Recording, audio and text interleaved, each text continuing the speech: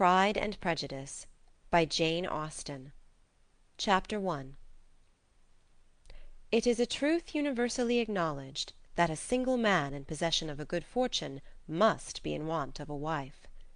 However little known the feelings or views of such a man may be on his first entering a neighbourhood, this truth is so well fixed in the minds of the surrounding families that he is considered the rightful property of some one or other of their daughters. "My dear Mr. Bennet," said his lady to him one day, "have you heard that Netherfield Park is let at last?" Mr. Bennet replied that he had not. "But it is," returned she, "for Mrs. Long has just been here, and she told me all about it." Mr. Bennet made no answer. "Do you not want to know who has taken it?" cried his wife impatiently. "You want to tell me, and I have no objection to hearing it." This was invitation enough. "Why, my dear, you must know Mrs. Long says that Netherfield is taken by a young man of large fortune from the north of England, that he came down on Monday in a chaise and four to see the place, and was so much delighted with it that he agreed with Mr. Morris immediately, that he is to take possession before Michaelmas, and some of his servants are to be in the house by the end of next week." "What is his name?" "Bingley." "Is he married or single?" "Oh, single, my dear, to be sure. A single man of large fortune, 4,000 or 5,000 a year. What a fine thing for our girls!" "How so? How can it affect them?" "My dear Mr. Bennet," replied his wife, "how can you be so tiresome? You must know that I am thinking of his marrying one of them." "Is that his design in settling here?" "Design! Nonsense! How can you talk so? But it is very likely that he may fall in love with one of them, and therefore you must visit him as soon as he comes." "I see no occasion for that. You and the girls may go, or you may send them by themselves, which perhaps will be still better, for as you are as handsome as any of them, Mr. Bingley may like you the best of the party." "My dear, you flatter me. I certainly have had my share of beauty, but I do not pretend to be anything extraordinary now. When a woman has 5 grown-up daughters, she ought to give over thinking of her own beauty." "In such cases a woman has not often much beauty to think of." "But, my dear, you must indeed go and see Mr. Bingley when he comes into the neighbourhood." "It is more than I engage for, I assure you." "But consider your daughters. Only think what an establishment it would be for one of them. Sir William and Lady Lucas are determined to go, merely on that account, for in general, you know, they visit no newcomers. Indeed you must go, for it will be impossible for us to visit him if you do not." "You are over-scrupulous, surely.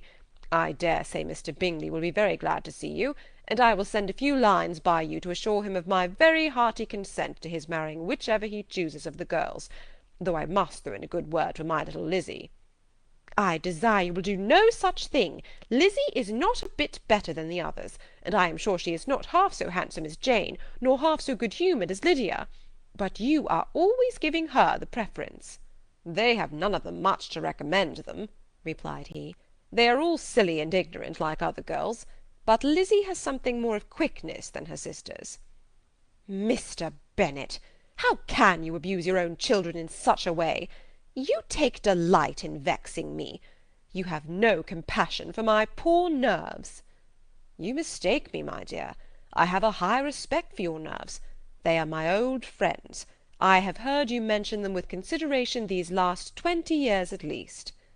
"Oh, you do not know what I suffer." "But I hope you'll get over it, and live to see many young men of 4,000 a year come into the neighbourhood." "It will be no use to us if 20 such should come, since you will not visit them." "Depend upon it, my dear, that when there are 20, I will visit them all." Mr. Bennet was so odd a mixture of quick parts, sarcastic humour, reserve, and caprice, that the experience of 23 years had been insufficient to make his wife understand his character. Her mind was less difficult to develop. She was a woman of mean understanding, little information, and uncertain temper. When she was discontented, she fancied herself nervous. The business of her life was to get her daughters married, Its solace was visiting and news. End of Chapter 1. Pride and Prejudice by Jane Austen. Chapter 2. Mr. Bennet was among the earliest of those who waited on Mr. Bingley. He had always intended to visit him, though to the last always assuring his wife that he should not go. Until the evening after the visit was paid, she had no knowledge of it. It was then disclosed in the following manner. Observing his second daughter employed in trimming a hat, he suddenly addressed her with, "I hope Mr. Bingley will like it, Lizzie." "We are not on a way to know what Mr. Bingley likes," said her mother resentfully, "since we are not to visit." "But you forget, mamma," said Elizabeth, "that we shall meet him at the assemblies, and that Mrs. Long promised to introduce him." "I do not believe Mrs. Long will do any such thing. She has 2 nieces of her own. She is a selfish, hypocritical woman, and I have no opinion of her." "No more have I," said Mr. Bennet, "and I am glad to find that you do not depend upon her serving you." Mrs. Bennet deigned not to make any reply, but, unable to contain herself, began scolding one of her daughters. "Don't keep coughing so, Kitty, for heaven's sake! Have a little compassion on my nerves. You tear them to pieces." "Kitty has no discretion in her coughs," said her father. "She times them ill." "I do not cough for my own amusement," replied Kitty fretfully. "When is your next ball to be, Lizzie?" "To-morrow fortnight." "Ay, so it is," cried her mother, "and Mrs. Long does not come back till the day before, so it will be impossible for her to introduce him, for she will not know him herself." "Then, my dear, you may have the advantage of your friend, and introduce Mr. Bingley to her." "Impossible, Mr. Bennet, impossible, when I am not acquainted with him myself. How can you be so teasing?" "I honour your circumspection. A fortnight's acquaintance is certainly very little. One cannot know what a man really is by the end of a fortnight.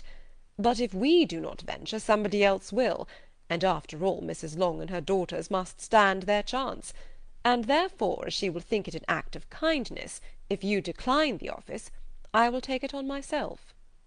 The girls stared at their father.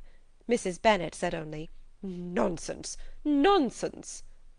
"What can be the meaning of that emphatic exclamation?" cried he. "Do you consider the forms of introduction, and the stress that is laid on them, as nonsense? I cannot quite agree with you there. What say you, Mary? For you are a young lady of deep reflection, I know, and read great books, and make extracts." Mary wished to say something sensible, but knew not how. "While Mary is adjusting her ideas," he continued, "let us return to Mr. Bingley." "I am sick of Mr. Bingley," cried his wife. "I am sorry to hear that. But why did you not tell me that before? If I had known as much this morning, I certainly would not have called on him. It is very unlucky, but as I have actually paid the visit, we cannot escape the acquaintance now." The astonishment of the ladies was just what he wished, that of Mrs. Bennet perhaps surpassing the rest, though when the first tumult of joy was over, she began to declare that it was what she had expected all the while. "How good it was in you, my dear Mr. Bennet! But I knew I should persuade you at last. I was sure you loved your girls too well to neglect such an acquaintance. Well, how pleased I am! And it is such a good joke, too, that you should have gone this morning, and never said a word about it till now." "Now, Kitty, you may cough as much as you choose," said Mr. Bennet, and as he spoke he left the room, fatigued with the raptures of his wife. "What an excellent father you have, girls!" said she, when the door was shut. "I do not know how you will ever make him amends for his kindness, or me either, for that matter. At our time of life it is not so pleasant, I can tell you, to be making new acquaintances every day, but for your sakes we would do anything. Lydia, my love, though you are the youngest, I dare say Mr. Bingley will dance with you at the next ball." "Oh," said Lydia stoutly, "I am not afraid, for though I am the youngest, I am the tallest." The rest of the evening was spent in conjecturing how soon he would return Mr. Bennet's visit, and determining when they should ask him to dinner. End of Chapter 2. Pride and Prejudice by Jane Austen. Chapter 3. Not all that Mrs. Bennet, however, with the assistance of her 5 daughters, could ask on the subject, was sufficient to draw from her husband any satisfactory description of Mr. Bingley.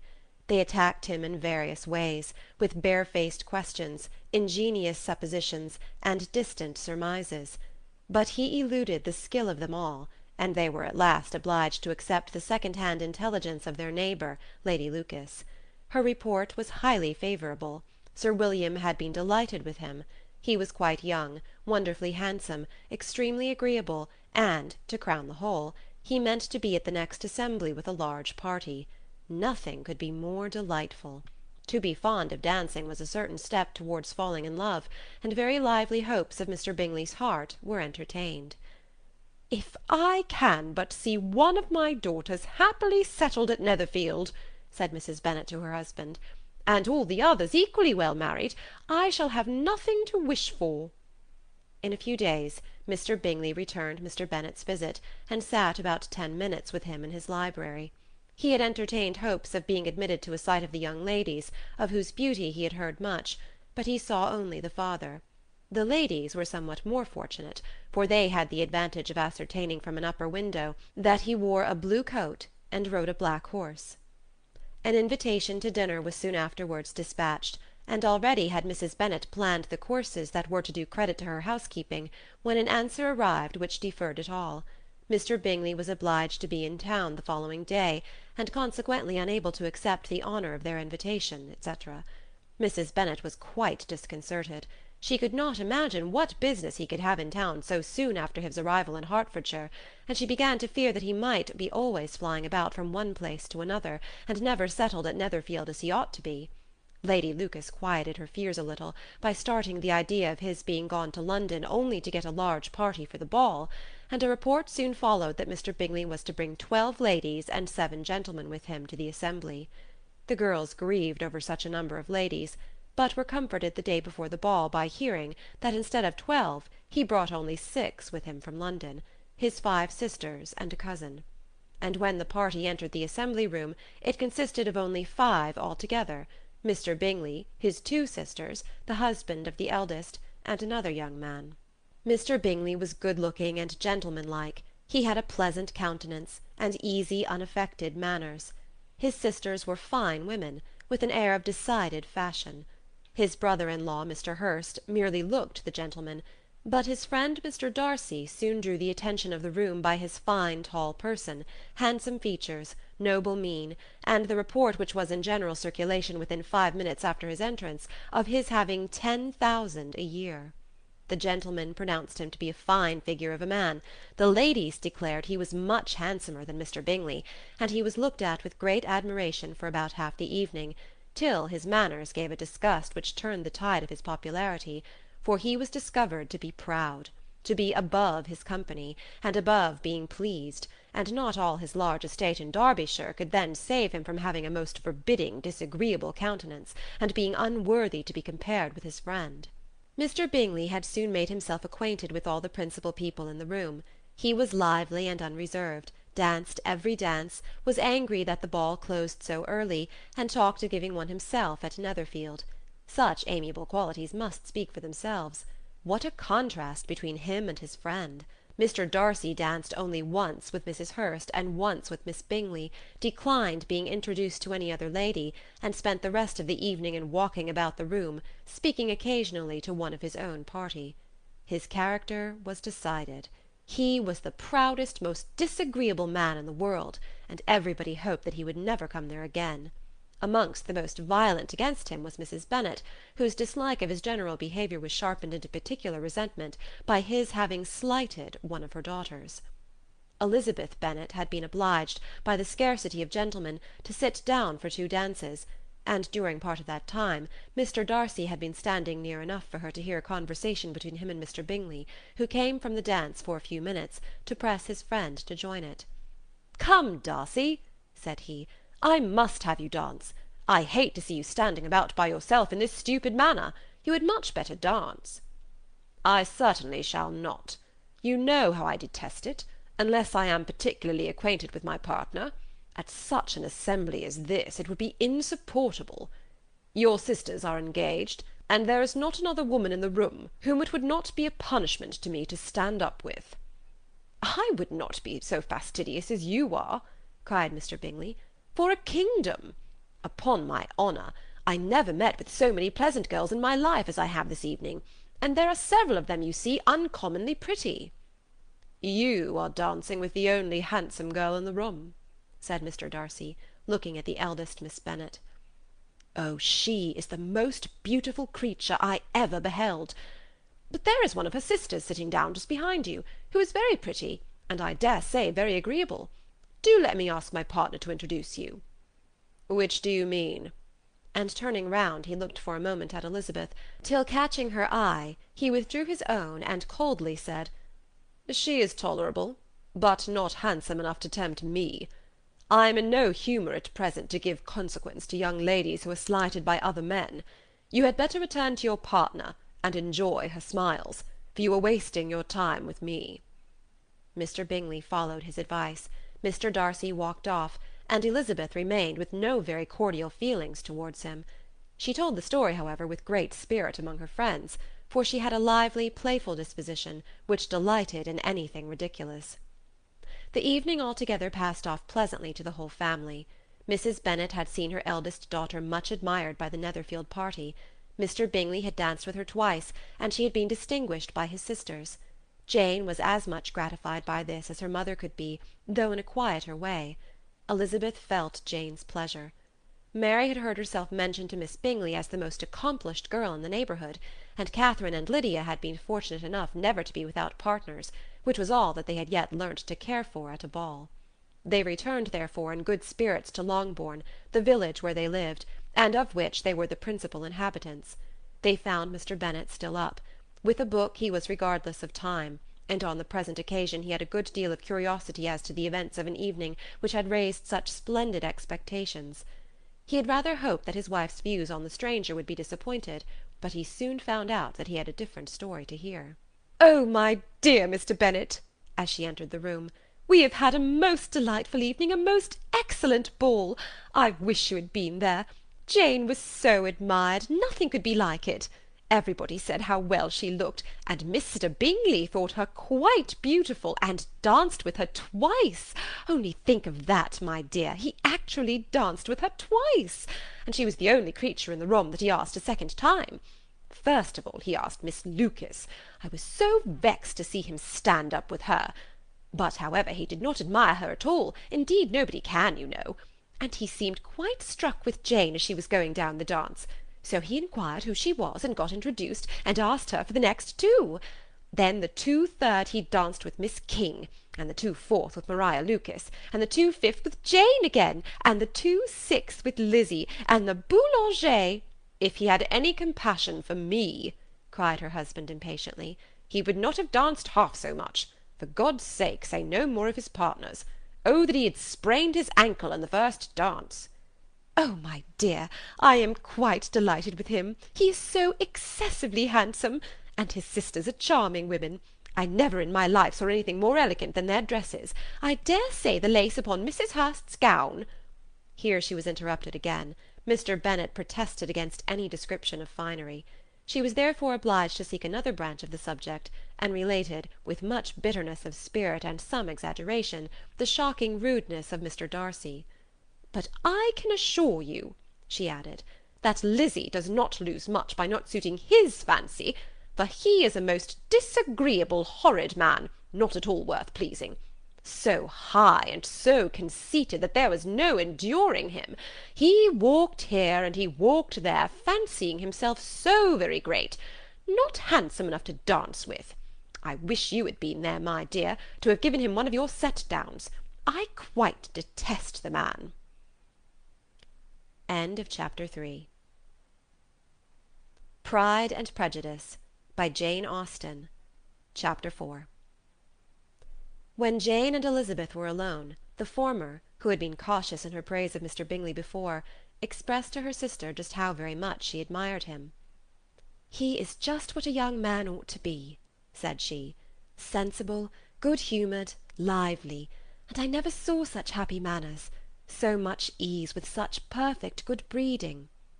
"He is also handsome," replied Elizabeth, "which a young man ought likewise to be if he possibly can. His character is thereby complete." I was very much flattered by his asking me to dance a second time. I did not expect such a compliment. "Did not you? I did for you. But that is one great difference between us. Compliments always take you by surprise, and me never. What could be more natural than his asking you again? He could not help seeing that you were about 5 times as pretty as every other woman in the room. No thanks to his gallantry for that. Well, he certainly is very agreeable, and I give you leave to like him. You've liked many a stupider person." "Dear Lizzy!" "Oh, you are a great deal too apt, you know, to like people in general. You never see a fault with anybody. All the world are good and agreeable in your eyes. I never heard you speak ill of a human being in your life." "I would not wish to be hasty in censuring any one, but I always speak what I think." "I know you do, and it is that which makes the wonder. With your good sense to be so honestly blind to the follies and nonsense of others. Affectation of candour is common enough, one meets with it everywhere.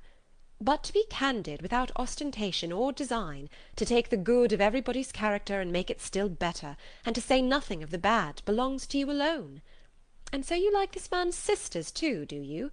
Their manners are not equal to his." "Certainly not, at first. But they are very pleasing women when you converse with them. Miss Bingley is to live with her brother, and keep his house, and I am much mistaken if we shall not find a very charming neighbour in her." Elizabeth listened in silence, but was not convinced. Their behaviour at the assembly had not been calculated to please in general, and with more quickness of observation, and less pliancy of temper than her sister, and with a judgment too unassailed by any attention to herself, she was very little disposed to approve them.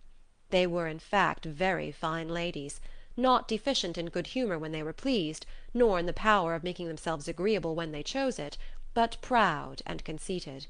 They were rather handsome, had been educated in one of the first private seminaries in town, had a fortune of £20,000, were in the habit of spending more than they ought, and of associating with people of rank, and were therefore in every respect entitled to think well of themselves, and meanly of others. They were of a respectable family in the north of England, a circumstance more deeply impressed on their memories than that their brother's fortune and their own had been acquired by trade. Mr. Bingley inherited property to the amount of nearly £100,000 from his father, who had intended to purchase an estate, but did not live to do it.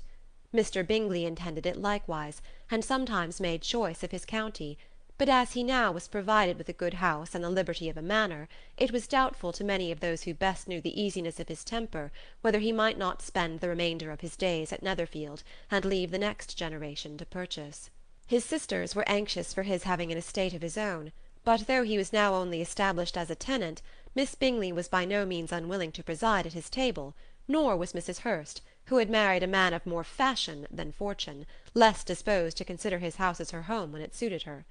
Mr. Bingley had not been of age 2 years, when he was tempted by an accidental recommendation to look at Netherfield House.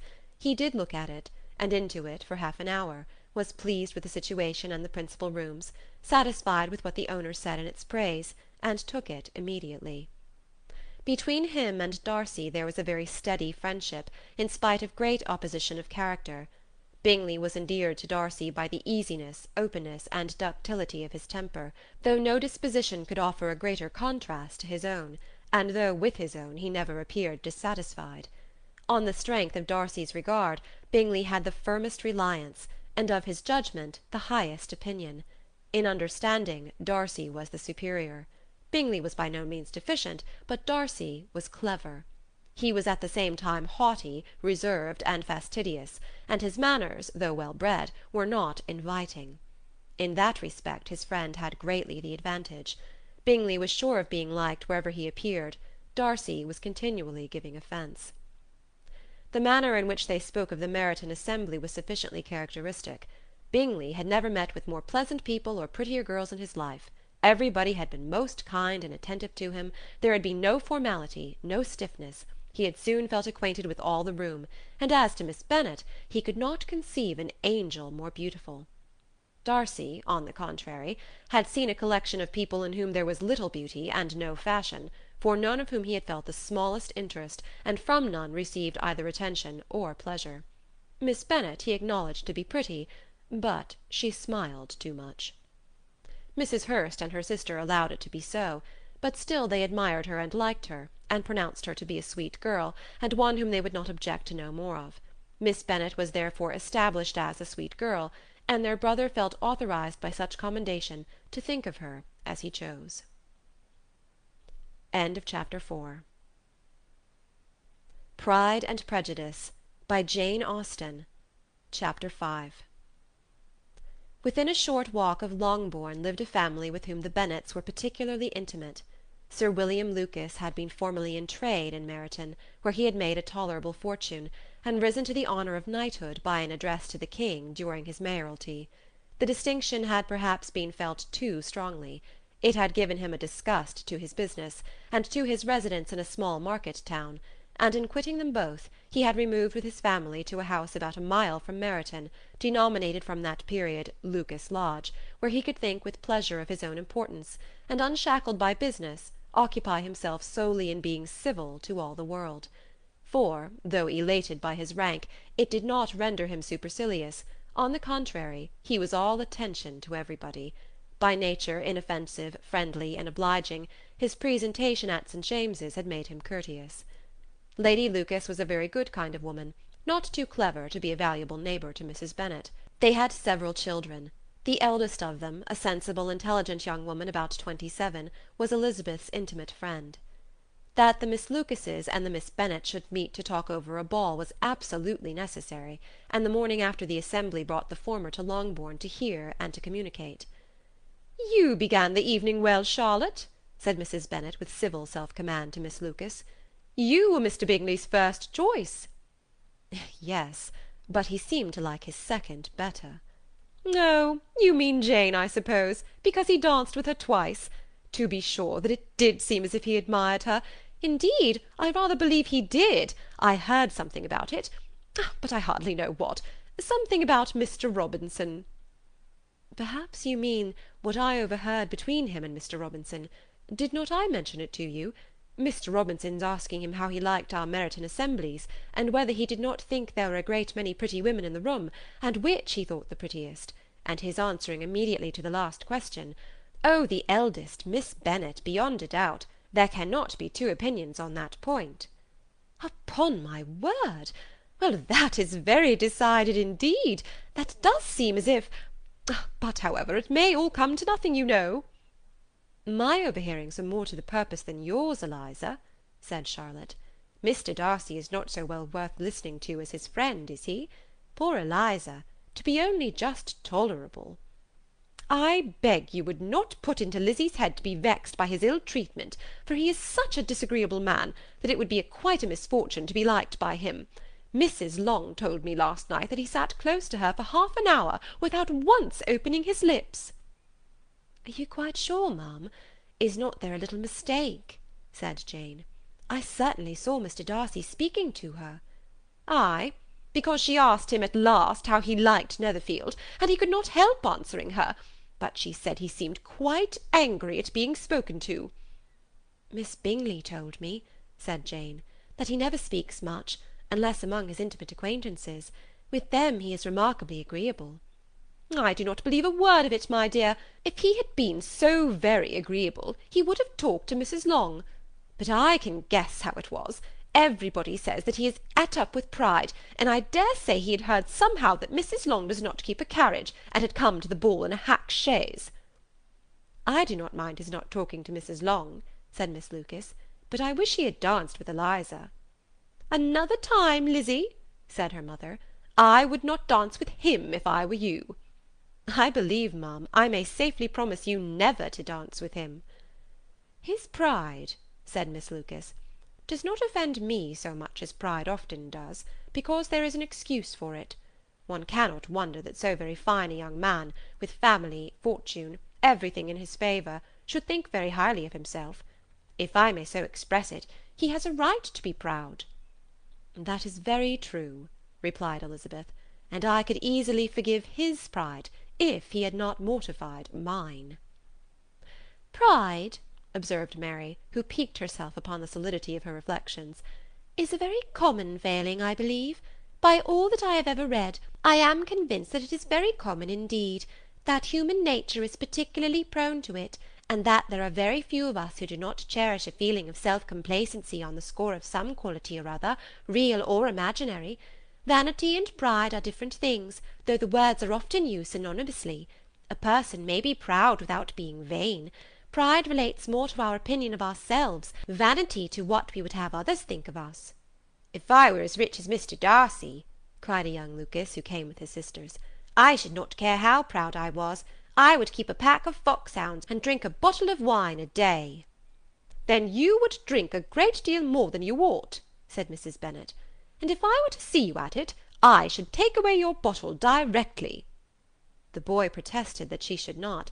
She continued to declare that she would, and the argument ended only with the visit. End of chapter 5. Pride and Prejudice by Jane Austen. Chapter 6. The ladies of Longbourn soon waited on those of Netherfield. The visit was soon returned in due form. Miss Bennet's pleasing manners grew on the good will of Mrs. Hurst and Miss Bingley, and though the mother was found to be intolerable, and the younger sisters not worth speaking to, a wish of being better acquainted with them was expressed towards the two eldest. By Jane this attention was received with the greatest pleasure, but Elizabeth still saw superciliousness in their treatment of everybody, hardly excepting even her sister, and could not like them. Though their kindness to Jane, such as it was, had a value as arising in all probability from the influence of their brother's admiration. It was generally evident, whenever they met, that he did admire her, and to her it was equally evident that Jane was yielding to the preference which she had begun to entertain for him from the first, and was in a way to be very much in love. But she considered with pleasure that it was not likely to be discovered by the world in general, since Jane united, with great strength of feeling, a composure of temper and a uniform cheerfulness of manner which would guard her from the suspicions of the impertinent. She mentioned this to her friend Miss Lucas. "It may perhaps be pleasant," replied Charlotte, "to be able to impose on the public in such a case, but it is sometimes a disadvantage to be so very guarded. If a woman conceals her affection with the same skill from the object of it, she may lose the opportunity of fixing him, and it will then be but poor consolation to believe the world equally in the dark. There is so much of gratitude or vanity in almost every attachment, that it is not safe to leave any to itself. We can all begin freely, a slight preference is natural enough, but there are very few of us who have heart enough to be really in love without encouragement. In 9 cases out of 10 a woman had better show more affection than she feels. Bingley likes your sister undoubtedly, but he may never do more than like her, if she does not help him on." "But she does help him on, as much as her nature will allow. If I can perceive her regard for him, he must be a simpleton indeed not to discover it too." "Remember, Eliza, that he does not know Jane's disposition as you do." "But if a woman is partial to a man, and does not endeavour to conceal it, he must find it out." "Perhaps he must, if he sees enough of her. But though Bingley and Jane meet tolerably often, it is never for many hours together, and as they always see each other in large mixed parties, it is impossible that every moment should be employed in conversing together. Jane should therefore make the most of every half-hour in which she can command his attention. When she is secure of him, there will be more leisure for falling in love as much as she chooses." "Your plan is a good one," said Elizabeth, "where nothing is in question but the desire of being well married, and if I were determined to get a rich husband, or any husband, I dare say I should adopt it. But these are not Jane's feelings. She is not acting by design. As yet she cannot even be certain of the degree of her own regard, nor of its reasonableness. She has known him only a fortnight. She danced 4 dances with him at Meryton. She saw him one morning at his own house, and has since dined with him in company 4 times. This is not quite enough to make her understand his character." "Not as you represent it. Had she merely dined with him, she might only have discovered whether he had a good appetite. But you must remember that 4 evenings have also been spent together, and 4 evenings may do a great deal." "Yes, these 4 evenings have enabled them to ascertain that they both like 21 better than commerce. but with respect to any other leading characteristic, I do not imagine that much has been unfolded." "Well," said Charlotte, "I wish Jane success with all my heart, and if she were married to him to-morrow, I should think she had as good a chance of happiness as if she were to be studying his character for a 12-month. Happiness in marriage is entirely a matter of chance. If the dispositions of the parties are ever so well known to each other, or ever so similar beforehand, it does not advance their felicity in the least. They always continue to grow sufficiently unlike afterwards to have their share of vexation, and it is better to know as little as possible of the defects of the person with whom you are to pass your life." "You make me laugh, Charlotte, but it is not sound. You know it is not sound, and that you would never act in this way yourself." Occupied in observing Mr. Bingley's attentions to her sister, Elizabeth was far from suspecting that she was herself becoming an object of some interest in the eyes of his friend. Mr. Darcy had at first scarcely allowed her to be pretty. He had looked at her without admiration at the ball, and when they next met, he looked at her only to criticise. But no sooner had he made it clear to himself and his friends that she hardly had a good feature in her face, than he began to find it was rendered uncommonly intelligent by the beautiful expression of her dark eyes. To this discovery succeeded some others equally mortifying. Though he had detected with a critical eye more than one failure of perfect symmetry in her form, he was forced to acknowledge her figure to be light and pleasing, and in spite of his asserting that her manners were not those of the fashionable world, he was caught by their easy playfulness. Of this she was perfectly unaware. To her he was only the man who made himself agreeable nowhere, and who had not thought her handsome enough to dance with. He began to wish to know more of her, and as a step towards conversing with her himself, attended to her conversation with others. His doing so drew her notice. It was at Sir William Lucas's, where a large party were assembled. "What does Mr. Darcy mean," said she to Charlotte, "by listening to my conversation with Colonel Forster?" "That is a question which only Mr. Darcy can answer." "But if he does it any more, I shall certainly let him know that I see what he is about. He has a very satirical eye, and if I do not begin by being impertinent myself, I shall soon grow afraid of him."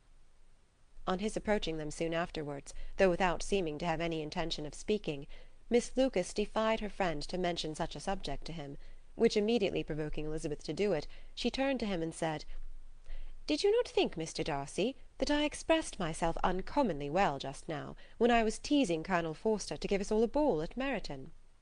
"With great energy. But it is always a subject which makes a lady energetic." "You are severe on us." "It will be her turn soon to be teased," said Miss Lucas. "I am going to open the instrument, Eliza, and you know what follows."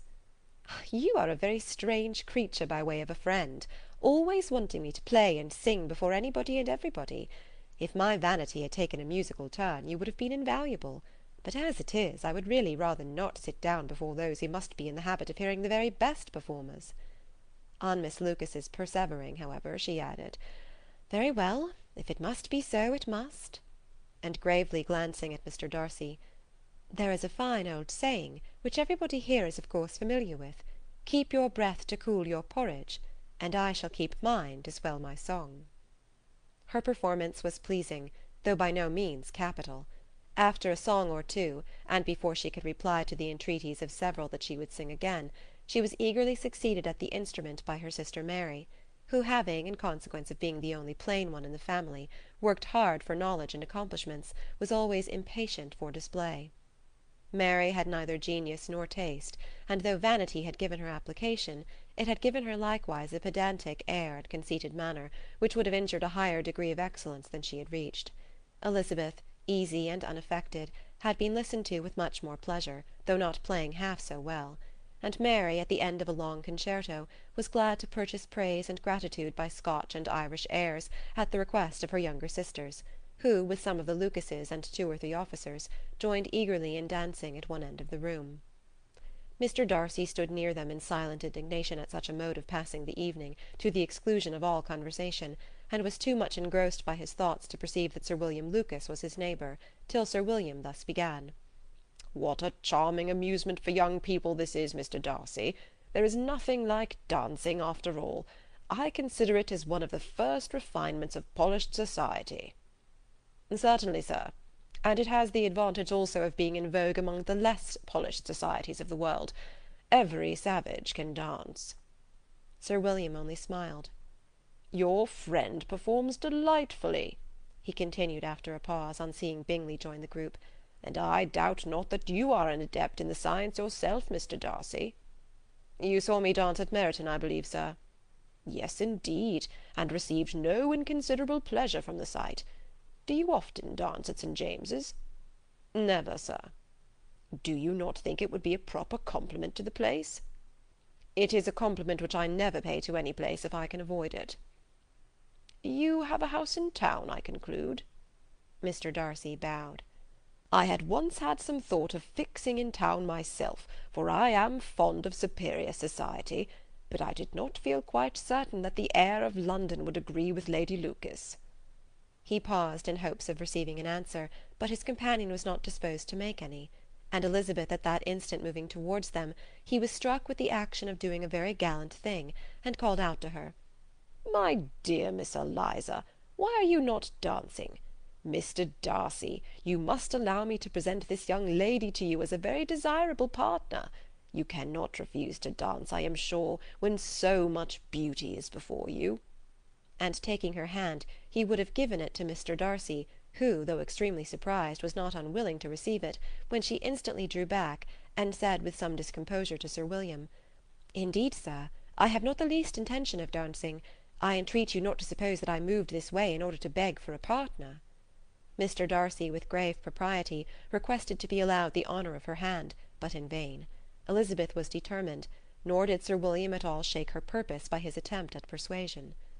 "You excelled so much in the dance, Miss Eliza, that it is cruel to deny me the happiness of seeing you, and though this gentleman dislikes the amusement in general, he can have no objection, I am sure, to oblige us for 1/2 hour." "Mr. Darcy is all politeness," said Elizabeth, smiling. "He is, indeed, but considering the inducement, my dear Miss Eliza, we cannot wonder at his complaisance, for who would object to such a partner?" Elizabeth looked archly, and turned away. Her resistance had not injured her with the gentleman, and he was thinking of her with some complacency, when thus accosted by Miss Bingley. "I can guess the subject of your reverie." "I should imagine not." "You are considering how insupportable it would be to pass many evenings in this manner, in such society, and indeed I am quite of your opinion. I was never more annoyed.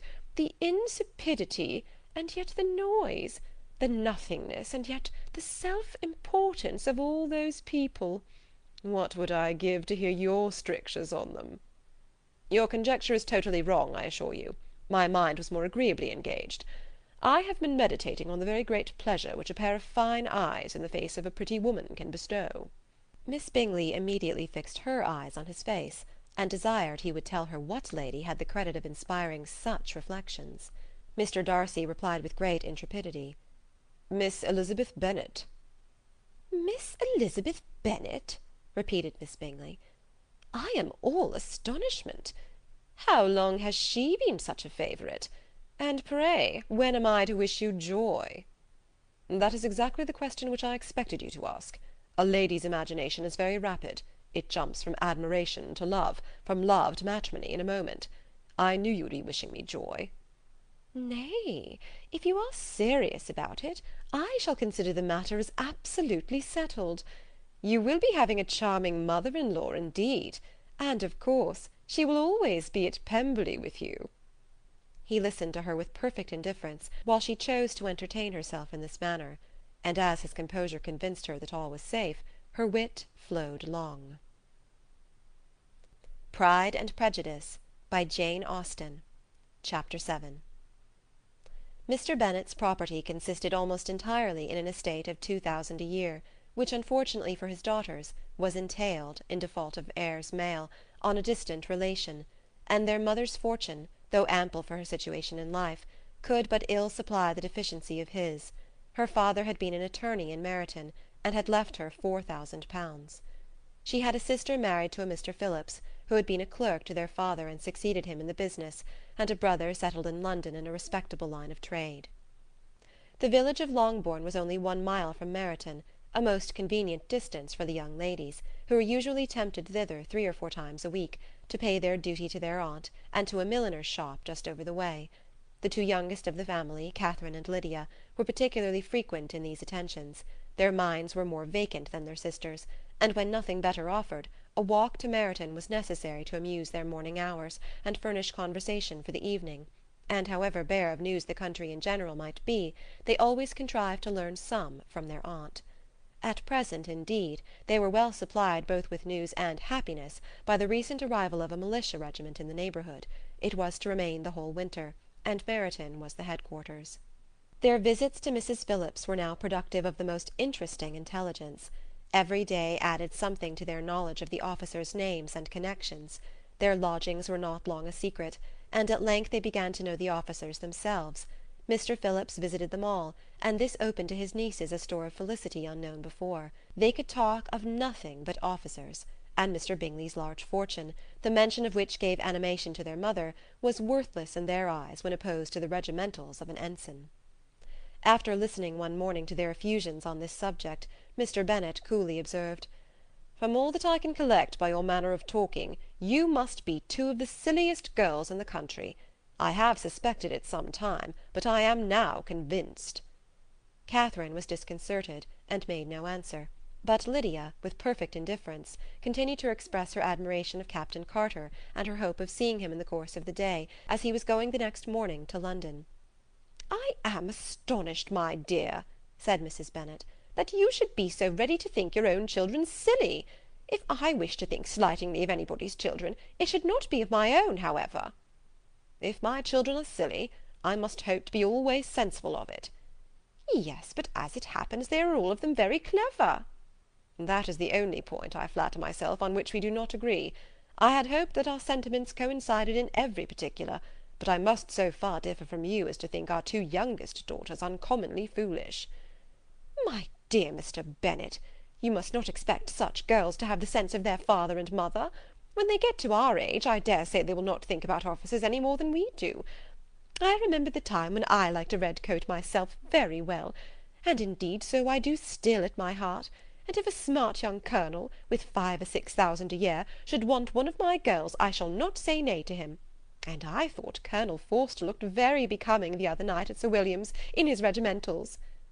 "Mamma," cried Lydia, "my aunt says that Colonel Forster and Captain Carter do not go so often to Miss Watson's as they did when they first came. She sees them now very often standing in Clark's library." Mrs. Bennet was prevented replying by the entrance of the footman with a note for Miss Bennet. It came from Netherfield, and the servant waited for an answer. Mrs. Bennet's eyes sparkled with pleasure, and she was eagerly calling out while her daughter read. "Well, Jane, who is it from? What is it about? What does he say? Well, Jane, make haste and tell us. Make haste, my love." "It is from Miss Bingley," said Jane, and then read it aloud. "My dear friend, if you are not so compassionate as to dine to-day with Louisa and me, we shall be in danger of hating each other for the rest of our lives, for a whole day's tete-a-tete between 2 women can never end without a quarrel. Come as soon as you can on receipt of this. My brother and the gentlemen are to dine with the officers. Yours ever, Caroline Bingley." "With the officers?" cried Lydia. "I wonder my aunt did not tell us of that." "Dining out," said Mrs. Bennet. "That is very unlucky." "Can I have the carriage?" said Jane. "No, my dear, you had better go on horseback, because it seems likely to rain, and then you must stay all night." "That would be a good scheme," said Elizabeth, "if you were sure that they would not offer to send her home." "Oh, but the gentlemen will have Mr. Bingley's chaise to go to Meryton, and the Hursts have no horses to theirs." "I had much rather go in the coach." "But, my dear, your father cannot spare the horses, I am sure. They are wanted in the farm, Mr. Bennet, are they not?" "They are wanted in the farm much oftener than I can get them." "But if you have got them to-day," said Elizabeth, "my mother's purpose will be answered." She did at last extort from her father an acknowledgment that the horses were engaged. Jane was therefore obliged to go on horseback, and her mother attended her to the door with many cheerful prognostics of a bad day. Her hopes were answered. Jane had not been gone long before it rained hard. Her sisters were uneasy for her, but her mother was delighted. The rain continued the whole evening without intermission. Jane certainly could not come back. "This was a lucky idea of mine indeed," said Mrs. Bennet more than once, as if the credit of making it rain were all her own. Till the next morning, however, she was not aware of all the felicity of her contrivance. Breakfast was scarcely over when a servant from Netherfield brought the following note for Elizabeth. My dearest Lizzie, I find myself very unwell this morning, which I suppose is to be imputed to my getting wet through yesterday. My kind friends will not hear of my returning till I am better. They insist also on my seeing Mr. Jones. Therefore do not be alarmed if you should hear of his having been to see me. And excepting a sore throat and headache, there is not much the matter with me. Yours, etc. Well, my dear, said Mr. Bennet, when Elizabeth had read the note aloud, if your daughter should have a dangerous fit of illness, if she should die, it would be a comfort to know that it was all in pursuit of Mr. Bingley, and under your orders. Oh, I am not afraid of her dying. People do not die of little trifling colds. She will be taken good care of. As long as she stays there, it is all very well. I would go and see her if I could have the carriage. Elizabeth, feeling really anxious, was determined to go to her, though the carriage was not to be had. And as she was no horsewoman, walking was her only alternative. She declared her resolution. How can you be so silly, cried her mother, as to think of such a thing in all this dirt? You will not be fit to be seen when you get there. I shall be very fit to see Jane, which is all I want. Is this a hint to me, Lizzie, said her father, to send for the horses? No, indeed, I do not wish to avoid the walk. The distance is nothing when one has a motive, only 3 miles. I shall be back by dinner. I admire the activity of your benevolence, observed Mary, but every impulse of feeling should be guided by reason, and in my opinion exertion should always be in proportion to what is required. We will go as far as Meryton with you, said Catherine and Lydia. Elizabeth accepted their company, and the 3 young ladies set off together. If we make haste, said Lydia as they walked along, perhaps we may see something of Captain Carter before he goes. In Meryton they parted. The 2 youngest repaired to the lodgings of one of the officers' wives, and Elizabeth continued her walk alone, crossing field after field at a quick pace, jumping over stiles and springing over puddles with impatient activity, and finding herself at last within view of the house, with weary ankles, dirty stockings, and a face glowing with the warmth of exercise. She was shown into the breakfast parlour, where all but Jane were assembled, and where her appearance created a great deal of surprise. That she should have walked 3 miles so early in the day, in such dirty weather, and by herself, was almost incredible to Mrs. Hurst and Miss Bingley, and Elizabeth was convinced that they held her in contempt for it. She was received, however, very politely by them, and in their brother's manners there was something better than politeness, there was good humour and kindness. Mr. Darcy said very little, and Mr. Hurst nothing at all. The former was divided between admiration of the brilliancy which exercise had given to her complexion, and doubt as to the occasion's justifying her coming so far alone. The latter was thinking only of his breakfast. Her inquiries after her sister were not very favourably answered. Miss Bennet had slept ill, and though up, was very feverish, and not well enough to leave her room. Elizabeth was glad to be taken to her immediately, and Jane, who had only been withheld by the fear of giving alarm or inconvenience from expressing in her note how much she longed for such a visit, was delighted at her entrance. She was not equal, however, to much conversation, and when Miss Bingley left them together, could attempt little besides expressions of gratitude for the extraordinary kindness she was treated with. Elizabeth silently attended her. When breakfast was over they were joined by the sisters, and Elizabeth began to like them herself when she saw how much affection and solicitude they showed for Jane. The apothecary came, and having examined his patient, said, as might be supposed, that she had caught a violent cold, and that they must endeavour to get the better of it, advised her to return to bed, and promised her some draughts. The advice was followed readily, for the feverish symptoms increased, and her head ached acutely. Elizabeth did not quit her room for a moment, nor were the other ladies often absent. The gentlemen being out, they had, in fact, nothing to do elsewhere. When the clock struck 3, Elizabeth felt that she must go, and very unwillingly said so. Miss Bingley offered her the carriage, and she only wanted a little pressing to accept it, when Jane testified such concern in parting with her, that Miss Bingley was obliged to convert the offer of the chaise to an invitation to remain at Netherfield for the present. Elizabeth most thankfully consented, and a servant was dispatched to Longbourn to acquaint the family with her stay, and bring back a supply of clothes. End of chapter 7.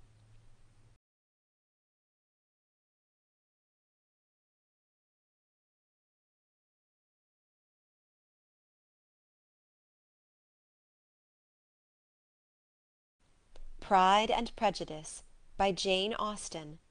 Chapter 8. At 5 o'clock the two ladies retired to dress, and at 6:30 Elizabeth was summoned to dinner. To the civil inquiries which then poured in, and amongst which she had the pleasure of distinguishing the much superior solicitude of Mr. Bingley's, she could not make a very favourable answer. Jane was by no means better. The sisters, on hearing this, repeated 3 or 4 times how much they were grieved, how shocking it was to have a bad cold, and how excessively they disliked being ill themselves, and then thought no more of the matter, and their indifference towards Jane, when not immediately before them, restored Elizabeth to the enjoyment of all her former dislike. Their brother, indeed, was the only one of the party whom she could regard with any complacency. His anxiety for Jane was evident, and his attentions to herself most pleasing, and they prevented her feeling herself so much an intruder as she believed she was considered by the others. She had very little notice from any but him. Miss Bingley was engrossed by Mr. Darcy, her sister scarcely less so, and as for Mr. Hurst, by whom Elizabeth sat, he was an indolent man, who lived only to eat, drink, and play at cards, who, when he found her to prefer a plain dish to a ragout, had nothing to say to her. When dinner was over, she returned directly to Jane, and Miss Bingley began abusing her as soon as she was out of the room.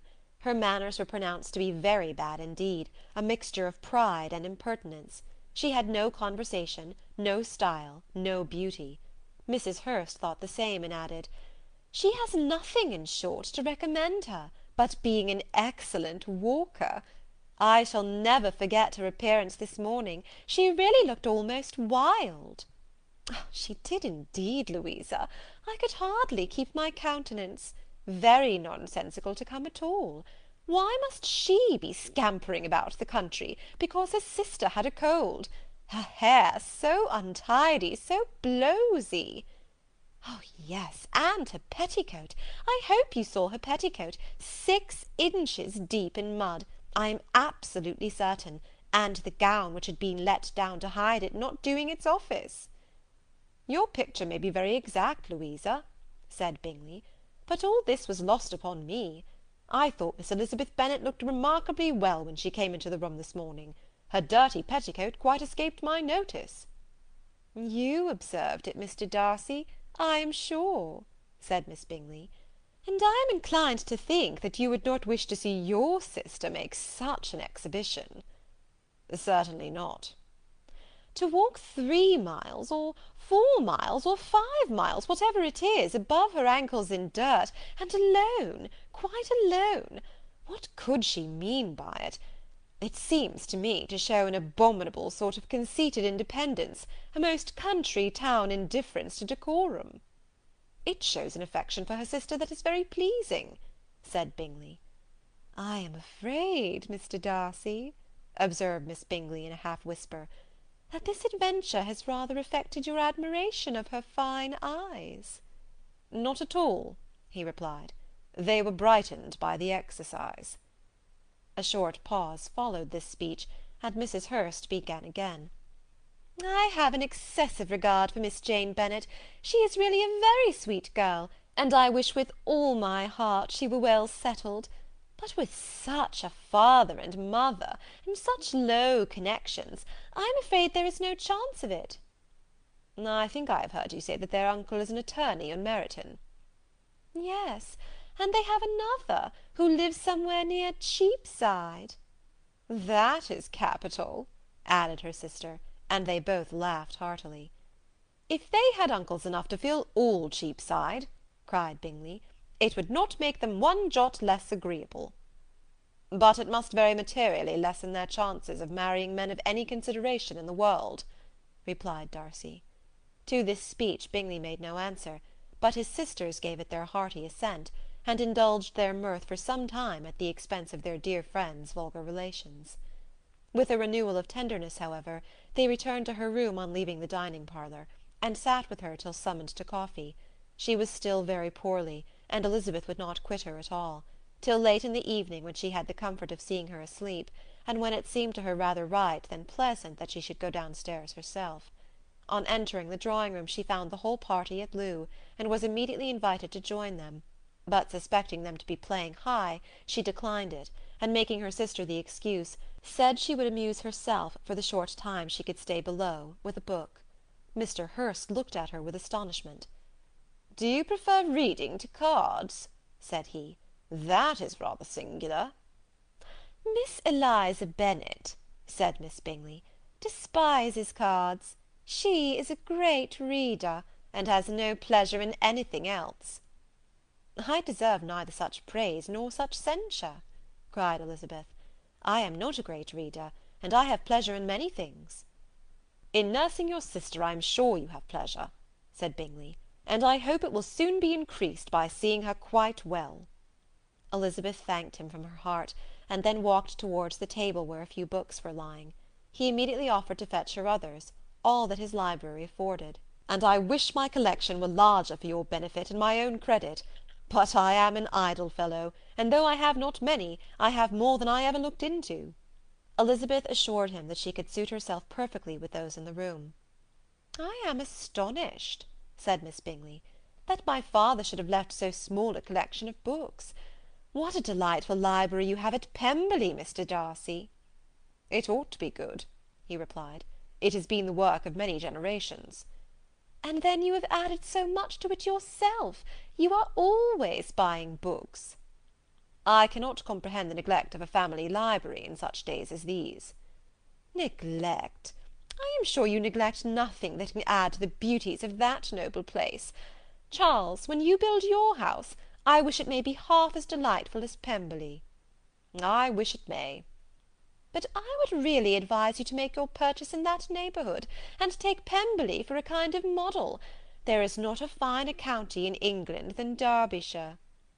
"With all my heart. I will buy Pemberley itself, if Darcy will sell it." "I am talking of possibilities, Charles." "Upon my word, Caroline, I should think it more possible to get Pemberley by purchase than by imitation." Elizabeth was so much caught with what passed as to leave her very little attention for her book, and soon laying it wholly aside, she drew near the card-table, and stationed herself between Mr. Bingley and his eldest sister, to observe the game. "Is Miss Darcy much grown since the spring?" said Miss Bingley. "Will she be as tall as I am?" "I think she will. She is now about Miss Elizabeth Bennet's height, or rather taller." "How I long to see her again! I never met with anybody who delighted me as much. Such a countenance, such manners, and so extremely accomplished for her age. Her performance on the pianoforte is exquisite." "It is amazing to me," said Bingley, "how young ladies can have patience to be so very accomplished as they all are." "All young ladies accomplished!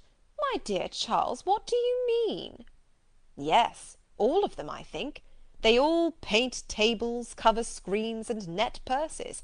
I scarcely know any one who cannot do all this, and I am sure I never heard a young lady spoken of for the first time without being informed that she was very accomplished."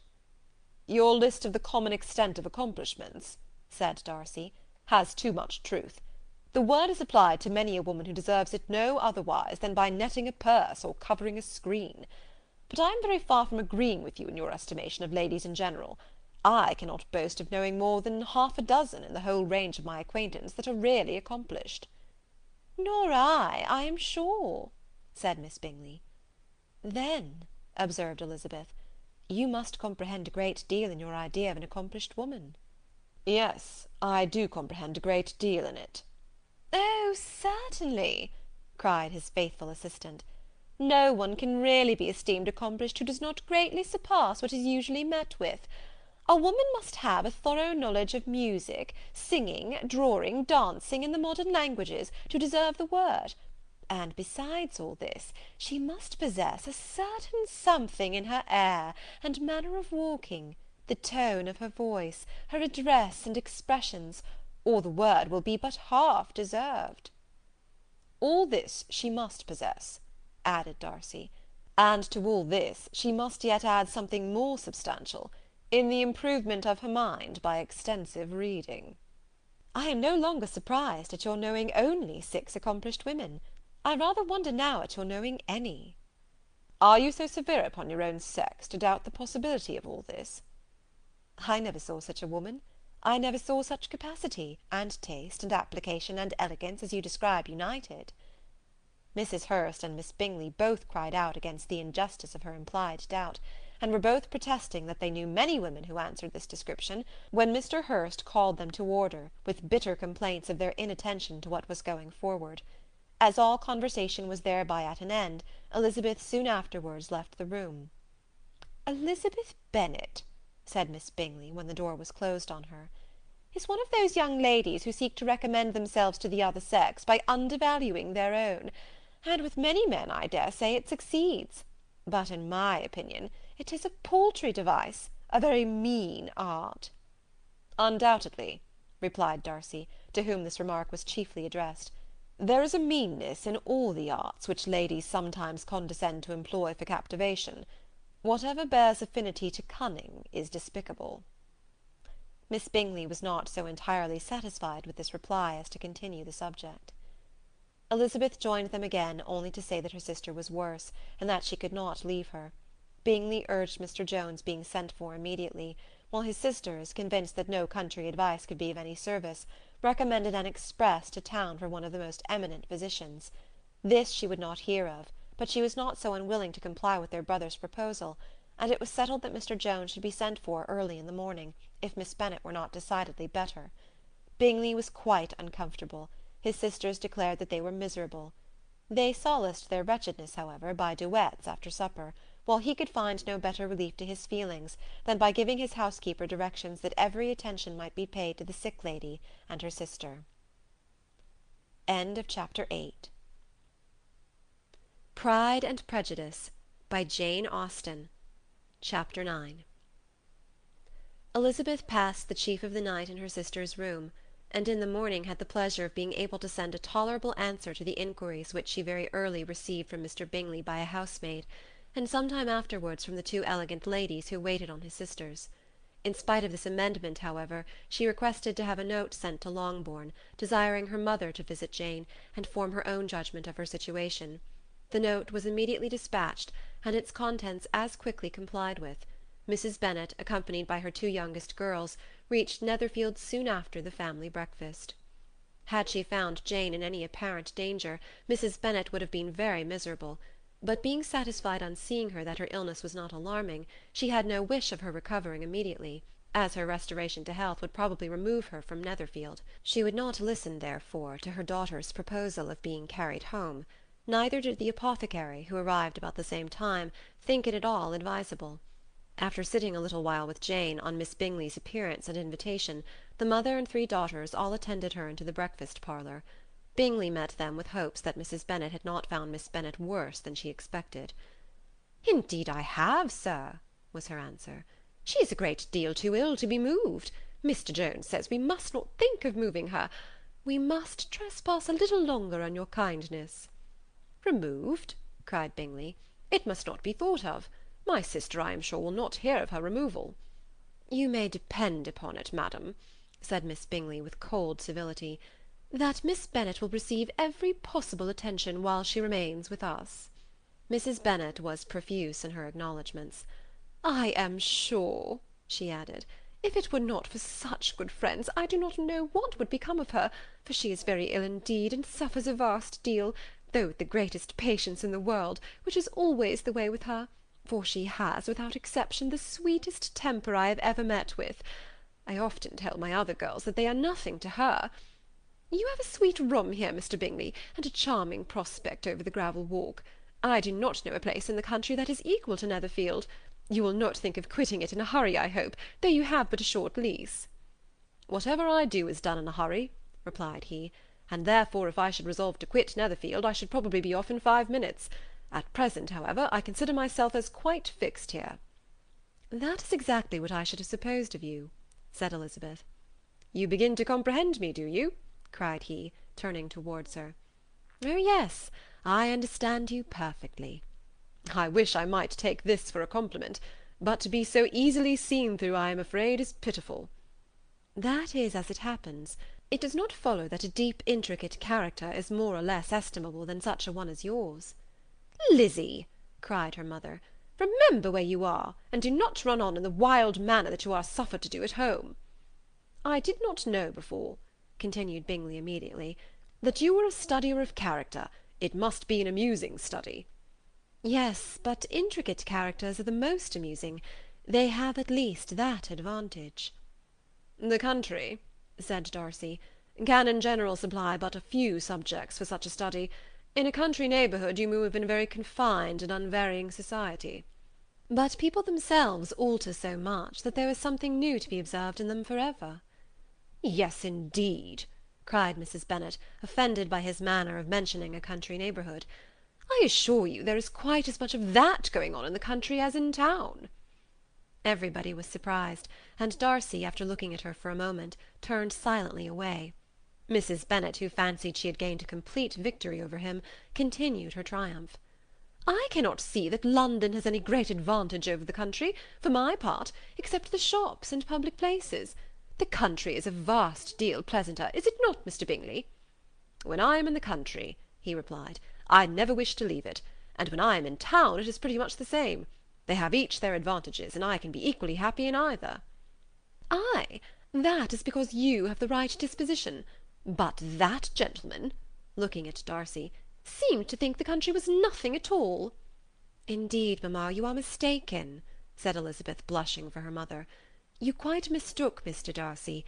He only meant that there was not such a variety of people to be met with in the country as in town, which you must acknowledge to be true." "Certainly, my dear, nobody said there were. But as to not meeting with many people in this neighbourhood, I believe there are few neighbourhoods larger. I know we dine with 24 families." Nothing but concern for Elizabeth could enable Bingley to keep his countenance.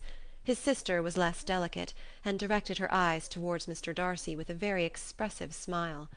Elizabeth, for the sake of saying something that might turn her mother's thoughts, now asked her if Charlotte Lucas had been at Longbourn since her coming away. "Yes, she called yesterday with her father. What an agreeable man Sir William is, Mr. Bingley, is he not? So much the man of fashion, so genteel and easy. He had always something to say to everybody. That is my idea of good breeding. And those persons who fancy themselves very important and never open their mouths quite mistake the matter." "Did Charlotte dine with you?" "No, she would go home. I fancy she was wanted about the mince pies. For my part, Mr. Bingley, I always keep servants that can do their own work. My daughters are brought up very differently. But everybody is to judge for themselves, and the Lucases are a very good sort of girls, I assure you. It is a pity they are not handsome. Not that I think Charlotte so very plain, but then she is our particular friend." "She seems a very pleasant young woman." "Oh dear, yes, but you must own she is very plain.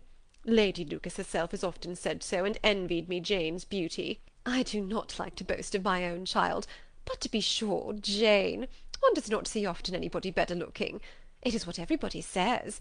I do not trust my own partiality. When she was only 15, there was a man at my brother Gardiner's in town so much in love with her that my sister-in-law was sure he would make her an offer before we came away. But, however, he did not. Perhaps he thought her too young. However, he wrote some verses on her, and very pretty they were." "And so ended his affection," said Elizabeth impatiently. "There has been many a one, I fancy, overcome in the same way. I wonder who first discovered the efficacy of poetry in driving away love."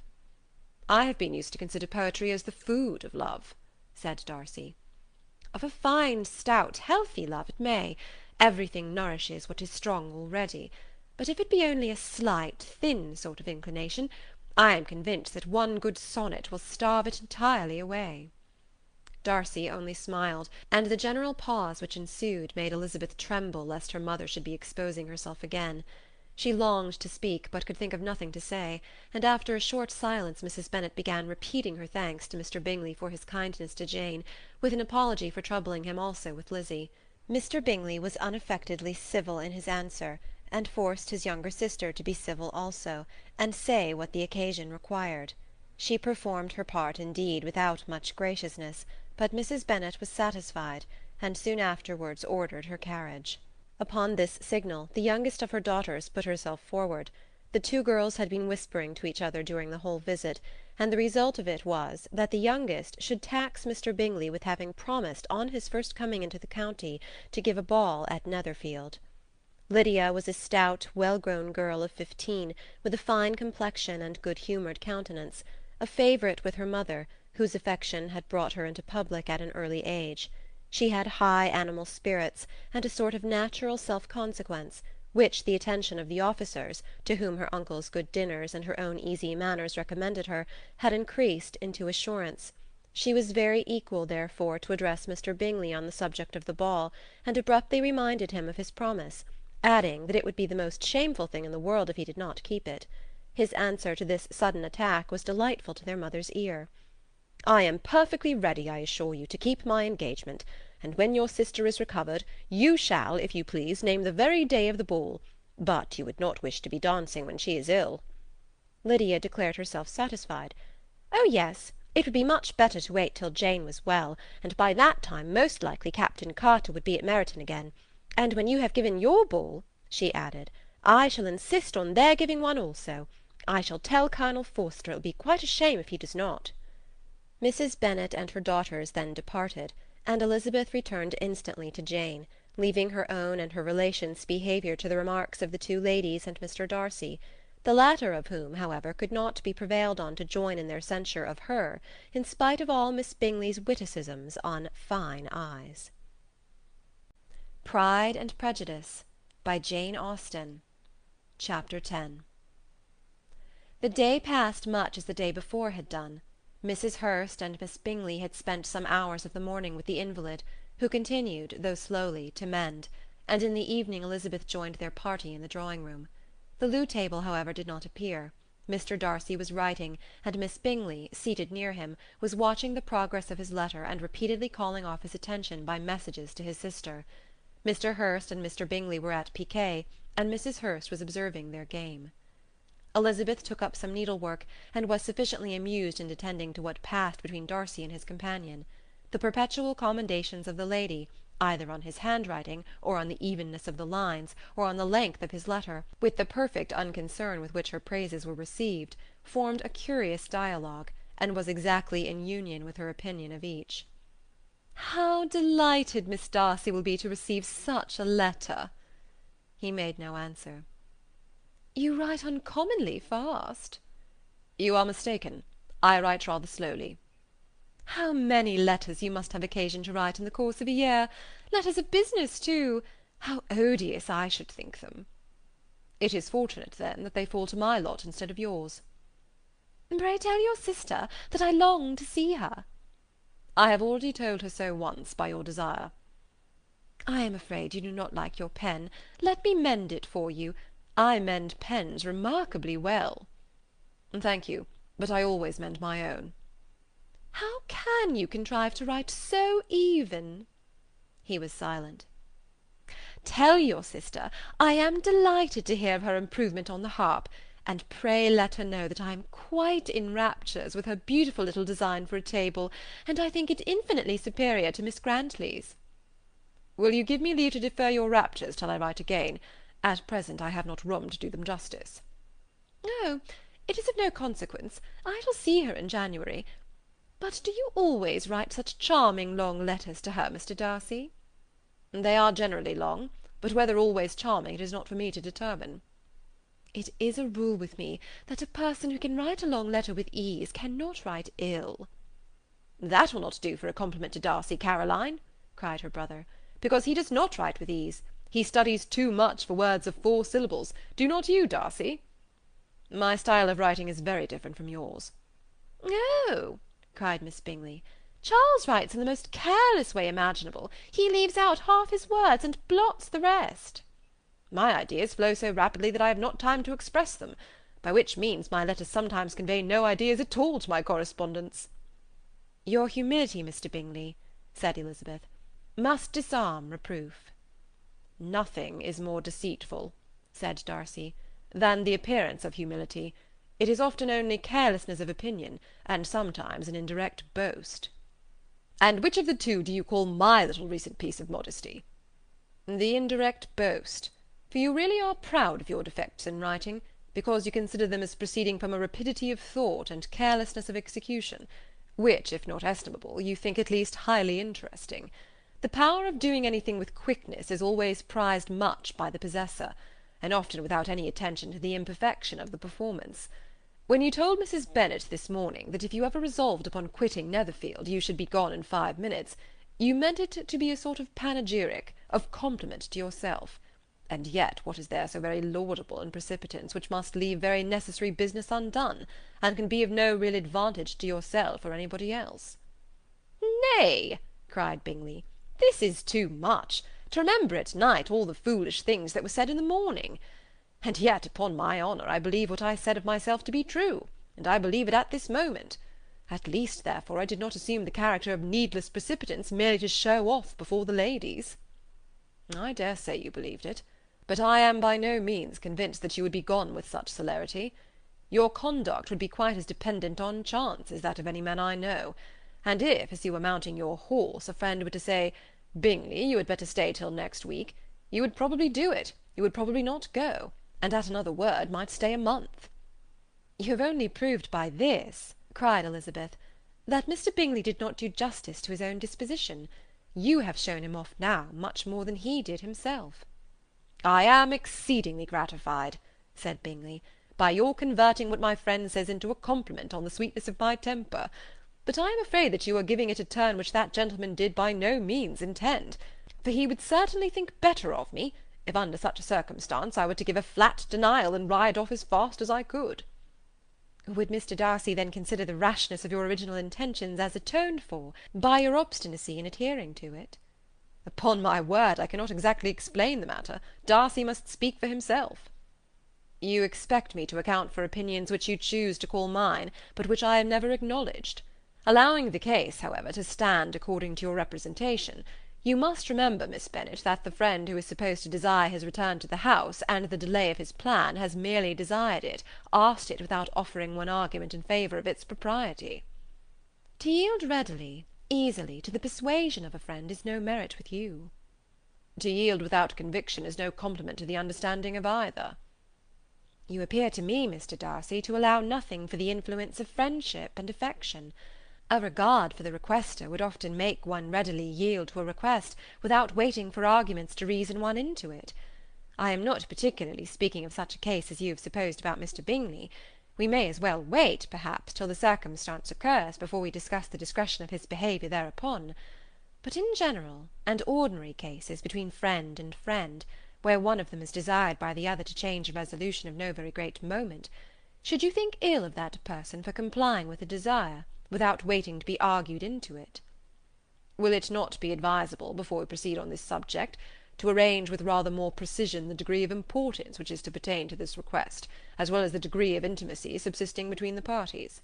By all means, cried Bingley. Let us hear the particulars, not forgetting their comparative height and size, for that will have more weight in the argument, Miss Bennet, than you may be aware of. I assure you that if Darcy were not such a great tall fellow in comparison with myself, I should not pay him half so much deference. I declare I do not know a more awful object than Darcy on particular occasions and in particular places, at his own house especially, and of a Sunday evening, when he has nothing to do. Mr. Darcy smiled, but Elizabeth thought she could perceive that he was rather offended, and therefore checked her laugh. Miss Bingley warmly resented the indignity he had received in an expostulation with her brother for talking such nonsense. I see your design, Bingley, said his friend. You dislike an argument, and want to silence this. Perhaps I do. Arguments are too much like disputes. If you and Miss Bennet will defer yours till I am out of the room, I shall be very thankful, and then you may say whatever you like of me. What you ask, said Elizabeth, is no sacrifice on my side, and Mr. Darcy had much better finish his letter. Mr. Darcy took her advice, and did finish his letter. When that business was over, he applied to Miss Bingley and Elizabeth for an indulgence of some music. Miss Bingley moved with some alacrity to the pianoforte, and after a polite request that Elizabeth would lead the way, which the other as politely and more earnestly negatived, she seated herself. Mrs. Hurst sang with her sister, and while they were thus employed, Elizabeth could not help observing, as she turned over some music books that lay on the instrument, how frequently Mr. Darcy's eyes were fixed on her. She hardly knew how to suppose that she could be an object of admiration to so great a man, and yet that he should look at her because he disliked her was still more strange. She could only imagine, however, at last, that she drew his notice because there was something more wrong and reprehensible, according to his ideas of right, than in any other person present. The supposition did not pain her. She liked him too little to care for his approbation. After playing some Italian songs, Miss Bingley varied the charm by a lively Scotch air, and soon afterward Mr. Darcy, drawing near Elizabeth, said to her, "Do not you feel a great inclination, Miss Bennet, to seize such an opportunity of dancing a reel?" She smiled, but made no answer. He repeated the question with some surprise at her silence. "Oh," said she, "I heard you before, but I could not immediately determine what to say in reply. You wanted me, I know, to say yes, that you might have the pleasure of despising my taste. But I always delight in overthrowing those kind of schemes, and cheating a person of their premeditated contempt. I have therefore made up my mind to tell you that I do not want to dance a reel at all, and now despise me if you dare." "Indeed, I do not dare."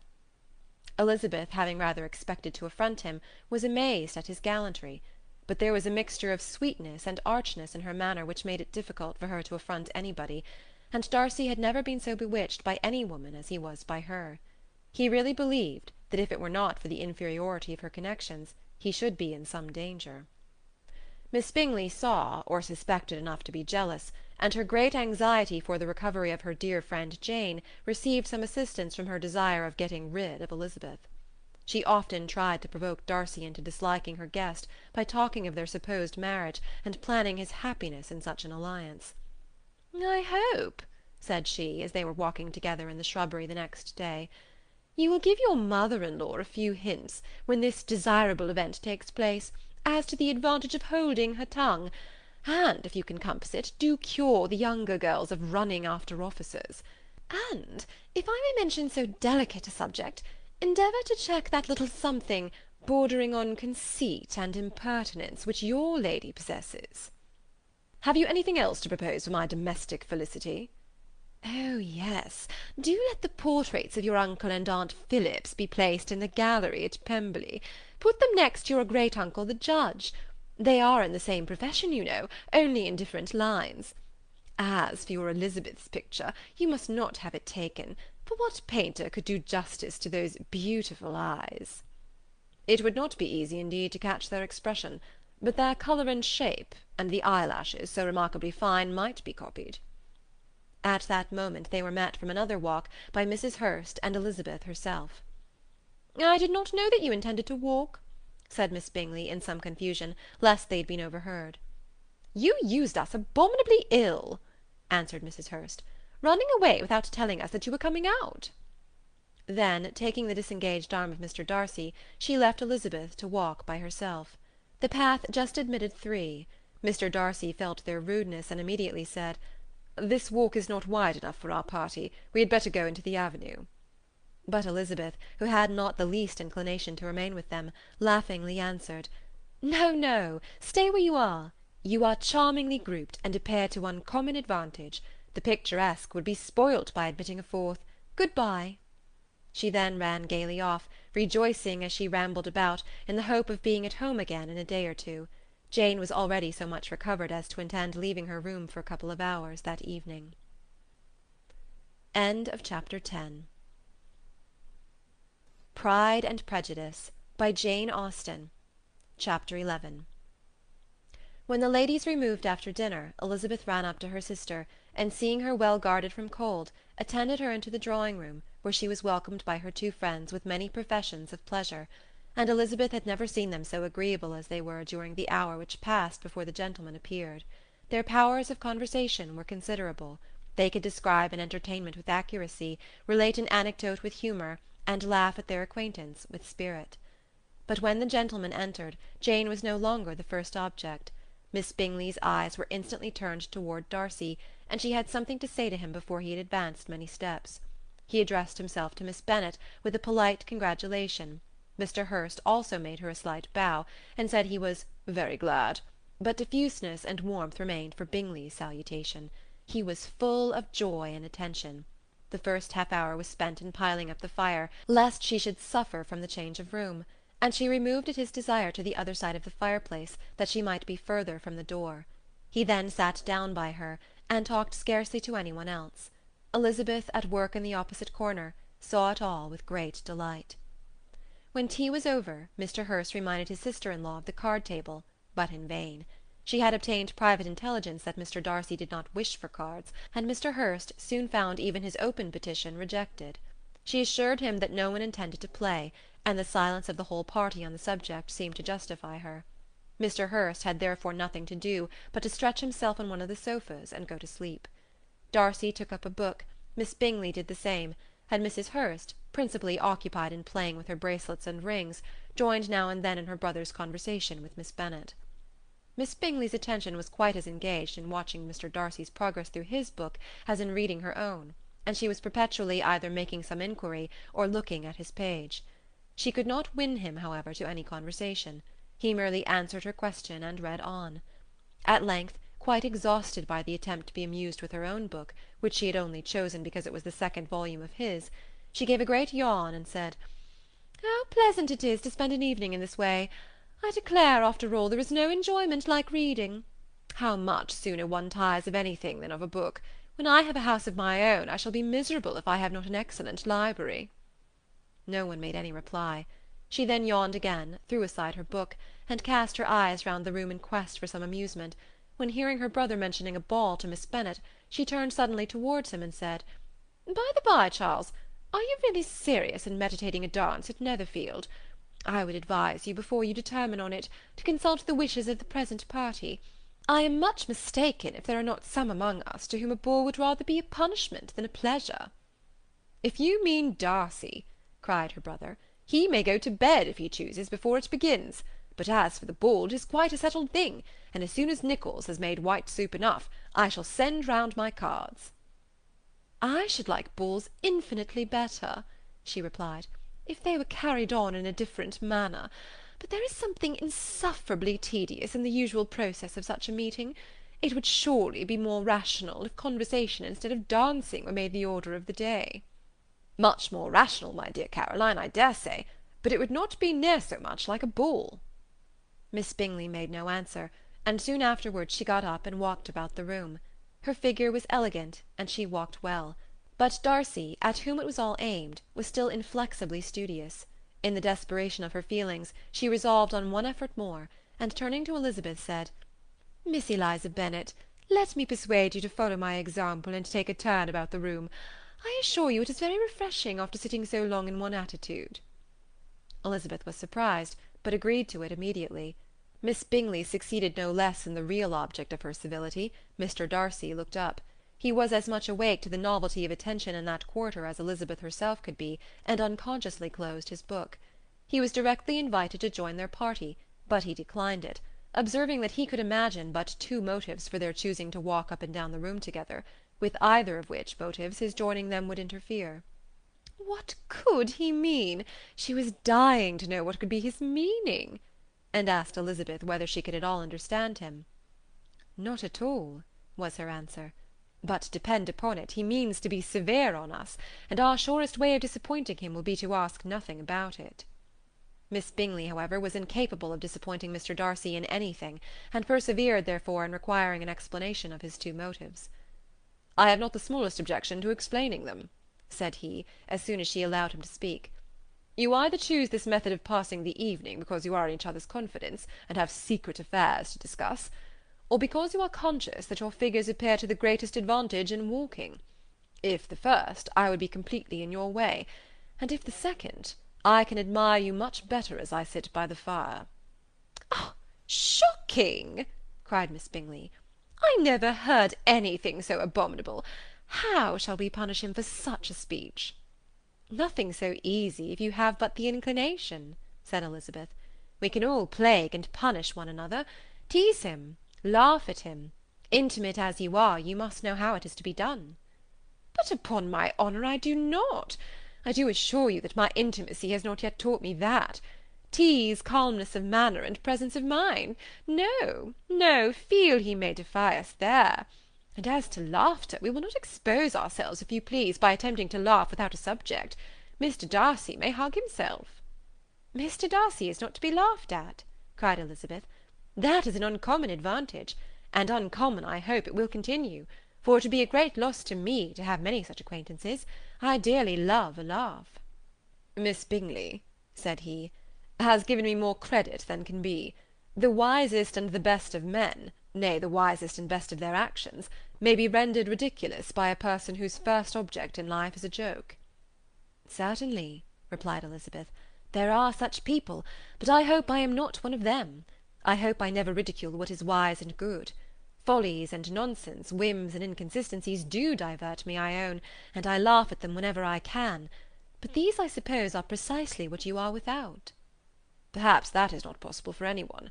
But it has been the study of my life to avoid those weaknesses which often expose a strong understanding to ridicule."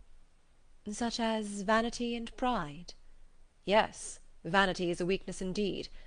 But pride, where there is a real superiority of mind, pride will always be under good regulation." Elizabeth turned away to hide a smile. "Your examination of Mr. Darcy is over, I presume," said Miss Bingley. "And pray, what is the result?" "I am perfectly convinced by it that Mr. Darcy has no defect. He owns it himself without disguise." "No," said Darcy, "I have made no such pretension. I have faults enough, but they are not, I hope, of understanding. My temper I dare not vouch for. It is, I believe, too little yielding, certainly too little for the convenience of the world. I cannot forget the follies and vices of others so soon as I ought, nor their offences against myself. My feelings are not puffed about with every attempt to move them. My temper would perhaps be called resentful. My good opinion, once lost, is lost for ever." "That is a failing indeed," cried Elizabeth. "Implacable resentment is a shade in a character. But you have chosen your fault well. I really cannot laugh at it. You are safe from me." "There is, I believe, in every disposition a tendency to some particular evil, a natural defect which not even the best education can overcome." "And your defect is to hate everybody."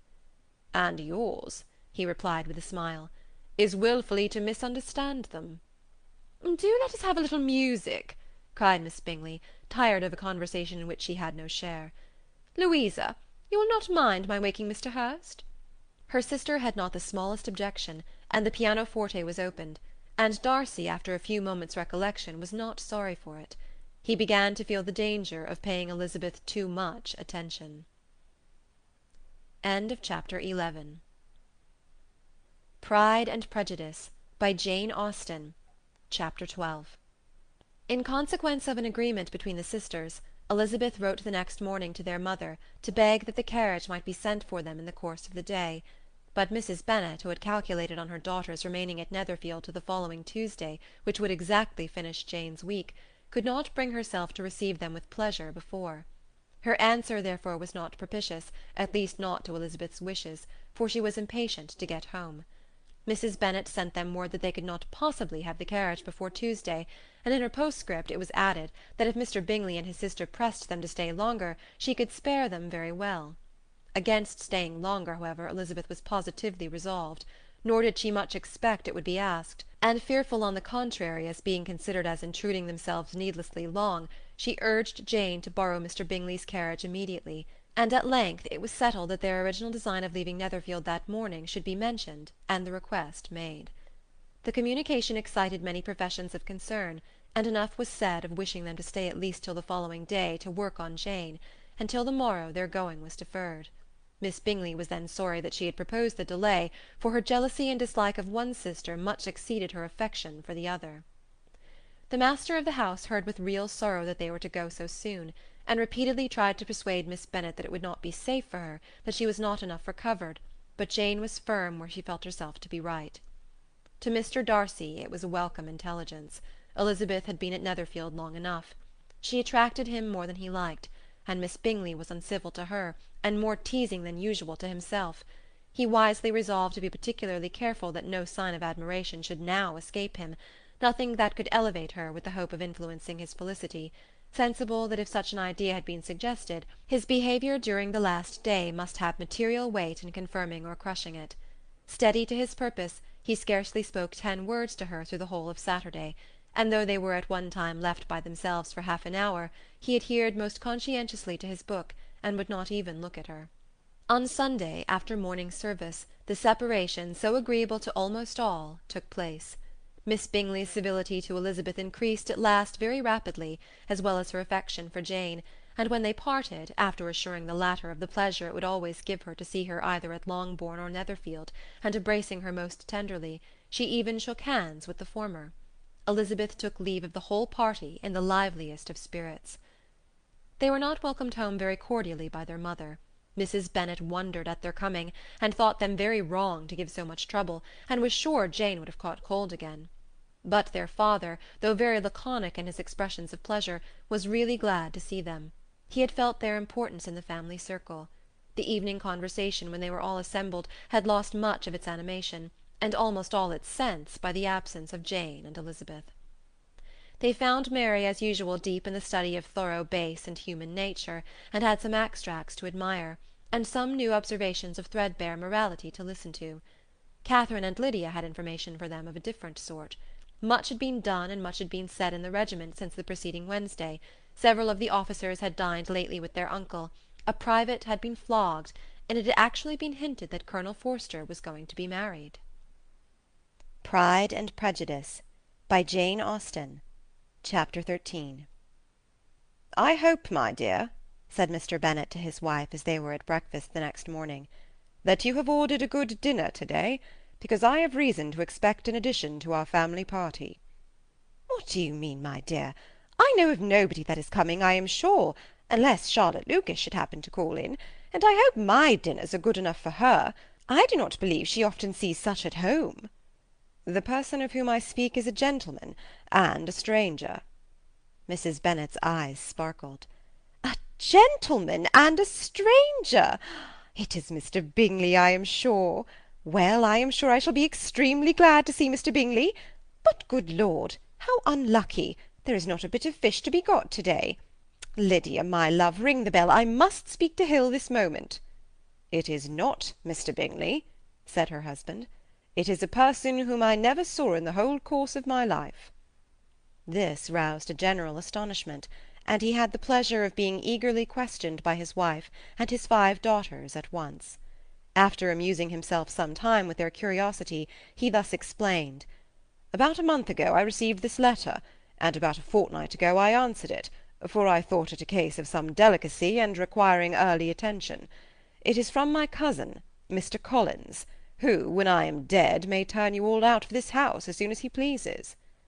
"Oh, my dear," cried his wife, "I cannot bear to hear that mentioned. Pray do not talk of that odious man. I do think it is the harshest thing in the world that your estate should be entailed away from your own children, and I am sure if I had been you, I should have tried long ago to do something or other about it." Jane and Elizabeth tried to explain to her the nature of an entail.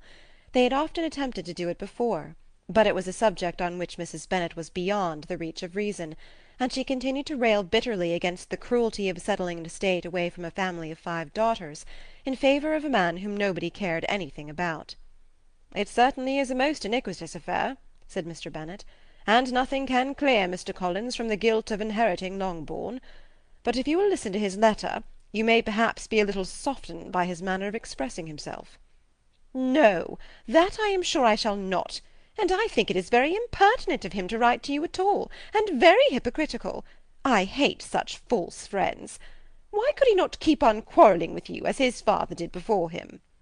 "Why, indeed, he does seem to have had some filial scruples on that head, as you will hear." "Hunsford, near Westerham, Kent, 15th October.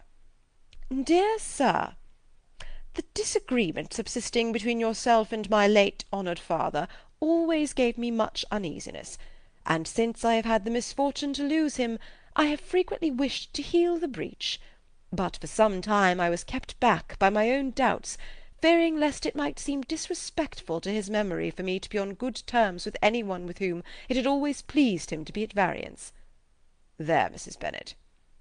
My mind, however, is now made up on the subject, for having received ordination at Easter, I have been so fortunate as to be distinguished by the patronage of the Right Honourable Lady Catherine de Bourgh, widow of Sir Lewis de Bourgh, whose bounty and beneficence has preferred me to the valuable rectory of this parish, where it shall be my earnest endeavour to demean myself with grateful respect towards her ladyship, and be ever ready to perform those rites and ceremonies which are instituted by the Church of England. As a clergyman, moreover, I feel it my duty to promote and establish the blessing of peace in all families within the reach of my influence, and on these grounds I flatter myself that my present overtures are highly commendable, and that the circumstance of my being next in the entail of Longbourn estate will be kindly overlooked on your side, and not lead you to reject the offered olive branch. I cannot be otherwise than concerned at being the means of injuring your amiable daughters, and beg leave to apologize for it, as well as to assure you of my readiness to make them every possible amends. But of this hereafter. If you should have no objection to receive me into your house, I propose myself the satisfaction of waiting on you and your family Monday, November 18th, by 4 o'clock, and shall probably trespass on your hospitality till the Saturday se'nnight following, which I can do without any inconvenience, as Lady Catherine is far from objecting to my occasional absence on a Sunday, provided that some other clergyman is engaged to do the duty of the day. I remain, dear sir, with respectful compliments to your lady and daughters, your well-wisher and friend, William Collins. At 4 o'clock, therefore, we may expect this peace-making gentleman, said Mr. Bennet, as he folded up the letter. He seems to be a most conscientious and polite young man, upon my word, and I doubt not will prove a valuable acquaintance, especially if Lady Catherine should be so indulgent as to let him come to us again. There is some sense in what he says about the girls, however, and if he is disposed to make them any amends, I shall not be the person to discourage him. Though it is difficult, said Jane, to guess in what way he can mean to make us the atonement he thinks our due. The wish is certainly to his credit. Elizabeth was chiefly struck by his extraordinary deference for Lady Catherine, and his kind intention of christening, marrying, and burying his parishioners whenever it were required. He must be an oddity, I think, said she. I cannot make him out.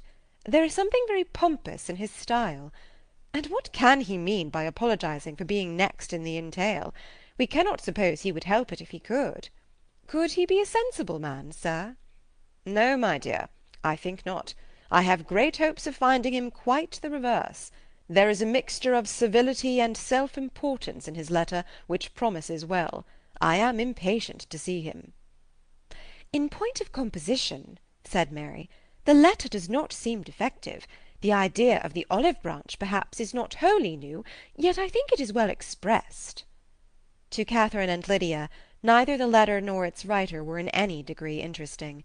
It was next to impossible that their cousin should come in a scarlet coat, and it was now some weeks since they had received pleasure from the society of a man in any other colour.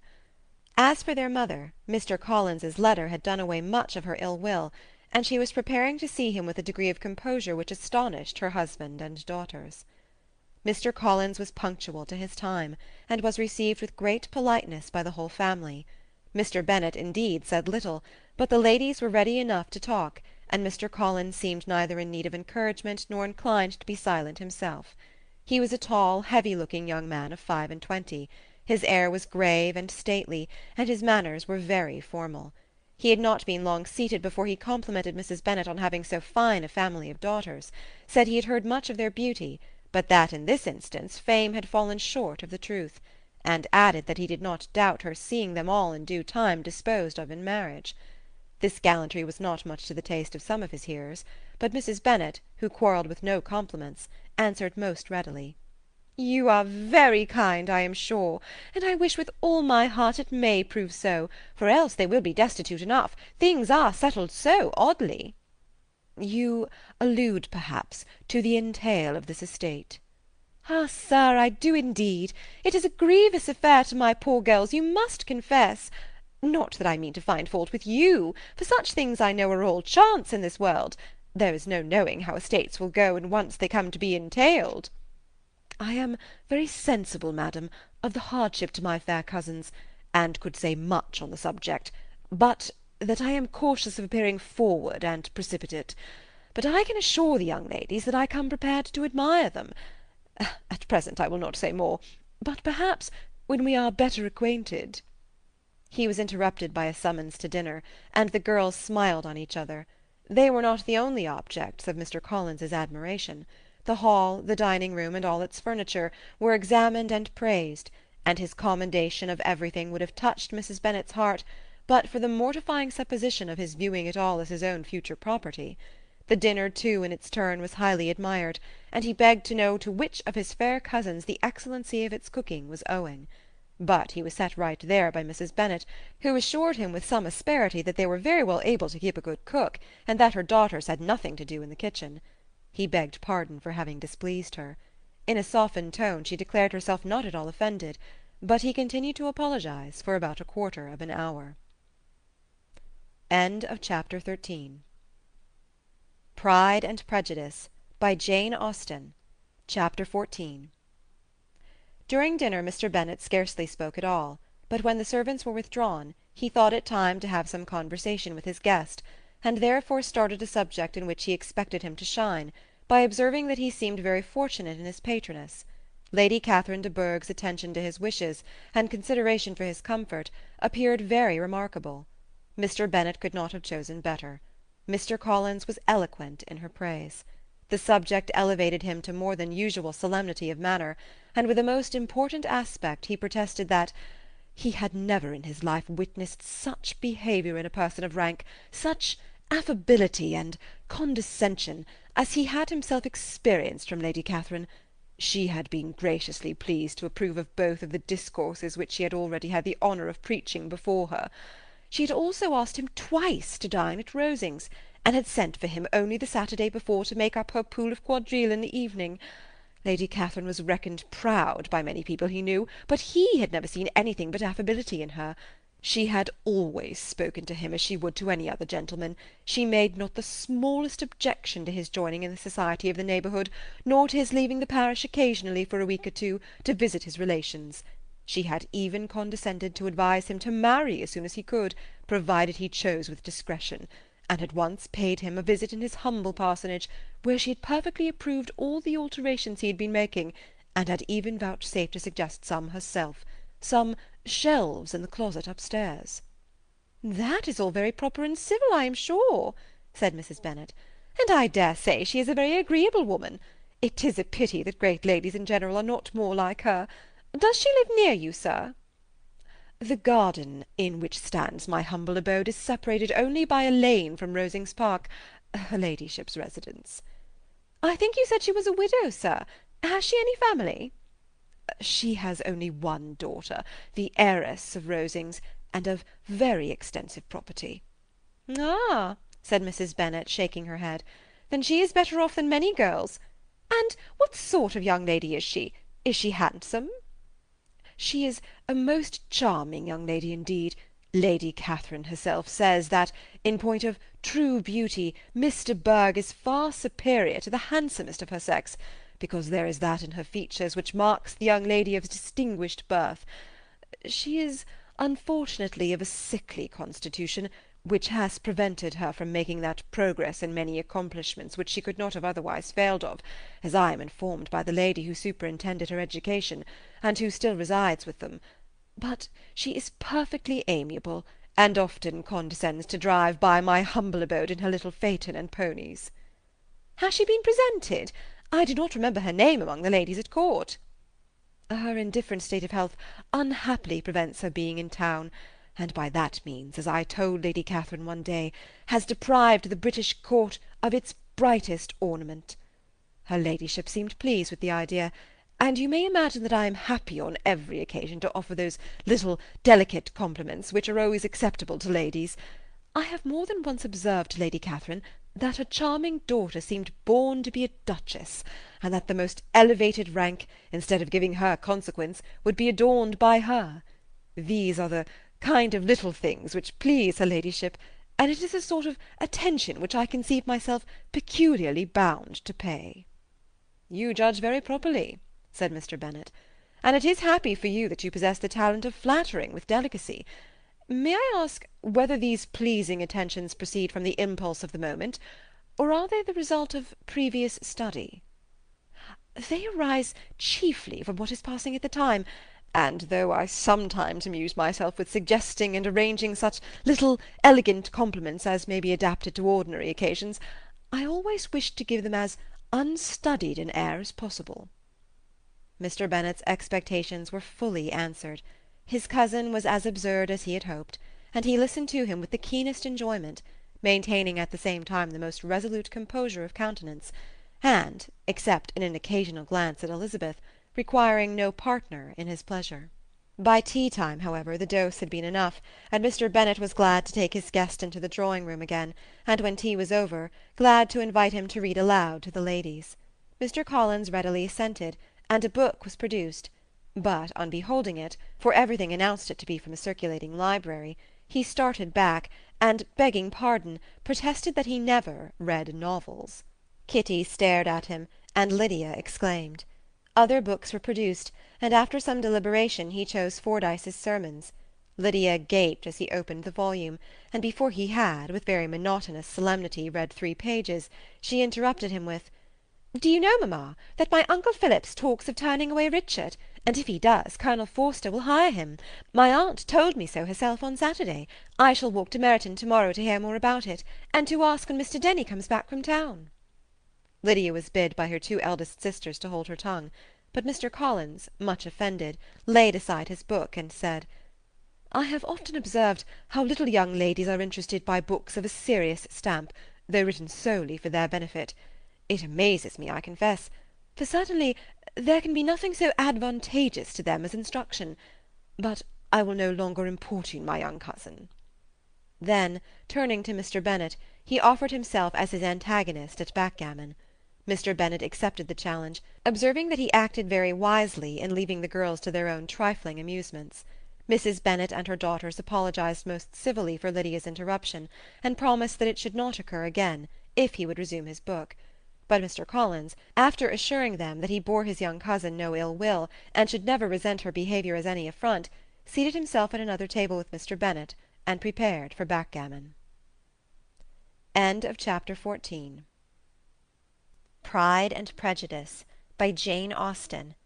Chapter 15. Mr. Collins was not a sensible man, and the deficiency of nature had been but little assisted by education or society, the greatest part of his life having been spent under the guidance of an illiterate and miserly father, and though he belonged to one of the universities, he had merely kept the necessary terms, without forming at it any useful acquaintance. The subjection in which his father had brought him up had given him originally great humility of manner, but it was now a good deal counteracted by the self-conceit of a weak head, living in retirement, and the consequential feelings of early and unexpected prosperity. A fortunate chance had recommended him to Lady Catherine de Bourgh when the living of Hunsford was vacant, and the respect which he felt for her high rank, and his veneration for her as his patroness, mingling with a very good opinion of himself, of his authority as a clergyman, and his right as a rector, made him altogether a mixture of pride and obsequiousness, self-importance and humility. Having now a good house and a very sufficient income, he intended to marry, and in seeking a reconciliation with the Longbourn family he had a wife in view, as he meant to choose one of the daughters, if he found them as handsome and amiable as they were represented by common report. This was his plan of amends, of atonement, for inheriting their father's estate, and he thought it an excellent one, full of eligibility and suitableness, and excessively generous and disinterested on his own part. His plan did not vary on seeing them. Miss Bennet's lovely face confirmed his views, and established all his strictest notions of what was due to seniority, and for the first evening she was his settled choice. The next morning, however, made an alteration, for in a quarter of an hour's tete-a-tete with Mrs. Bennet before breakfast, a conversation beginning with his parsonage house, and leading naturally to the avowal of his hopes that a mistress might be found for it at Longbourn, produced from her, amid very complacent smiles and general encouragement, a caution against the very Jane he had fixed on. As to her younger daughters, she could not take upon her to say, she could not positively answer, but she did not know of any prepossession. Her eldest daughter, she must just mention, she felt it incumbent on her to hint, was likely to be very soon engaged. Mr. Collins had only to change from Jane to Elizabeth, and it was soon done while Mrs. Bennet was stirring the fire. Elizabeth, equally next to Jane in birth and beauty, succeeded her, of course. Mrs. Bennet treasured up the hint, and trusted that she might soon have 2 daughters married, and the man whom she could not bear to speak of the day before was now high in her good graces. Lydia's intention of walking to Meryton was not forgotten. Every sister except Mary agreed to go with her, and Mr. Collins was to attend them, at the request of Mr. Bennet, who was most anxious to get rid of him, and have his library to himself, for thither Mr. Collins had followed him after breakfast, and there he would continue, nominally engaged with one of the largest folios in the collection, but really talking to Mr. Bennet, with little cessation, of his house and garden at Hunsford. Such doings discomposed Mr. Bennet exceedingly. In his library he had always been sure of leisure and tranquillity, and though prepared, as he told Elizabeth, to meet with folly and conceit in every other room of the house, he was used to be free from them there. His civility, therefore, was most prompt in inviting Mr. Collins to join his daughters in their walk, and Mr. Collins, being in fact much better fitted for a walker than a reader, was extremely pleased to close his large book and go. In pompous nothings on his side, and civil assents on that of his cousins, their time passed till they entered Meryton. The attention of the younger ones was then no longer to be gained by him. Their eyes were immediately wandering up in the street in quest of the officers, and nothing less than a very smart bonnet indeed, or a really new muslin in a shop window, could recall them.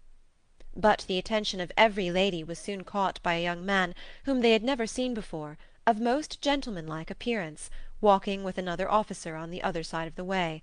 The officer was the very Mr. Denny, concerning whose return from London Lydia came to inquire, and he bowed as they passed. All were struck with the stranger's air, all wondered who he could be, and Kitty and Lydia, determined if possible to find out, led the way across the street, under pretence of wanting something in an opposite shop, and fortunately had just gained the pavement when the two gentlemen, turning back, had reached the same spot. Mr. Denny addressed them directly, and entreated permission to introduce his friend, Mr. Wickham, who had returned with him the day before from town, and he was happy to say had accepted a commission in their corps. This was exactly as it should be, for the young man wanted only regimentals to make him completely charming. His appearance was greatly in his favour. He had all the best part of beauty, a fine countenance, a good figure, and very pleasing address. The introduction was followed up on his side by a happy readiness of conversation, a readiness at the same time perfectly correct and unassuming, and the whole party were still standing and talking together very agreeably, when the sound of horses drew their notice, and Darcy and Bingley were seen riding down the street. On distinguishing the ladies of the group, the two gentlemen came directly towards them, and began the usual civilities. Bingley was the principal spokesman, and Miss Bennet the principal object. He was then, he said, on his way to Longbourn on purpose to inquire after her. Mr. Darcy corroborated it with a bow, and was beginning to determine not to fix his eyes on Elizabeth, when they were suddenly arrested by the sight of the stranger, and Elizabeth, happening to see the countenance of both as they looked at each other, was all astonishment at the effect of the meeting. Both changed colour. One looked white, the other red. Mr. Wickham after a few moments touched his hat, a salutation which Mr. Darcy just deigned to return. What could be the meaning of it? It was impossible to imagine. It was impossible not to long to know. In another minute Mr. Bingley, but without seeming to have noticed what passed, took leave and rode on with his friend. Mr. Denny and Mr. Wickham walked with the young ladies to the door of Mr. Phillips's house, and then made their bows, in spite of Miss Lydia's pressing entreaties that they should come in, and even in spite of Mrs. Phillips throwing up the parlour window and loudly seconding the invitation. Mrs. Phillips was always glad to see her nieces, and the two eldest, from their recent absence, were particularly welcome, and she was eagerly expressing her surprise at their sudden return home, which, as their own carriage had not fetched them, she should have known nothing about, if she had not happened to see Mr. Jones's shop-boy in the street, who had told her that they were not to send any more drafts to Netherfield, because the Miss Bennets were come away, when her civility was claimed toward Mr. Collins by Jane's introduction of him. She received him with her very best politeness, which he returned with as much more, apologizing for his intrusion, without any previous acquaintance with her, which he could not help flattering himself, however, might be justified by his relationship to the young ladies who introduced him to her notice.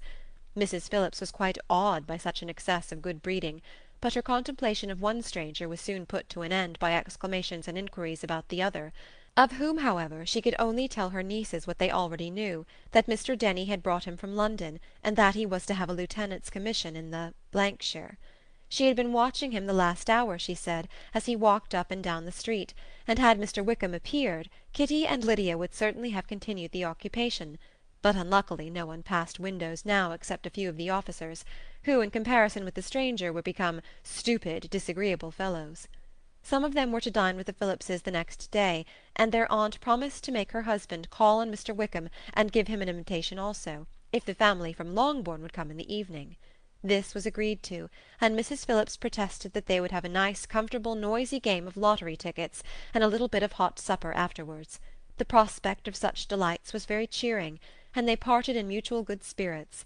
Mr. Collins repeated his apologies in quitting the room, and was assured with unwearying civility that they were perfectly needless. As they walked home, Elizabeth related to Jane what she had seen pass between the two gentlemen, but though Jane would have defended either or both, had they appeared to be in the wrong, she could no more explain such behaviour than her sister. Mr. Collins, on his return, highly gratified Mrs. Bennet by admiring Mrs. Phillips's manners and politeness.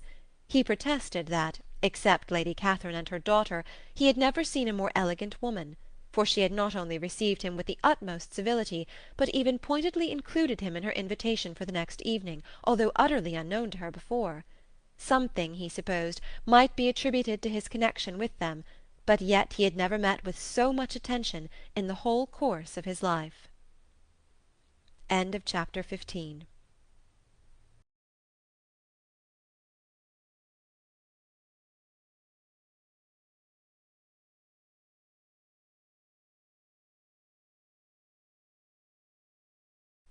Pride and Prejudice, by Jane Austen. Chapter 16. As no objection was made to the young people's engagement with their aunt, and all Mr. Collins's scruples of leaving Mr. and Mrs. Bennet for a single evening during his visit were most steadily resisted, the coach conveyed him and his 5 cousins at a suitable hour to Meryton, and the girls had the pleasure of hearing, as they entered the drawing-room, that Mr. Wickham had accepted their uncle's invitation, and was then in the house. When this information was given, and they had all taken their seats, Mr. Collins was at leisure to look around him and admire, and he was so much struck with the size and furniture of the apartment that he declared he might almost have supposed himself in the small summer breakfast-parlour at Rosings, a comparison that did not at first convey much gratification, but when Mrs. Phillips understood from him what Rosings was, and who was its proprietor, when she had listened to the description of only one of Lady Catherine's drawing-rooms, and found that the chimney-piece alone had cost £800, she felt all the force of the compliment, and would hardly have resented a comparison with the housekeeper's room. In describing to her all the grandeur of Lady Catherine and her mansion, with occasional digressions in praise of his own humble abode, and the improvements it was receiving, he was happily employed until the gentlemen joined them, and he found in Mrs. Phillips a very attentive listener, whose opinion of his consequence increased with what she heard, and who was resolving to retail it all among her neighbours as soon as she could. To the girls, who could not listen to their cousin, and who had nothing to do but to wish for an instrument, and examine their own indifferent imitations of china on the mantelpiece, the interval of waiting appeared very long. It was over at last, however. The gentlemen did approach, and when Mr. Wickham walked into the room, Elizabeth felt that she had neither been seeing him before nor thinking of him since with the smallest degree of unreasonable admiration. The officers of the shire were in general a very creditable, gentlemanlike set, and the best of them were of the present party, but Mr. Wickham was as far beyond them all in person, countenance, air, and walk, as they were superior to the broad-faced, stuffy Uncle Phillips, breathing port wine, who followed them into the room. Mr. Wickham was the happy man towards whom almost every female eye was turned, and Elizabeth was the happy woman by whom he finally seated himself, and the agreeable manner in which he immediately fell into conversation, though it was only on its being a wet night, made her feel that the commonest, dullest, most threadbare topic might be rendered interesting by the skill of the speaker. With such rivals for the notice of the fair as Mr. Wickham and the officers, Mr. Collins seemed to sink into insignificance. To the young ladies he certainly was nothing, but he had still at intervals a kind listener in Mrs. Phillips, and was, by her watchfulness, most abundantly supplied with coffee and muffin. When the card-tables were placed, he had the opportunity of obliging her in turn by sitting down to whist. "I know little of the game at present," said he, "but I shall be glad to improve myself, for in my situation in life—" Mrs. Phillips was very glad for his compliance, but could not wait for his reason. Mr. Wickham did not play at whist, and with ready delight was he received at the other table between Elizabeth and Lydia. At first there seemed danger of Lydia's engrossing him entirely, for she was a most determined talker, but being likewise extremely fond of lottery tickets, she soon grew too much interested in the game, too eager in making bets and exclaiming after prizes, to have attention for any one in particular.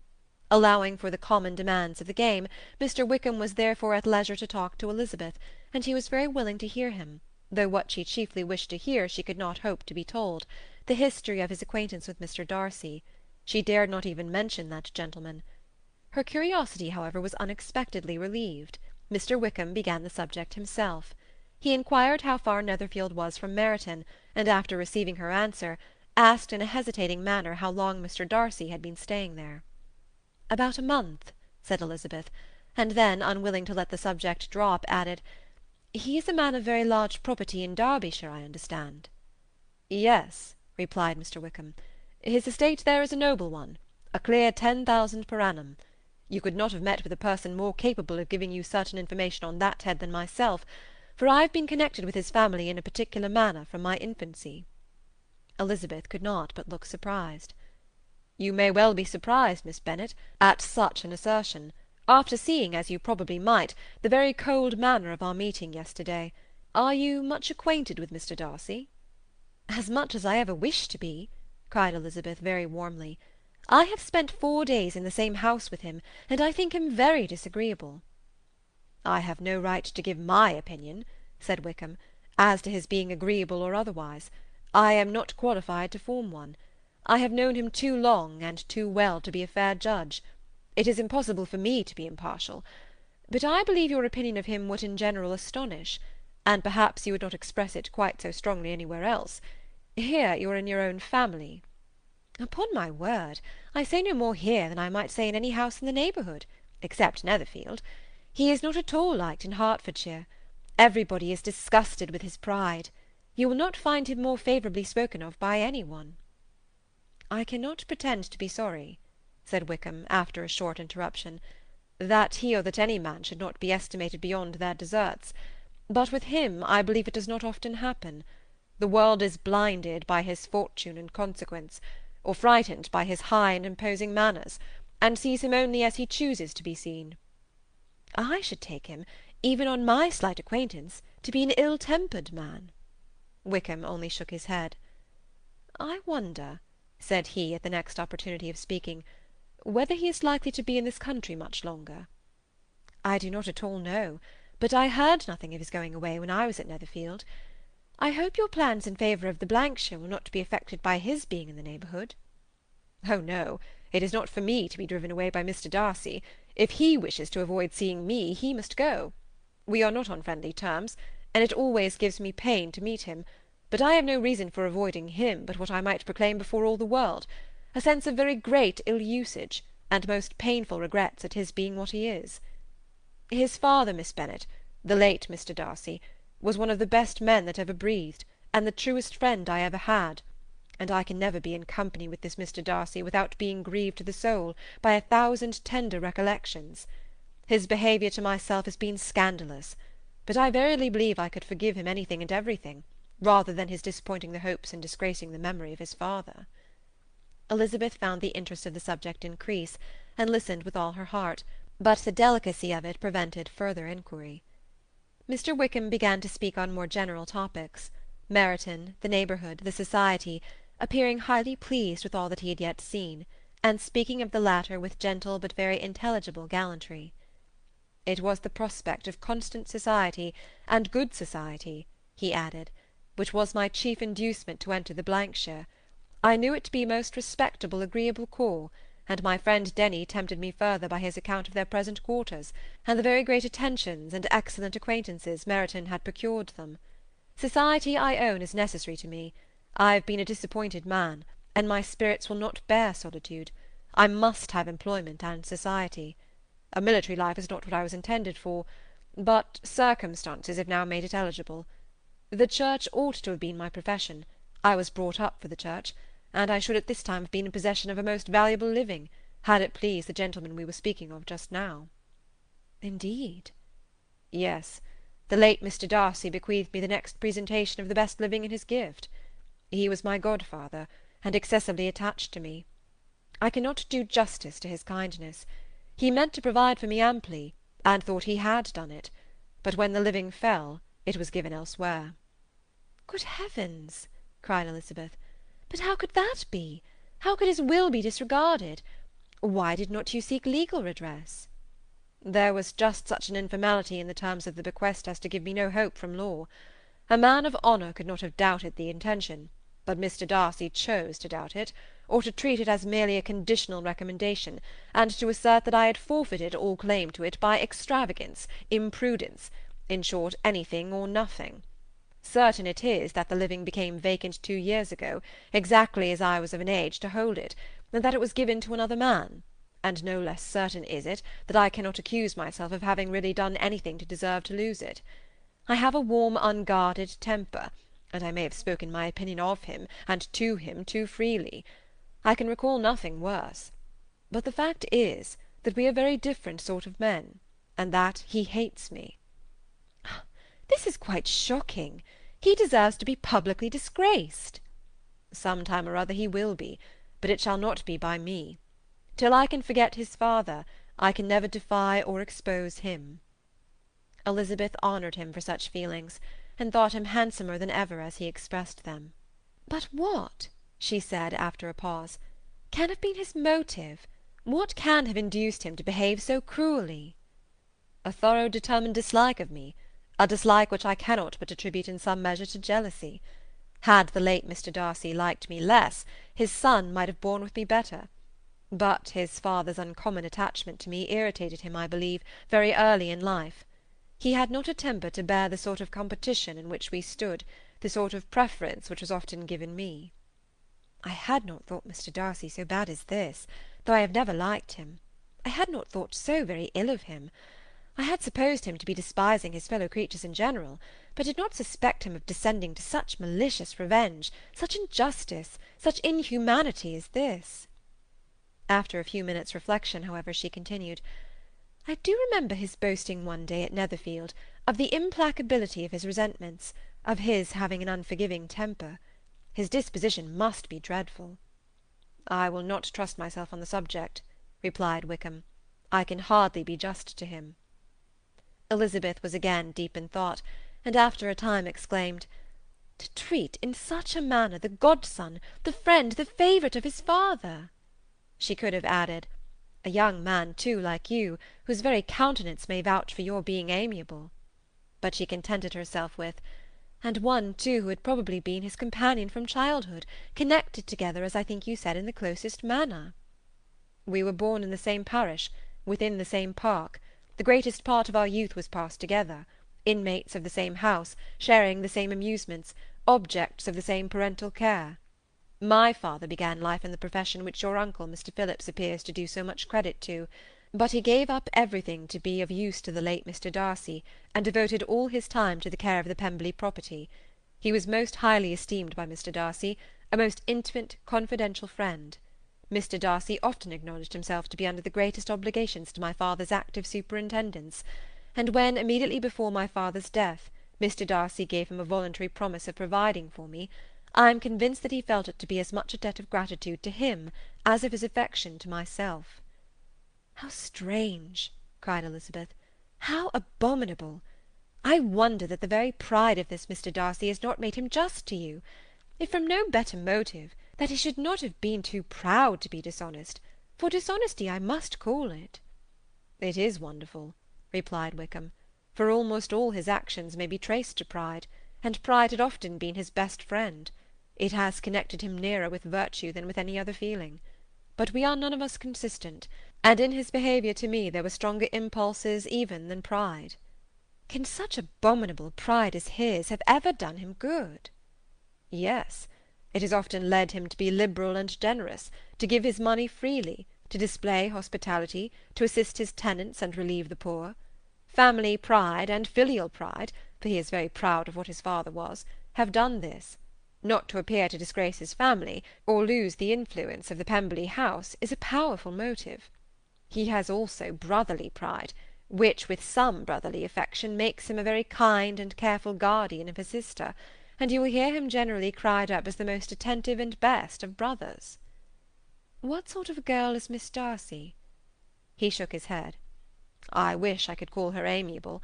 It gives me pain to speak ill of a Darcy. But she is too much like her brother, very, very proud. As a child she was affectionate and pleasing, and extremely fond of me, and I have devoted hours and hours to her amusement. But she is nothing to me now. She is a handsome girl, about 15 or 16, and I understand highly accomplished. Since her father's death her home has been London, where a lady lives with her and superintends her education. After many pauses and many trials of other subjects, Elizabeth could not help reverting once more to the first, and saying, "I am astonished at his intimacy with Mr. Bingley. How can Mr. Bingley, who seems good humour itself, and is, I really believe, truly amiable, be in friendship with such a man? How can they suit each other? Do you know Mr. Bingley?" "Not at all." "He is a sweet-tempered, amiable, charming man. He cannot know what Mr. Darcy is." "Probably not, but Mr. Darcy can please where he chooses. He does not want abilities. He can be a conversable companion if he thinks it worth his while. Among those who are at all his equals in consequence, he is a very different man from what he is to the less prosperous. His pride never deserts him, but with the rich he is liberal-minded, just, sincere, rational, honourable, and perhaps agreeable, allowing something for fortune and figure." The whist party soon afterwards breaking up, the players gathered round the other table, and Mr. Collins took his station between his cousin Elizabeth and Mrs. Phillips. The usual inquiries as to his success was made by the latter. It had not been very great. He had lost every point, but when Mrs. Phillips began to express her concern thereupon, he assured her with much earnest gravity that it was not of the least importance, that he considered the money as a mere trifle, and begged that she would not make herself uneasy. "I know very well, madam," said he, "that when persons sit down to a card-table they must take their chances of these things, and happily I am not in such circumstances as to make 5 shillings any object. There are undoubtedly many who could not say the same, but, thanks to Lady Catherine de Bourgh, I am removed far beyond the necessity of regarding little matters." Mr. Wickham's attention was caught, and after observing Mr. Collins for a few moments, he asked Elizabeth in a low voice whether her relation was very intimately acquainted with the family of de Bourgh. "Lady Catherine de Bourgh," she replied, "has very lately given him a living. I hardly know how Mr. Collins was first introduced to her notice, but he certainly has not known her long." "You know, of course, that Lady Catherine de Bourgh and Lady Anne Darcy were sisters. Consequently, she is aunt to the present Mr. Darcy." "No, indeed, I did not. I knew nothing at all of Lady Catherine's connections. I never heard of her existence till the day before yesterday."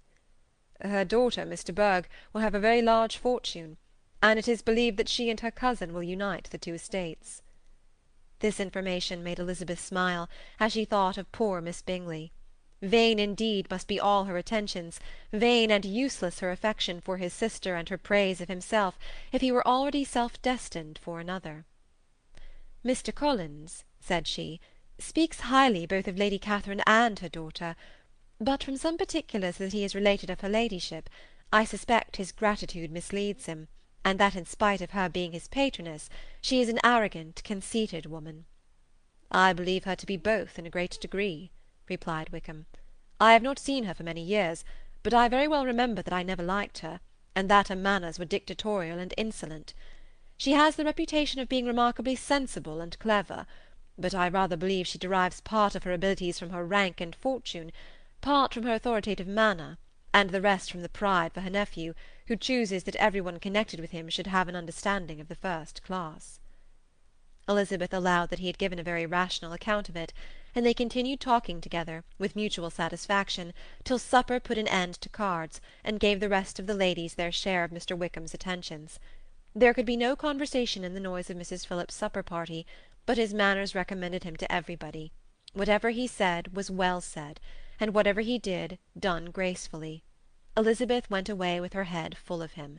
She could think of nothing but of Mr. Wickham, and of what he had told her all the way home. but there was not time for her even to mention his name as they went, for neither Lydia nor Mr. Collins were once silent. Lydia talked incessantly of lottery tickets, of the fish she had lost and the fish she had won, and Mr. Collins in describing the civility of Mr. and Mrs. Phillips, protesting that he did not in the least regard his losses at whist, enumerating all the dishes at supper, and repeatedly fearing that he crowded his cousins, had more to say than he could well manage before the carriage stopped at Longbourn House. Chapter 16. Pride and Prejudice by Jane Austen. Chapter 17. Elizabeth related to Jane the next day what had passed between Mr. Wickham and herself.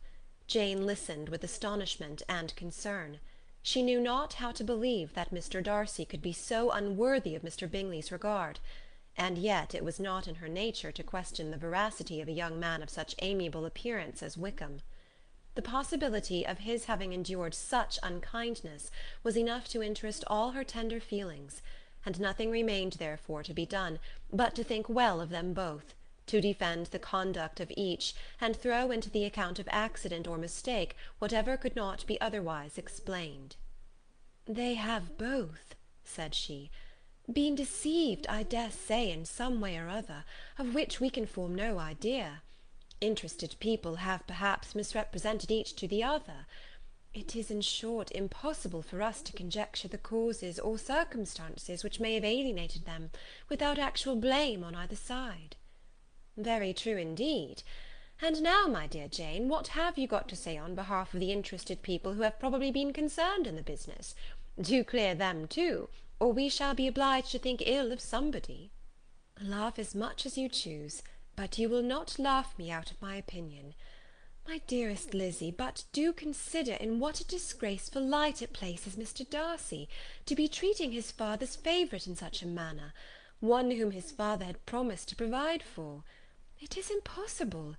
No man of common humanity, no man who had any value for his character, could be capable of it. Can his most intimate friends be so excessively deceived in him? Oh, no! I can much more easily believe Mr. Bingley's being imposed on, than that Mr. Wickham should invent such a history of himself as he gave me last night. Names, facts, everything mentioned without ceremony. If it be not so, let Mr. Darcy contradict it. Besides, there was truth in his looks." "It is difficult indeed. It is distressing. One does not know what to think." "I beg your pardon. One knows exactly what to think."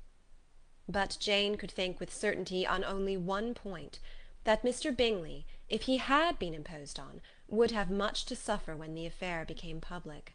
The two young ladies were summoned from the shrubbery where this conversation passed, by the arrival of the very persons of whom they had been speaking. Mr. Bingley and his sisters came to give their personal invitation for the long-expected ball at Netherfield, which was fixed for the following Tuesday. The two ladies were delighted to see their dear friend again, called it an age since they had met, and repeatedly asked what she had been doing with herself since their separation. To the rest of the family they paid little attention, avoiding Mrs. Bennet as much as possible, saying not much to Elizabeth, and nothing at all to the others. They were soon gone again, rising from their seats with an activity which took their brother by surprise, and hurrying off as if eager to escape from Mrs. Bennet's civilities. The prospect of the Netherfield ball was extremely agreeable to every female of the family. Mrs. Bennet chose to consider it as given in compliment to her eldest daughter, and was particularly flattered by receiving the invitation from Mr. Bingley himself, instead of a ceremonious card. Jane pictured to herself a happy evening in the society of her two friends, and the attentions of her brother, and Elizabeth thought with pleasure of dancing a great deal with Mr. Wickham, and of seeing a confirmation of everything in Mr. Darcy's look and behaviour. The happiness anticipated by Catherine and Lydia depended less on any single event or on any particular person, for though they each, like Elizabeth, meant to dance half the evening with Mr. Wickham, he was by no means the only partner who could satisfy them, and a ball was, at any rate, a ball. And even Mary could assure her family that she had no disinclination for it. "While I can have my mornings to myself," said she, "it is enough. I think it is no sacrifice to join occasionally in evening engagements. Society has claims on us all, and I profess myself one of those who consider intervals of recreation and amusement as desirable for everybody." Elizabeth's spirits were so high on this occasion that though she did not often speak unnecessarily to Mr. Collins, she could not help asking him whether he intended to accept Mr. Bingley's invitation, and if he did, whether he would think it proper to join in the evening's amusement; and she was rather surprised to find that he entertained no scruple whatever on that head, and was very far from dreading a rebuke, either from the Archbishop or Lady Catherine de Bourgh, by venturing to dance. "I am by no means of the opinion, I assure you," said he, "that a ball of this kind, given by a young man of character to respectable people, can have any evil tendency; and I am so far from objecting to dancing myself, that I shall hope to be honoured with the hands of all my fair cousins in the course of the evening; and I take this opportunity of soliciting yours, Miss Elizabeth, for the first 2 dances especially, a preference which I trust my cousin Jane will attribute to the right cause, and not to any disrespect for her." Elizabeth felt herself completely taken in. She had fully proposed being engaged by Mr. Wickham for those very dances, and to have Mr. Collins instead. Her liveliness had never been worse timed. There was no help for it, however. Mr. Wickham's happiness and her own were perforce delayed a little longer, and Mr. Collins' proposal accepted with as good a grace as she could. She was not the better pleased with his gallantry from the idea it suggested of something more. It now first struck her that she was selected from among her sisters as worthy of being mistress of Hunsford Parsonage, and of assisting to form a quadrille table at Rosings, in the absence of more eligible visitors. The idea soon reached a conviction, as she observed his increasing civilities toward herself, and heard his frequent attempt at a compliment on her wit and vivacity; and though more astonished than gratified herself by this effect of her charms, it was not long before her mother gave her to understand that the probability of their marriage was extremely agreeable to her. Elizabeth, however, did not choose to take the hint, being well aware that a serious dispute must be the consequence of any reply. Mr. Collins might never make the offer, and till he did, it was useless to quarrel about him. If there had not been a Netherfield ball to prepare for and talk of, the younger Miss Bennets would have been in a very pitiable state at this time, for from the day of the invitation to the day of the ball there was such a succession of rain as prevented their walking to Meryton once. No aunt, no officers, no news could be sought after; the very shoe-roses for Netherfield were got by proxy. Even Elizabeth might have found some trial of her patience in weather which totally suspended the improvement of her acquaintance with Mr. Wickham, and nothing less than a dance on Tuesday could have made such a Friday, Saturday, Sunday, and Monday endurable to Kitty and Lydia. Pride and Prejudice, by Jane Austen. Chapter 18. Till Elizabeth entered the drawing-room at Netherfield, and looked in vain for Mr. Wickham among the cluster of red coats there assembled, a doubt of his being present had never occurred to her. The certainty of meeting him had not been checked by any of those recollections that might not unreasonably have alarmed her. She had dressed with more than usual care, and prepared in the highest spirits for the conquest of all that remained unsubdued of his heart, trusting that it was not more than might be won in the course of the evening. But in an instant rose the dreadful suspicion of his being purposely omitted for Mr. Darcy's pleasure in the Bingleys' invitation to the officers; and though this was not exactly the case, the absolute fact of his absence was pronounced by his friend Denny, to whom Lydia eagerly applied, and who told them that Wickham had been obliged to go to town on business the day before, and was not yet returned; adding, with a significant smile, "I do not imagine his business would have called him away just now, if he had not wanted to avoid a certain gentleman here." This part of his intelligence, although unheard by Lydia, was caught by Elizabeth, and as it assured her that Darcy was not less answerable for Wickham's absence than if her first surmise had been just, every feeling of displeasure against the former was so sharpened by immediate disappointment that she could hardly reply with tolerable civility to the polite inquiries which he directly afterwards approached to make. Attendance, forbearance, patience with Darcy, was injury to Wickham. She was resolved against any sort of conversation with him, and turned away with a degree of ill-humour which she could not wholly surmount even in speaking to Mr. Bingley, whose blind partiality provoked her. But Elizabeth was not formed for ill-humour, and though every prospect of her own was destroyed for the evening, it could not long dwell on her spirits, and having told all her griefs to Charlotte Lucas, whom she had not seen for a week, she was soon able to make a voluntary transition to the oddities of her cousin, and to point him out to her particular notice. The first two dances, however, brought a return of distress. They were dances of mortification. Mr. Collins, awkward and solemn, apologizing instead of attending, and often moving wrong without being aware of it, gave her all the shame and misery which a disagreeable partner for a couple of dances can give. The moment of her release from him was ecstasy. She danced next with an officer, and had the refreshment of talking of Wickham, and of hearing that he was universally liked. When those dances were over, she returned to Charlotte Lucas, and was in conversation with her, when she found herself suddenly addressed by Mr. Darcy, who took her so much by surprise in his application for her hand, that, without knowing what she did, she accepted him. He walked away again immediately, and she was left to fret over her own want of presence of mind. Charlotte tried to console her. "I dare say you will find him very agreeable." "Heaven forbid! That would be the greatest misfortune of all, to find a man agreeable whom one is determined to hate. Do not wish me such an evil." When the dancing recommenced, however, and Darcy approached to claim her hand, Charlotte could not help cautioning her in a whisper not to be a simpleton, and allow her fancy for Wickham to make her appear unpleasant in the eyes of a man of 10 times his consequence. Elizabeth made no answer, and took her place in the set, amazed at the dignity to which she was arrived in being allowed to stand opposite to Mr. Darcy, and reading in her neighbours' looks their equal amazement in beholding it. They stood for some time without speaking a word, and she began to imagine that their silence was to last through the 2 dances, and at first she was resolved not to break it, till, suddenly fancying that it would be the greater punishment to her partner to oblige him to talk, she made some slight observation on the dance. He replied, and was again silent. After a pause of some minutes, she addressed him a second time with, "It is your turn to say something now, Mr. Darcy. I talked about the dance, and you ought to make some sort of remark on the size of the room, or the number of couples." He smiled, and assured her that whatever she wished him to say should be said. "Very well, that reply will do for the present.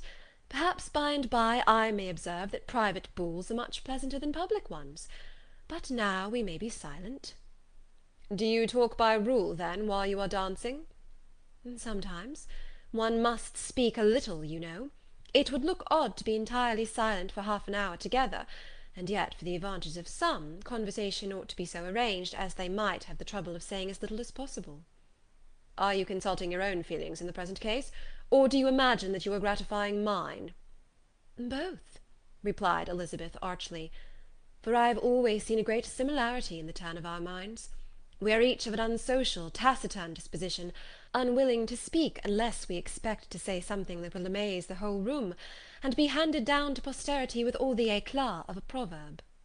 "This is no very striking resemblance of your own character, I am sure," he said. "How near it may be to mine, I cannot pretend to say. You think it a faithful portrait, undoubtedly." "I must not decide on my own performance." He made no answer, and they were again silent till they had gone down the dance, when he asked her if she and her sisters did not very often walk to Meryton. She answered in the affirmative, and, unable to resist the temptation, added, "When you met us there the other day, we had just been forming a new acquaintance." The effect was immediate. A deeper shade of hauteur overspread his features, but he said not a word, and Elizabeth, though blaming herself for her own weakness, could not go on. At length Darcy spoke, and in a constrained manner said, "Mr. Wickham is blessed with such happy manners as may ensure his making friends. Whether he may be equally capable of retaining them is less certain." "He has been so unlucky as to lose your friendship," replied Elizabeth with emphasis, "and in a manner which he is likely to suffer from all his life." Darcy made no answer, and seemed desirous of changing the subject. At that moment Sir William Lucas appeared close to them, meaning to pass through the set to the other side of the room, but on perceiving Mr. Darcy, he stopped with a bow of superior courtesy to compliment him on his dancing and his partner. "I have been most highly gratified indeed, my dear sir. Such very superior dancing is not often seen. It is evident that you belong to the first circles. Allow me to say, however, that your fair partner does not disgrace you, and that I must hope to have this pleasure often repeated, especially when a certain desirable event, my dear Eliza," glancing at her sister and Bingley, "shall take place. What congratulations will then flow in! I appeal to Mr. Darcy. But let not me interrupt you, sir. You will not thank me for detaining you from the bewitching converse of that young lady, whose bright eyes are also upbraiding me." The latter part of this address was scarcely heard by Darcy, but Sir William's allusion to his friend seemed to strike him forcibly, and his eyes were directed with a very serious expression towards Bingley and Jane, who were dancing together. Recovering himself, however, shortly, he turned to his partner, and said, "Sir William's interruption has made me forget what we were talking of." "I do not think we were speaking at all. Sir William could not have interrupted two people in the room who had less to say for themselves. We have tried 2 or 3 subjects already without success, and what we are to talk of next I cannot imagine." "What think you of books?" said he, smiling. "Books? Oh, no. I am sure we never read the same, or not with the same feelings." "I am sorry you think so. But if that be the case, there can at least be no want of subject. We may compare our different opinions." "No, I cannot talk of books in a ball-room. My head is always full of something else." "The present always occupies you in such scenes, does it?" said he, with a look of doubt. "Yes, always," she replied, without knowing what she said, for her thoughts had wandered far from the subject, as soon afterwards appeared by her suddenly exclaiming, "I remember hearing you once say, Mr. Darcy, that you hardly ever forgave, that your resentment, once created, was unappeasable. You are very cautious, I suppose, as to its being created?" "I am," said he, with a firm voice. "And never allow yourself to be blinded by prejudice?" "I hope not." "It is particularly incumbent on those who never change their opinion, to be secure of judging properly at first." "May I ask to what these questions tend?" "Merely to the illustration of your character," said she, endeavouring to shake off her gravity. "I am trying to make it out." "And what is your success?" She shook her head. "I do not get on at all. I hear such different accounts of you as to puzzle me exceedingly." "I can readily believe," answered he gravely, "that reports may vary greatly with respect to me, and I could wish, Miss Bennet, that you were not to sketch my character at the present moment, as there is reason for fear that the performance would reflect no credit on either." "But if I do not take your likeness now, I may never have another opportunity." "I would by no means suspend any pleasure of yours," he coldly replied. She said no more, and they went down the other dance and parted in silence, and on each side dissatisfied, though not to an equal degree; for in Darcy's breast there was a tolerable powerful feeling towards her, which soon procured her pardon, and directed all his anger against another. They had not long separated, when Miss Bingley came towards her, and with an expression of civil disdain accosted her. "So, Miss Eliza, I hear you are quite delighted with George Wickham. Your sister has been talking to me about him, and asking me 1,000 questions, and I find that the young man quite forgot to tell you, among his other communication, that he was the son of old Wickham, the late Mr. Darcy's steward. Let me recommend you, however, as a friend, not to give implicit confidence to all his assertions, for as to Mr. Darcy's using him ill, it is perfectly false, for on the contrary, he has always been remarkably kind to him, though George Wickham has treated Mr. Darcy in a most infamous manner. I do not know the particulars, but I know very well that Mr. Darcy is not in the least to blame, that he cannot bear to hear George Wickham mentioned, and that though my brother thought that he could not well avoid including him in his invitation to the officers, he was excessively glad to find that he had taken himself out of the way. His coming into the country at all is a most insolent thing indeed, and I wonder how he could presume to do it. I pity you, Miss Eliza, for this discovery of your favourite's guilt, but really, considering his descent, one could not expect much better." "His guilt and his descent appear by your account to be the same," said Elizabeth angrily, "for I have heard you accuse him of nothing worse than being the son of Mr. Darcy's steward, and of that I can assure you he informed me himself." "I beg your pardon," replied Miss Bingley, turning away with a sneer. "Excuse my interference, it was kindly meant." "Insolent girl," said Elizabeth to herself, "you are much mistaken if you expect to influence me by such a paltry attack as this. I see nothing in it but your own wilful ignorance and the malice of Mr. Darcy."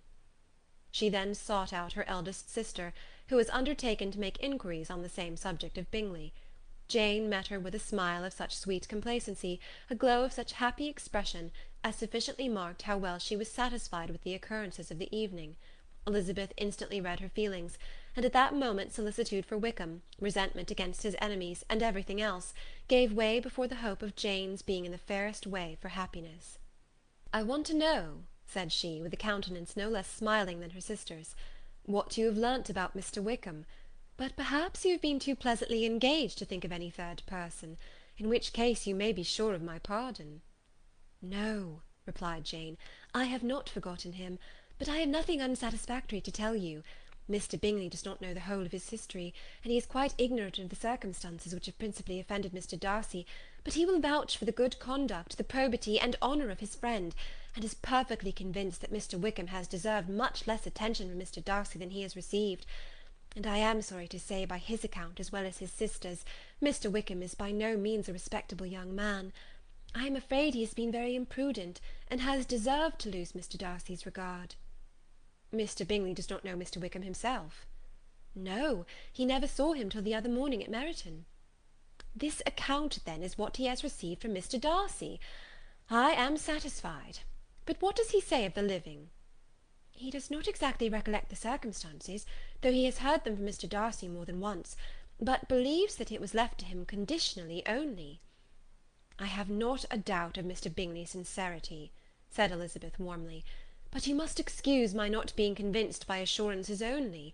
Mr. Bingley's defence of his friend was a very able one, I dare say; but since he is unacquainted with several parts of the story, and has learnt the rest from that friend himself, I shall venture to still think of both gentlemen as I did before." She then changed the discourse to one more gratifying to each, and on which there could be no difference of sentiment. Elizabeth listened with delight to the happy, though modest hopes which Jane entertained of Mr. Bingley's regard, and said all in her power to heighten her confidence in it. On their being joined by Mr. Bingley himself, Elizabeth withdrew to Miss Lucas, to whose inquiry after the pleasantness of her last partner she had scarcely replied, before Mr. Collins came up to them, and told her with great exultation that he had just been so fortunate as to make a most important discovery. "I have found out," said he, "by a singular accident, that there is now in the room a near relation of my patroness. I happened to overhear the gentleman himself mentioning to the young lady who does the honours of the house the names of his cousin, Miss de Bourgh, and of her mother, Lady Catherine. How wonderfully these sort of things occur! Who would have thought of my meeting with, perhaps, a nephew of Lady Catherine de Bourgh in this assembly? I am most thankful that the discovery is made in time for me to pay my respects to him, which I am now going to do, and trust he will excuse my not having done it before. My total ignorance of the connection must plead my apology." "You are not going to introduce yourself to Mr. Darcy?" "Indeed I am. I shall entreat his pardon for not having done it earlier. I believe him to be Lady Catherine's nephew. It will be in my power to assure him that her ladyship was quite well yesterday se'nnight." Elizabeth tried hard to dissuade him from such a scheme, assuring him that Mr. Darcy would consider his addressing him without introduction as an impertinent freedom, rather than a compliment to his aunt, that it was not in the least necessary there should be any notice on either side, and that if it were, it must belong to Mr. Darcy, the superior in consequence, to begin the acquaintance.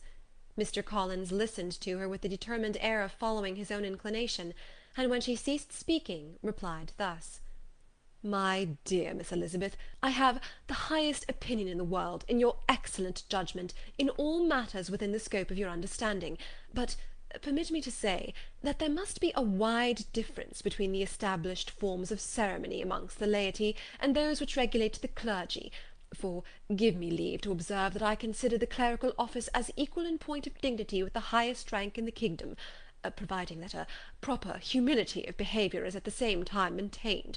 You must therefore allow me to follow the dictates of my conscience on this occasion, which leads me to perform what I look on as a point of duty. Pardon me for neglecting to profit by your advice, which, on every other subject, shall be my constant guide, though, in the case before us, I consider myself more fitted by education and habitual study to decide on what is right, than a young lady like yourself." And with a low bow, he left her to attack Mr. Darcy, whose reception of his advances she eagerly watched, and whose astonishment at being so addressed was very evident. Her cousin prefaced his speech with a solemn bow, and though she could not hear a word of it, she felt as if hearing it all, and saw in the motion of his lips the words apology, Hunsford, and Lady Catherine de Bourgh. It vexed her to see him expose himself to such a man. Mr. Darcy was eyeing him with unrestrained wonder, and when at last Mr. Collins allowed him time to speak, replied with an air of distant civility.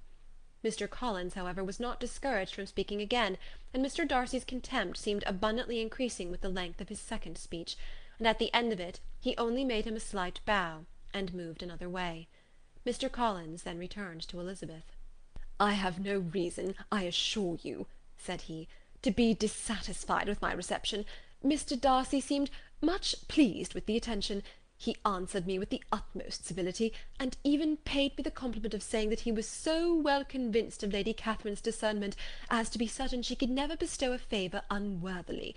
It was really a very handsome thought. Upon the whole, I am much pleased with him." As Elizabeth had no longer any interest of her own to pursue, she turned her attention almost entirely on her sister and Mr. Bingley, and the train of agreeable reflections which her observations gave birth to made her perhaps almost as happy as Jane. She saw her in idea settled in that very house, in all the felicity which a marriage of true affection could bestow, and she felt capable, under such circumstances, of endeavouring even to like Bingley's two sisters. Her mother's thoughts she plainly saw were bent the same way, and she determined not to venture near her, lest she might hear too much. When they sat down to supper, therefore, she considered it a most unlucky perverseness which placed them within one of each other, and deeply was she vexed to find that her mother was talking to that one person, Lady Lucas, freely, openly, and of nothing else but her expectation that Jane would soon be married to Mr. Bingley. It was an animating subject, and Mrs. Bennet seemed incapable of fatigue, while enumerating the advantages of the match. His being such a charming young man, and so rich, and living but 3 miles from them, were the first points of self-gratulation, and then it was such a comfort to think how fond the two sisters were of Jane, and to be certain that they must desire the connection as much as she could do. It was, moreover, such a promising thing for her younger daughters, as Jane's marrying so greatly must throw them in the way of other rich men. And lastly, it was so pleasant at her time of life to be able to consign her single daughters to the care of their sister, that she might not be obliged to go into company more than she liked. It was necessary to make this circumstance a matter of pleasure, because on such occasions it is the etiquette, but no one was less likely than Mrs. Bennet to find comfort in staying home at any period of her life. She concluded with many good wishes that Lady Lucas might soon be equally fortunate, though evidently and triumphantly believing there was no chance of it. In vain did Elizabeth endeavour to check the rapidity of her mother's words, or persuade her to describe her felicity in a less audible whisper, for, to her inexpressible vexation, she could perceive that the chief of it was overheard by Mr. Darcy, who sat opposite to them. Her mother only scolded her for being nonsensical. "What is Mr. Darcy to me, pray, that I should be afraid of him? I am sure we owe him no such particular civility, as to be obliged to say nothing he may not like to hear." "For heaven's sake, madam, speak lower. What advantage can it be for you to offend Mr. Darcy? You will never recommend yourself to his friend by so doing." Nothing that she could say, however, had any influence. Her mother would talk of her views in the same intelligible tone. Elizabeth blushed and blushed again with shame and vexation. She could not help frequently glancing her eye at Mr. Darcy, though every glance convinced her of what she dreaded, for though he was not always looking at her mother, she was convinced that his attention was invariably fixed on her. The expression of his face changed gradually from indignant contempt to a composed and steady gravity. At length, however, Mrs. Bennet had no more to say, and Lady Lucas, who had been long yawning at the repetition of delights which she saw no likelihood of sharing, was left to the comforts of cold ham and chicken. Elizabeth now began to revive, but not long was the interval of tranquillity, for when supper was over, singing was talked of, and she had the mortification of seeing Mary, after very little entreaty, preparing to oblige the company. By many significant looks and silent entreaties did she endeavour to prevent such a proof of complaisance, but in vain. Mary would not understand them. Such an opportunity of exhibiting was delightful to her, and she began her song. Elizabeth's eyes were fixed on her with most painful sensations, and she watched her progress through the several stanzas with an impatience which was very ill rewarded at their close. For Mary, on receiving, amongst the thanks of the table, the hint of a hope that she might be prevailed on to favour them again, after the pause of half a minute, began another. Mary's powers were by no means fitted for such a display. Her voice was weak, and her manner affected. Elizabeth was in agonies. She looked at Jane, to see how she bore it, but Jane was very composedly talking to Bingley. She looked at his two sisters, and saw them making signs of derision at each other, and at Darcy, who continued, however, imperturbably grave. She looked at her father to entreat his interference, lest Mary should be singing all night. He took the hint, and when Mary had finished her second song, said aloud, "That will do extremely well, child. You have delighted us long enough. Let the other young ladies have time to exhibit." Mary, though pretending not to hear, was somewhat disconcerted, and Elizabeth, sorry for her, and sorry for her father's speech, was afraid her anxiety had done no good. Others of the party were now applied to. "If I," said Mr. Collins, "was so fortunate as to be able to sing, I should have great pleasure, I am sure, in obliging the company with an air, for I consider music as a very innocent diversion, and perfectly compatible with the profession of a clergyman. I do not mean, however, to assert that we can be justified in devoting too much of our time to music, for there are certainly other things to be attended to. The rector of a parish has much to do. In the first place, he must make such an agreement for tithes as may be beneficial to himself, and not offensive to his patron. He must write his own sermons, and the time that remains will not be too much for his parish duties, and the care and improvement of his dwelling, which he cannot be excused from making as comfortable as possible. And I do not think it of light importance that he should have attentive and conciliatory manner towards everybody, especially towards those to whom he owes his preferment. I cannot acquit him of that duty, nor could I think well of the man who should omit an occasion of testifying his respect towards anybody connected with the family." And with a bow to Mr. Darcy, he concluded his speech, which had been spoken so loud as to be heard by half the room. Many stared, many smiled, but no one looked more amused than Mr. Bennet himself, while his wife seriously commended Mr. Collins for having spoken so sensibly, and observed in a half-whisper to Lady Lucas that he was a remarkably clever, good kind of young man. To Elizabeth it appeared that, had her family made an agreement to expose themselves as much as they could during the evening, it would have been impossible for them to play their parts with more spirit or finer success, and happy did she think it for Bingley and her sister that some of the exhibition had escaped his notice, and that his feelings were not of a sort to be much distressed by the folly which he must have witnessed. That his two sisters and Mr. Darcy, however, should have such an opportunity of ridiculing her relations was bad enough, and she could not determine whether the silent contempt of the gentlemen or the insolent smiles of the ladies were more intolerable. The rest of the evening brought her little amusement. She was teased by Mr. Collins, who continued most perseveringly by her side, and though he could not prevail on her to dance with him again, put it out of her power to dance with others. In vain did she entreat him to stand up with somebody else, and offer to introduce him to any young lady in the room. He assured her that as to dancing, he was perfectly indifferent to it, that his chief object was by delicate attentions to recommend himself to her, and that he should therefore make a point of remaining close to her the whole evening. There was no arguing upon such a project. She owed her greatest relief to her friend Miss Lucas, who often joined them, and good-naturedly engaged Mr. Collins' conversation to herself. She was at least free from the offence of Mr. Darcy's further notice, though often standing within a very short distance of her, quite disengaged, he never came near enough to speak. She felt it to be the probable consequence of her allusions to Mr. Wickham, and rejoiced in it. The Longbourn party were the last of all the company to depart, and by a manoeuvre of Mrs. Bennet, had to wait for their carriage a quarter of an hour after everybody else was gone, which gave them time to see how heartily they were wished away by some of the family. Mrs. Hurst and her sister scarcely opened their mouths, except to complain of fatigue, and were evidently impatient to have the house to themselves. They repulsed every attempt of Mrs. Bennet at conversation, and by doing so threw a languor over the whole party, which was very little relieved by the long speeches of Mr. Collins, who was complimenting Mr. Bingley and his sisters on the elegance of their entertainment, and the hospitality and politeness which had marked their behaviour to their guests. Darcy said nothing at all. Mr. Bennet, in equal silence, was enjoying the scene. Mr. Bingley and Jane were standing together, a little detached from the rest, and talked only to each other. Elizabeth preserved as steady a silence as either Mrs. Hurst or Miss Bingley, and even Lydia was too much fatigued to utter more than the occasional exclamation of "Lord, how tired I am!" accompanied by a violent yawn. When at length they arose to take leave, Mrs. Bennet was most pressingly civil in her hope of seeing the whole family soon at Longbourn, and addressed herself especially to Mr. Bingley, to assure him how happy he would make them by eating a family dinner with them at any time, without the ceremony of a formal invitation. Bingley was all grateful pleasure, and he readily engaged for taking the earliest opportunity of waiting on her, after his return from London, whither he was obliged to go the next day for a short time. Mrs. Bennet was perfectly satisfied, and quitted the house under the delightful persuasion that, allowing for the necessary preparation of settlements, new carriages, and wedding clothes, she should undoubtedly see her daughter settled at Netherfield in the course of 3 or 4 months.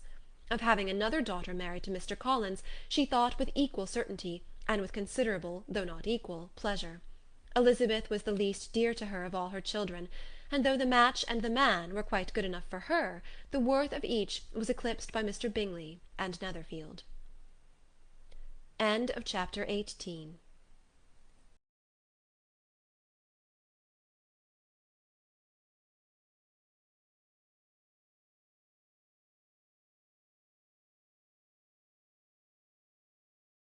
Pride and Prejudice by Jane Austen.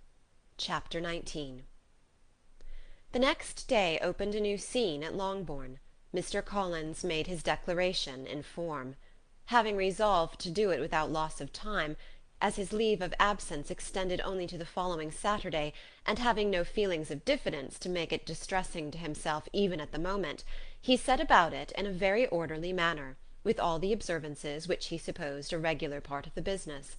On finding Mrs. Bennet, Elizabeth, and one of the younger girls together soon after breakfast, he addressed the mother in these words: "May I hope, madam, for your interest with your fair daughter Elizabeth, when I solicit for the honour of a private audience with her in the course of this morning?"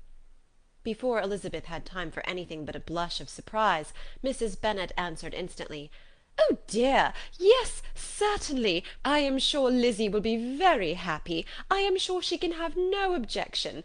Come, Kitty, I want you upstairs."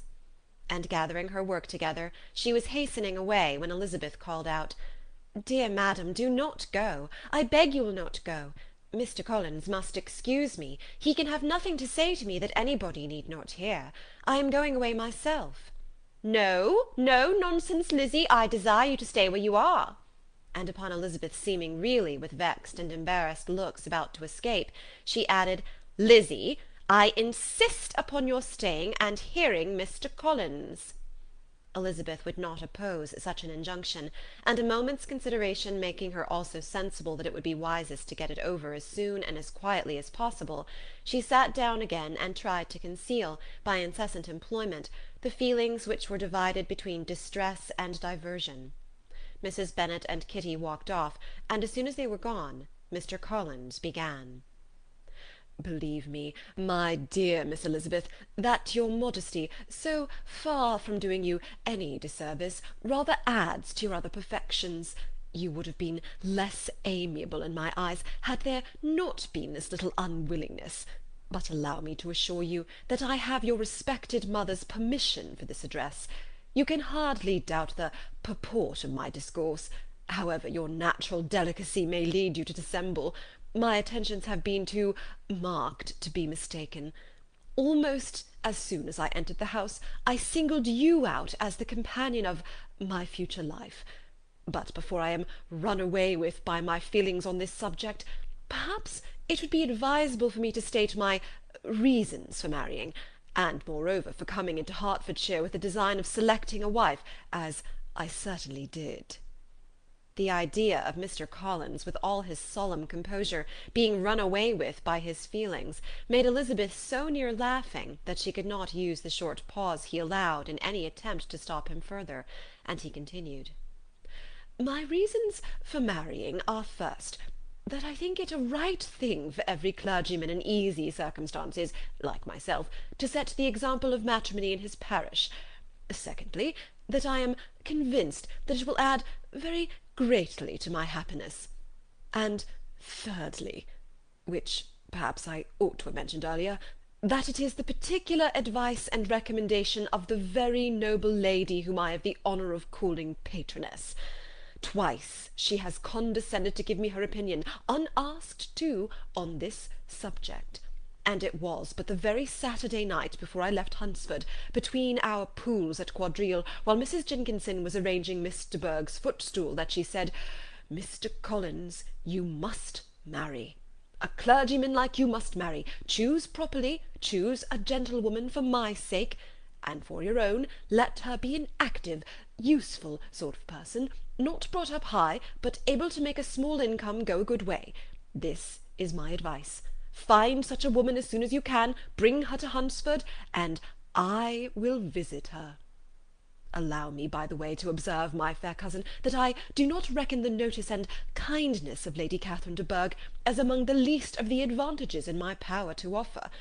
You will find her manners beyond anything I can describe, and your wit and vivacity, I think, must be acceptable to her, especially when tempered with this silence and respect which her rank will inevitably excite. Thus much for my general intention in favour of matrimony. It remains to be told why my views were directed towards Longbourn instead of my own neighbourhood, where I can assure you there are many amiable young women. But the fact is, that being as I am to inherit this estate after the death of your honoured father, who, however, may live many years longer, I could not satisfy myself without resolving to choose a wife from among his daughters, that the loss to them might be as little as possible when the melancholy event takes place, which, however, as I have already said, may not be for several years. This has been my motive, my fair cousin, and I flatter myself it will not sink me in your esteem. And now nothing remains for me but to assure you in the most animated language of the violence of my affection. To fortune I am perfectly indifferent, and shall make no demand of that nature on your father, since I am well aware that it could not be complied with, and that £1,000 in the 4%, which will not be yours till after your mother's decease, is all that you may ever be entitled to. On that head, therefore, I shall be uniformly silent, and you may assure yourself that no ungenerous reproach shall ever pass my lips when we are married." It was absolutely necessary to interrupt him now.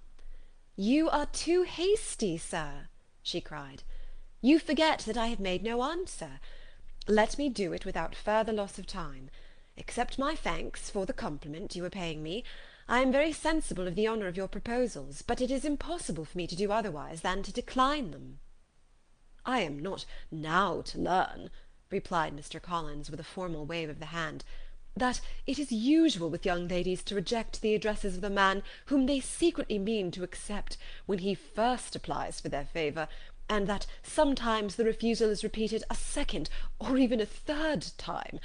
I am therefore by no means discouraged by what you have just said, and shall hope to lead you to the altar ere long." "Upon my word, sir," cried Elizabeth, "your hope is rather an extraordinary one after my declaration. I do assure you that I am not one of those young ladies, if such young ladies there are, who were so daring as to risk their happiness on the chance of being asked a second time. I am perfectly serious in my refusal. You could not make me happy, and I am convinced that I am the last woman in the world who could make you so. Nay, were your friend Lady Catherine to know me, I am persuaded she would find me in every respect ill qualified for the situation."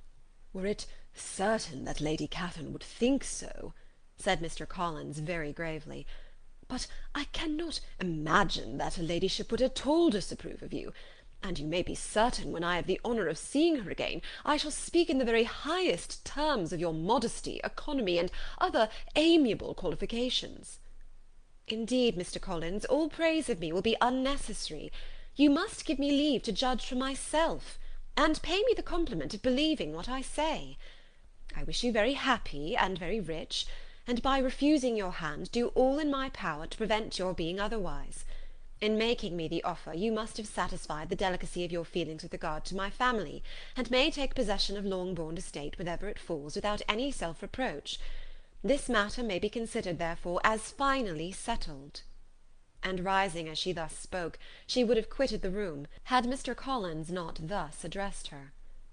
"When I do myself the honour of speaking to you next on the subject, I shall hope to receive a more favourable answer than you have now given me, though I am far from accusing you of cruelty at present, because I know it to be the established custom of your sex to reject a man on the first application.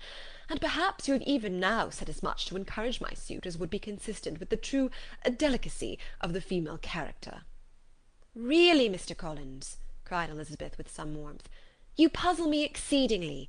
If what I have hitherto said can appear to you in the form of encouragement, I know not how to express my refusal in such a way as to convince you of its being one." "You must give me leave to flatter myself, my dear cousin, that your refusal of my addresses is merely words, of course. My reasons for believing it are briefly these. It does not appear to me that my hand is unworthy your acceptance, or that the establishment I can offer would be any other than highly desirable. My situation in life, my connections with the family of de Bourgh, and my relationship to your own, are circumstances highly in my favour, and you should take it into further consideration that, in spite of your manifold attractions, it is by no means certain that another offer of marriage may ever be made you. Your portion is unhappily so small that it will in all likelihood undo the effects of your loveliness and amiable qualifications. As I must therefore conclude that you are not serious in your rejection of me, I shall choose to attribute it to your wish of increasing my love by suspense, according to the usual practice of elegant females."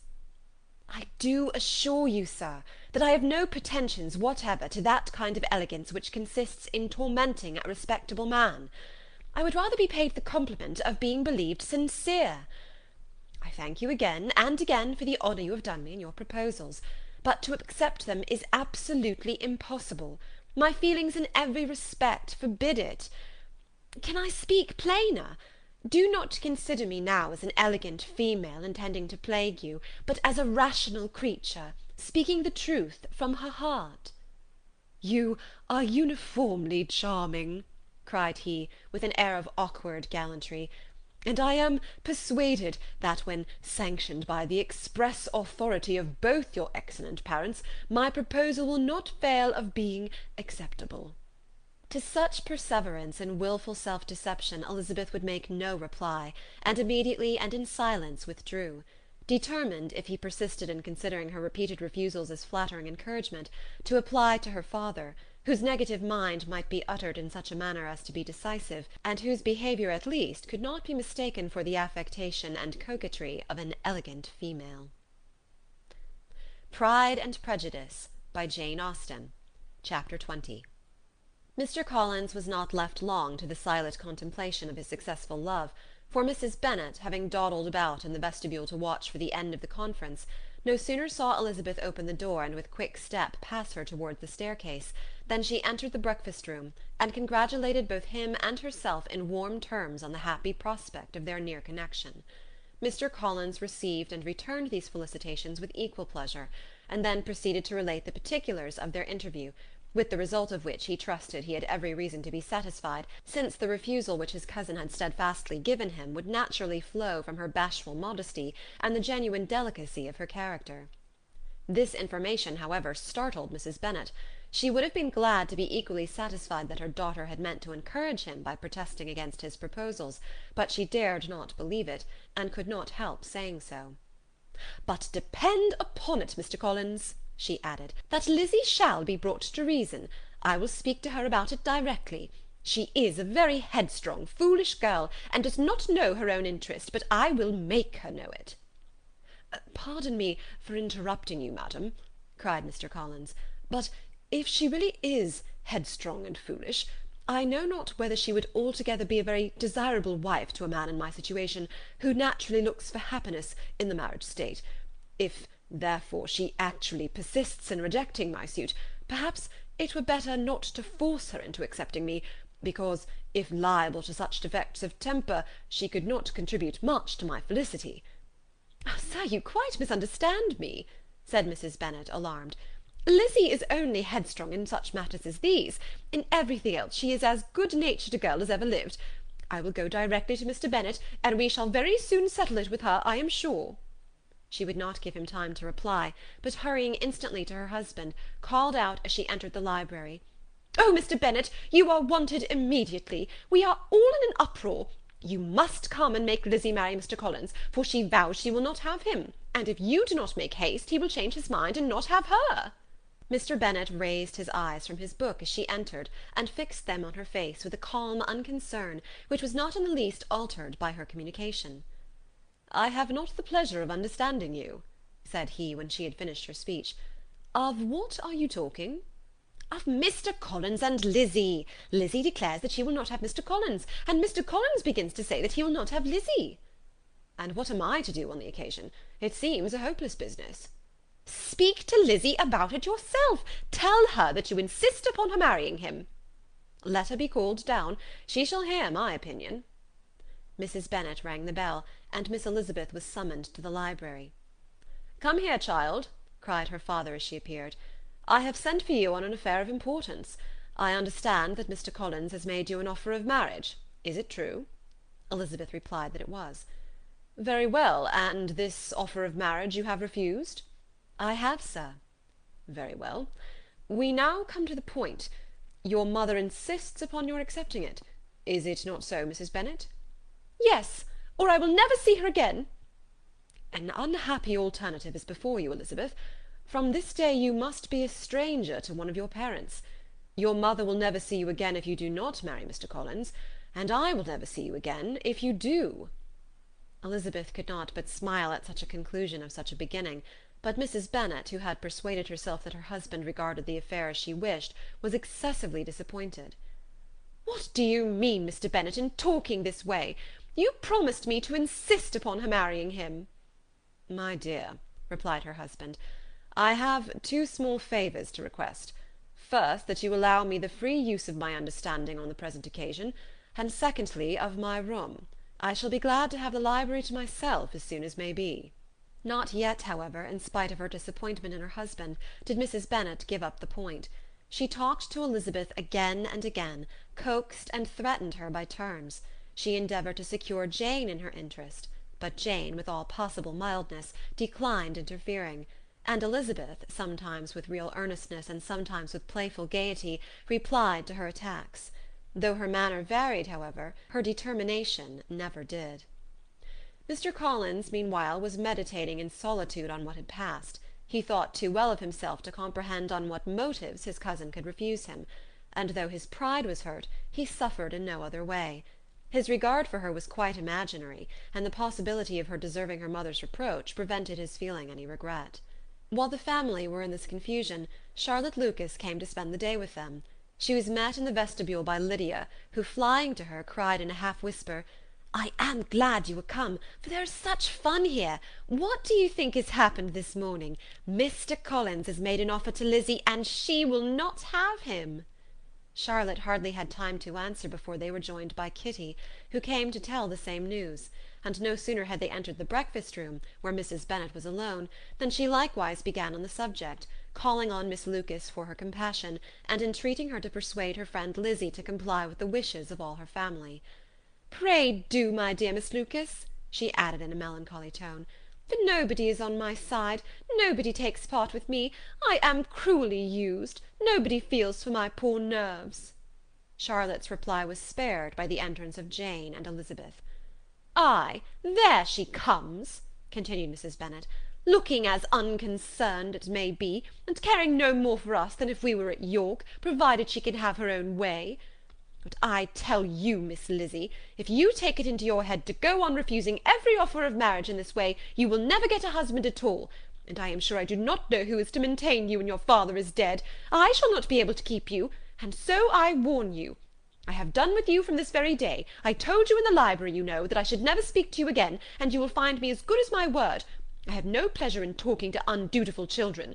Not that I have much pleasure indeed in talking to anybody. People who suffer as I do from nervous complaints can have no great inclination for talking. Nobody can tell what I suffer, but it is always so. Those who do not complain are never pitied." Her daughters listened in silence to this effusion, sensible that any attempt to reason with her or soothe her would only increase the irritation. She talked on, therefore, without interruption from any of them, till they were joined by Mr. Collins, who entered the room with an air more stately than usual, and on perceiving whom, she said to the girls, "Now I do insist upon it that you all of you hold your tongues, and let me and Mr. Collins have a little conversation together." Elizabeth passed quietly out of the room, Jane and Kitty following, but Lydia stood her ground, determined to hear all she could. and Charlotte, detained first by the civility of Mr. Collins, whose inquiries after herself and all her family were very minute, and then by a little curiosity, satisfied herself with walking to the window and pretending not to hear. In a doleful voice Mrs. Bennet began the projected conversation. "Oh, Mr. Collins!" "My dear madam," replied he, "let us be for ever silent on this point. Far be it from me," he presently continued, in a voice that marked his displeasure, "to resent the behaviour of your daughter. Resignation to inevitable evils is the evil duty of us all, the peculiar duty of a young man who has been so fortunate as I have been in early preferment, and I trust I am resigned. Perhaps not the less so far from feeling a doubt of my positive happiness, had my fair cousin honoured me with her hand, for I have often observed that resignation is never so perfect as when the blessing denied begins to lose somewhat of its value in our estimation. You will not, I hope, consider me as showing any disrespect to your family, my dear madam, by thus withdrawing my pretensions to your daughter's favour, without having paid yourself and Mr. Bennet the compliment of requesting you to interpose your authority in my behalf. My conduct may, I fear, be objectionable in having accepted my dismission from your daughter's lips instead of your own, but we are all liable to error. I have certainly meant well through the whole affair. My object has been to secure an amiable companion for myself, with due consideration for the advantage of all your family, and if my manner has been at all reprehensible, I here beg leave to apologize." Pride and Prejudice by Jane Austen. Chapter 21. The discussion of Mr. Collins's offer was now nearly at an end, and Elizabeth had only to suffer from the uncomfortable feelings necessarily attending it, and occasionally from some peevish allusions of her mother. As for the gentleman himself, his feelings were chiefly expressed, not by embarrassment or dejection, or by trying to avoid her, but by stiffness of manner and resentful silence. He scarcely ever spoke to her, and the assiduous attentions which he had been so sensible of himself were transferred for the rest of the day to Miss Lucas, whose civility in listening to him was a seasonable relief to them all, and especially to her friend. The morrow produced no abatement of Mrs. Bennet's ill humour or ill health. Mr. Collins was also in the same state of angry pride. Elizabeth had hoped that his resentment might shorten his visit, but his plan did not appear in the least affected by it. He was always to have gone on Saturday, and to Saturday he meant to stay. After breakfast the girls walked to Meryton to inquire if Mr. Wickham were returned, and to lament over his absence from the Netherfield ball. He joined them on their entering the town, and attended them to their aunt's, where his regret and vexation, and the concern of everybody, was well talked over. To Elizabeth, however, he voluntarily acknowledged that the necessity of his absence had been self-imposed. "I found," said he, "as the time drew near, that I had better not meet Mr. Darcy, that to be in the same room, the same party with him for so many hours together, might be more than I could bear, and that scenes might arise unpleasant to more than myself." She highly approved his forbearance, and they had leisure for a full discussion of it, and for all the commendation which they civilly bestowed on each other, as Wickham and another officer walked back with them to Longbourn, and during the walk he particularly attended to her. His accompanying them was a double advantage. She felt all the compliment it offered to herself, and it was most acceptable as an occasion of introducing him to her father and mother. Soon after their return a letter was delivered to Miss Bennet. It came from Netherfield. The envelope contained a sheet of elegant little hot-pressed paper, well covered with a lady's fair flowing hand, and Elizabeth saw her sister's countenance change as she read it, and saw her dwelling intently on some particular passages. Jane recollected herself soon, and putting the letter away, tried to join with her usual cheerfulness in the general conversation, but Elizabeth felt an anxiety on the subject which drew off her attention even from Wickham, and no sooner had he and his companion taken leave than a glance from Jane invited her to follow her upstairs. When they had gained their own room, Jane, taking out the letter, said, "This is from Caroline Bingley. What it contains has surprised me a good deal. The whole party have left Netherfield by this time, and are on their way to town, and without any intention of coming back again. You shall hear what she says." She then read the first sentence aloud, which comprised the information of their having just resolved to follow their brother to town directly, and of their meaning to dine in Grosvenor Street, where Mr. Hurst had a house.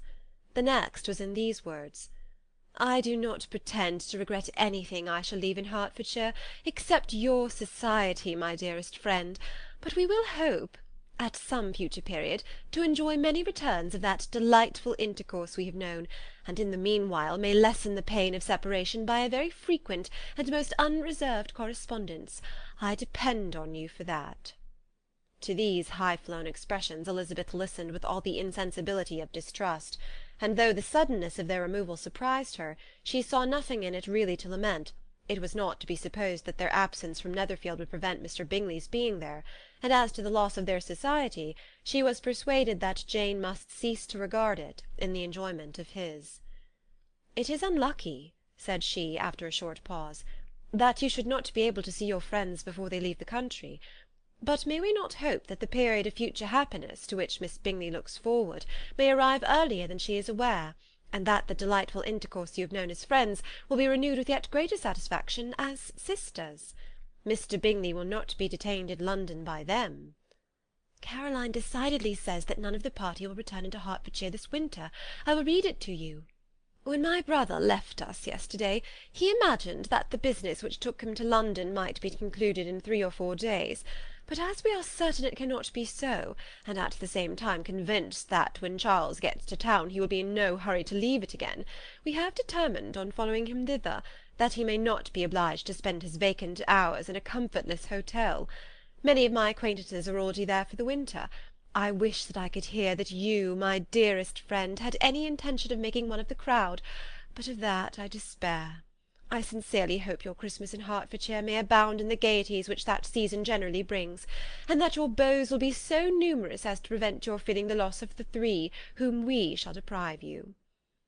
"It is evident by this," added Jane, "that he comes back no more this winter."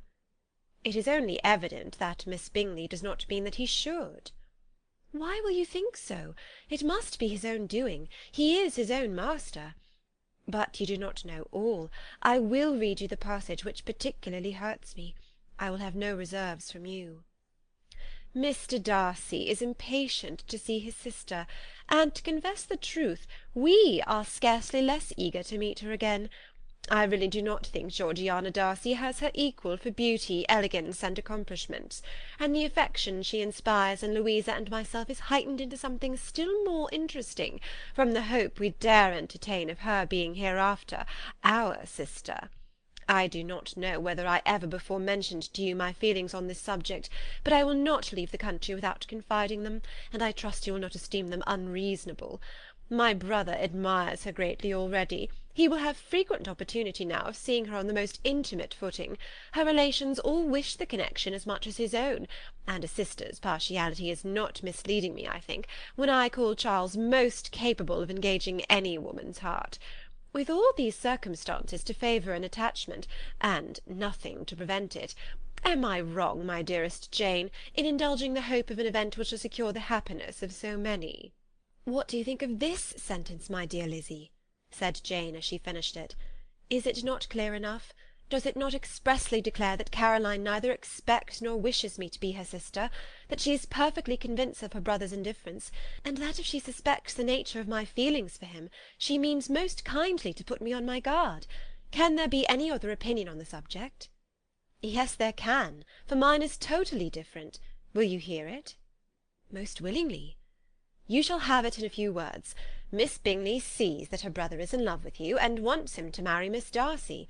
She follows him to town in hope of keeping him there, and tries to persuade you that he does not care about you." Jane shook her head. "Indeed, Jane, you ought to believe me. No one who has ever seen you together can doubt his affection. Miss Bingley, I am sure, cannot. She is not such a simpleton. Could she have seen half as much love in Mr. Darcy for herself, she would have ordered her wedding clothes. But the case is this: we are not rich enough or grand enough for them, and she is the more anxious to get Miss Darcy for her brother, from the notion that when there has been one intermarriage, she may have less trouble in achieving a second, in which there is certainly some ingenuity, and I dare say it would succeed, if Mr. Berg were out of the way. But, my dearest Jane, you cannot seriously imagine that because Miss Bingley tells you her brother greatly admires Miss Darcy, he is in the smallest degree less sensible of your merit than when he took leave of you on Tuesday. or that it will be in her power to persuade him that, instead of being in love with you, he is very much in love with a friend." "If we thought alike of Miss Bingley," replied Jane, "your representation of all this might make me quite easy. But I know the foundation is unjust. Caroline is incapable of wilfully deceiving any one, and all that I can hope in this case is that she is deceiving herself." "That is right. You could not have started a more happy idea, since you will not take comfort in mine. Believe her to be deceived by all means. You have now done your duty by her, and must fret no longer." "But, my dear sister, can I be happy, even supposing the best, in accepting a man whose sisters and friends are all wishing him to marry elsewhere?" "You must decide for yourself," said Elizabeth, "and if, upon mature deliberation, you find that the misery of disobliging his two sisters is more than equivalent to the happiness of being his wife, I advise you by all means to refuse him." "How can you talk so?" said Jane, faintly smiling. "You must know that though I should be exceedingly grieved at their disapprobation, I could not hesitate." "I did not think you would, and that being the case, I cannot consider your situation with much compassion." "But if he returns no more this winter, my choice will never be required. 1,000 things may arise in 6 months." The idea of his returning no more Elizabeth treated with the utmost contempt. It appeared to her merely the suggestion of Caroline's interested wishes, and she could not for a moment suppose that those wishes, however openly or artfully spoken, could influence a young man so totally independent of every one. She represented to her sister as forcibly as possible what she felt on the subject, and had soon the pleasure of seeing its happy effect. Jane's temper was not desponding, and she was gradually led to hope, though the diffidence of affection sometimes overcame the hope, that Bingley would return to Netherfield and answer every wish of her heart. They agreed that Mrs. Bennet should only hear of the departure of the family, without being alarmed on the score of the gentleman's conduct, but even this partial communication gave her a great deal of concern, and she bewailed it as exceedingly unlucky that the ladies should happen to go away just as they were all getting so intimate together. After lamenting it, however, at some length, she had the consolation that Mr. Bingley would soon be down again, and soon dining at Longbourn, and the conclusion of all was the comfortable declaration that though he had been invited only to a family dinner, she would take care to have 2 full courses. Chapter 21.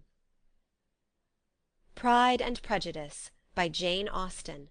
Chapter 22. The Bennets were engaged to dine with the Lucases, and again, during the chief of the day, was Miss Lucas so kind as to listen to Mr. Collins. Elizabeth took an opportunity of thanking her. "It keeps him in good humour," said she, "and I am more obliged to you than I can express." Charlotte assured her friend of her satisfaction in being useful, and that it amply repaid her for the little sacrifice of her time. This was very amiable, but Charlotte's kindness extended farther than Elizabeth had any conception of. Its object was nothing else than to secure her from any return of Mr. Collins's addresses by engaging them towards herself. Such was Miss Lucas's scheme, and appearances were so favourable that when they parted at night she would have felt almost secure of success if he had not been to leave Hertfordshire so very soon. But here she did injustice to the fire and independence of his character, for it led him to escape out of Longbourn House the next morning with admirable slyness, and hasten to Lucas Lodge to throw himself at her feet. He was anxious to avoid the notice of his cousins, from a conviction that if they saw him depart they could not fail to conjecture his design, and he was not willing to have the attempt known till its success might be known likewise. For though feeling almost secure, and with reason, for Charlotte had been tolerably encouraging, he was comparatively diffident since the adventure of Wednesday. His reception, however, was of the most flattering kind. Miss Lucas perceived him from an upper window as he walked towards the house, and instantly set out to meet him accidentally in the lane. But little had she dared to hope that so much love and eloquence awaited her there. In as short a time as Mr. Collins's long speeches would allow, everything was settled between them to the satisfaction of both, and as they entered the house he earnestly entreated her to name the day that was to make him the happiest of men, and though such a solicitation must be waived for the present, the lady felt no inclination to trifle with his happiness. The stupidity with which he was favoured by nature must guard his courtship from any charm that could make a woman wish for its continuance, and Miss Lucas, who accepted him solely from the pure and disinterested desire of an establishment, cared not how soon that establishment were gained.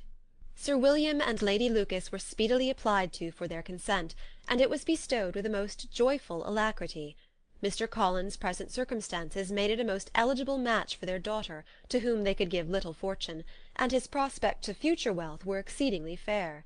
Lady Lucas began directly to calculate, with more interest than the matter had ever excited before, how many years longer Mr. Bennet was likely to live, and Sir William gave it as his decided opinion that whenever Mr. Collins should be in possession of the Longbourn estate, it would be highly expedient that both he and his wife should make their appearance at St. James's.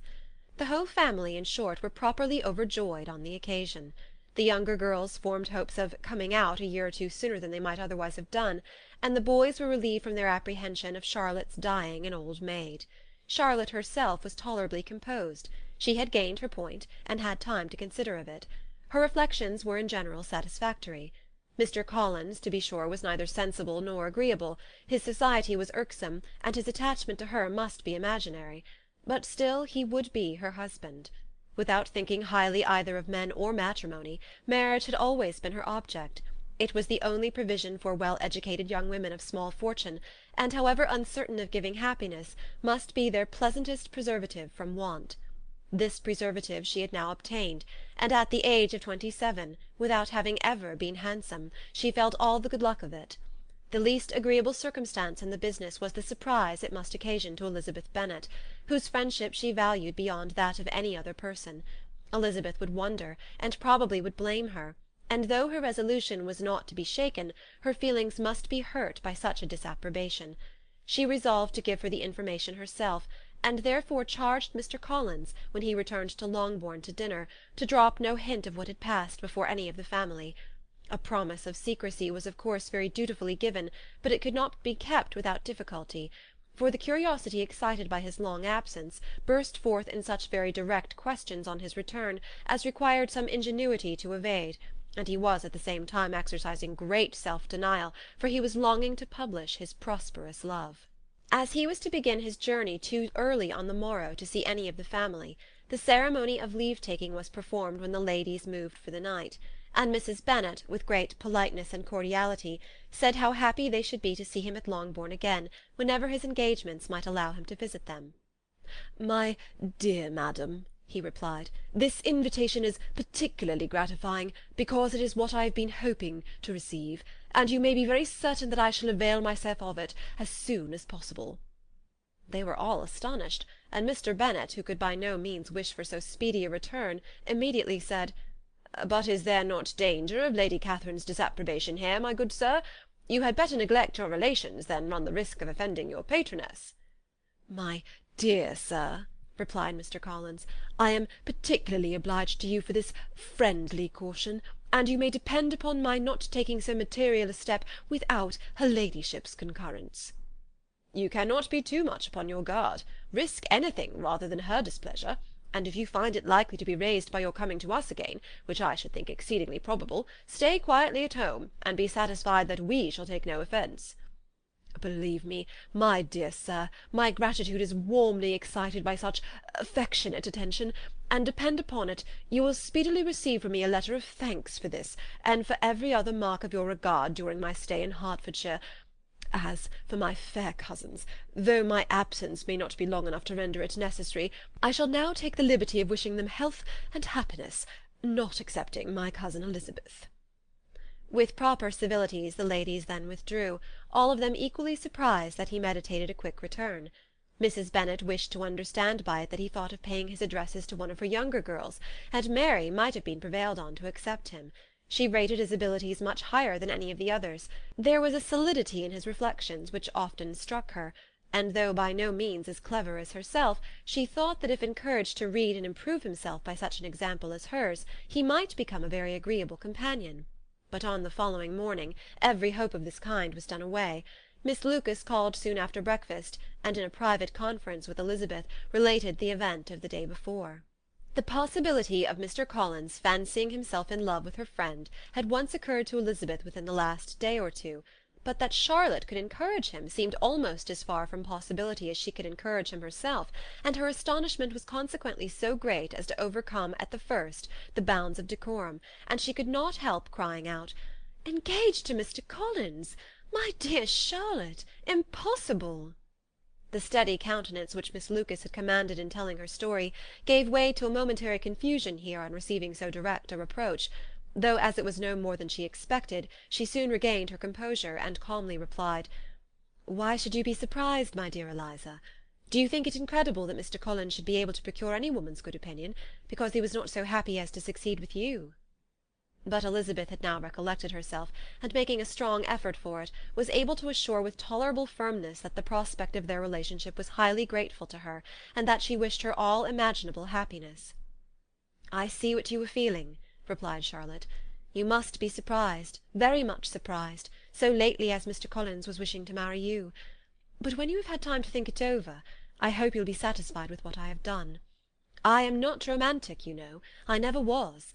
I ask only a comfortable home, and considering Mr. Collins' character, connection, and situation in life, I am convinced that my chance of happiness with him is as fair as most people can boast on entering the marriage state." Elizabeth quietly answered, "Undoubtedly," and after an awkward pause they returned to the rest of the family.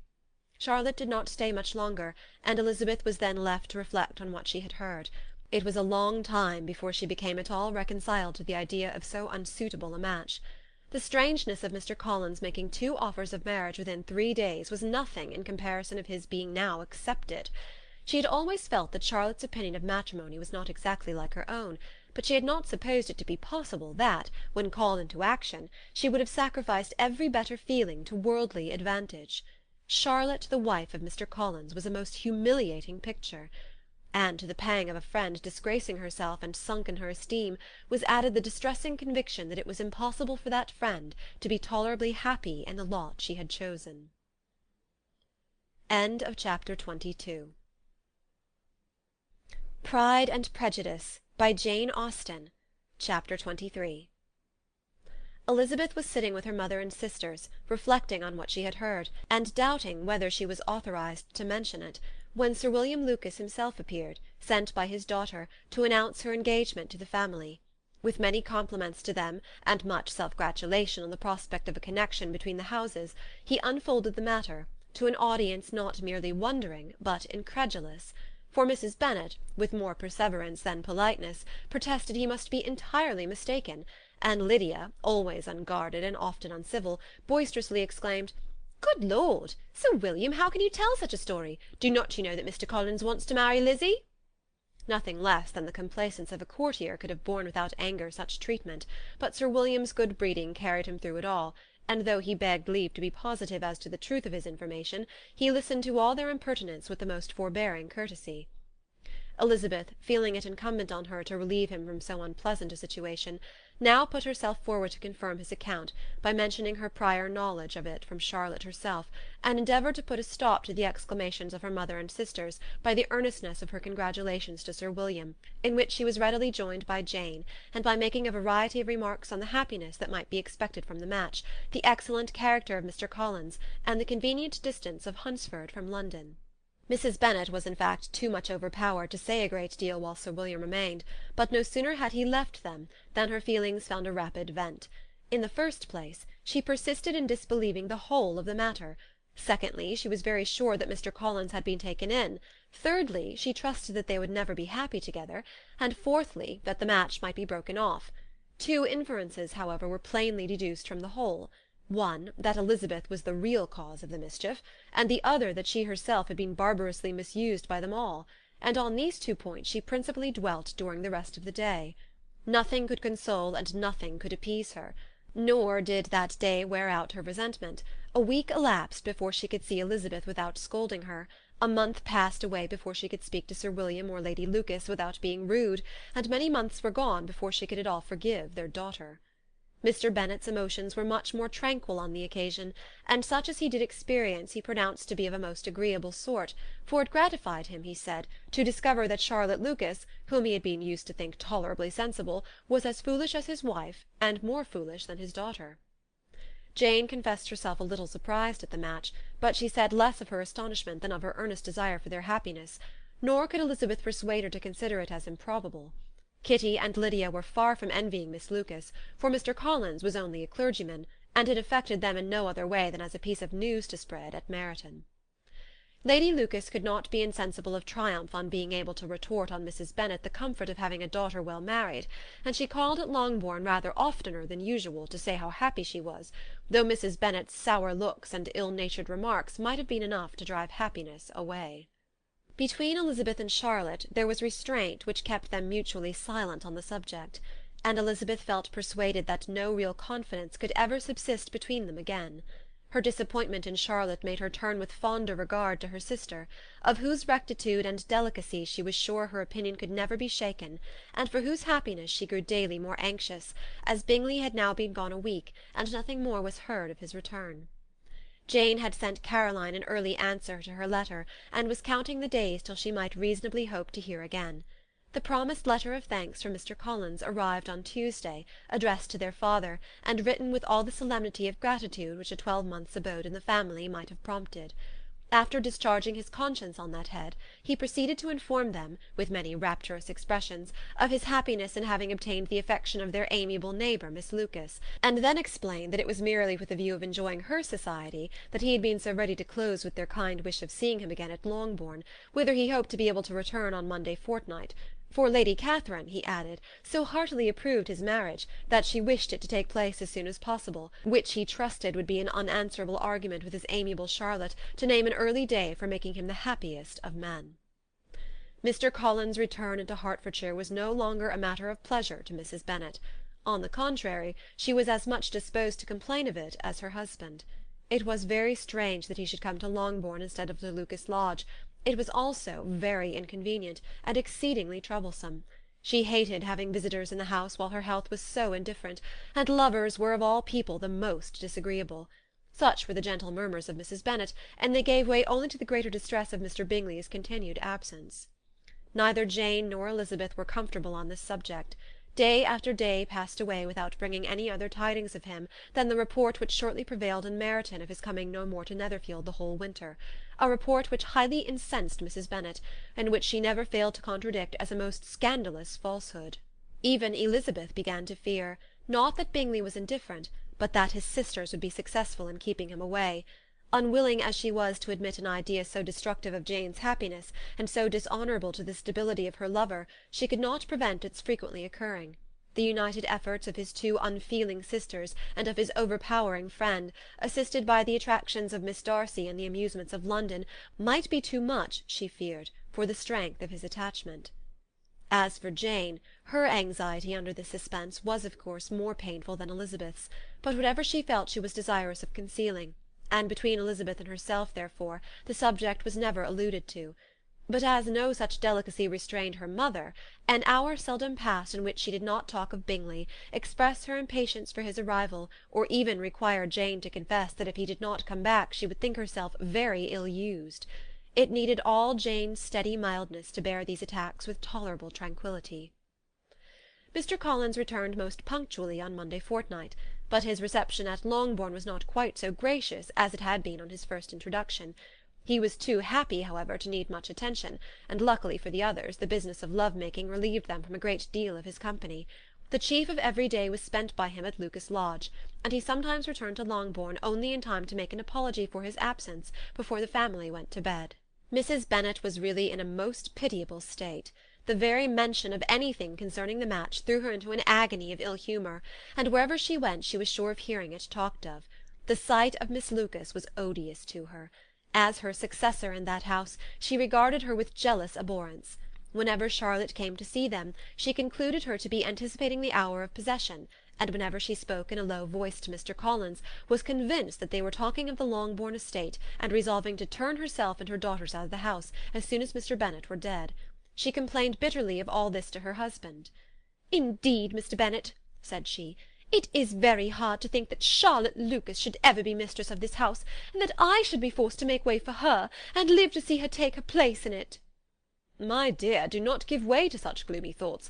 Let us hope for better things. Let us flatter ourselves that I may be the survivor." This was not very consoling to Mrs. Bennet, and therefore, instead of making any answer, she went on as before. "I cannot bear to think that they should have all this estate. If it was not for the entail, I should not mind it." "What should not you mind?" "I should not mind anything at all." Let us be thankful that you are preserved from a state of such insensibility." "I can never be thankful, Mr. Bennet, for anything about the entail. How any one should have the conscience to entail away an estate from one's own daughters, I cannot understand. And all for the sake of Mr. Collins, too. Why should he have it more than anybody else?" "I leave it to yourself to determine," said Mr. Bennet.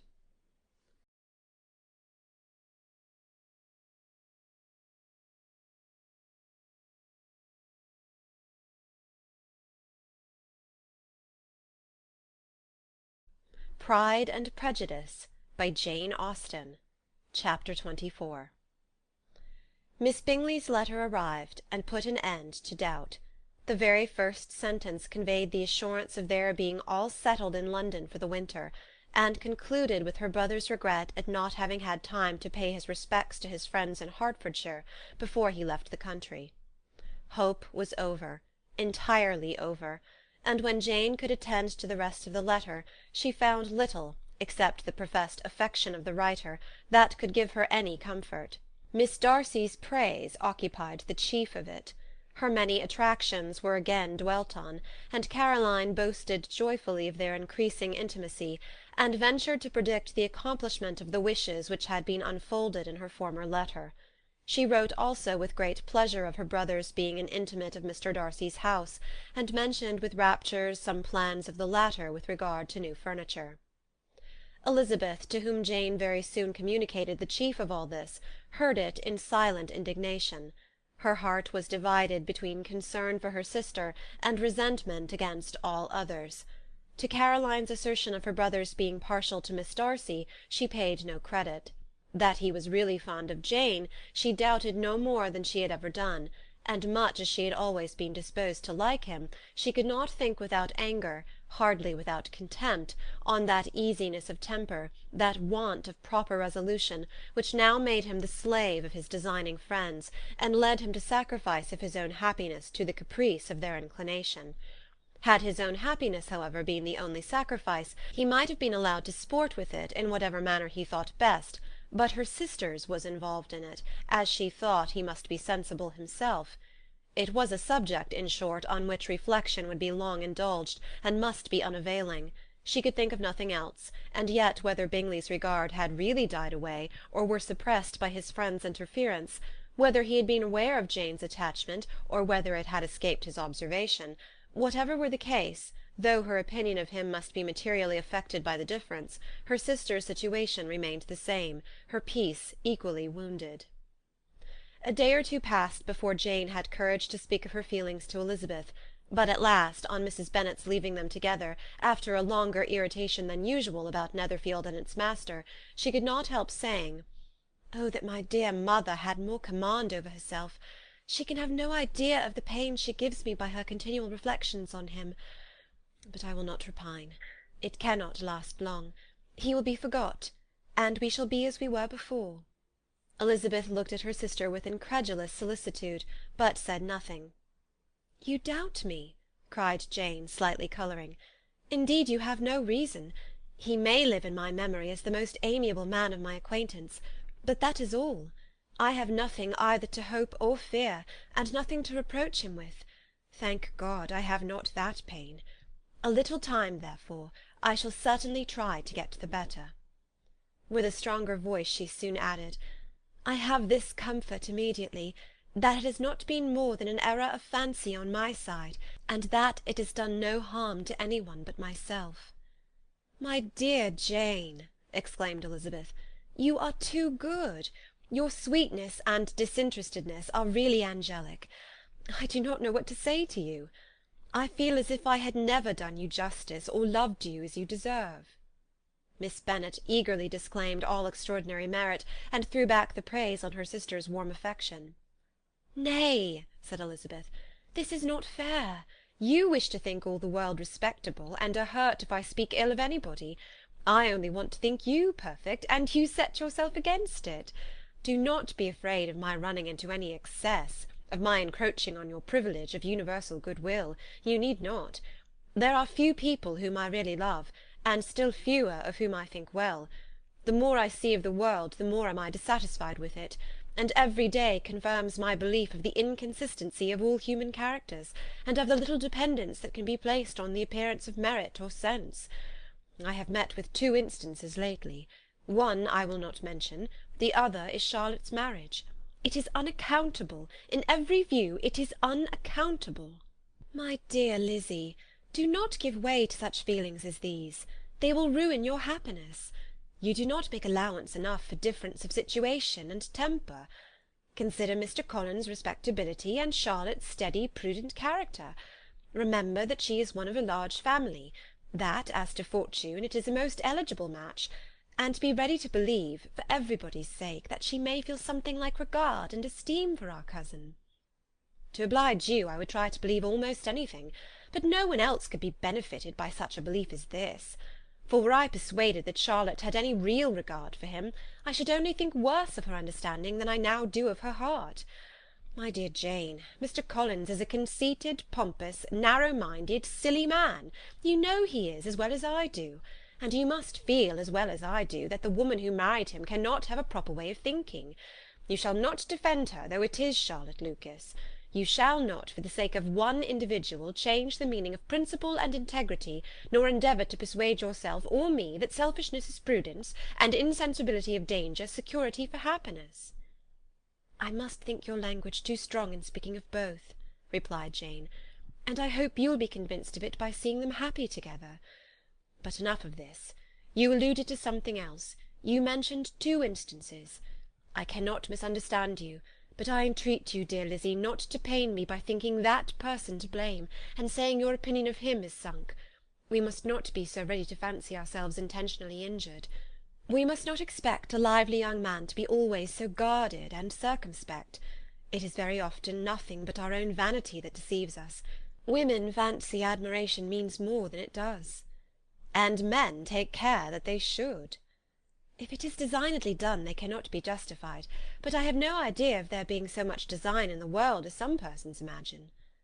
I am far from attributing any part of Mr. Bingley's conduct to design, said Elizabeth, but without scheming to do wrong, or to make others unhappy, there may be error, and there may be misery. Thoughtlessness, want of attention to other people's feelings, and want of resolution will do the business. And do you impute it to either of those? Yes, to the last. But if I go on, I shall displease you by saying what I think of persons you esteem. Stop me whilst you can. You persist, then, in supposing his sisters influence him? Yes, in conjunction with his friend. I cannot believe it. Why should they try to influence him? They can only wish his happiness, and if he is attached to me, no other woman can secure it. Your first position is false. They may wish many things besides his happiness. They may wish his increase of wealth and consequence. They may wish him to marry a girl who has all the importance of money, great connections, and pride. Beyond a doubt they do wish him to choose Miss Darcy, replied Jane, but this may be from better feelings than you are supposing. They have known her much longer than they have known me. No wonder if they love her better. But whatever may be their own wishes, it is very unlikely that they should have opposed their brothers. What sister would think herself at liberty to do it, unless there was something very objectionable? If they believed him attached to me, they would not try to part us. If he were so, they could not succeed. By supposing such an affection, you make everybody acting unnaturally and wrong, and me most unhappy. Do not distress me by the idea. I am not ashamed of having been mistaken, or at least it is light, it is nothing in comparison of what I should feel in thinking ill of him or his sisters. Let me take it in the best light, in the light in which it may be understood. Elizabeth could not oppose such a wish, and from this time Mr. Bingley's name was scarcely ever mentioned between them. Mrs. Bennet still continued to wonder and repine at his returning no more, and though a day seldom passed in which Elizabeth did not account for it clearly, there was little chance of her ever considering it with less perplexity. Her daughter endeavoured to convince her of what she did not believe herself, that his attentions to Jane had been merely the effect of a common and transient liking, which ceased when he saw her no more. But though the probability of the statement was admitted at the time, she had the same story to repeat every day. Mrs. Bennet's best comfort was that Mr. Bingley must be down again in the summer. Mr. Bennet treated the matter differently. "So, Lizzy," said he one day, "your sister is crossed in love, I find. I congratulate her. Next to being married, a girl likes to be crossed in love a little now and then. It is something to think of, and it gives her a sort of distinction among her companions. When is your turn to come? You will hardly bear to be long outdone by Jane. Now is your time. Here are officers enough in Meryton to disappoint all the young ladies in the country. Let Wickham be your man. He is a pleasant fellow, and would jilt you creditably." "Thank you, sir, but a less agreeable man would satisfy me. We must not all expect Jane's good fortune." "True," said Mr. Bennet, "but it is a comfort to think that whatever of that kind may befall you, you have an affectionate mother who will make the most of it." Mr. Wickham's society was of material service in dispelling the gloom which the late perverse occurrences had thrown on many of the Longbourn family. They saw him often, and to his other recommendations was now added that of general unreserve. The whole of what Elizabeth had already heard, his claims on Mr. Darcy, and all that he had suffered from him, was now openly acknowledged and publicly canvassed, and everybody was pleased to know how much they had always disliked Mr. Darcy before they had known anything of the matter. Miss Bennet was the only creature who could suppose there might be any extenuating circumstances in the case, unknown to the society of Hertfordshire. Her mild and steady candour always pleaded for allowances, and urged the possibility of mistakes, but by everybody else Mr. Darcy was condemned as the worst of men. Pride and Prejudice, by Jane Austen. Chapter 25. After a week spent in professions of love and schemes of felicity, Mr. Collins was called from his amiable Charlotte by the arrival of Saturday. The pain of separation, however, might be alleviated on his side by preparations for the reception of his bride, as he had reason to hope that shortly after his return into Hertfordshire the day would be fixed that was to make him the happiest of men. He took leave of his relations at Longbourn with as much solemnity as before, wished his fair cousins health and happiness, and promised their father another letter of thanks. On the following Monday, Mrs. Bennet had the pleasure of receiving her brother and his wife, who came as usual to spend the Christmas at Longbourn. Mr. Gardiner was a sensible, gentlemanlike man, greatly superior to his sister, as well by nature as education. The Netherfield ladies would have had difficulty in believing that a man who lived by trade, and within view of his own warehouses, could have been so well bred and agreeable. Mrs. Gardiner, who was several years younger than Mrs. Bennet and Mrs. Phillips, was an amiable, intelligent, elegant woman, and a great favourite with all her Longbourn nieces. Between the two eldest and herself especially there subsisted a particular regard. They had frequently been staying with her in town. The first part of Mrs. Gardiner's business on her arrival was to distribute her presents and describe the newest fashions. When this was done she had a less active part to play. It became her turn to listen. Mrs. Bennet had many grievances to relate, and much to complain of. They had all been very ill used since she last saw her sister. 2 of her girls had been upon the point of marriage, and after all there was nothing in it. "I do not blame Jane," she continued, "for Jane would have got Mr. Bingley if she could. But Lizzie, oh sister, it is very hard to think she might have been Mr. Collins's wife by this time, had it not been for her own perverseness. He made her an offer in this very room, and she refused him. The consequence of it is that Lady Lucas will have a daughter married before I have, and that the Longbourn estate is just as much entailed as ever. The Lucases are very artful people indeed, sister. They are all for what they can get. I am sorry to say it of them, but so it is. It makes me very nervous and poorly to be thwarted so in my own family, and to have neighbours who think of themselves before anybody else. However, your coming just at this time is the greatest of comforts, and I am very glad to hear what you tell us of long sleeves." Mrs. Gardiner, to whom the chief of this news had been given before, in the course of Jane and Elizabeth's correspondence with her, made her sister a slight answer, and in compassion to her nieces turned the conversation. When alone with Elizabeth afterwards, she spoke more on the subject. "It seems likely to have been a desirable match for Jane," said she. "I am sorry it went off. But these things happen so often. A young man, such as you describe Mr. Bingley, so easily falls in love with a pretty girl for a few weeks, and when accident separates them, so easily forgets her, that these sort of inconsistencies are very frequent." "An excellent consolation in its way," said Elizabeth, "but it will not do for us. We do not suffer by accident. It does not often happen that the interference of friends will persuade a young man of independent fortune to think no more of a girl whom he was violently in love with only a few days before." "But that expression of violently in love is so hackneyed, so doubtful, so indefinite, that it gives me very little idea. It is as often applied to feelings which arise from a half-hour's acquaintance as to a real strong attachment. Pray, how violent was Mr. Bingley's love?" "I never saw a more promising inclination. He was growing quite inattentive to other people, and wholly engrossed by her. Every time they met it was more decided and remarkable. At his own ball he offended 2 or 3 young ladies by not asking them to dance, and I spoke to him twice myself without receiving an answer. Could there be finer symptoms? Is not general incivility the very essence of love?" "Oh, yes, of that kind of love which I suppose him to have felt. Poor Jane! I am sorry for her, because with her disposition she may not get over it immediately. It had better have happened to you, Lizzy. You would have laughed yourself out of it sooner. But do you think she would be prevailed upon to go back with us? Change of scene might be of service, and perhaps a little relief from home may be as useful as anything." Elizabeth was exceedingly pleased with this proposal, and felt persuaded of her sister's ready acquiescence. "I hope," added Mrs. Gardiner, "that no consideration with regard to this young man will influence her. We live in so different a part of town, all our connections are so different, and, as you well know, we go out so little, that it is very improbable that they should meet at all, unless he really comes to see her." "And that is quite impossible, for he is now in the custody of his friend, and Mr. Darcy would no more suffer him to call on Jane in such a part of London. My dear aunt, how could you think of it? Mr. Darcy may perhaps have heard of such a place as Gracechurch Street, but he would hardly think a month's ablution enough to cleanse him from its impurities, were he once to enter it, and depend upon it, Mr. Bingley never stirs without him." "So much the better. I hope they will not meet at all. But does not Jane correspond with his sister? She will not be able to help calling." "She will drop the acquaintance entirely."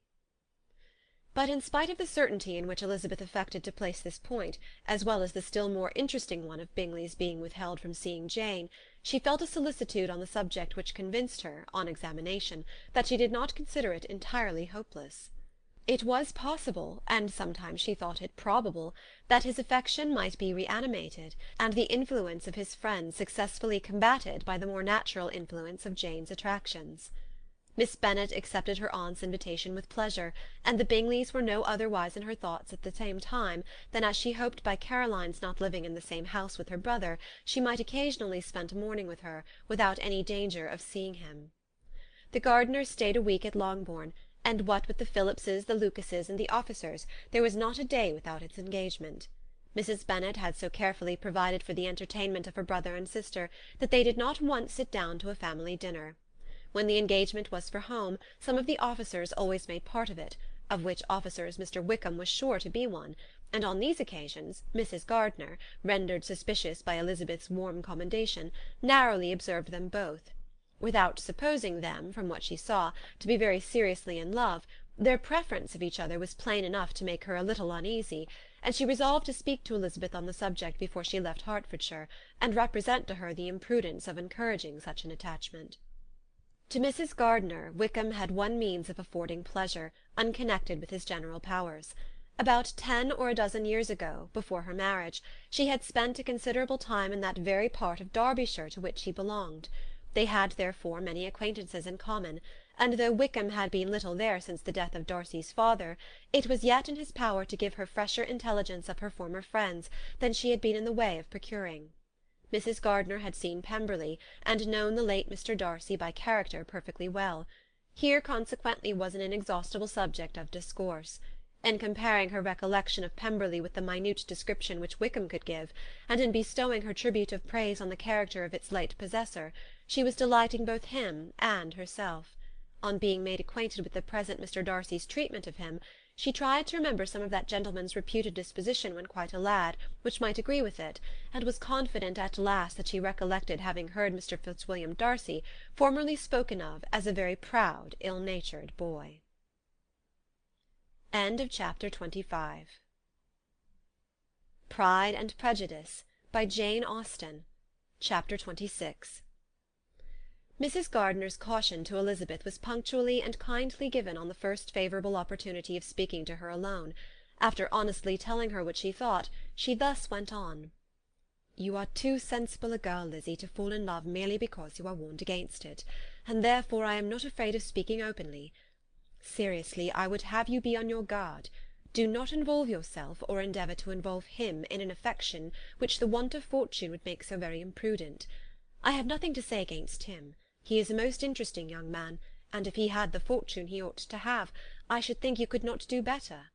But as it is, you must not let your fancy run away with you. You have sense, and we all expect you to use it. Your father would depend on your resolution and good conduct, I am sure. You must not disappoint your father." "My dear aunt, this is being serious indeed." "Yes, and I hope to engage you to be serious likewise." "Well, then, you need not be under any alarm. I will take care of myself, and of Mr. Wickham too. He shall not be in love with me, if I can prevent it." "Elizabeth, you are not serious now." "I beg your pardon, I will try again. At present I am not in love with Mr. Wickham. No, I certainly am not. But he is, beyond all comparison, the most agreeable man I ever saw. And if he becomes really attached to me, I believe it will be better that he should not. I see the imprudence of it. Oh, that abominable Mr. Darcy! My father's opinion of me does me the greatest honour, and I should be miserable to forfeit it. My father, however, is partial to Mr. Wickham. In short, my dear aunt, I should be very sorry to be the means of making any of you unhappy. But since we see every day that where there is affection, young people are seldom withheld by immediate want of fortune from entering into engagements with each other, how can I promise to be wiser than so many of my fellow creatures if I am tempted? Or how am I even to know that it would be wisdom to resist? All that I can promise you, therefore, is not to be in a hurry. I will not be in a hurry to believe myself his first object. When I am in company with him, I will not be wishing. In short, I will do my best." "Perhaps it will be as well if you discourage his coming here so very often. At least you should not remind your mother of inviting him." "As I did the other day," said Elizabeth, with a conscious smile. "Very true, it will be wise in me to refrain from that. But do not imagine that he is always here so often. It is on your account that he has been so frequently invited this week. You know my mother's ideas as to the necessity of constant company for her friends. But really, and upon my honour, I will try to do what I think to be the wisest. And now I hope you are satisfied." Her aunt assured her that she was, and Elizabeth having thanked her for the kindness of her hints, they parted, a wonderful instance of advice being given on such a point, without being resented. Mr. Collins returned into Hertfordshire soon after it had been quitted by the Gardiners and Jane, but as he took up his abode with the Lucases, his arrival was no great inconvenience to Mrs. Bennet. His marriage was now fast approaching, and she was at length so far resigned as to think it inevitable, and even repeatedly to say, in an ill-natured tone, that she "wished they might be happy." Thursday was to be the wedding day, and on Wednesday Miss Lucas paid her farewell visit, and when she rose to take leave, Elizabeth, ashamed of her mother's ungracious and reluctant good wishes, sincerely affected herself, accompanied her out of the room. As they went downstairs together, Charlotte said, "I shall depend on hearing from you very often, Eliza." "That you certainly shall." "And I have another favour to ask you. Will you come and see me?" "We shall often meet, I hope, in Hertfordshire." "I am not likely to leave Kent for some time. Promise me, therefore, to come to Hunsford."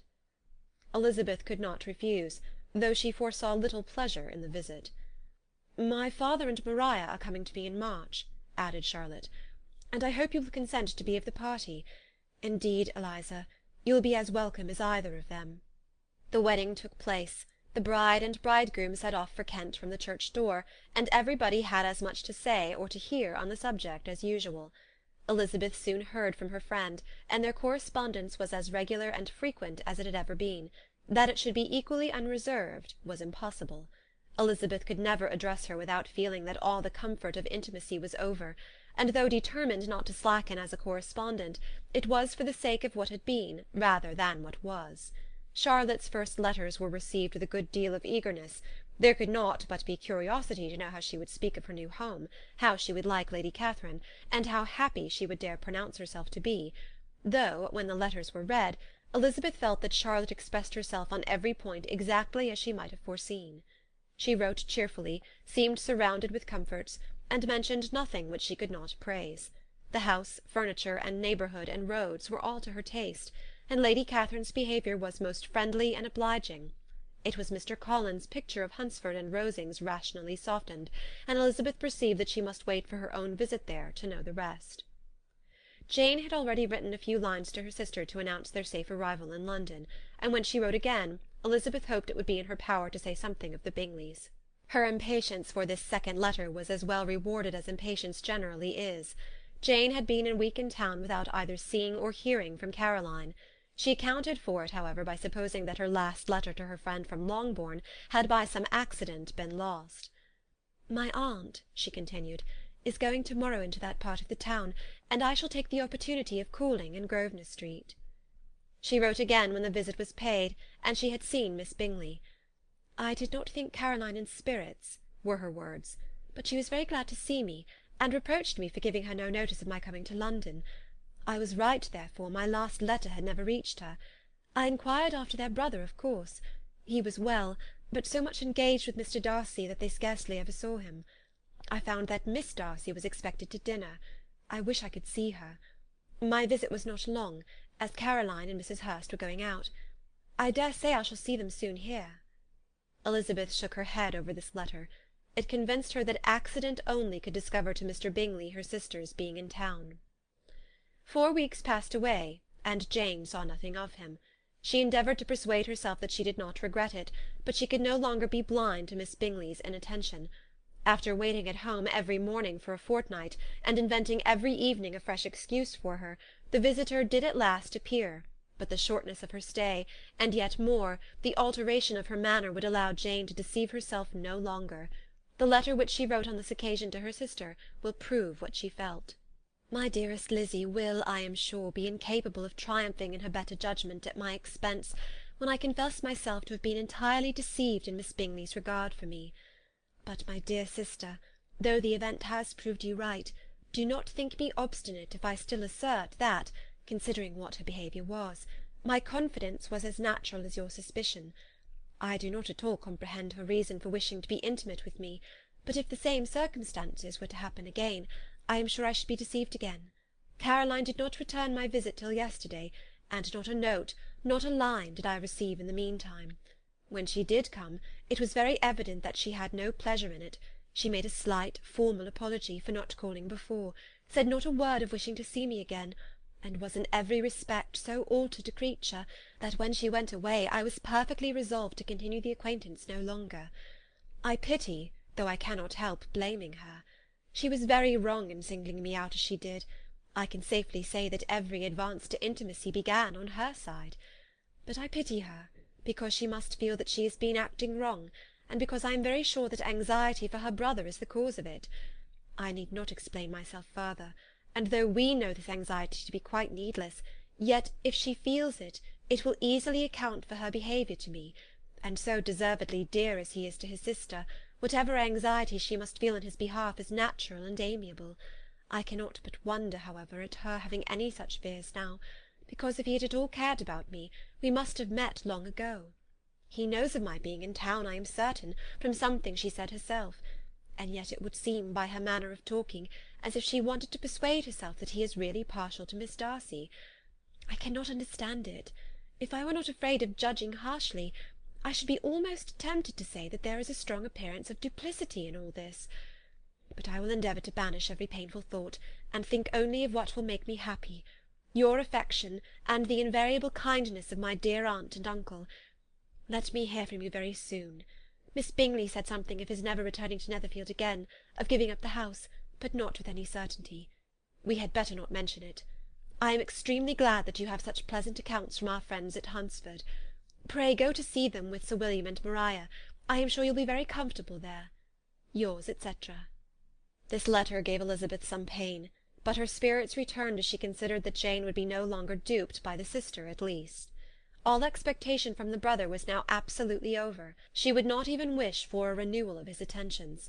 His character sunk on every review of it, and as a punishment for him, as well as a possible advantage to Jane, she seriously hoped that he might really soon marry Mr. Darcy's sister, as, by Wickham's account, she would make him abundantly regret what he had thrown away.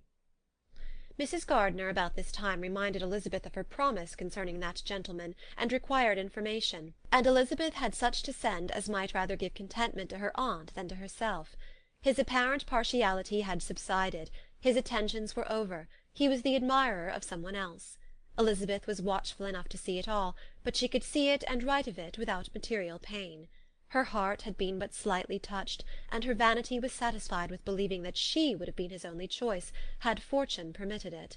The sudden acquisition of £10,000 was the most remarkable charm of the young lady to whom he was now rendering himself agreeable; but Elizabeth, less clear-sighted perhaps in this case than in Charlotte's, did not quarrel with him for his wish of independence. Nothing, on the contrary, could be more natural, and while able to suppose that it cost him a few struggles to relinquish her, she was ready to allow it a wise and desirable measure for both, and could very sincerely wish him happy. All this was acknowledged to Mrs. Gardiner, and after relating the circumstances, she thus went on. "I am now convinced, my dear aunt, that I have never been much in love, for had I really experienced that pure and elevating passion, I should at present detest his very name, and wish him all manner of evil. But my feelings are not only cordial towards him, they are even impartial towards Miss King. I cannot find out that I hate her at all, or that I am in the least unwilling to think her a very good sort of girl. There can be no love in all this. My watchfulness has been effectual, and though I certainly should be a more interesting object to all my acquaintances were I distractedly in love with him, I cannot say that I regret my comparative insignificance. Importance may sometimes be purchased too dearly. Kitty and Lydia take his defection much more to heart than I do. They are young in the ways of the world, and not yet open to the mortifying conviction that handsome young men must have something to live on as well as the plain." End of chapter 26. Pride and Prejudice by Jane Austen. Chapter 27. With no greater events than these in the Longbourn family, and otherwise diversified by little beyond the walks to Meryton, sometimes dirty and sometimes cold, did January and February pass away. March was to take Elizabeth to Hunsford. She had not at first thought very seriously of going thither, but Charlotte, she soon found, was depending on the plan, and she gradually learned to consider it herself with greater pleasure as well as greater certainty. Absence had increased her desire of seeing Charlotte again, and weakened her disgust of Mr. Collins. There was novelty in the scheme, and as, with such a mother and such uncompanionable sisters, home could not be faultless, a little change was not unwelcome for its own sake. The journey would moreover give her a peep at Jane, and in short, as the time drew near, she would have been very sorry for any delay. Everything, however, went on smoothly, and was finally settled according to Charlotte's first sketch. She was to accompany Sir William and his second daughter. The improvement of spending a night in London was added in time, and the plan became as perfect as plan could be.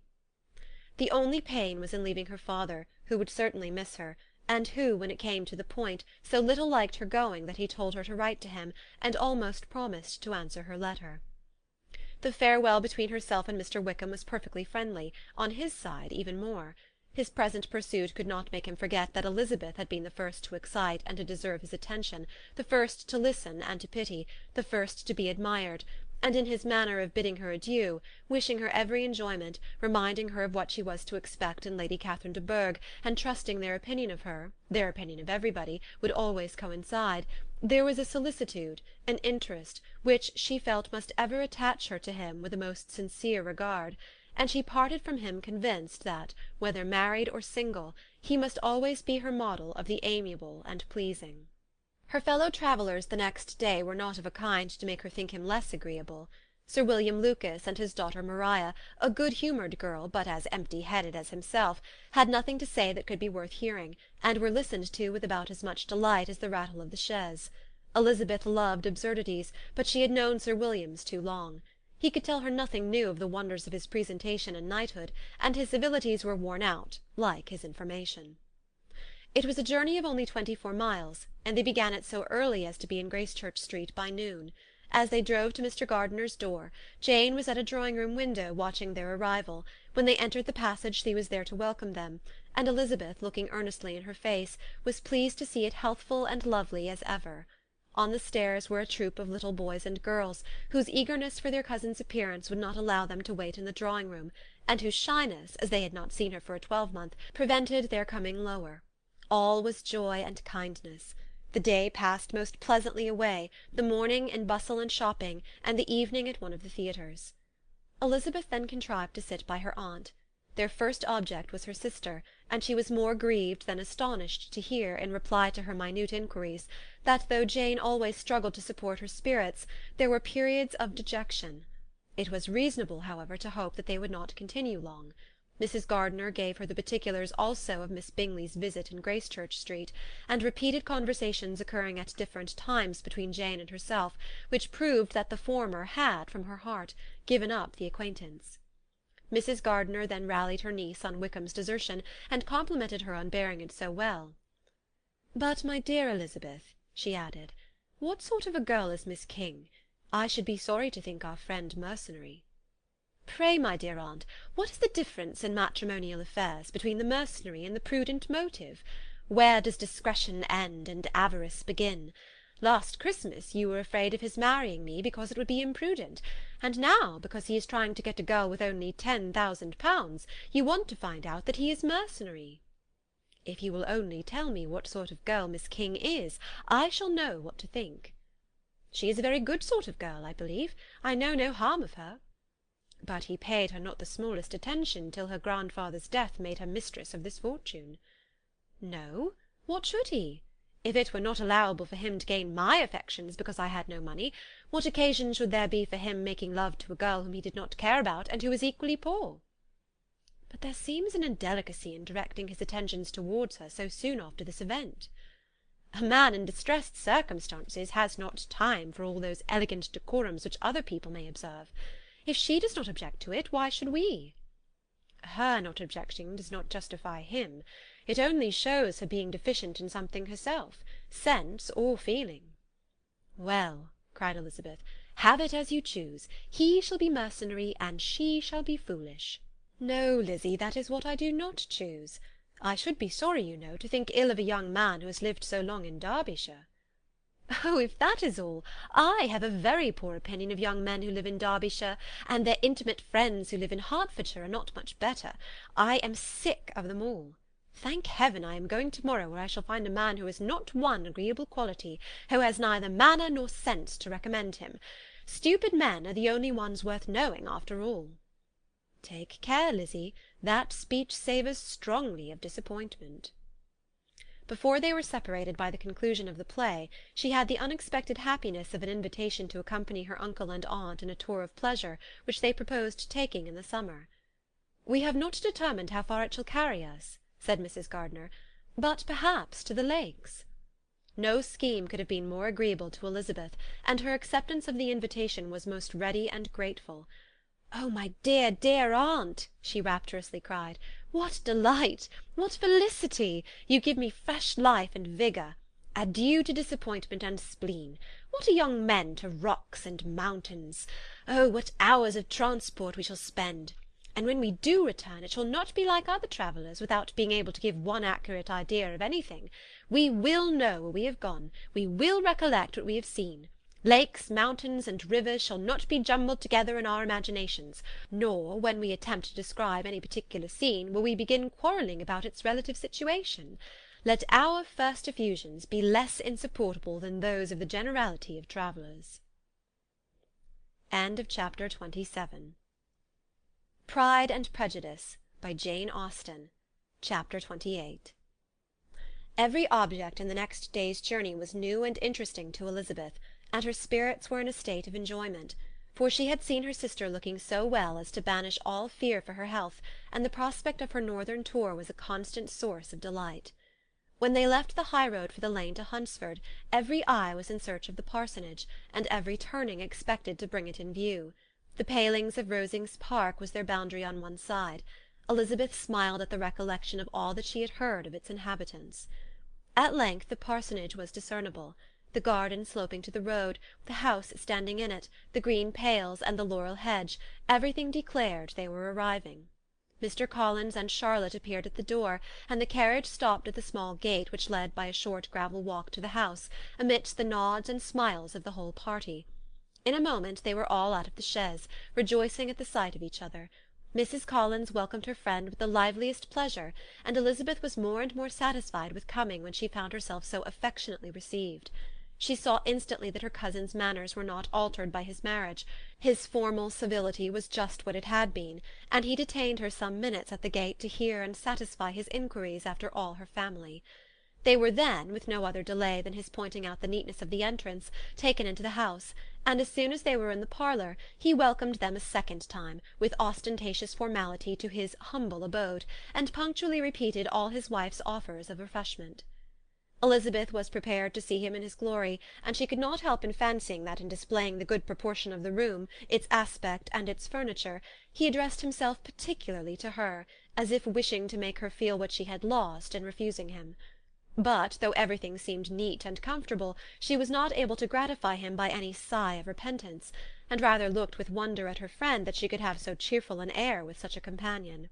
When Mr. Collins said anything of which his wife might reasonably be ashamed, which certainly was not unseldom, she involuntarily turned her eye on Charlotte. Once or twice she could discern a faint blush, but in general Charlotte wisely did not hear. After sitting long enough to admire every article of furniture in the room, from the sideboard to the fender, to give an account of their journey and of all that had happened in London, Mr. Collins invited them to take a stroll in the garden, which was large and well laid out, and to the cultivation of which he attended himself. To work in this garden was one of his most respectable pleasures, and Elizabeth admired the command of countenance with which Charlotte talked of the healthfulness of the exercise, and owned she encouraged it as much as possible. Here, leading the way through every walk and cross-walk, and scarcely allowing them an interval to utter the praises he asked for, every view was pointed out with a minuteness which left beauty entirely behind. He could number the fields in every direction, and could tell how many trees there were in the most distant clump. But of all the views which his garden or which the country or kingdom could boast, none were to be compared with the prospect of Rosings, afforded by an opening in the trees that bordered the park nearly opposite the front of his house. It was a handsome modern building, well situated on rising ground. From his garden Mr. Collins would have led them round his 2 meadows, but the ladies, not having shoes to encounter the remains of a white frost, turned back, and while Sir William accompanied him, Charlotte took her sister and friend over the house, extremely well pleased probably to have the opportunity of showing it without her husband's help. It was rather small, but well built and convenient, and everything was fitted up and arranged with a neatness and consistency of which Elizabeth gave Charlotte all the credit. When Mr. Collins could be forgotten, there was really an air of great comfort throughout, and by Charlotte's evident enjoyment of it, Elizabeth supposed he must be often forgotten. She had already learnt that Lady Catherine was still in the country. It was spoken of again while they were at dinner, when Mr. Collins, joining in, observed, "Yes, Miss Elizabeth, you will have the honour of seeing Lady Catherine de Bourgh on the ensuing Sunday at church, and I need not say you will be delighted with her. She is all affability and condescension, and I doubt not but you will be honoured with some portion of her notice when service is over. I have scarcely any hesitation in saying that she will include you and my sister Maria in every invitation which she honours us during our stay here. Her behaviour to my dear Charlotte is charming. We dine at Rosings twice every week, and are never allowed to walk home. Her ladyship's carriage is regularly ordered for us. I should say one of her ladyship's carriages, for she has several." "Lady Catherine is a very respectable, sensible woman indeed," added Charlotte, "and a most attentive neighbour." "Very true, my dear, that is exactly what I would say. She is the sort of woman whom one cannot regard with too much deference." The evening was spent chiefly in talking over Hertfordshire news, and telling again what had already been written, and when it closed, Elizabeth, in the solitude of her chamber, had to meditate upon Charlotte's degree of contentment, to understand her address in guiding, and composure in bearing with, her husband, and to acknowledge that it was all done very well. She had also to anticipate how her visit would pass, the quiet tenor of their usual employments, the vexatious interruptions of Mr. Collins, and the gaieties of their intercourse with Rosings. A lively imagination soon settled it all. About the middle of the next day, as she was in her room getting ready for a walk, a sudden noise below seemed to speak the whole house in confusion, and after listening a moment she heard somebody running up the stairs in a violent hurry, and calling loudly after her. She opened the door and met Maria in the landing-place, who, breathless with agitation, cried out, "Oh, my dear Eliza, pray make haste and come into the dining-room, for there is such a sight to be seen. I will not tell you what it is. Make haste and come down this moment." Elizabeth asked questions in vain. Maria would tell her nothing more, and down they ran into the dining-room, which fronted the lane, in quest of this wonder. It was two ladies stopping in a low phaeton at the garden gate. "And is this all?" cried Elizabeth. "I expected at least that the pigs were got into the garden, and here is nothing but Lady Catherine and her daughter." "La, my dear!" said Maria, quite shocked at the mistake. "It is not Lady Catherine. The old lady is Mrs. Jenkinson, who lives with them. The other is Miss de Bourgh. Only look at her. She is quite a little creature. Who would have thought that she could be so thin and small?" "She is abominably rude to keep Charlotte out of doors in all this wind. Why does not she come in?" "Oh, Charlotte says she hardly ever does. It is the greatest of favours when Miss de Bourgh comes in." "I like her appearance," said Elizabeth, struck with other ideas. "She looks sickly and cross. Yes, she will do for him very well. She will make him a very proper wife." Mr. Collins and Charlotte were both standing at the gate in conversation with the ladies, and Sir William, to Elizabeth's high diversion, was stationed in the doorway, in earnest contemplation of the greatness before him, and constantly bowing whenever Miss de Bourgh looked that way. At length there was nothing more to be said. The ladies drove on, and the others returned into the house. Mr. Collins no sooner saw the two girls than he began to congratulate them on their good fortune, which Charlotte explained by letting them know that the whole party was asked to dine at Rosings the next day. Chapter 28. Pride and Prejudice by Jane Austen. Chapter 29. Mr. Collins's triumph, in consequence of this invitation, was complete.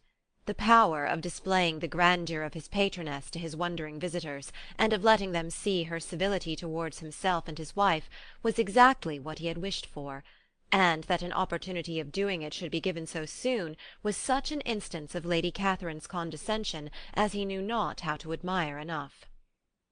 "I confess," said he, "that I should not have been at all surprised by her ladyship's asking us on Sunday to drink tea and spend the evening at Rosings. I rather expected, from my knowledge of her affability, that it would happen. But who could have foreseen such an attention as this? Who could have imagined that we should receive an invitation to dine there? An invitation, moreover, including the whole party, so immediately after your arrival." "I am the less surprised at what has happened," replied Sir William, "from that knowledge of what the manners of the great really are, which my situation in life has allowed me to acquire. About the court, such instances of elegant breeding are not uncommon." Scarcely anything was talked of the whole day or next morning but their visit to Rosings. Mr. Collins was carefully instructing them in what they were to expect, that the sight of such rooms, so many servants, and so splendid a dinner, might not wholly overpower them. When the ladies were separating for the toilette, he said to Elizabeth, "Do not make yourself uneasy, my dear cousin, about your apparel. Lady Catherine is far from requiring that elegance of dress in us which becomes herself and her daughter. I would advise you merely to put on whatever of your clothes is superior to the rest. There is no occasion for anything more. Lady Catherine will not think the worse of you for being simply dressed. She likes to have the distinction of rank preserved." While they were dressing, he came 2 or 3 times to their different doors, to recommend their being quick, as Lady Catherine very much objected to be kept waiting for her dinner. Such formidable accounts of her ladyship, and her manner of living, quite frightened Maria Lucas, who had been little used to company, and she looked forward to her introduction at Rosings with as much apprehension as her father had done to his presentation at St. James's. As the weather was fine, they had a pleasant walk of about half a mile across the park. Every park has its beauty and its prospects, and Elizabeth saw much to be pleased with, though she could not be in such raptures as Mr. Collins expected the scene to inspire, and was but slightly affected by his enumeration of the windows in front of the house, and his relation of what the glazing altogether had originally cost Sir Louis de Bourgh. When they ascended the steps to the hall, Maria's alarm was every moment increasing, and even Sir William did not look perfectly calm. Elizabeth's courage did not fail her. She had heard nothing of Lady Catherine that spoke her awful from any extraordinary talents or miraculous virtue, and the mere stateliness of money or rank she thought she could witness without trepidation. From the entrance hall, of which Mr. Collins pointed out, with a rapturous air, the fine proportion and the finished ornaments, they followed the servants through an antechamber to the room where Lady Catherine, her daughter, and Mrs. Jenkinson were sitting. Her ladyship, with great condescension, arose to receive them, and as Mrs. Collins had settled it with her husband that the office of introduction should be hers, it was performed in a proper manner, without any of those apologies and thanks which he would have thought necessary. In spite of having been at St. James's, Sir William was so completely awed by the grandeur surrounding him that he had but just courage enough to make a very low bow and take his seat without saying a word, and his daughter, frightened almost out of her senses, sat on the edge of her chair, not knowing which way to look. Elizabeth found herself quite equal to the scene, and could observe the three ladies before her composedly. Lady Catherine was a tall, large woman, with strongly marked features, which might once have been handsome. Her air was not conciliating, nor was her manner of receiving them such as to make her visitors forget their inferior rank. She was not rendered formidable by silence, but whatever she said was spoken in so authoritative a tone as marked her self-importance, and brought Mr. Wickham immediately to Elizabeth's mind, and from the observation of the day altogether she believed Lady Catherine to be exactly what he represented. When, after examining the mother, in whose countenance and deportment she soon found some resemblance of Mr. Darcy, she turned her eyes on the daughter, she could almost have joined in Maria's astonishment at her being so thin and so small. There was neither in figure nor face any likeness between the ladies. Miss de Bourgh was pale and sickly, her features, though not plain, were insignificant, and she spoke very little, except in a low voice to Mrs. Jenkinson, in whose appearance there was nothing remarkable, and who was entirely engaged in listening to what she said, and placing a screen in the proper direction before her eyes. After sitting a few minutes, they were all sent to one of the windows to admire the view, Mr. Collins attending them to point out its beauties, and Lady Catherine kindly informing them that it was much better worth looking at in the summer. The dinner was exceedingly handsome, and there were all the servants and all the articles of plate which Mr. Collins had promised, and, as he had likewise foretold, he took his seat at the bottom of the table by her ladyship's desire, and looked as if he felt that life could furnish nothing greater. He carved, and ate, and praised with delighted alacrity, and every dish was commended, first by him and then by Sir William, who was now enough recovered to echo whatever his son-in-law said, in a manner which Elizabeth wondered Lady Catherine could bear. But Lady Catherine seemed gratified by their excessive admiration, and gave most gracious smiles, especially when any dish on the table proved a novelty to them. The party did not supply much conversation. Elizabeth was ready to speak whenever there was an opening, but she was seated between Charlotte and Miss de Bourgh, the former of whom was engaged in listening to Lady Catherine, and the latter said not a word to her all dinner-time. Mrs. Jenkinson was chiefly employed in watching how little Miss de Bourgh ate, pressing her to try some other dish, and fearing she was indisposed. Maria thought speaking out of the question, and the gentlemen did nothing but eat and admire. When the ladies returned to the drawing-room, there was little to be done but to hear Lady Catherine talk, which she did without any intermission till coffee came in, delivering her opinion on every subject in so decisive a manner as proved that she was not used to have her judgment controverted. She inquired into Charlotte's domestic concerns familiarly and minutely, gave her a great deal of advice as to the management of them all, told her how everything ought to be regulated in so small a family as hers, and instructed her as to the care of her cows and her poultry. Elizabeth found that nothing was beneath this great lady's attention which could furnish her with an occasion of dictating to others. In the intervals of her discourse with Mrs. Collins, she addressed a variety of questions to Maria and Elizabeth, but especially to the latter, of whose connections she knew the least, and who she observed to Mrs. Collins was a very genteel, pretty kind of girl. She asked her at different times how many sisters she had, whether they were older or younger than herself, whether any of them were likely to be married, whether they were handsome, whether they had been educated, what carriage her father kept, and what had been her mother's maiden name.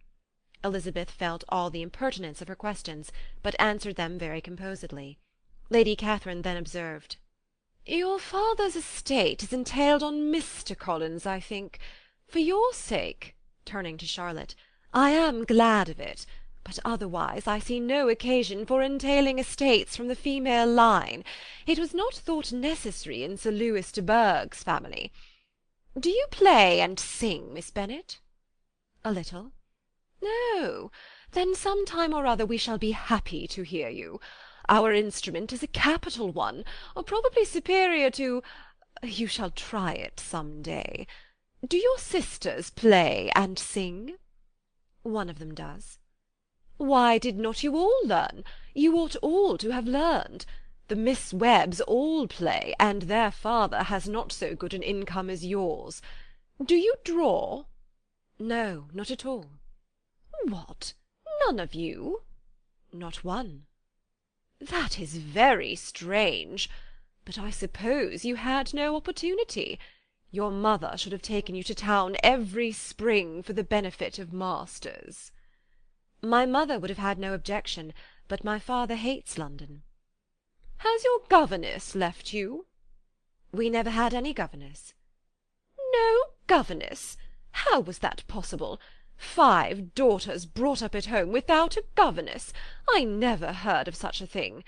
Your mother must have been quite a slave to your education." Elizabeth could hardly help smiling as she assured her that that had not been the case. "Then who taught you? Who attended to you? Without a governess you must have been neglected." "Compared with some families, I believe we were, but such of us as wished to learn never wanted the means. We were always encouraged to read, and had all the masters that were necessary. Those who chose to be idle certainly might." "Ay, no doubt, but that is what a governess will prevent, and if I had known your mother, I should have advised her most strenuously to engage one. I always say that nothing is to be done in education without steady and regular instruction, and nobody but a governess can give it. It is wonderful how many families I have been the means of supplying in that way. I am always glad to get a young person well placed out. 4 nieces of Mrs. Jenkinson are most delightfully situated through my means, and it was but the other day that I recommended another young person, who was merely accidentally mentioned to me, and the family are quite delighted with her. Mrs. Collins, did I tell you of Lady Metcalfe's calling yesterday to thank me? She finds Miss Pope a treasure. 'Lady Catherine,' said she, 'you have given me a treasure.' Are any of your younger sisters out, Miss Bennet?" "Yes, ma'am, all." "All? What, all 5 out at once? Very odd. And you only the second. The younger ones out before the elder ones are married. Your younger sisters must be very young." "Yes, my youngest is not 16. Perhaps she is full young to be much in company. But really, ma'am, I think it would be very hard upon younger sisters that they should not have their share of society and amusement, because the elder may not have the means or inclination to marry early. The last born has as good a right to the pleasures of youth as the first, and to be kept back on such a motive, I think it would not be very likely to promote sisterly affection or delicacy of mind." "Upon my word," said her ladyship, "you give your opinion very decidedly for so young a person. Pray, what is your age?" "With 3 younger sisters grown up," replied Elizabeth, smiling, "your ladyship can hardly expect me to own it." Lady Catherine seemed quite astonished at not receiving a direct answer, and Elizabeth suspected herself to be the first creature who had ever dared to trifle with so much dignified impertinence. "You cannot be more than 20, I am sure. Therefore you need not conceal your age." "I am not 21. When the gentlemen had joined them, and tea was over, the card-tables were placed. Lady Catherine, Sir William, and Mr. and Mrs. Collins sat down to quadrille, and as Mr. Berg chose to play at casino, the 2 girls had the honour of assisting Mrs. Jenkinson to make up her party. Their table was superlatively stupid. Scarcely a syllable was uttered that did not relate to the game, except when Mrs. Jenkinson expressed her fears of Mr. Berg's being too hot or too cold, or having too much or too little light. A great deal more passed at the other table.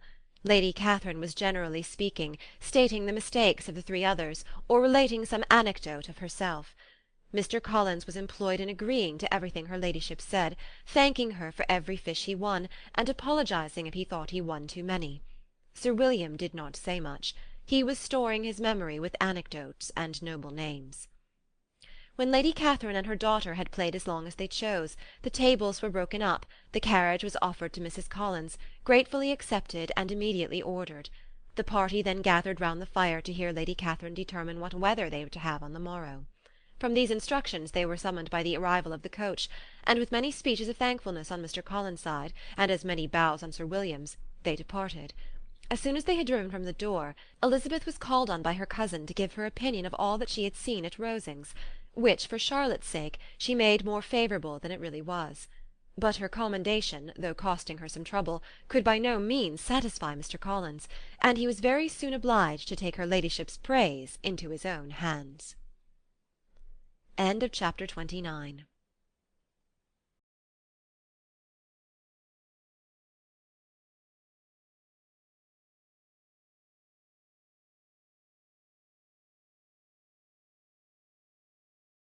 Pride and Prejudice, by Jane Austen.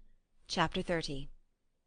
Sir William stayed only a week at Hunsford, but his visit was long enough to convince him of his daughter's being most comfortably settled, and of her possessing such a husband and such a neighbour as were not often met with. While Sir William was with them, Mr. Collins devoted his morning to driving him out in his gig, and showing him the country, but when he went away, the whole family returned to their usual employments, and Elizabeth was thankful to find that they did not see more of her cousin by the alteration, for the chief of the time between breakfast and dinner was now passed by him either at work in the garden, or in reading and writing, and looking out of the window in his own book-room, which fronted the road. The room in which the ladies sat was backwards. Elizabeth had at first rather wondered that Charlotte should not prefer the dining-parlour for common use. It was a better-sized room, and had a more pleasant aspect, but she soon saw that her friend had an excellent reason for what she did, for Mr. Collins would undoubtedly have been much less in his own apartment had they sat in one equally lively, and she gave Charlotte credit for the arrangement. From the drawing-room they could distinguish nothing in the lane, and were indebted to Mr. Collins for the knowledge of what carriages went along, and how often especially Miss de Bourgh drove by in her phaeton, which he never failed coming to inform them of, though it happened almost every day. She not unfrequently stopped at the parsonage, and had a few minutes' conversation with Charlotte, but was scarcely ever prevailed upon to get out. Very few days passed in which Mr. Collins did not walk to Rosings, and not many in which his wife did not think it necessary to go likewise, and till Elizabeth recollected that there might be other family livings to be disposed of, she could not understand the sacrifice of so many hours. Now and then they were honoured with a call from her ladyship, and nothing escaped her observation that was passing in the room during these visits. She examined into their employments, looked at their work, and advised them to do it differently, found fault with the arrangement of the furniture, or detected the housemaid in negligence, and if she accepted any refreshment, seemed to do it only for the sake of finding out that Mrs. Collins's joints of meat were too large for her family.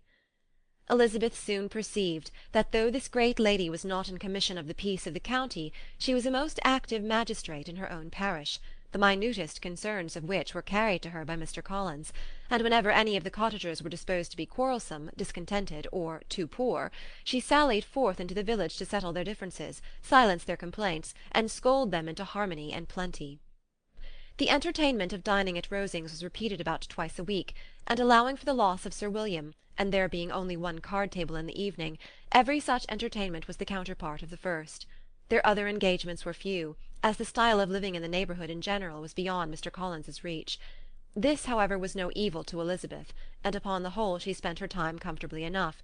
There were half-hours of pleasant conversation with Charlotte, and the weather was so fine for the time of year that she had often great enjoyment out of doors. Her favourite walk, and where she frequently went while the others were calling on Lady Catherine, was along the open grove which edged that side of the park where there was a nice sheltered path, which no one seemed to value but herself, and where she felt beyond the reach of Lady Catherine's curiosity. In this quiet way the first fortnight of her visit soon passed away. Easter was approaching, and the week preceding it was to bring an addition to the family at Rosings, which in so small a circle must be important. Elizabeth had heard soon after her arrival that Mr. Darcy was expected there in the course of a few weeks, and though there were not many of her acquaintances whom she did not prefer, his coming would furnish one comparatively new to look at in their Rosings parties, and she might be amused in seeing how hopeless Miss Bingley's designs on him were by his behaviour to his cousin, for whom he was evidently destined by Lady Catherine, who talked of his coming with the greatest satisfaction, spoke of him in terms of the highest admiration, and seemed almost angry to find that he had already been frequently seen by Miss Lucas and herself. His arrival was soon known at the parsonage, for Mr. Collins was walking the whole morning within view of the lodges opening into Hunsford Lane, in order to have the earliest assurance of it, and after making his bow as the carriage turned into the park, hurried home with the great intelligence. On the following morning he hastened to Rosings to pay his respects. There were 2 nephews of Lady Catherine to require them, for Mr. Darcy had brought with him a Colonel Fitzwilliam, the younger son of his uncle, Lord Blank, and to the great surprise of all the party, when Mr. Collins returned, the gentleman accompanied him. Charlotte had seen them from her husband's room, crossing the road, and immediately running into the other, told the girls what an honour they might expect, adding, "I may thank you, Eliza, for this piece of civility. Mr. Darcy would never have come so soon to wait upon me." Elizabeth had scarcely time to disclaim all right to the compliment before their approach was announced by the door-bell, and shortly afterwards the 3 gentlemen entered the room. Colonel Fitzwilliam, who led the way, was about 30, not handsome, but in person and address most truly the gentleman. Mr. Darcy looked just as he had been used to look in Hertfordshire, paid his compliments, with his usual reserve, to Mrs. Collins, and whatever might be his feelings toward her friend, met her with every appearance of composure. Elizabeth merely curtsied to him without saying a word. Colonel Fitzwilliam entered into conversation directly with the readiness and ease of a well-bred man, and talked very pleasantly, but his cousin, after having addressed a slight observation on the house and garden to Mrs. Collins, sat for some time without speaking to anybody. At length, however, his civility was so far awakened as to inquire of Elizabeth after the health of her family. She answered him in the usual way, and after a moment's pause added, "My eldest sister has been in town these 3 months. Have you never happened to see her there?" She was perfectly sensible that he never had, but she wished to see whether he would betray any consciousness of what had passed between the Bingleys and Jane, and she thought he looked a little confused as he answered that he had never been so fortunate as to meet Miss Bennet. The subject was pursued no farther, and the gentlemen soon afterwards went away. Chapter 30. Pride and Prejudice, by Jane Austen. Chapter 31. Colonel Fitzwilliam's manners were very much admired at the parsonage, and the ladies all felt that he must add considerably to the pleasures of their engagements at Rosings. It was some days, however, before they received any invitation thither, for while there were visitors in the house they could not be necessary, and it was not till Easter Day, almost a week after the gentlemen's arrival, that they were honoured by such an attention, and then they were merely asked on leaving church to come there in the evening. For the last week they had seen very little of Lady Catherine or her daughter. Colonel Fitzwilliam had called at the parsonage more than once during the time, but Mr. Darcy they had only seen at church. The invitation was accepted, of course, and at a proper hour they joined the party in Lady Catherine's drawing-room. Her ladyship received them civilly, but it was plain that their company was by no means so acceptable as when she could get nobody else, and she was in fact almost engrossed by her nephews, speaking to them, especially to Darcy, much more than to any other person in the room. Colonel Fitzwilliam seemed really glad to see them. Anything was a welcome relief to him at Rosings, and Mrs. Collins' pretty friend had moreover caught his fancy very much.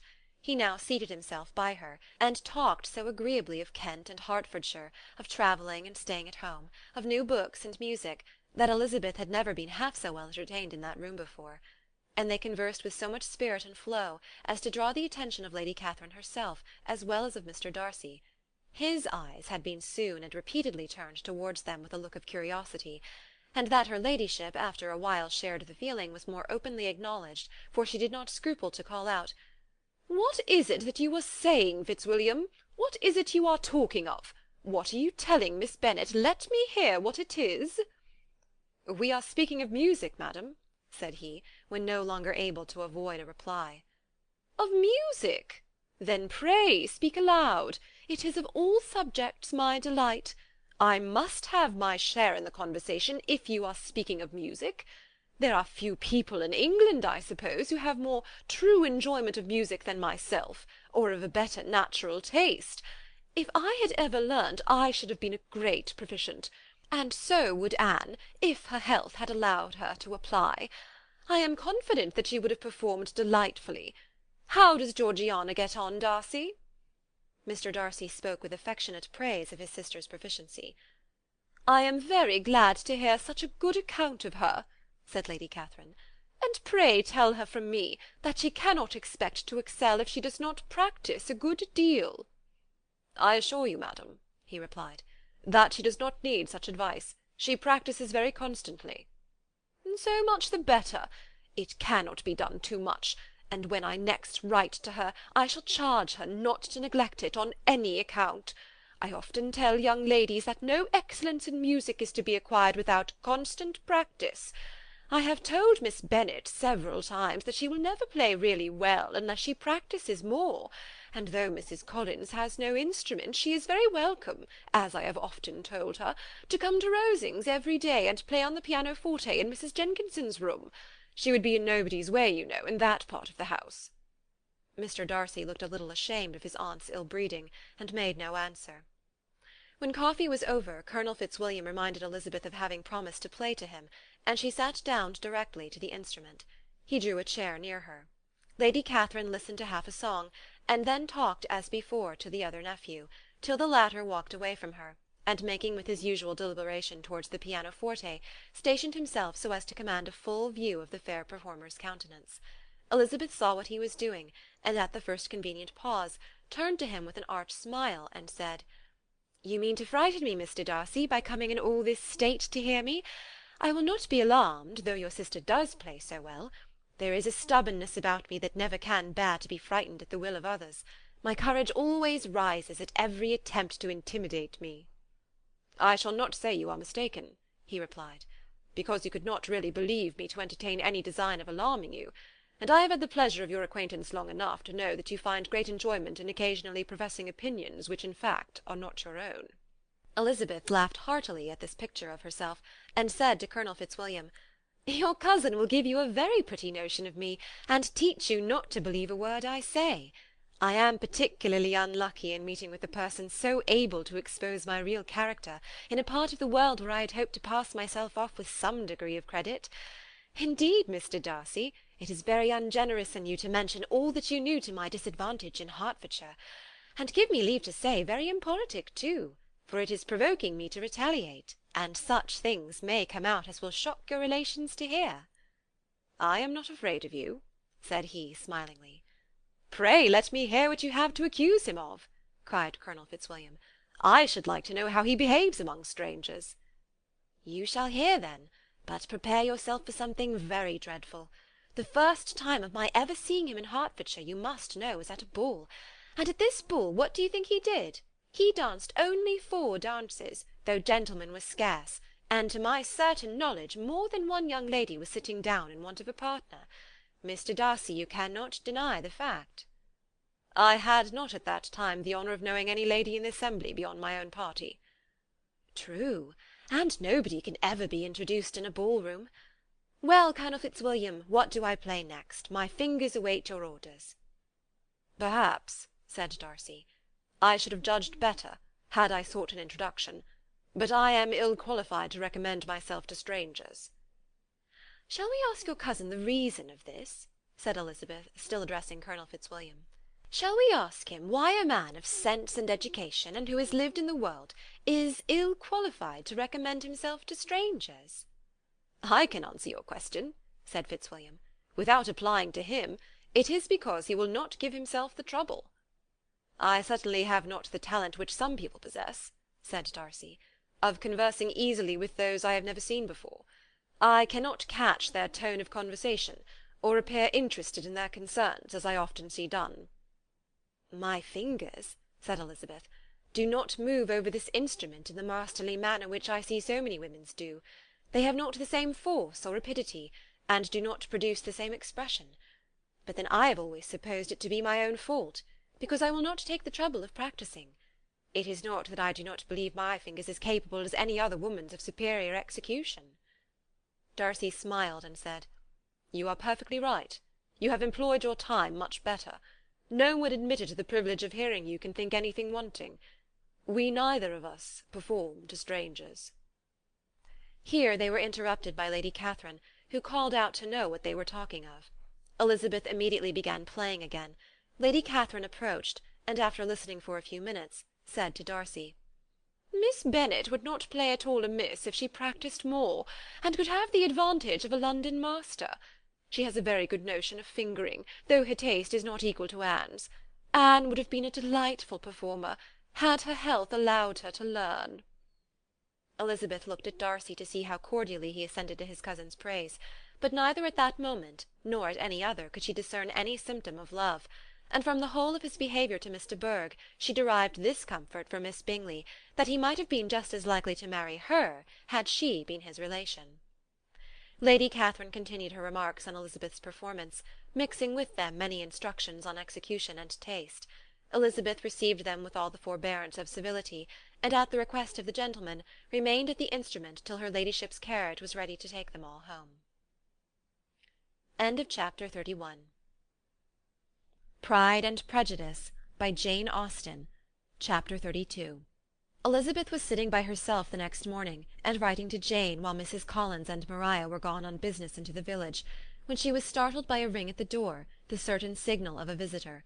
As she had heard no carriage, she thought it not unlikely to be Lady Catherine, and under that apprehension was putting away her half-finished letter that she might escape all impertinent questions, when the door opened, and to her very great surprise, Mr. Darcy, and Mr. Darcy only, entered the room. He seemed astonished, too, at finding her alone, and apologized for his intrusion by letting her know that he had understood all the ladies were to be within. They then sat down, and when her inquiries after Rosings were made, seemed in danger of sinking into total silence. It was absolutely necessary, therefore, to think of something, and in this emergence, recollecting when she had seen him last in Hertfordshire, and feeling curious to know what he would say on the subject of their hasty departure, she observed, "How very suddenly you all quitted Netherfield last November, Mr. Darcy! It must have been a most agreeable surprise to Mr. Bingley to see you all after him so soon, for if I recollect right, he went but the day before. He and his sisters were well, I hope, when you left London?" "Perfectly so, I thank you." She found that she was to receive no other answer, and after a short pause added, "I think I have understood that Mr. Bingley has not much idea of ever returning to Netherfield again." "I have never heard him say so, but it is probable that he may spend very little of his time there in future. He has many friends, and is at a time of life when friends and engagements are continually increasing." "If he means to be but little at Netherfield, it would be better for the neighbourhood that he should give up the place entirely, for then we might possibly get a settled family there. But perhaps Mr. Bingley did not take the house so much for the convenience of the neighbourhood as for his own, and we must expect him to keep it or quit it on the same principle." "I should not be surprised," said Darcy, "if he were to give it up as soon as any eligible purchase offers." Elizabeth made no answer. She was afraid of talking longer of his friend, and having nothing else to say, was now determined to leave the trouble of finding a subject to him. He took the hint, and soon began with, "This seems a very comfortable house. Lady Catherine, I believe, did a great deal to it when Mr. Collins first came to Hunsford." "I believe she did, and I am sure she could not have bestowed her kindness on a more grateful object." "Mr. Collins appears to be very fortunate in his choice of wife." "Yes, indeed. His friends may well rejoice in his having met with one of the very few sensible women who would have accepted him, or have made him happy if they had. My friend has an excellent understanding, though I am not certain that I consider her marrying Mr. Collins as the wisest thing she ever did. She seems perfectly happy, however, and in a prudential light it is certainly a very good match for her." "It must be very agreeable for her to be settled within so easy distance of her family and friends." "An easy distance, do you call it? It is nearly 50 miles." "And what is 50 miles of good road? Little more than half a day's journey. Yes, I call it a very easy distance." "I should never have considered the distance as one of the advantages of the match," cried Elizabeth. "I should never have said Mrs. Collins was settled near her family." "It is a proof of your own attachment to Hertfordshire. Anything beyond the very neighbourhood of Longbourn, I suppose, would appear far." As he spoke there was a sort of smile which Elizabeth fancied she understood. He must be supposing her to be thinking of Jane and Netherfield, and she blushed as she answered, "I do not mean to say that a woman may not be settled too near her family. The far and the near must be relative, and depend on many varying circumstances. Where there is fortune to make the expenses of travelling unimportant, distance becomes no evil.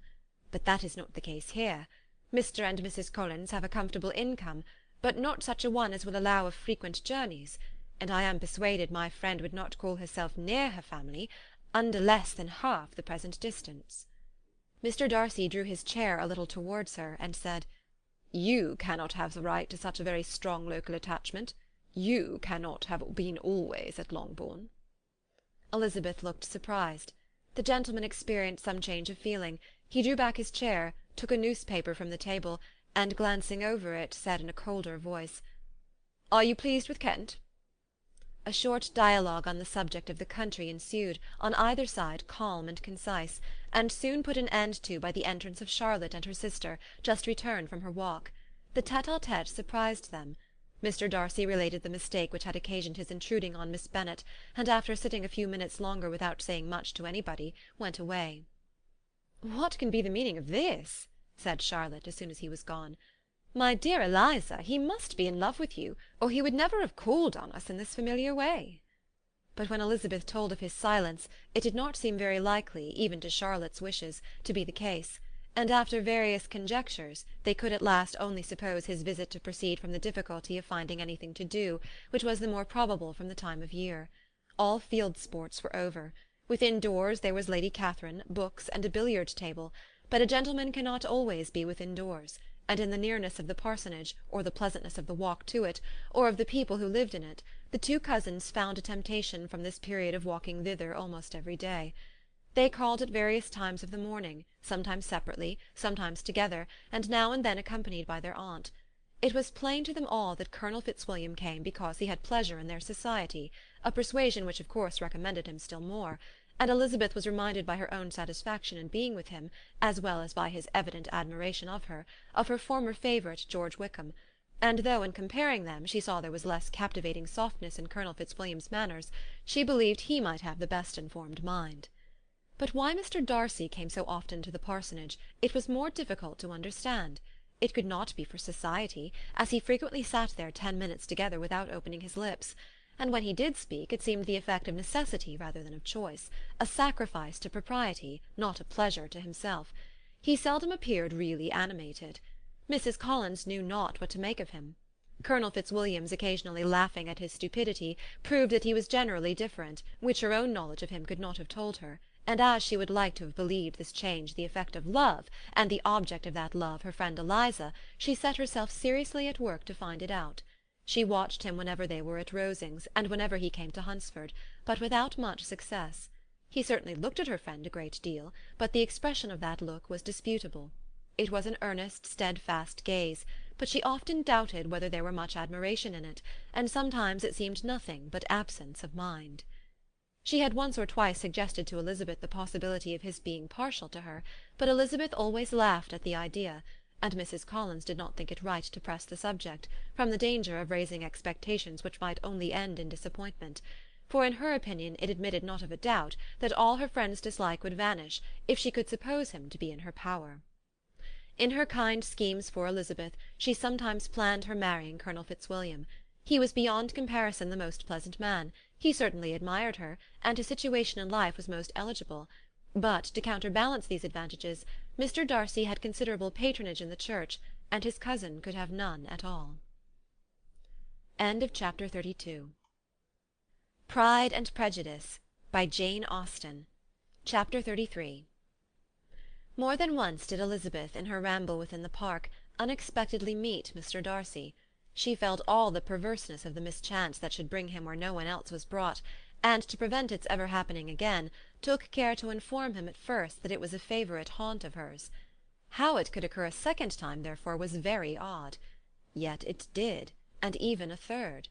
It seemed like wilful ill-nature, or a voluntary penance, for on these occasions it was not merely a few formal inquiries and an awkward pause and then away, but he actually thought it necessary to turn back and walk with her.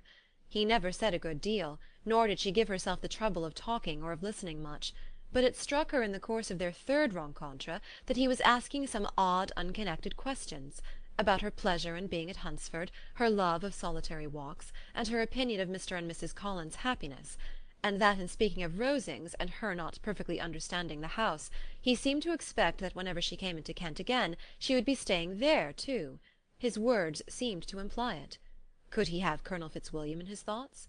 She supposed if he meant anything he must mean an allusion to what might arise in that quarter. It distressed her a little, and she was quite glad to find herself at the gate in the pales opposite the parsonage. She was engaged one day as she walked in perusing Jane's last letter, and dwelling on some passages which proved that Jane had not written in spirits, when instead of being again surprised by Mr. Darcy, she saw on looking up that Colonel Fitzwilliam was meeting her. Putting away her letter immediately, and forcing a smile, she said, "I did not know before that you ever walked this way." "I have been making the tour of the park," he replied, "as I generally do every year, and intend to close it with a call at the parsonage. Are you going much further?" "No, I should have turned in a moment."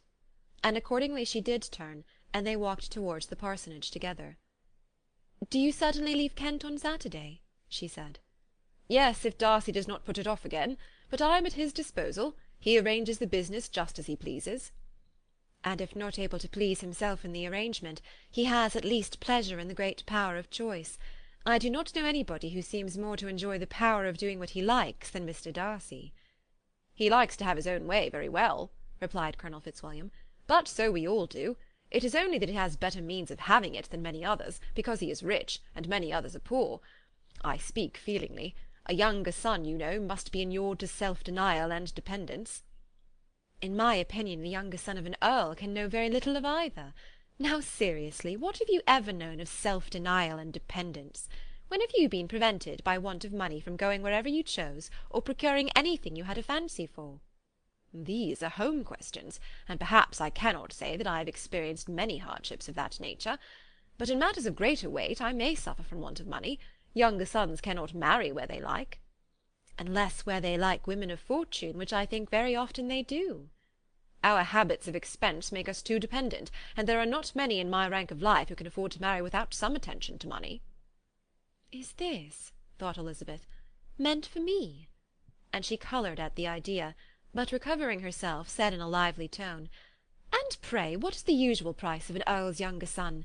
Unless the elder brother is very sickly, I suppose you would not ask above 50,000 pounds." He answered her in the same style, and the subject dropped. To interrupt a silence which might make him fancy her affected with what had passed, she soon afterwards said, "I imagine your cousin brought you down with him chiefly for the sake of having someone at his disposal. I wonder he does not marry, to secure a lasting convenience of that kind. But perhaps his sister does as well for the present, and as she is under his sole care, he may do what he likes with her." "No," said Colonel Fitzwilliam, "that is an advantage which he must divide with me. I am joined with him in the guardianship of Miss Darcy." "Are you indeed? And pray what sort of guardians do you make? Does your charge give you much trouble? Young ladies of her age are sometimes a little difficult to manage, and if she has the true Darcy spirit, she may like to have her own way." As she spoke, she observed him looking at her earnestly, and the manner in which he immediately asked her why she supposed Miss Darcy likely to give them any uneasiness, convinced her that she had somehow or other got pretty near the truth. She directly replied, "You need not be frightened. I never heard any harm of her, and I dare say she is one of the most tractable creatures in the world. She is a very great favourite with some ladies of my acquaintance, Mrs. Hurst and Miss Bingley. I think I have heard you say that you know them." "I know them a little. Their brother is a pleasant, gentlemanlike man. He is a great friend of Darcy's." "Oh, yes," said Elizabeth dryly. "Mr. Darcy is uncommonly kind to Mr. Bingley, and takes a prodigious deal of care of him." "Care of him? Yes, I really believe Darcy does take care of him in those points where he most wants care. From something that he told me in our journey hither, I have reason to think Bingley very much indebted to him. But I ought to beg his pardon, for I have no right to suppose that Bingley was the person meant. It was all conjecture." "What is it you mean?" "It is a circumstance which Darcy could not wish to be generally known, because if it were to get round to the lady's family it would be an unpleasant thing." "You may depend upon my not mentioning it." "And remember that I have not much reason for supposing it to be Bingley. What he told me was merely this, that he congratulated himself on having lately saved a friend from the inconveniences of a most imprudent marriage, but without mentioning names or any other particulars, and I only suspected it to be Bingley from believing him the kind of young man to get into a scrape of that sort, and from knowing them to have been together the whole of last summer." "Did Mr. Darcy give you reasons for this interference?" "I understood that there are some very strong objections against the lady." "And what arts did he use to separate them?" "He did not talk to me of his own arts," said Fitzwilliam, smiling. "He only told me what I have told you now." Elizabeth made no answer, and walked on, her heart swelling with indignation. After watching her a little, Fitzwilliam asked her why she was so thoughtful. "I am thinking of what you have been telling me," said she. "Your cousin's conduct does not suit my feelings. Why was he to be the judge?" "You are rather disposed to call his interference officious." "I do not see what right Mr. Darcy had to decide on the propriety of his friend's inclination, or why upon his own judgment alone he was to determine and direct in what manner his friend was to be happy. But," she continued, recollecting herself, "as we know none of the particulars, it is not fair to condemn him. It is not to be supposed that there was much affection in the case." "That is not an unnatural surmise," said Fitzwilliam. but it is a lessening of the honour of my cousin's triumph very sadly." This was spoken jestingly, but it appeared to her so just a picture of Mr. Darcy that she would not trust herself with an answer, and therefore, abruptly changing the conversation, talked on indifferent matters until they reached the parsonage. There, shut into her own room as soon as their visitor left them, she could think without interruption of all that she had heard. It was not to be supposed that any other people could be meant than those with whom she was connected. There could not exist in the world two men over whom Mr. Darcy could have such boundless influence. That he had been concerned in the measures taken to separate Bingley and Jane she had never doubted, but she had always attributed to Miss Bingley the principal design and arrangement of them. If his own vanity, however, did not mislead him, he was the cause, his pride and caprice were the cause, of all that Jane had suffered and still continued to suffer. He had ruined for a while every hope of happiness for the most affectionate, generous heart in the world, and no one could say how lasting an evil he might have inflicted. "There were some very strong objections against the lady," were Colonel Fitzwilliam's words, and those strong objections probably were, her having one uncle who was a country attorney, and another who was in business in London. "To Jane herself," she exclaimed, "there could be no possibility of objection, all loveliness and goodness as she is, her understanding excellent, her mind improved, and her manners captivating. Neither could anything be urged against my father, who, though with some peculiarities, has abilities Mr. Darcy himself need not disdain, and respectability which he will probably never reach." When she thought of her mother, her confidence gave way a little, but she would not allow that any objections there had material weight with Mr. Darcy, whose pride, she was convinced, would receive a deeper wound from the want of importance in his friends' connections than from their want of sense, and she was quite decided at last that he had been partly governed by this worst kind of pride, and partly by the wish of retaining Mr. Bingley for his sister. The agitation and tears which the subject occasioned brought on a headache, and it grew so much worse towards the evening that, added to her unwillingness to see Mr. Darcy, it determined her not to attend her cousins to Rosings, where they were engaged to drink tea. Mrs. Collins, seeing that she was really unwell, did not press her to go, and as much as possible prevented her husband from pressing her, but Mr. Collins could not conceal his apprehension of Lady Catherine's being rather displeased by her staying at home. Chapter 33. Pride and Prejudice, by Jane Austen. Chapter 34. When they were gone, Elizabeth, as if intending to exasperate herself as much as possible against Mr. Darcy, chose for her employment the examination of all the letters which Jane had written to her since her being in Kent. They contained no actual complaint, nor was there any revival of past occurrences, or any communication of present suffering. But in all, and in almost every line of each, there was a want of that cheerfulness which had been used to characterize her style, and which, proceeding from the serenity of a mind at ease with itself, and kindly disposed towards every one, had been scarcely ever clouded. Elizabeth noticed every sentence conveying the idea of uneasiness, with an attention which it had hardly received on the first perusal. Mr. Darcy's shameful boast of what misery he had been able to inflict gave her a keener sense of her sister's sufferings. It was some consolation to think that his visit to Rosings was to end on the day after the next, and a still greater, that in less than a fortnight she should herself be with Jane again, and enabled to contribute to the recovery of her spirits by all that affection could do. She could not think of Darcy's leaving Kent without remembering that his cousin was to go with him, but Colonel Fitzwilliam had made it clear that he had no intentions at all, and agreeable as he was, she did not mean to be unhappy about him. While settling this point, she was suddenly roused by the sound of the door-bell, and her spirits were a little fluttered by the idea of its being Colonel Fitzwilliam himself, who had once before called late in the evening, and might now come to inquire particularly after her. But the idea was soon banished, and her spirits were very differently affected, when, to her utter amazement, she saw Mr. Darcy walk into the room. In an hurried manner he immediately began an inquiry after her health, imputing his visit to a wish of hearing that she were better. She answered him with cold civility. He sat down for a few moments, and then, getting up, walked about the room. Elizabeth was surprised, but said not a word. After a silence of several minutes, he came towards her in an agitated manner, and thus began. "In vain I have struggled. It will not do. My feelings will not be repressed. You must allow me to tell you how ardently I admire and love you." Elizabeth's astonishment was beyond expression. She stared, coloured, doubted, and was silent. This he considered sufficient encouragement, and the avowal of all that he felt, and had long felt for her, immediately followed. He spoke well, but there were feelings besides those of the heart to be detailed, and he was not more eloquent on the subject of tenderness than of pride. His sense of her inferiority, of its being a degradation, of the family obstacles which had always opposed to inclination, were dwelt on with a warmth which seemed due to the consequence he was wounding, but was very unlikely to recommend his suit. In spite of her deeply rooted dislike, she could not be insensible to the compliment of such a man's affection, and though her intentions did not vary for an instant, she was at first sorry for the pain he was to receive, till, roused to resentment by his subsequent language, she lost all compassion in anger. She tried, however, to compose herself to answer him with patience, when he should have done. He concluded with representing to her the strength of that attachment which, in spite of all his endeavours, he had found impossible to conquer, and with expressing his hope that it would now be rewarded by her acceptance of his hand. As he said this, she could easily see that he had no doubt of a favourable answer. He spoke of apprehension and anxiety, but his countenance expressed real security.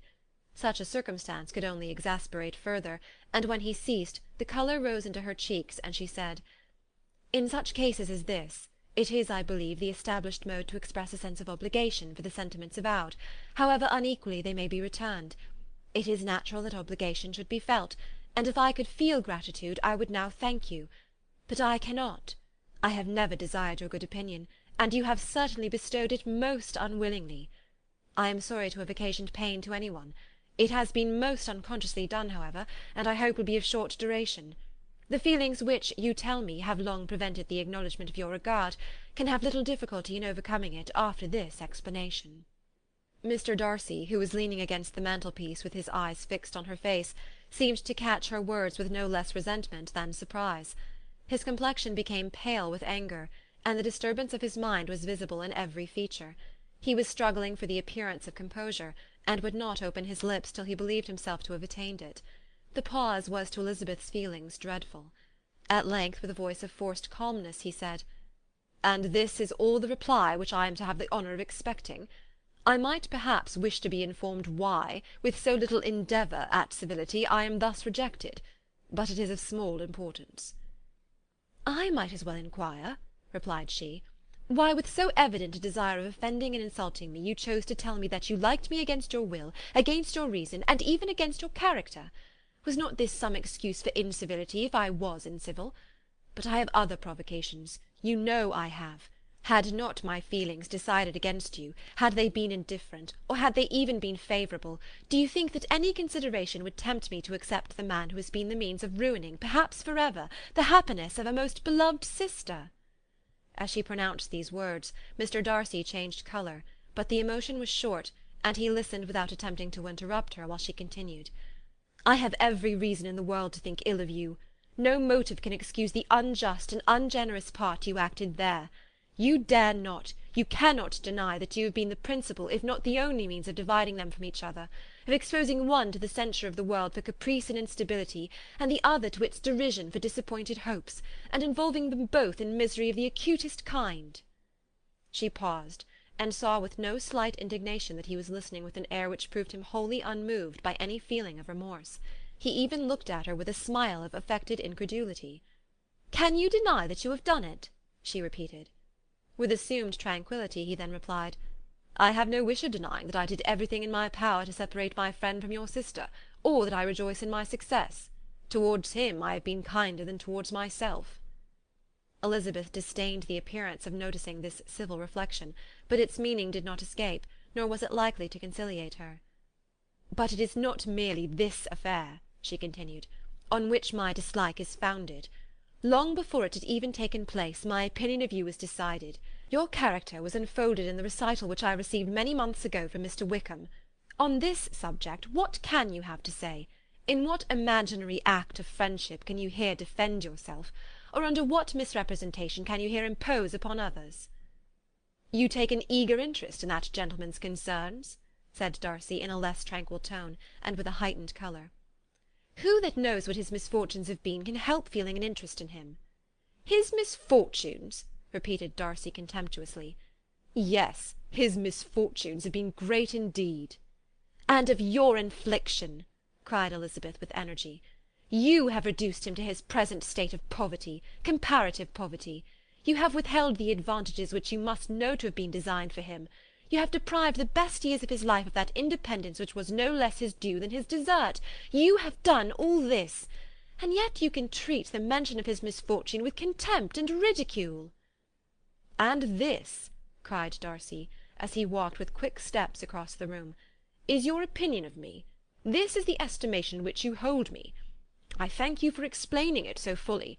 My faults, according to this calculation, are heavy indeed. But perhaps," added he, stopping in his walk and turning towards her, "these offences might have been overlooked, had not your pride been hurt by my honest confession of the scruples that had long prevented my forming any serious design. These bitter accusations might have been suppressed, had I, with greater policy, concealed my struggles, and flattered you into the belief of my being impelled by unqualified, unalloyed inclination, by reason, by reflection, by everything. But disguise of every sort is my abhorrence. Nor am I ashamed of the feelings I related. They were natural and just. Could you expect me to rejoice in the inferiority of your connections? To congratulate myself on the hope of relations whose condition in life is so decidedly beneath my own?" Elizabeth felt herself growing more angry every moment, yet she tried to the utmost to speak with composure when she said, "You are mistaken, Mr. Darcy, if you suppose that the mode of your declaration affected me in any other way than as it spared the concern which I might have felt in refusing you, had you behaved in a more gentlemanlike manner." She saw him start at this, but he said nothing, and she continued, "You could not have made the offer of your hand in any possible way that would have tempted me to accept it." Again his astonishment was obvious, and he looked at her with an expression of mingled incredulity and mortification. She went on, "From the very beginning, from the first moment, I may almost say, of my acquaintance with you, your manners, impressing me with the fullest belief of your arrogance, your conceit, and your selfish disdain for the feelings of others, was such as to form the groundwork of disapprobation, on which succeeding events have built so immovable a dislike, and I had not known you a month before I felt that you were the last man in the world whom I could ever be prevailed on to marry." "You have said quite enough, madam. I perfectly comprehend your feelings, and have now only to be ashamed of what my own have been. Forgive me for having taken up so much of your time, and accept my best wishes for your health and happiness." And with these words he hastily left the room, and Elizabeth heard him the next moment open the front door and quit the house. The tumult of her mind was now painfully great. She knew not how to support herself, and from actual weakness sat down and cried for half an hour. Her astonishment, as she reflected on what had passed, was increased by every review of it. That she should receive an offer of marriage from Mr. Darcy, that he should have been in love with her for so many months, so much in love as to wish to marry her in spite of all the objections which had made him prevent his friends marrying her sister, and which must appear at least with equal force in his own case, was almost incredible. It was gratifying to have inspired unconsciously so strong an affection. But his pride, his abominable pride, his shameless avowal of what he had done with respect to Jane, his unpardonable assurance in acknowledging, though he could not justify it, and the unfeeling manner in which he had mentioned Mr. Wickham, his cruelty towards whom he had not attempted to deny, soon overcame the pity which the consideration of his attachment had for a moment excited. She continued in very agitated reflections, till the sound of Lady Catherine's carriage made her feel how unequal she was to encounter Charlotte's observation, and hurried her away to her room. Chapter 34. Pride and Prejudice by Jane Austen. Chapter 35. Elizabeth awoke the next morning to the same thoughts and meditations which had at length closed her eyes. She could not yet recover from the surprise of what had happened. It was impossible to think of anything else, and, totally indisposed for employment, she resolved, soon after breakfast, to indulge herself in air and exercise. She was proceeding directly to her favourite walk, when the recollection of Mr. Darcy's sometimes coming there stopped her, and instead of entering the park, she turned up the lane which led farther from the turnpike road. The park paling was still the boundary on one side, and she soon passed one of the gates into the grounds. After walking 2 or 3 times along that part of the lane, she was tempted, by the pleasantness of the morning, to stop at the gates and look into the park. The 5 weeks which she had now passed in Kent had made a great difference in the country, and every day was adding to the verdure of the early trees. She was on the point of continuing her walk, when she caught a glimpse of a gentleman within the sort of grove which edged the park. He was moving that way, and fearful of its being Mr. Darcy, she was directly retreating. But the person who advanced was now near enough to see her, and stepping forward with eagerness, pronounced her name. She had turned away, but on hearing herself called, though in a voice which proved it to be Mr. Darcy, she moved again towards the gate. He had by that time reached it also, and holding out a letter which she instinctively took, said with a look of haughty composure, "I have been walking in the grove some time in the hope of meeting you. Will you do me the honour of reading that letter?" And then, with a slight bow, turned again into the plantation, and was soon out of sight. With no expectation of pleasure, but with the strongest curiosity, Elizabeth opened the letter, and to her still increasing wonder, perceived an envelope containing 2 sheets of letter-paper, written quite through in a very close hand. The envelope itself was likewise full.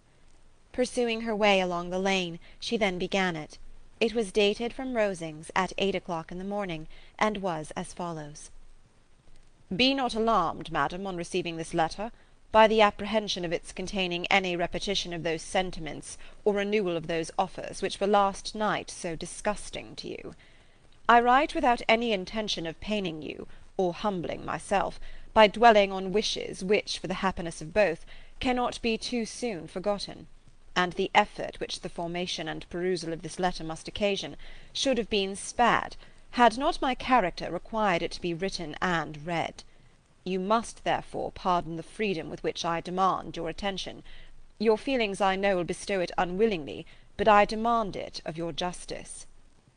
2 offences of a very different nature, and by no means of equal magnitude, you last night laid to my charge. The first mentioned was, that regardless of the sentiments of either, I had detached Mr. Bingley from your sister, and the other, that I had, in defiance of various claims, in defiance of honour and humanity, ruined the immediate prosperity and blasted the prospects of Mr. Wickham. Wilfully and wantonly to have thrown off the companion of my youth, the acknowledged favourite of my father, a young man who had scarcely any other dependence than on our patronage, and who had been brought up to expect its exertion, would be a depravity, to which the separation of 2 young persons, whose affection could be the growth of only a few weeks, could bear no comparison. But from the severity of that blame which was last night so liberally bestowed, respecting each circumstance, I shall hope to be in the future secured, when the following account of my actions and their motives has been read. If, in the explanation of them, which is due to myself, I am under the necessity of relating feelings which may be offensive to yours, I can only say that I am sorry. The necessity must be obeyed, and further apology would be absurd. I had not long been in Hertfordshire, before I saw, in common with others, that Bingley preferred your elder sister to any other young woman in the country. But it was not till the evening of the dance at Netherfield that I had any apprehension of his feeling a serious attachment. I had often seen him in love before. At that ball, while I had the honour of dancing with you, I was first made acquainted, by Sir William Lucas's accidental information, that Bingley's attentions to your sister had given rise to a general expectation of their marriage. He spoke of it as a certain event of which the time alone could be undecided. From that moment I observed my friend's behaviour attentively, and I could then perceive that his partiality for Miss Bennet was beyond what I had ever witnessed in him. Your sister I also watched. Her look and manners were open, cheerful, and engaging as ever, but without any symptom of peculiar regard, and I remained convinced from the evening's scrutiny that though she received his attentions with pleasure, she did not invite them by any participation of sentiment. If you have not been mistaken here, I must have been in error. Your superior knowledge of your sister must make the latter probable. If it be so, if I have been misled by such error to inflict pain on her, your resentment has not been unreasonable. But I shall not scruple to assert that the serenity of your sister's countenance and air was such as might have given the most acute observer a conviction that, however amiable her temper, her heart was not likely to be easily touched. That I was desirous of believing her indifferent is certain, but I will venture to say that my investigation and decisions are not usually influenced by my hopes or fears. I did not believe her to be indifferent because I wished it. I believed it on impartial conviction, as truly I wished it in reason. My objections to the marriage were not merely those which I last night acknowledged to have the utmost force of passion to put aside, in my own case. The want of connection could not be so great an evil to my friend as to me. But there were other causes of repugnance, causes which, though still existing, and existing to an equal degree in both instances, I had myself endeavoured to forget, because they were not immediately before me.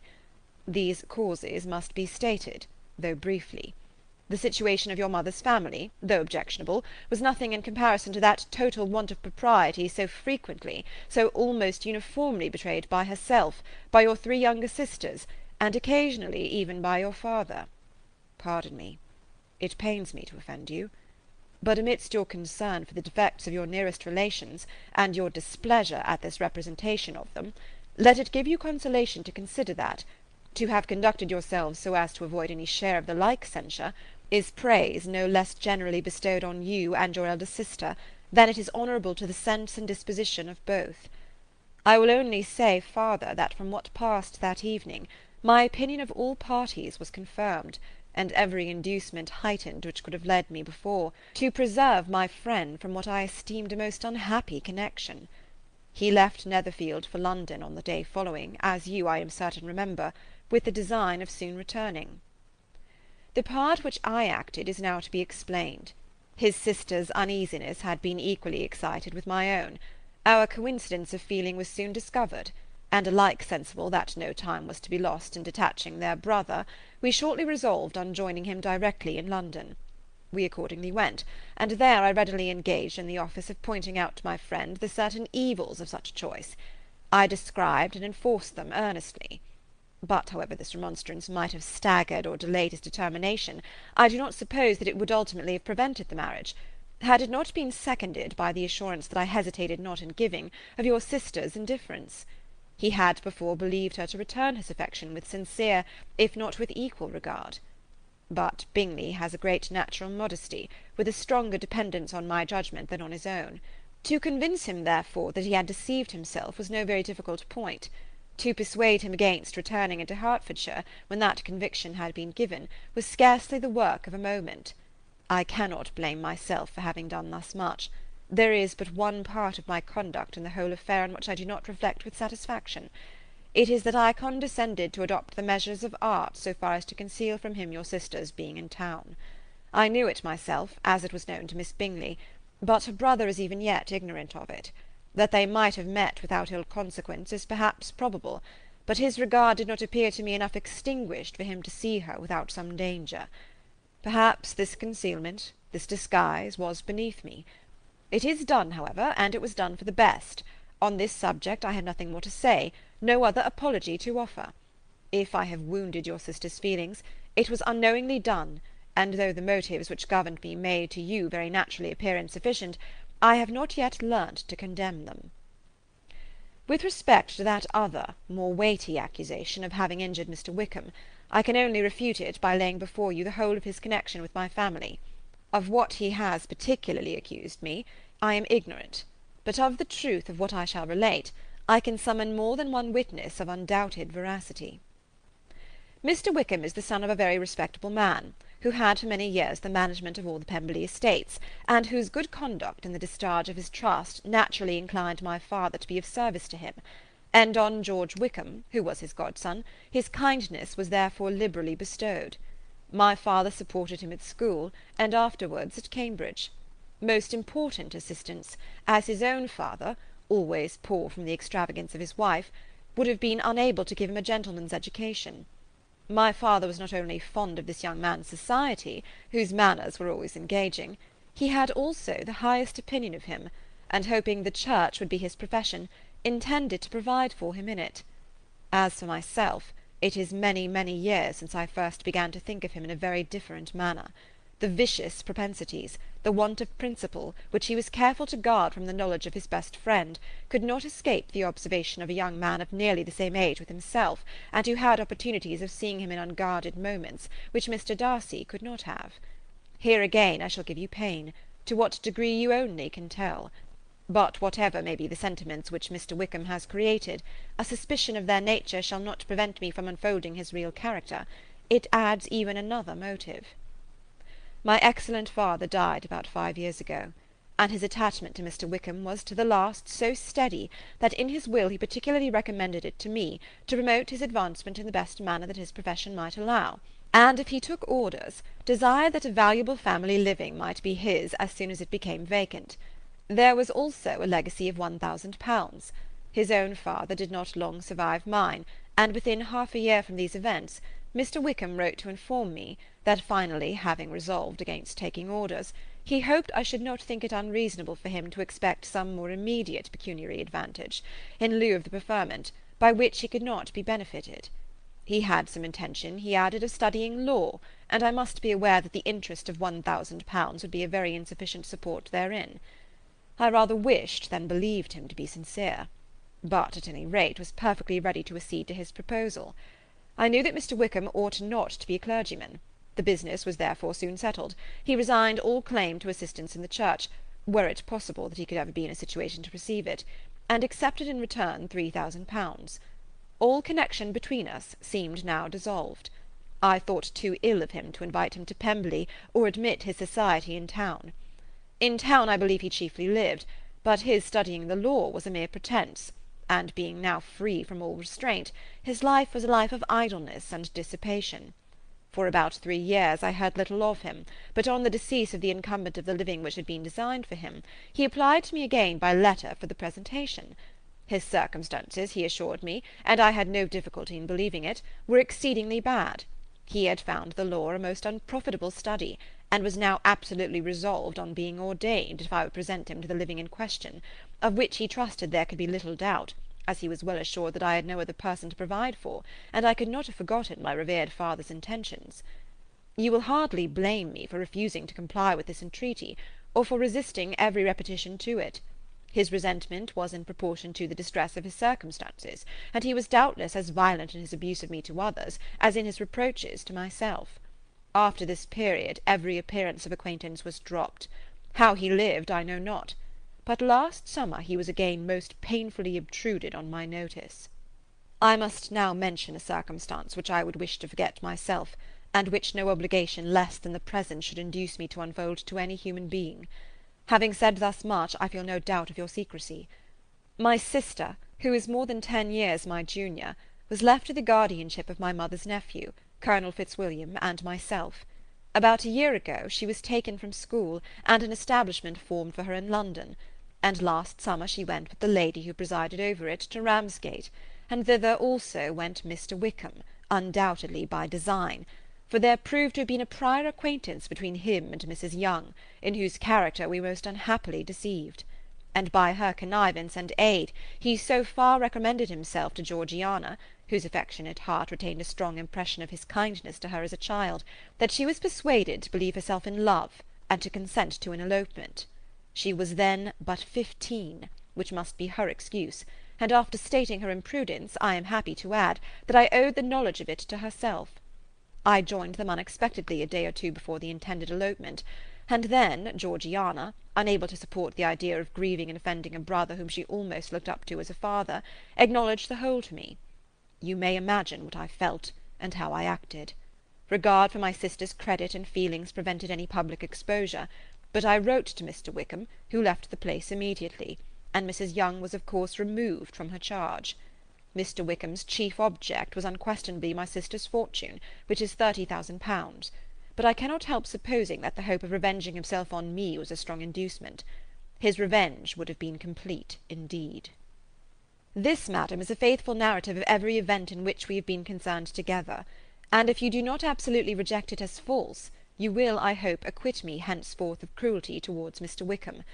I know not in what manner, under what form of falsehood he had imposed on you, but his success is not perhaps to be wondered at. Ignorant as you previously were of everything concerning either, detection could not be in your power, and suspicion certainly not in your inclination. You may possibly wonder why all this was not told you last night, but I was not then master enough of myself to know what could or ought to be revealed. For the truth of everything here related, I can appeal more particularly to the testimony of Colonel Fitzwilliam, who, from our near relationship and constant intimacy, and still more as one of the executors of my father's will, has been unavoidably acquainted with every particular of these transactions. If your abhorrence of me should make my assertions valueless, you cannot be prevented by the same cause from confiding in my cousin, and that there may be the possibility of consulting him, I shall endeavour to find some opportunity of putting this letter in your hands in the course of the morning. I will only add, God bless you. Fitzwilliam Darcy. End of chapter 35. Pride and Prejudice by Jane Austen. Chapter 36. If Elizabeth, when Mr. Darcy gave her the letter, did not expect it to contain a renewal of his offers, she had formed no expectation at all of its contents. But such as they were, it may well be supposed how eagerly she went through them, and what a contrariety of emotion they excited. Her feelings, as she read, were scarcely to be defined. With amazement did she first understand that he believed any apology to be in his power, and steadfastly was she persuaded that he could have no explanation to give which a just sense of shame would not conceal. With a strong prejudice against everything he might say, she began his account of what had happened at Netherfield. She read with an eagerness which hardly left her power of comprehension, and from impatience of knowing what the next sentence might bring, was incapable of attending to the sense of the one before her eyes. His belief of her sister's insensibility she instantly resolved to be false, and his account of the real, the worst objections to the match, made her too angry to have any wish of doing him justice. He expressed no regret for what he had done which satisfied her. His style was not penitent, but haughty. It was all pride and insolence. But when this subject was succeeded by his account of Mr. Wickham, when she read with somewhat clearer attention a relation of events which, if true, must overthrow every cherished opinion of his worth, and which bore so alarming an affinity to his own history of himself, her feelings were yet more acutely painful and more difficult of definition. Astonishment, apprehension, and even horror oppressed her. She wished to discredit it entirely, repeatedly exclaiming, "This must be false! This cannot be! This must be the grossest falsehood!" And when she had gone through the whole letter, though scarcely knowing anything of the last page or two, put it hastily away, protesting that she would not regard it, that she would never look in it again. In this perturbed state of mind, with thoughts that could not rest on anything, she walked on, but it would not do. In half a minute the letter was unfolded again, and collecting herself as well as she could, she again began the mortifying perusal of all that related to Wickham, and commanded herself so far as to examine the meaning of every sentence. The account of his connection with the Pemberley family was exactly what he had related himself, and the kindness of the late Mr. Darcy, though she had not before known its extent, agreed equally well with his own words. So far each recital confirmed the other, but when she came to the will, the difference was great. What Wickham had said of the living was fresh in her memory, and as she recalled his very words, it was impossible not to feel that there was gross duplicity on one side or the other, and for a few moments she flattered herself that her wishes did not err. But when she read and re-read with the closest attention the particulars immediately following of Wickham's resigning all pretences to the living, of his receiving in lieu so considerable a sum as £3,000, again was she forced to hesitate. She put down the letter, weighed every circumstance with what she meant to be impartiality, deliberated on the probability of each statement, but with little success. On both sides it was only assertion. Again she read on, but every line proved more clearly that the affair, which she had believed it impossible that any contrivance could so represent as to render Mr. Darcy's conduct in it less than infamous, was capable of a turn which must make him entirely blameless throughout the whole. The extravagance and general profligacy which he scrupled not to lay at Mr. Wickham's charge exceedingly shocked her, the more so as she could bring no proof of its injustice. She had never heard of him before his entrance into the Blankshire militia, in which he had engaged at the persuasion of the young man who, on meeting him accidentally in town, had there renewed a slight acquaintance. Of his former way of life nothing had been known in Hertfordshire but what he told himself. As to his real character, had information been in her power, she had never felt a wish of inquiring. His countenance, voice, and manner had established him at once in the possession of every virtue. She tried to recollect some instance of goodness, some undistinguished trait of integrity or benevolence, that might rescue him from the attacks of Mr. Darcy, or at least, by the predominance of virtue, atone for those casual errors under which she would endeavour to class what Mr. Darcy had described as the idleness and vice of many years' continuance. But no such recollection befriended her. She could see him instantly before her, in every charm of air and address, but she could remember no more substantial good than the general approbation of the neighbourhood, and the regard which his social powers had gained him in the mess. After pausing on this point a considerable while, she once more continued to read. But alas! the story which followed, of his designs on Miss Darcy, received some confirmation from what had passed between Colonel Fitzwilliam and herself only the morning before, and at last she was referred for the truth of every particular to Colonel Fitzwilliam himself, from whom she had previously received the information of his near concern in all his cousin's affairs, and whose character she had no reason to question. At one time she had almost resolved on applying to him, but the idea was checked by the awkwardness of the application, and at length wholly banished by the conviction that Mr. Darcy would never have hazarded such a proposal if he had not been well assured of his cousin's corroboration. She perfectly remembered everything that had passed in conversation between Wickham and herself, in their first evening at Mr. Phillips's. Many of his expressions were still fresh in her memory. She was now struck with the impropriety of such communications to a stranger, and wondered it had escaped her before. She saw the indelicacy of putting himself forward as he had done, and the inconsistency of his professions with his conduct. She remembered that he had boasted of having no fear of seeing Mr. Darcy, that Mr. Darcy might leave the country, but that he should stand his ground. Yet he had avoided the Netherfield ball the very next week. She remembered also that, till the Netherfield family had quitted the country, he had told his story to no one but herself, and that after their removal it had been everywhere discussed, that he had then no reserves, no scruples in sinking Mr. Darcy's character, though he had assured her that respect for the father would always prevent his exposing the son. How differently did everything now appear in which he was concerned! His attentions to Miss King were now the consequence of views solely and hatefully mercenary, and the mediocrity of her fortune proved no longer the moderation of his wishes, but his eagerness to grasp at anything. His behaviour to herself could now have had no tolerable motive. He had either been deceived with regard to her fortune, or had been gratifying his vanity by encouraging the preference which she believed she had most incautiously shown.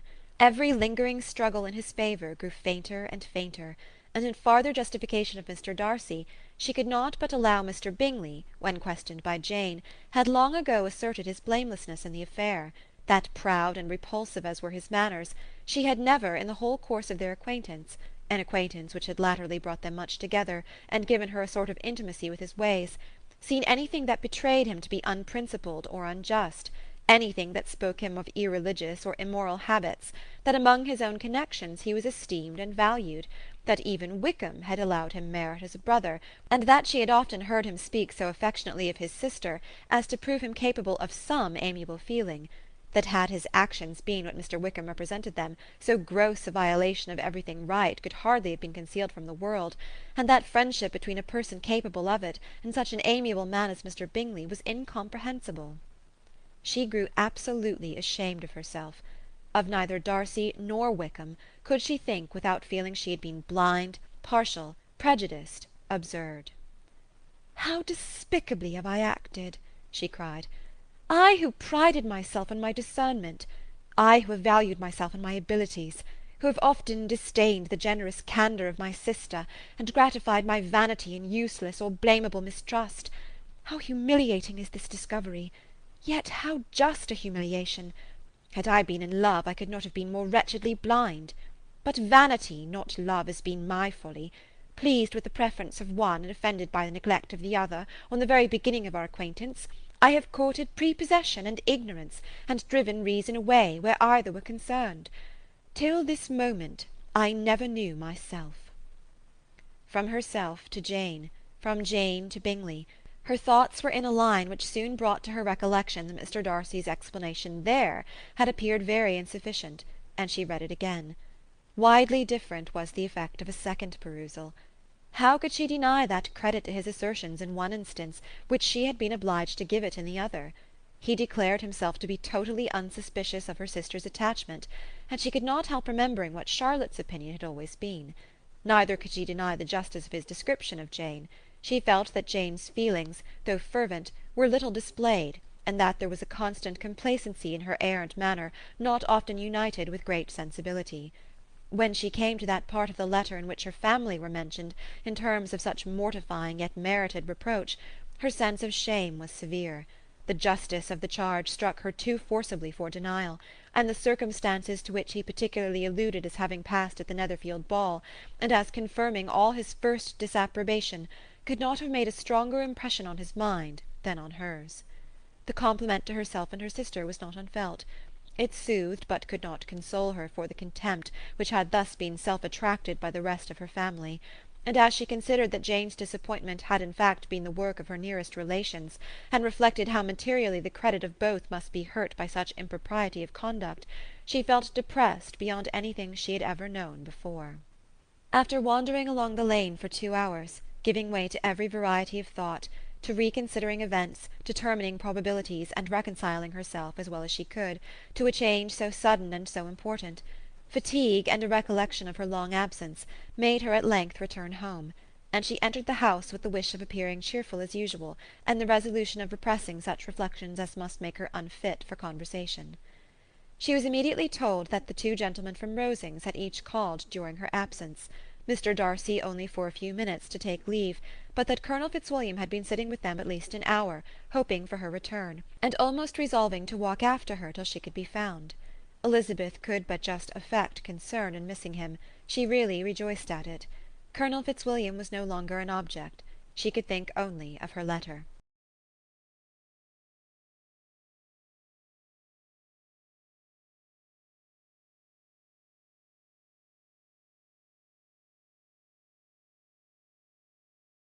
Pride and Prejudice by Jane Austen.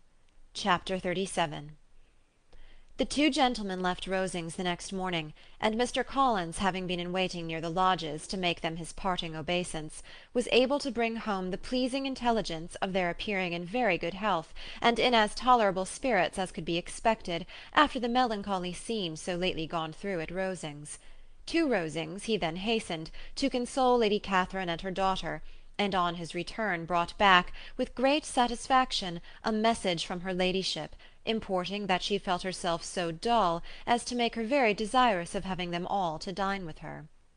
Elizabeth could not see Lady Catherine without recollecting that, had she chosen it, she might by this time have been presented to her as her future niece, nor could she think without a smile of what her ladyship's indignation would have been. What would she have said? How would she have behaved? Were questions with which she amused herself. Their first subject was the diminution of the Rosings party. "I assure you I feel it exceedingly," said Lady Catherine. "I believe no one feels the loss of friends so much as I do, but I am particularly attached to these young men, and know them to be so much attached to me. They were excessively sorry to go, but so they always are. The dear Colonel rallied his spirits tolerably till just at last, but Darcy seemed to feel it most acutely, more, I think, than last year. His attachment to Rosings certainly increases." Mr. Collins had a compliment and an allusion to throw in here, which were kindly smiled on by the mother and daughter.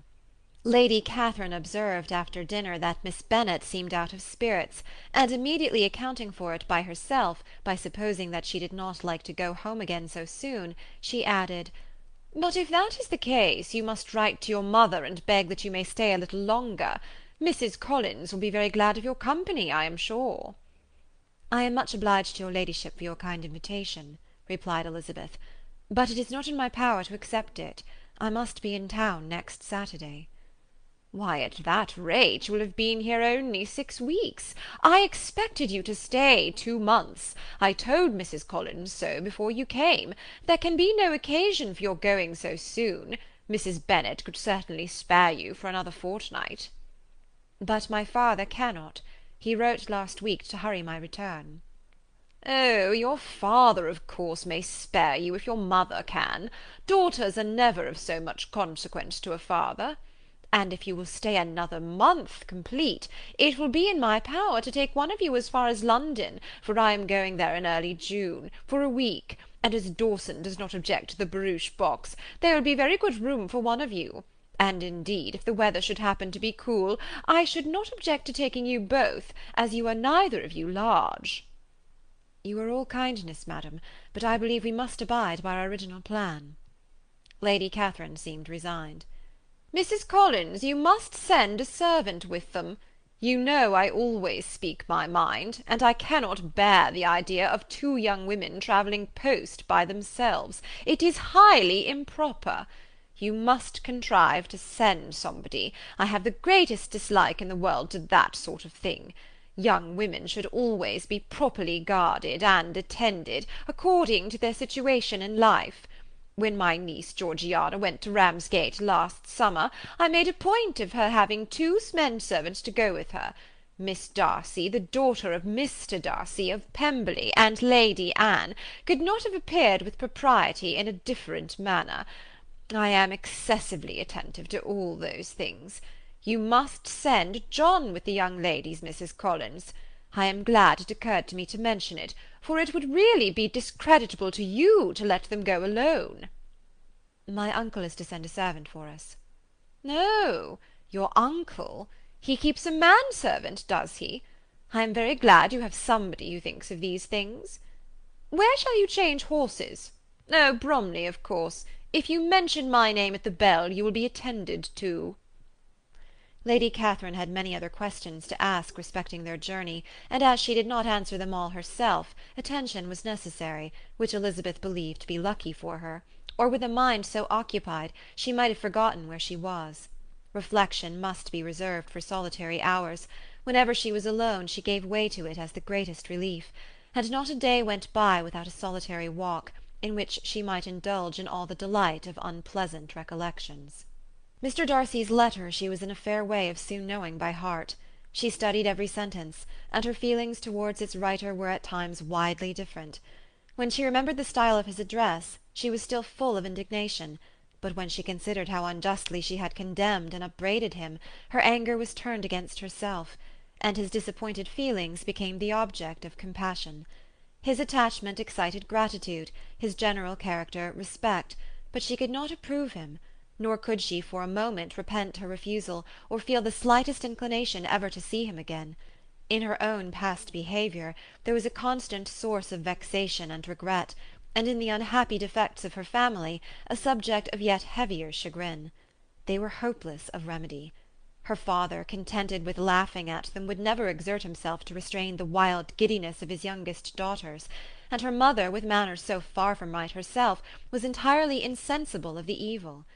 Elizabeth had frequently united with Jane in an endeavour to check the imprudence of Catherine and Lydia, but while they were supported by their mother's indulgence, what chance could there be of improvement? Catherine, weak-spirited, irritable, and completely under Lydia's guidance, had been always affronted by their advice, and Lydia, self-willed and careless, would scarcely give them a hearing. They were ignorant, idle, and vain. While there was an officer in Meryton they would flirt with him, and while Meryton was within a walk of Longbourn they would be going there for ever. Anxiety on Jane's behalf was another prevailing concern, and Mr. Darcy's explanation, by restoring Bingley to all her former good opinion, heightened the sense of what Jane had lost. His affection was proved to have been sincere, and his conduct cleared of all blame, unless any could attach to the implicitness of his confidence in his friend. How grievous, then, was the thought that, of a situation so desirable in every respect, so replete with advantage, so promising for happiness, Jane had been deprived, by the folly and indecorum of her own family. When to these recollections was added the development of Wickham's character, it may be easily believed that the happy spirits which had seldom been depressed before were now so much affected as to make it almost impossible for her to appear tolerably cheerful. Their engagements at Rosings were as frequent during the last week of her stay as they had been at first. The very last evening was spent there, and her ladyship again inquired minutely into the particulars of their journey, gave them directions as to the best method of packing, and was so urgent on the necessity of placing gowns in the only right way, that Maria thought herself obliged, on her return, to undo all the work of the morning, and pack her trunk afresh. When they parted, Lady Catherine, with great condescension, wished them a good journey, and invited them to come to Hunsford again next year, and Miss de Bourgh exerted herself so far as to curtsy and hold out her hand to both. Chapter 37. Pride and Prejudice, by Jane Austen. Chapter 38. On Saturday morning Elizabeth and Mr. Collins met for breakfast a few minutes before the others appeared, and he took the opportunity of paying the parting civilities which he deemed indispensably necessary. "I know not, Miss Elizabeth," said he, "whether Mrs. Collins has yet expressed her sense of your kindness in coming to us, but I am very certain you will not leave the house without receiving her thanks for it. The favour of your company has been much felt, I assure you. We know how little there is to tempt any one to our humble abode.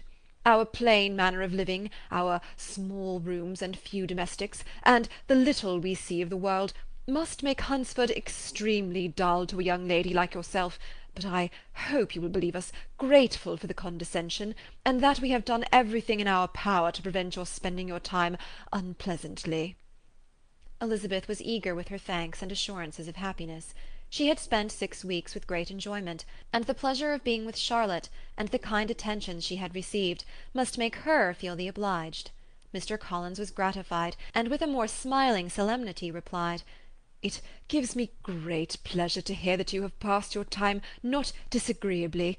We have certainly done our best, and most fortunately having it in our power to introduce you to very superior society, and from our connection with Rosings, the frequent means of varying the humble home scene, I think we may flatter ourselves that your Hunsford visit cannot have been entirely irksome.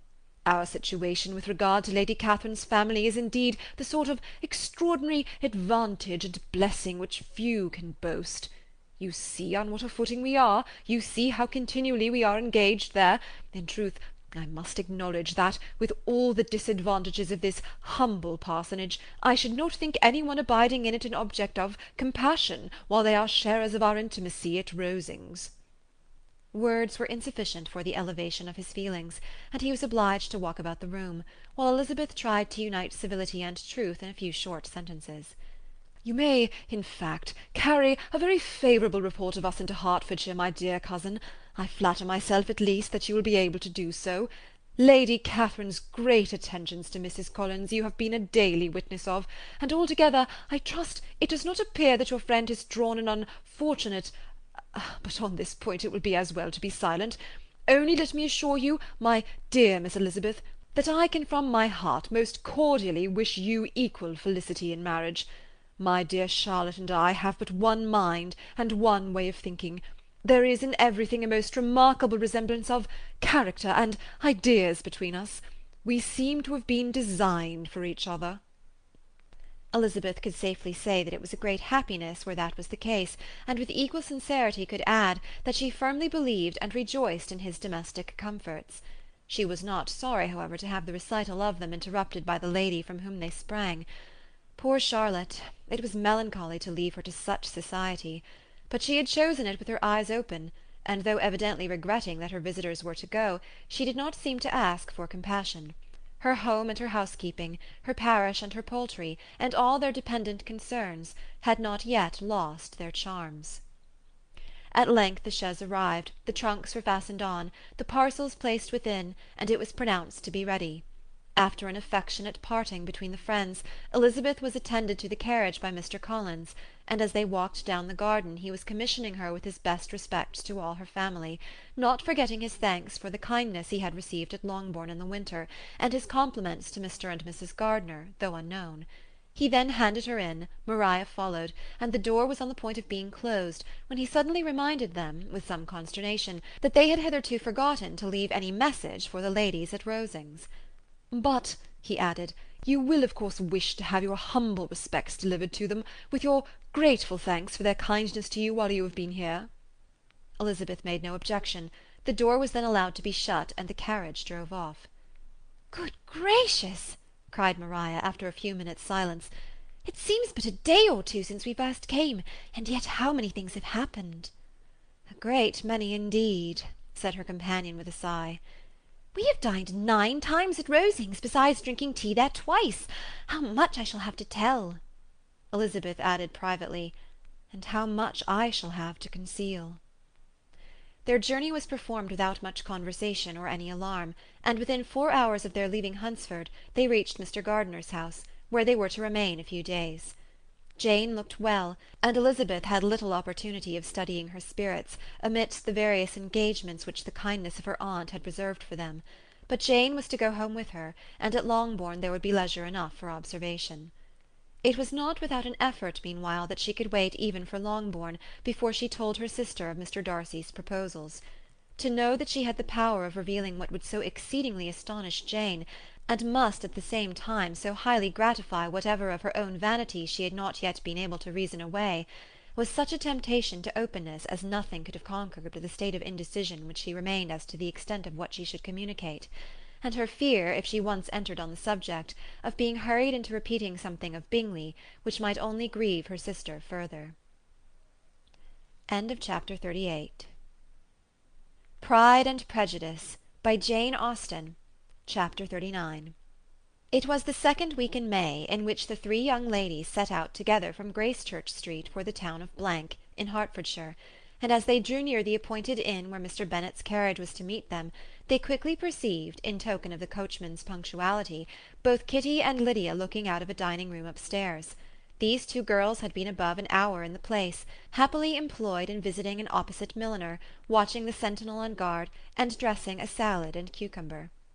After welcoming their sisters, they triumphantly displayed a table set out with such cold meat as an inn larder usually affords, exclaiming, "Is not this nice? Is not this an agreeable surprise?"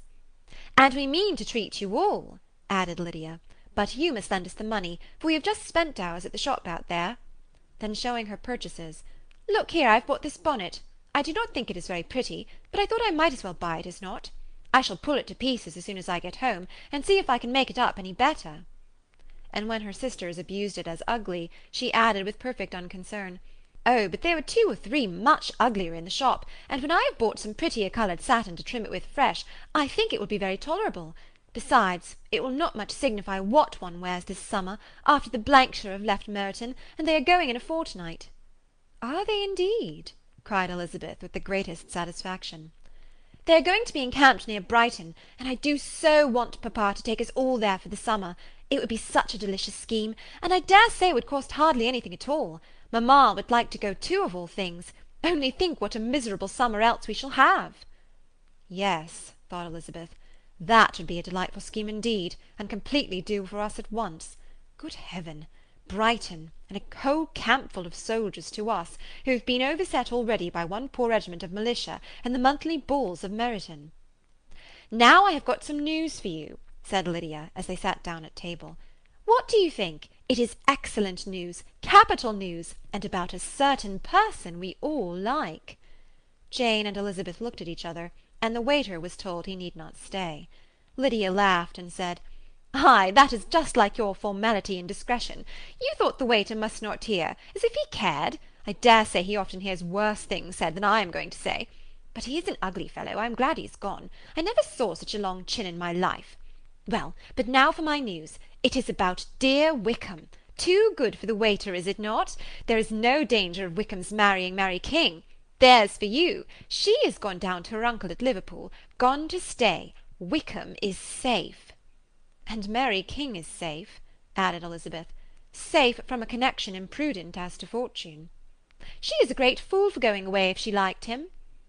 "But I hope there is no strong attachment on either side," said Jane. "I am sure there is not on his. I will answer for it. He never cared 3 straws about her.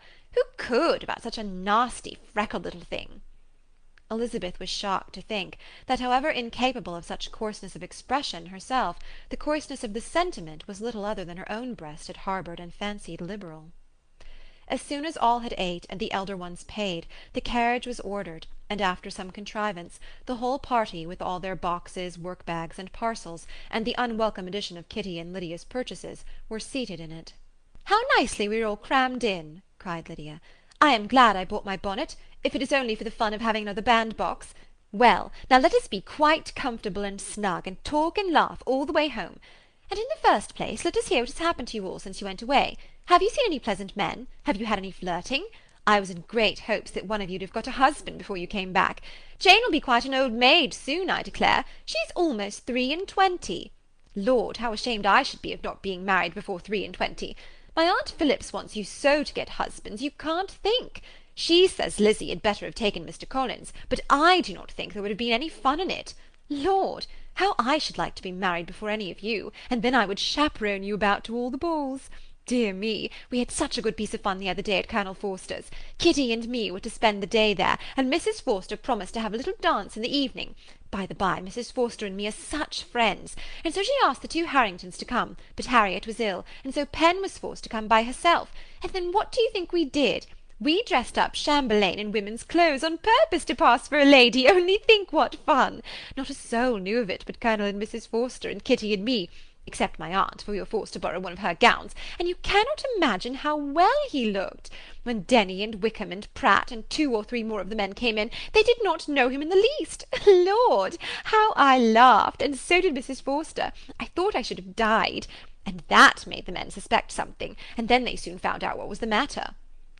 With such kinds of histories and their parties and good jokes did Lydia, assisted by Kitty's hints and additions, endeavour to amuse her companions all the way to Longbourn. Elizabeth listened as little as she could, but there was no escaping the frequent mention of Wickham's name. Their reception at home was most kind. Mrs. Bennet rejoiced to see Jane in undiminished beauty, and more than once during dinner did Mr. Bennet say voluntarily to Elizabeth, "I am glad you are come back, Lizzie." Their party in the dining-room was large, for almost all the Lucases came to meet Maria and hear the news, and various were the subjects that occupied them. Lady Lucas was inquiring of Maria after the welfare and poultry of her eldest daughter. Mrs. Bennet was doubly engaged, on the one hand collecting an account of the present fashions from Jane, who sat some way below her, and on the other retailing them all to the younger Lucases; and Lydia, in a voice rather louder than any other person's, was enumerating the various pleasures of the morning to anybody who would hear her. "Oh, Mary," said she, "I wish you had gone with us, for we had such fun. As we went along, Kitty and I drew up the blinds, and pretended there was nobody in the coach, and I should have gone so all the way, if Kitty had not been sick, and when we got to the George, I do think we behaved very handsomely, for we treated the other 3 with the nicest cold luncheon in the world, and if you would have gone, we would have treated you too. And then we came away. It was such fun. I thought we never should have got into the coach. I was ready to die of laughter. And then we were so merry all the way home. We talked and laughed so loud that anybody might have heard us 10 miles off." To this, Mary very gravely replied, "Far be it from me, my dear sister, to depreciate such pleasures. They would doubtless be congenial with the generality of female minds, but I confess they would have no charms for me. I should infinitely prefer a book." But of this answer Lydia heard not a word. She seldom listened to anybody for more than half a minute, and never attended to Mary at all. In the afternoon Lydia was urgent with the rest of the girls to walk to Meryton, and to see how everybody went on, but Elizabeth steadily opposed the scheme. It should not be said that the Miss Bennets could not be at home half a day before they were in pursuit of the officers. There was another reason, too, for her opposition. She dreaded seeing Mr. Wickham again, and was resolved to avoid it as long as possible. The comfort to her of the regiment's approaching removal was indeed beyond expression. In a fortnight they were to go, and once gone, she hoped there could be nothing more to plague her on his account. She had not been many hours at home before she found that the Brighton scheme, of which Lydia had given them a hint at the inn, was under frequent discussion between her parents. Elizabeth saw directly that her father had not the smallest intention of yielding, but his answers were at the same time so vague and equivocal that her mother, though often disheartened, had never yet despaired of succeeding at last. Chapter 39. Pride and Prejudice, by Jane Austen. Chapter 40. Elizabeth's impatience to acquaint Jane with what had happened could no longer be overcome, and at length, resolving to suppress every particular in which her sister was concerned, and preparing her to be surprised, she related to her the next morning the chief of the scene between Mr. Darcy and herself. Miss Bennet's astonishment was soon lessened by the strong sisterly partiality which made any admiration of Elizabeth appear perfectly natural, and all surprise was shortly lost in other feelings. She was sorry that Mr. Darcy should have delivered his sentiments in a manner so little suited to recommend them, but still more was she grieved for the unhappiness which her sister's refusal must have given him. "His being so sure of succeeding was wrong," said she, "and certainly ought not to have appeared, but consider how much it must increase his disappointment." "Indeed," replied Elizabeth, "I am heartily sorry for him, but he has other feelings which will probably soon drive away his regard for me. You do not blame me, however, for refusing him?" "Blame you? Oh, no." "But you blame me for having spoken so warmly of Wickham?" "No, I do not know that you were wrong in saying what you did." "But you will know it when I tell you what happened the very next day." She then spoke of the letter, repeating the whole of its contents as far as they concerned George Wickham. What a stroke was this for poor Jane! Who would willingly have gone through the world without believing that so much wickedness existed in the whole race of mankind as was here collected in one individual? Nor was Darcy's vindication, though grateful to her feelings, capable of consoling her for such discovery. Most earnestly did she labour to prove the probability of error, and seek to clear the one without involving the other. "This will not do," said Elizabeth. "You will never be able to make both of them good for anything. Take your choice, but you must be satisfied with only one. There is but such a quantity of merit between them, just enough to make one good sort of man, and of late it has been shifting about pretty much.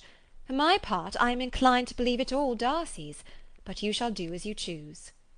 It was some time, however, before a smile could be extorted from Jane. "I do not know when I have been more shocked," said she. "Wickham so very bad! It is almost past belief. And poor Mr. Darcy! Dear Lizzy, only consider what he must have suffered. Such a disappointment! And with the knowledge of your ill opinion too, and having to relate such a thing of his sister. It is really too distressing. I am sure you must feel it so." "Oh no, my regret and compassion are all done away by seeing you so full of both.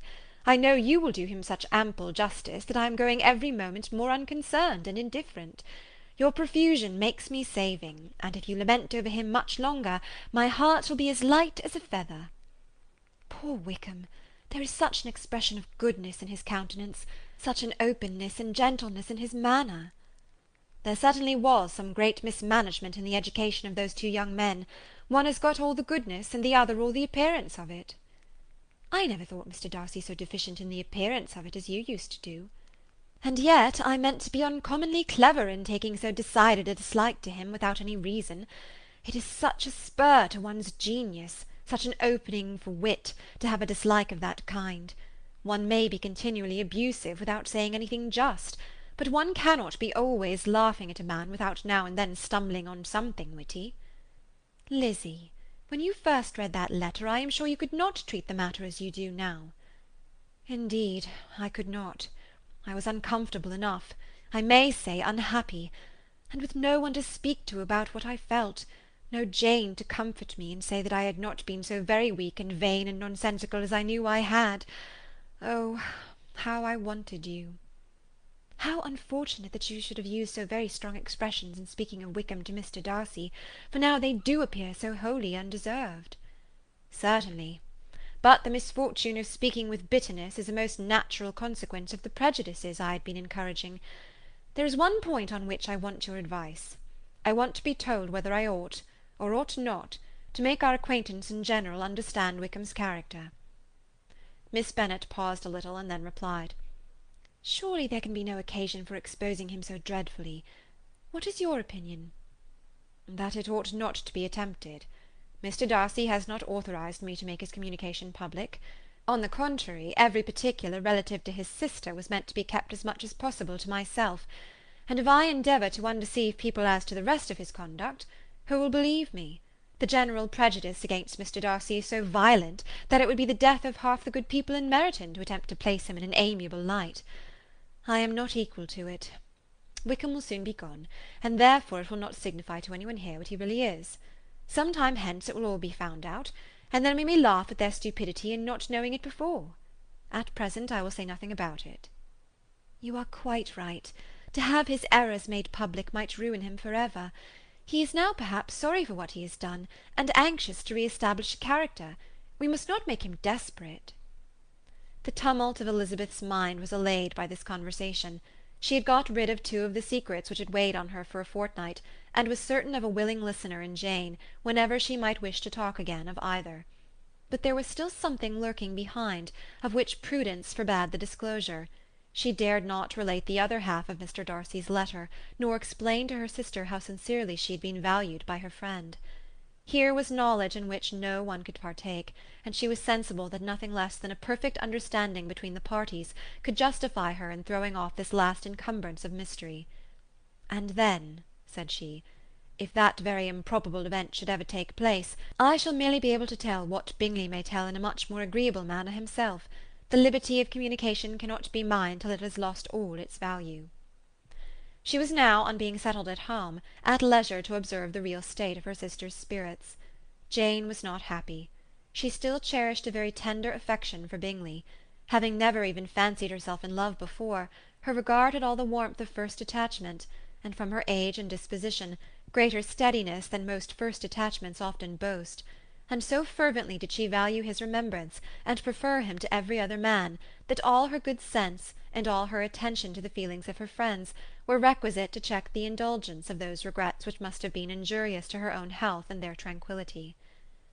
"Well, Lizzie," said Mrs. Bennet one day, "what is your opinion now of this sad business of Jane's? For my part, I am determined never to speak of it again to anybody. I told my sister Phillips so the other day, but I cannot find out that Jane saw anything of him in London. Well, he is a very undeserving young man, and I do not suppose there's the least chance in the world of her ever getting him now.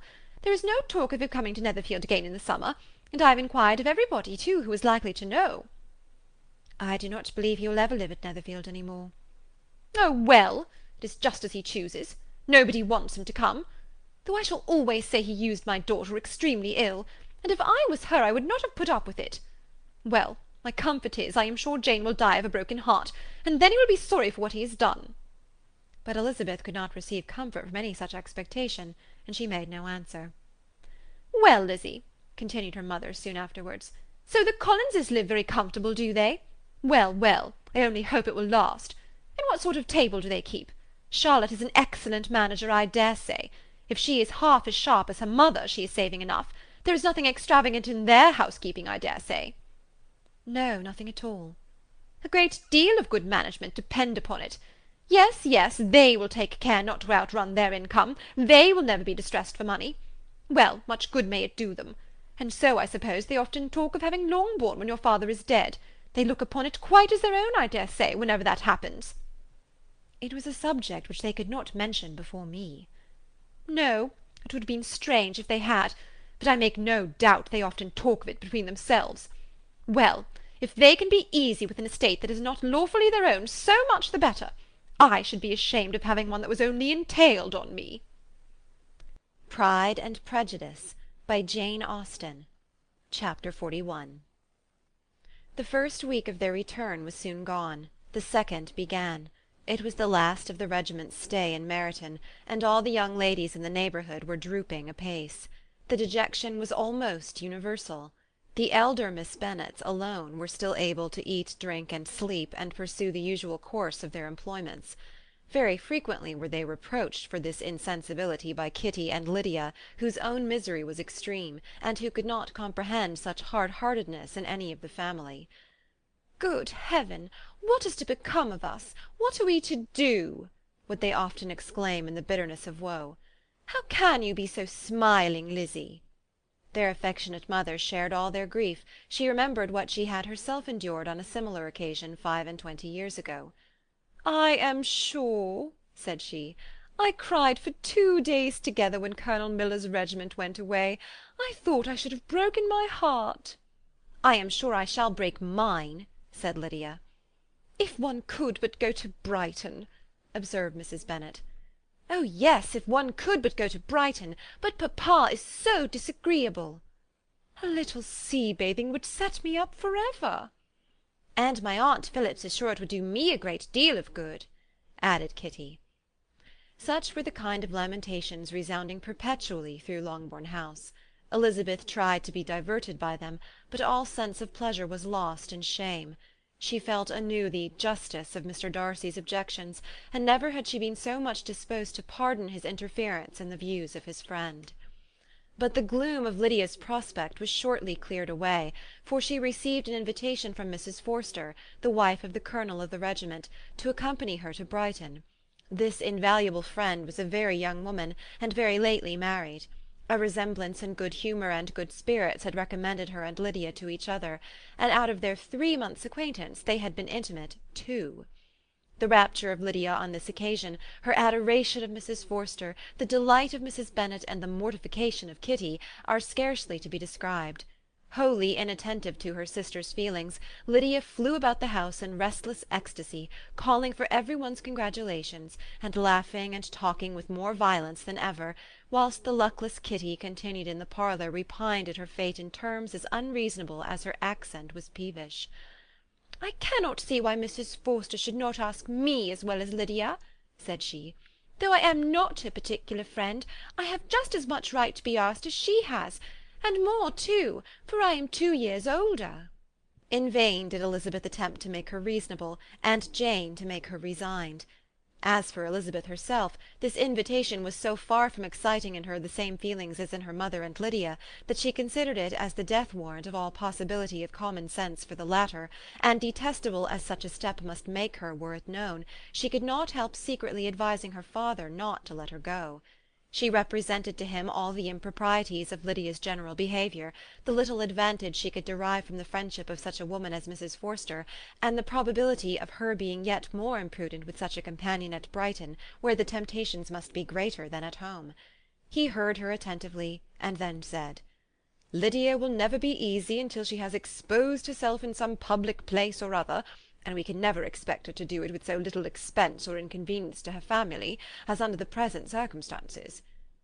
"If you were aware," said Elizabeth, "of the very great disadvantage to us all which must arise from the public notice of Lydia's unguarded and imprudent manner, nay, which has already arisen from it, I am sure you would judge differently in this affair."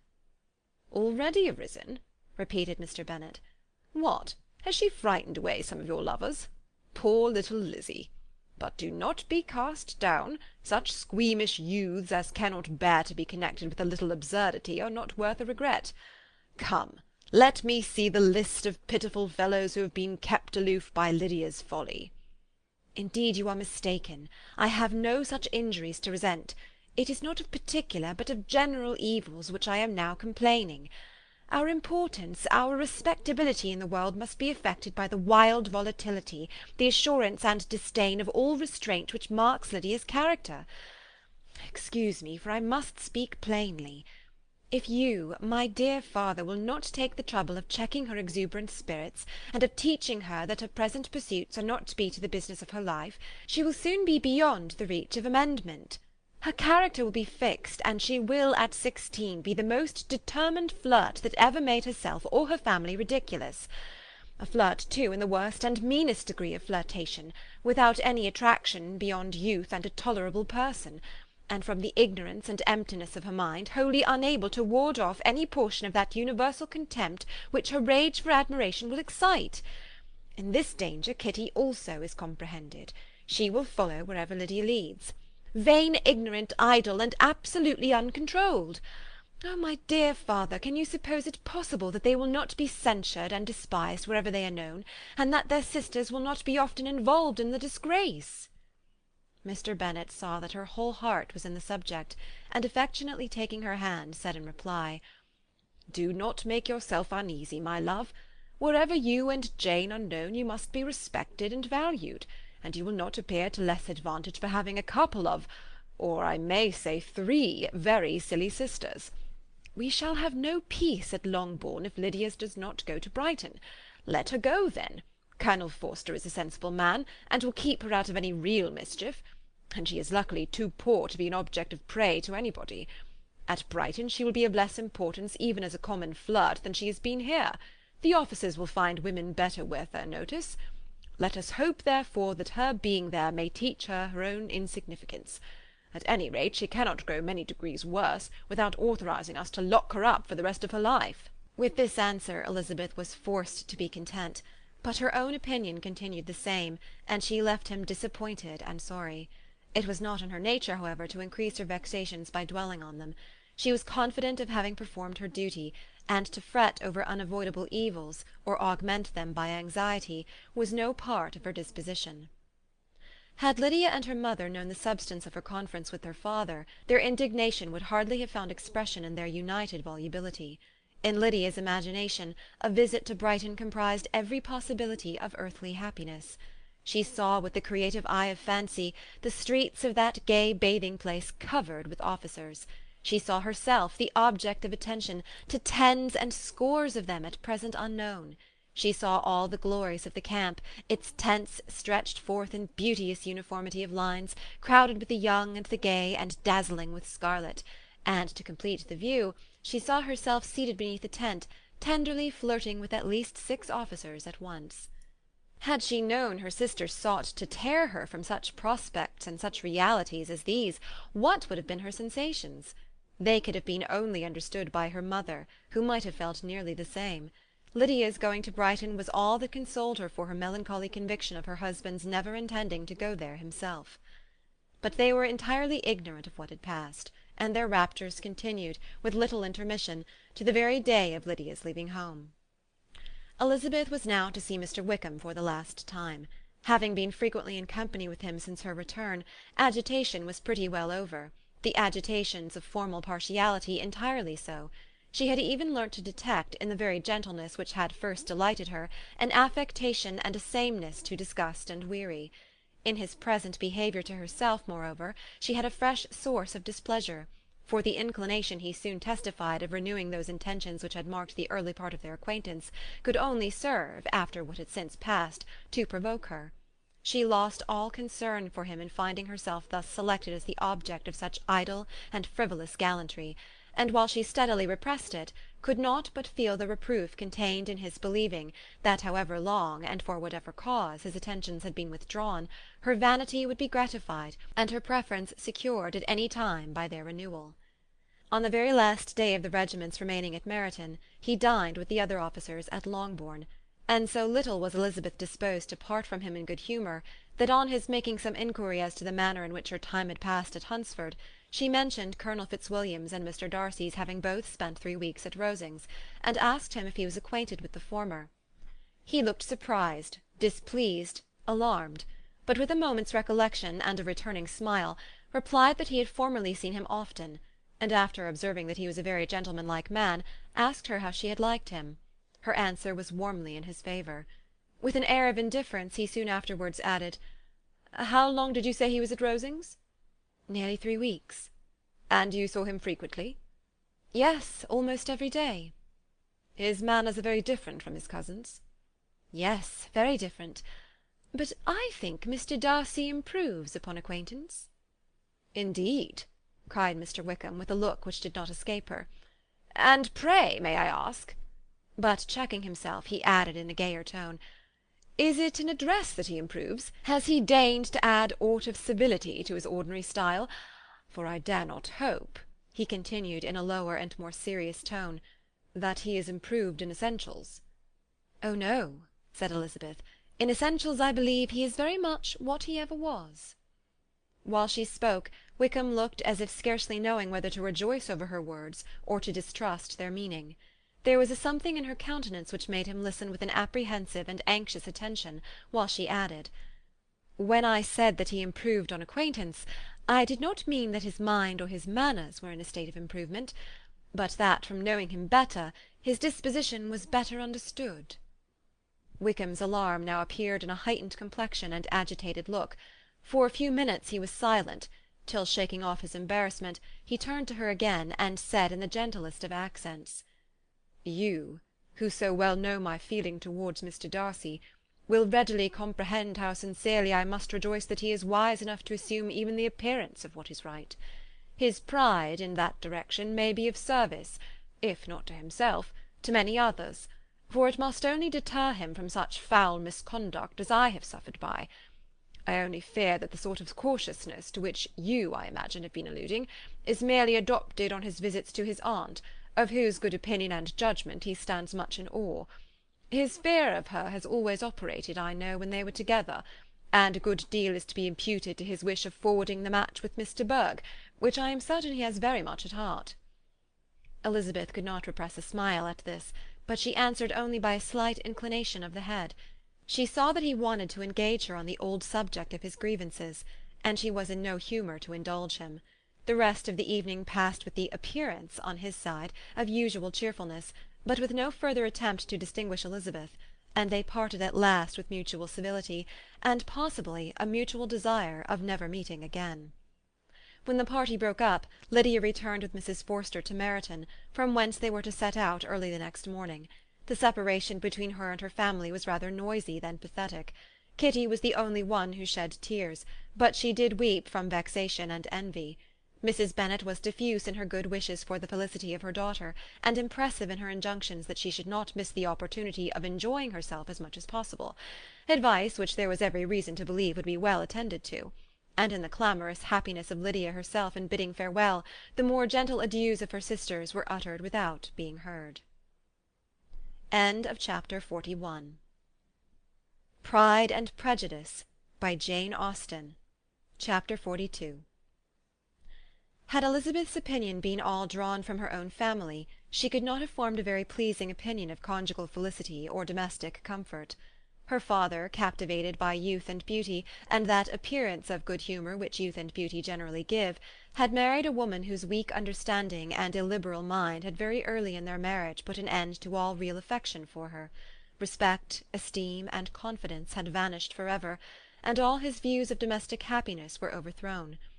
But Mr. Bennet was not of a disposition to seek comfort for the disappointment which his own imprudence had brought on, in any of those pleasures which too often console the unfortunate for their folly or their vice.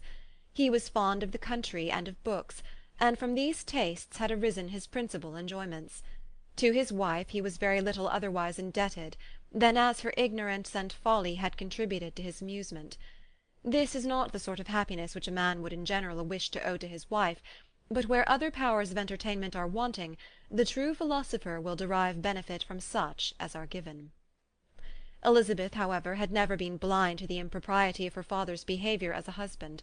She had always seen it with pain, but respecting his abilities, and grateful for his affectionate treatment of herself, she endeavoured to forget what she could not overlook, and to banish from her thoughts that continual breach of conjugal obligation and decorum, which, in exposing his wife to the contempt of her own children, was so highly reprehensible.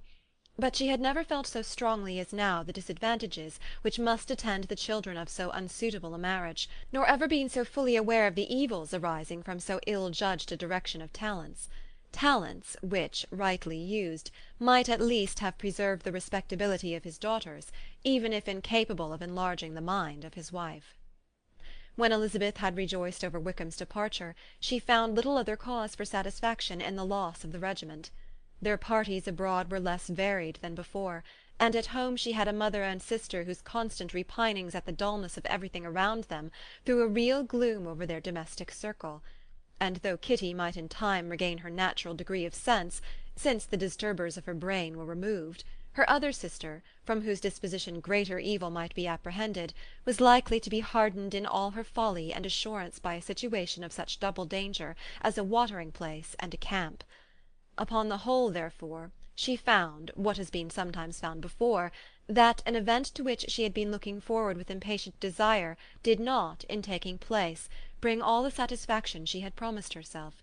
It was consequently necessary to name some other period for the commencement of actual felicity, to have some other point on which her wishes and hopes might be fixed, and by again enjoying the pleasure of anticipation, console herself for the present, and prepare for another disappointment. Her tour to the Lakes was now the object of her happiest thoughts. It was the best consolation for all the uncomfortable hours which the discontentedness of her mother and Kitty made inevitable, and could she have included Jane in the scheme, every part of it would have been perfect. "But it is fortunate," thought she, "that I have something to wish for. Were the whole arrangement complete, my disappointment would be certain.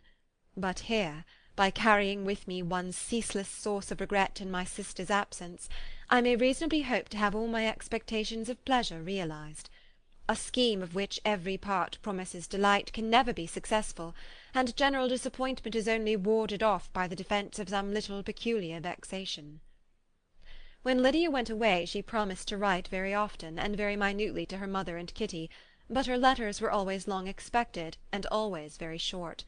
Those to her mother contained little else than that they were just returned from the library, where such and such officers had attended them, and where she had seen such beautiful ornaments as made her quite wild, that she had a new gown, or a new parasol, which she would have described more fully, but was obliged to leave off in a violent hurry, as Mrs. Forster called her, and they were going off to the camp. And from her correspondence with her sister there was still less to be learnt, for her letters to Kitty, though rather longer, were much too full of lines under the words to be made public. After the first fortnight or 3 weeks of her absence, health, good humour, and cheerfulness began to reappear at Longbourn. Everything wore a happier aspect. The families who had been in town for the winter came back again, and summer finery and summer engagements arose.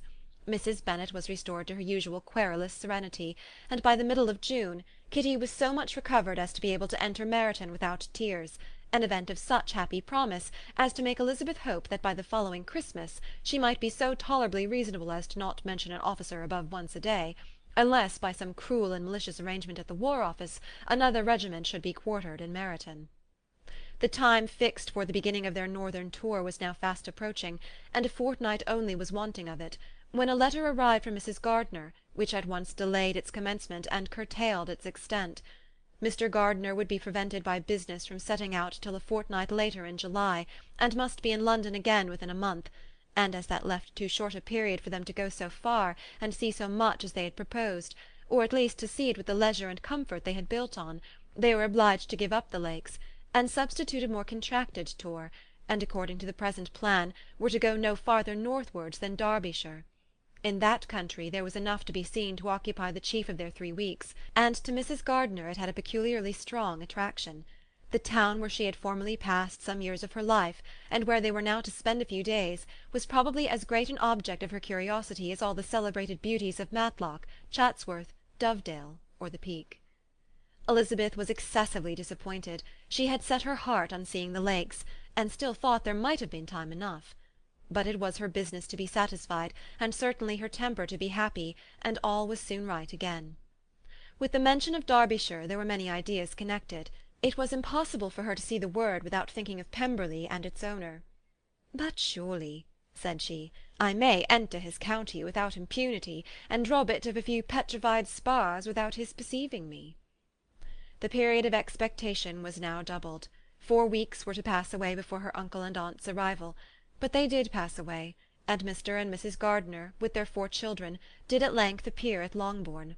The children, 2 girls of 6 and 8 years old, and 2 younger boys, were to be left under the particular care of their cousin Jane, who was the general favourite, and whose steady sense and sweetness of temper exactly adapted her for attending to them in every way, teaching them, playing with them, and loving them.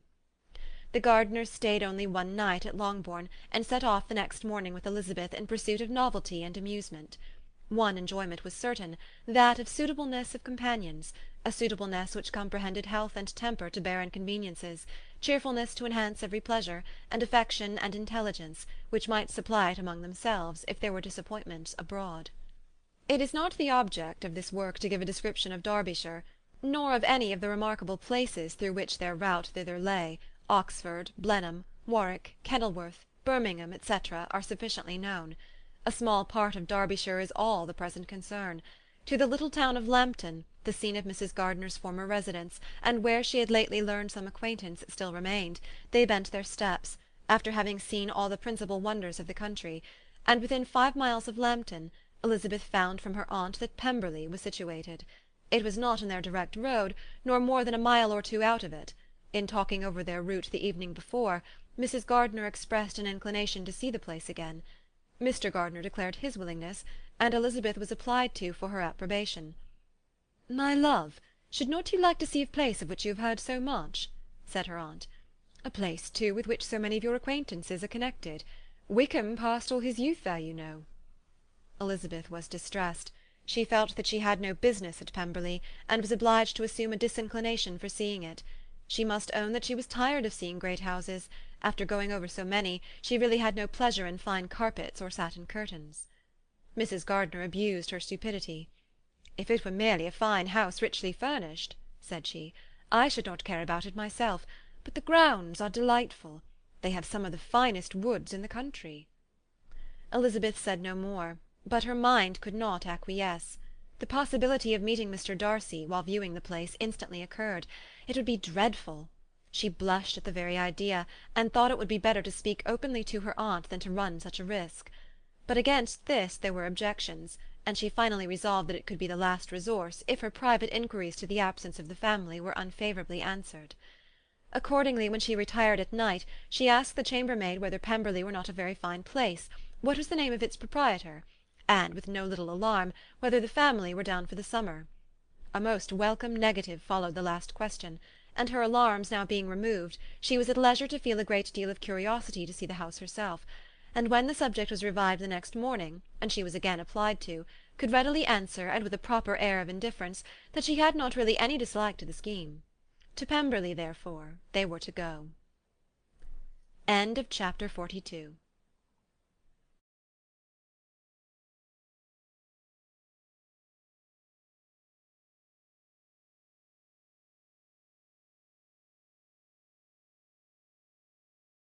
Pride and Prejudice by Jane Austen. Chapter 43.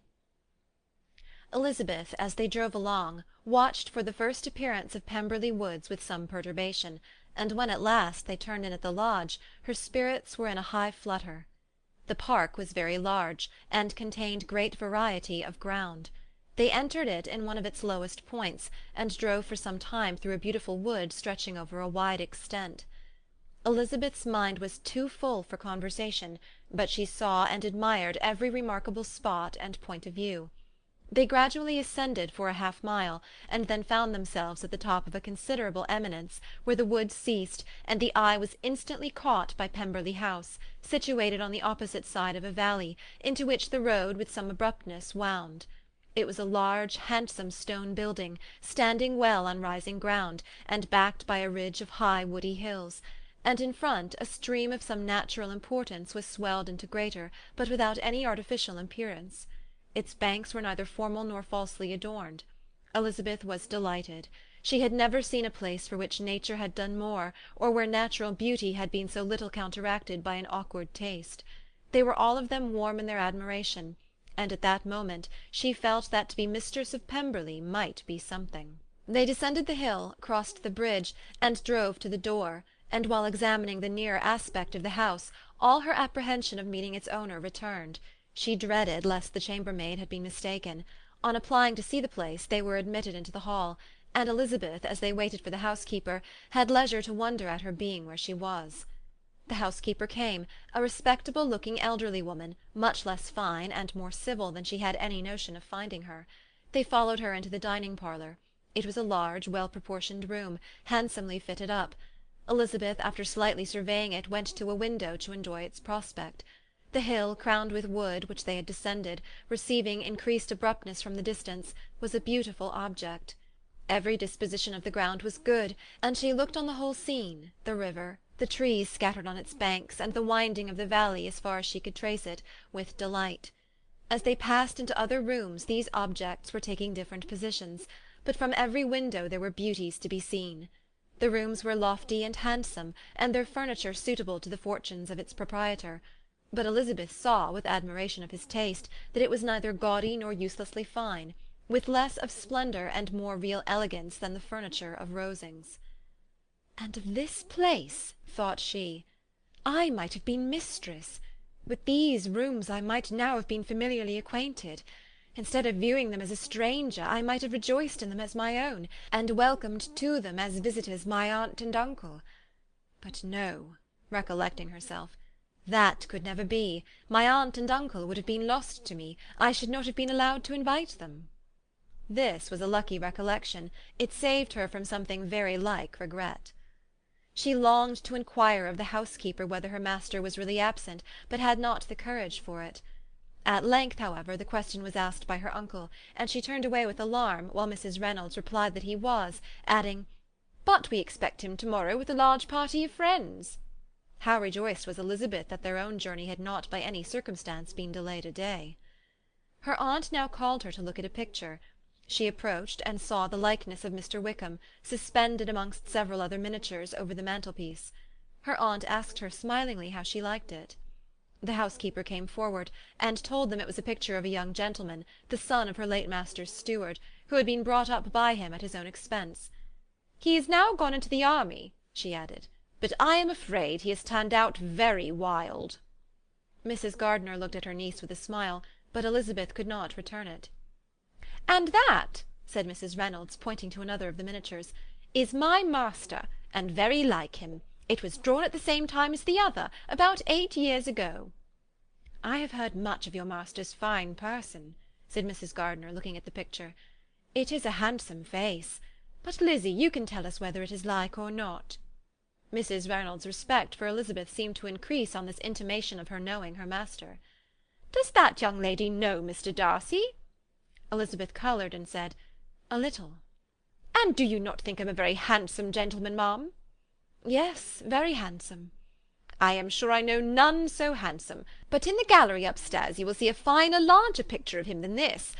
This room is my late master's favourite room, and these miniatures are just as they used to be then. He was very fond of them." This accounted to Elizabeth for Mr. Wickham's being among them.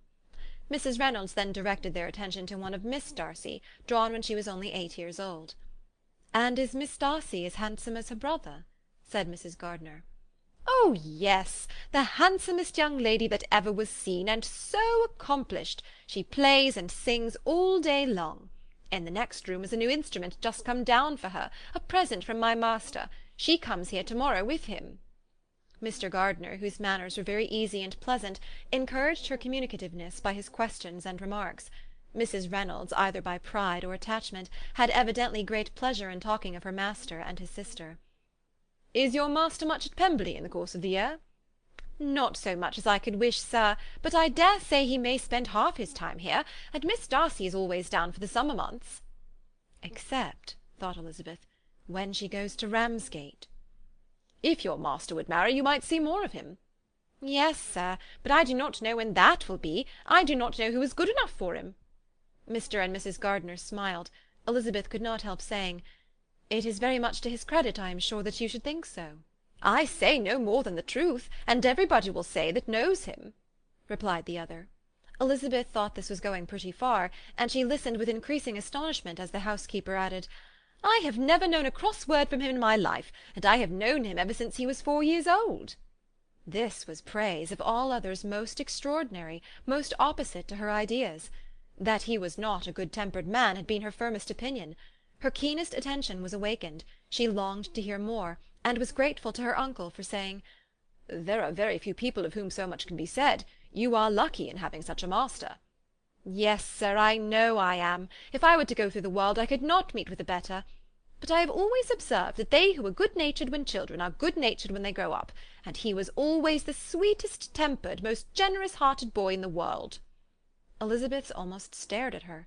"Can this be Mr. Darcy?" thought she. "His father was an excellent man," said Mrs. Gardiner. "Yes, ma'am, that he was indeed, and his son will be just like him, just as affable to the poor." Elizabeth listened, wondered, doubted, and was impatient for more. Mrs. Reynolds could interest her on no other point. She related the subjects of the pictures, the dimensions of the rooms, and the price of the furniture in vain. Mr. Gardiner, highly amused by the kind of family prejudice to which she attributed her excessive commendation of her master, soon led again to the subject, and she dwelt with energy on his many merits as they proceeded together up the great staircase. "He is the best landlord and the best master," said she, "that ever lived. Not like the wild young men nowadays who think of nothing but themselves. There is not one of his tenants or servants but will give him a good name. Some people call him proud, but I am sure I never saw anything of it. To my fancy it is only because he does not rattle away like other young men." "In what an amiable light does this place him!" thought Elizabeth.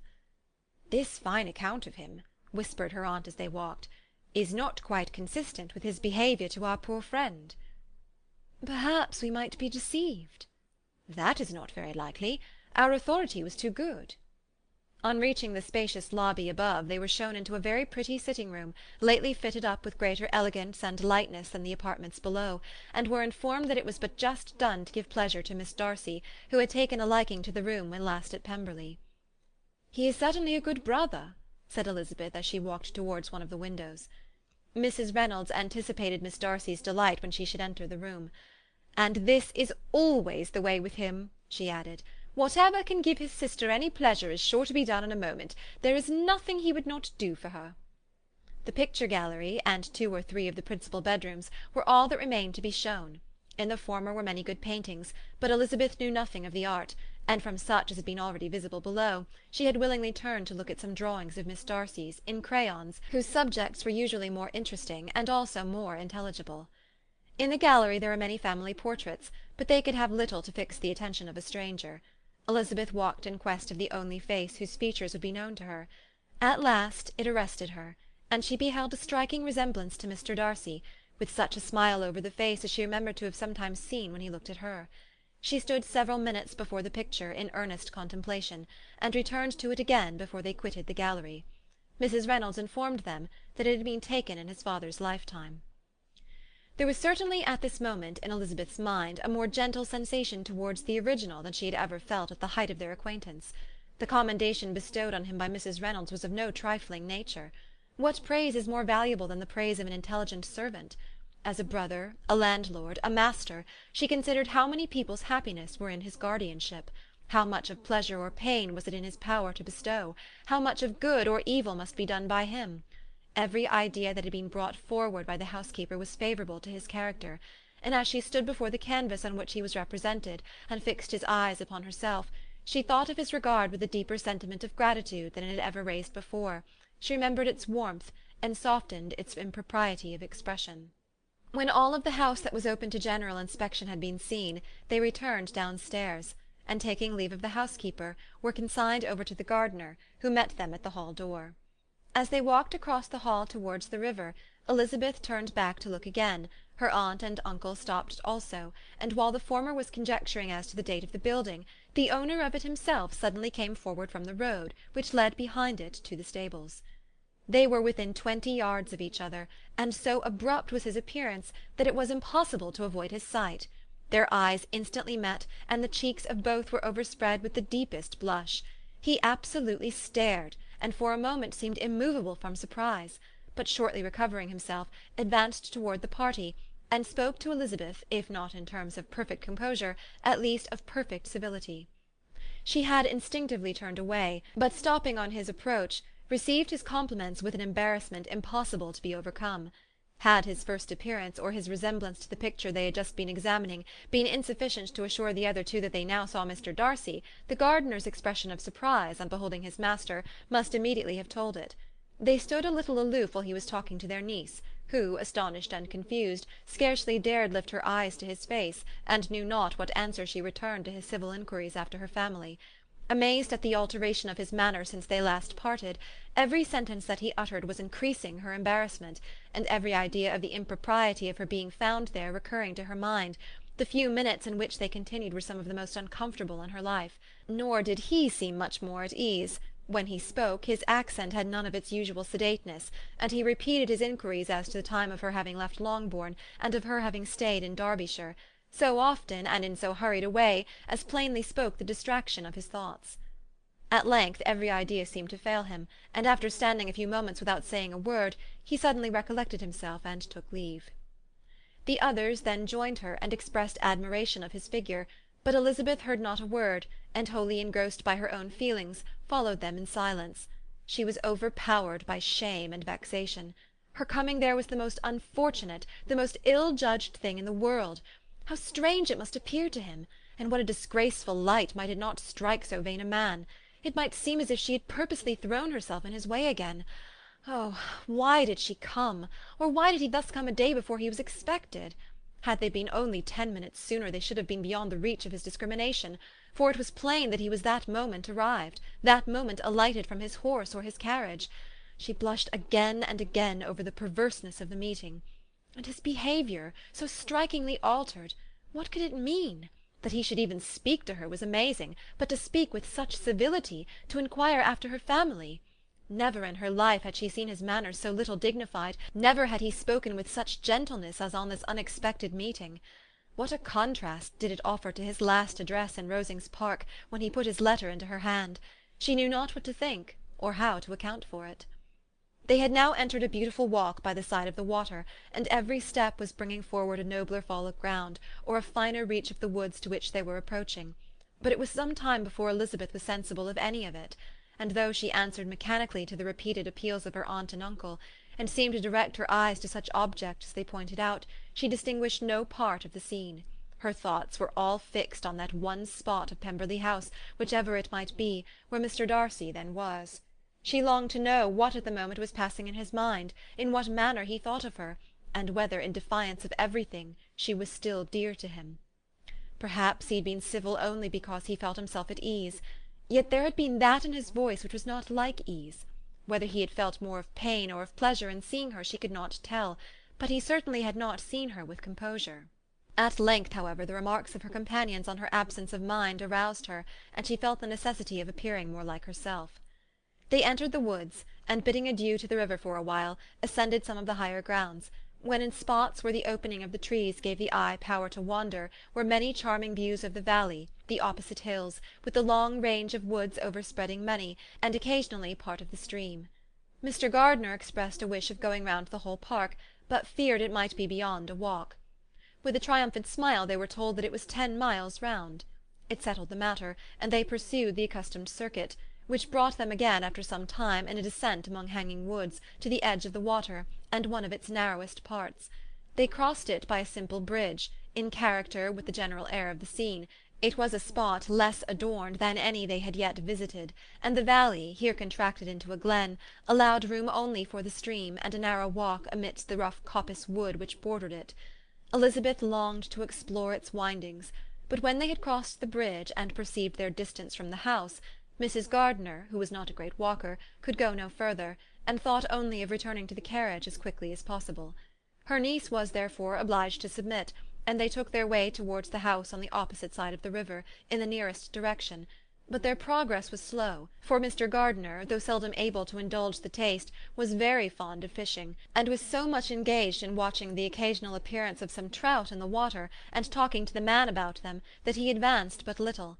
Whilst wandering on in this slow manner, they were again surprised, and Elizabeth's astonishment was quite equal to what it had been at first, by the sight of Mr. Darcy approaching them, and at no great distance.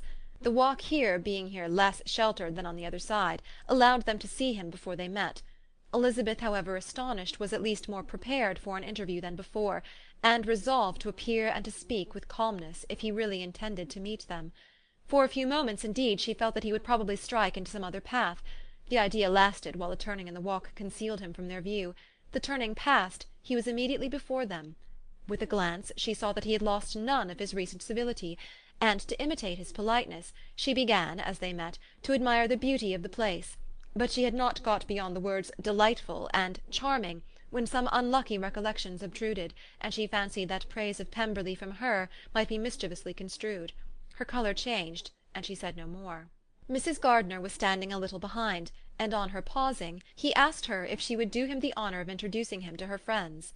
This was a stroke of civility for which she was quite unprepared, and could hardly suppress a smile at his being now seeking the acquaintance of some of those very people against whom his pride had revolted in his offer to herself.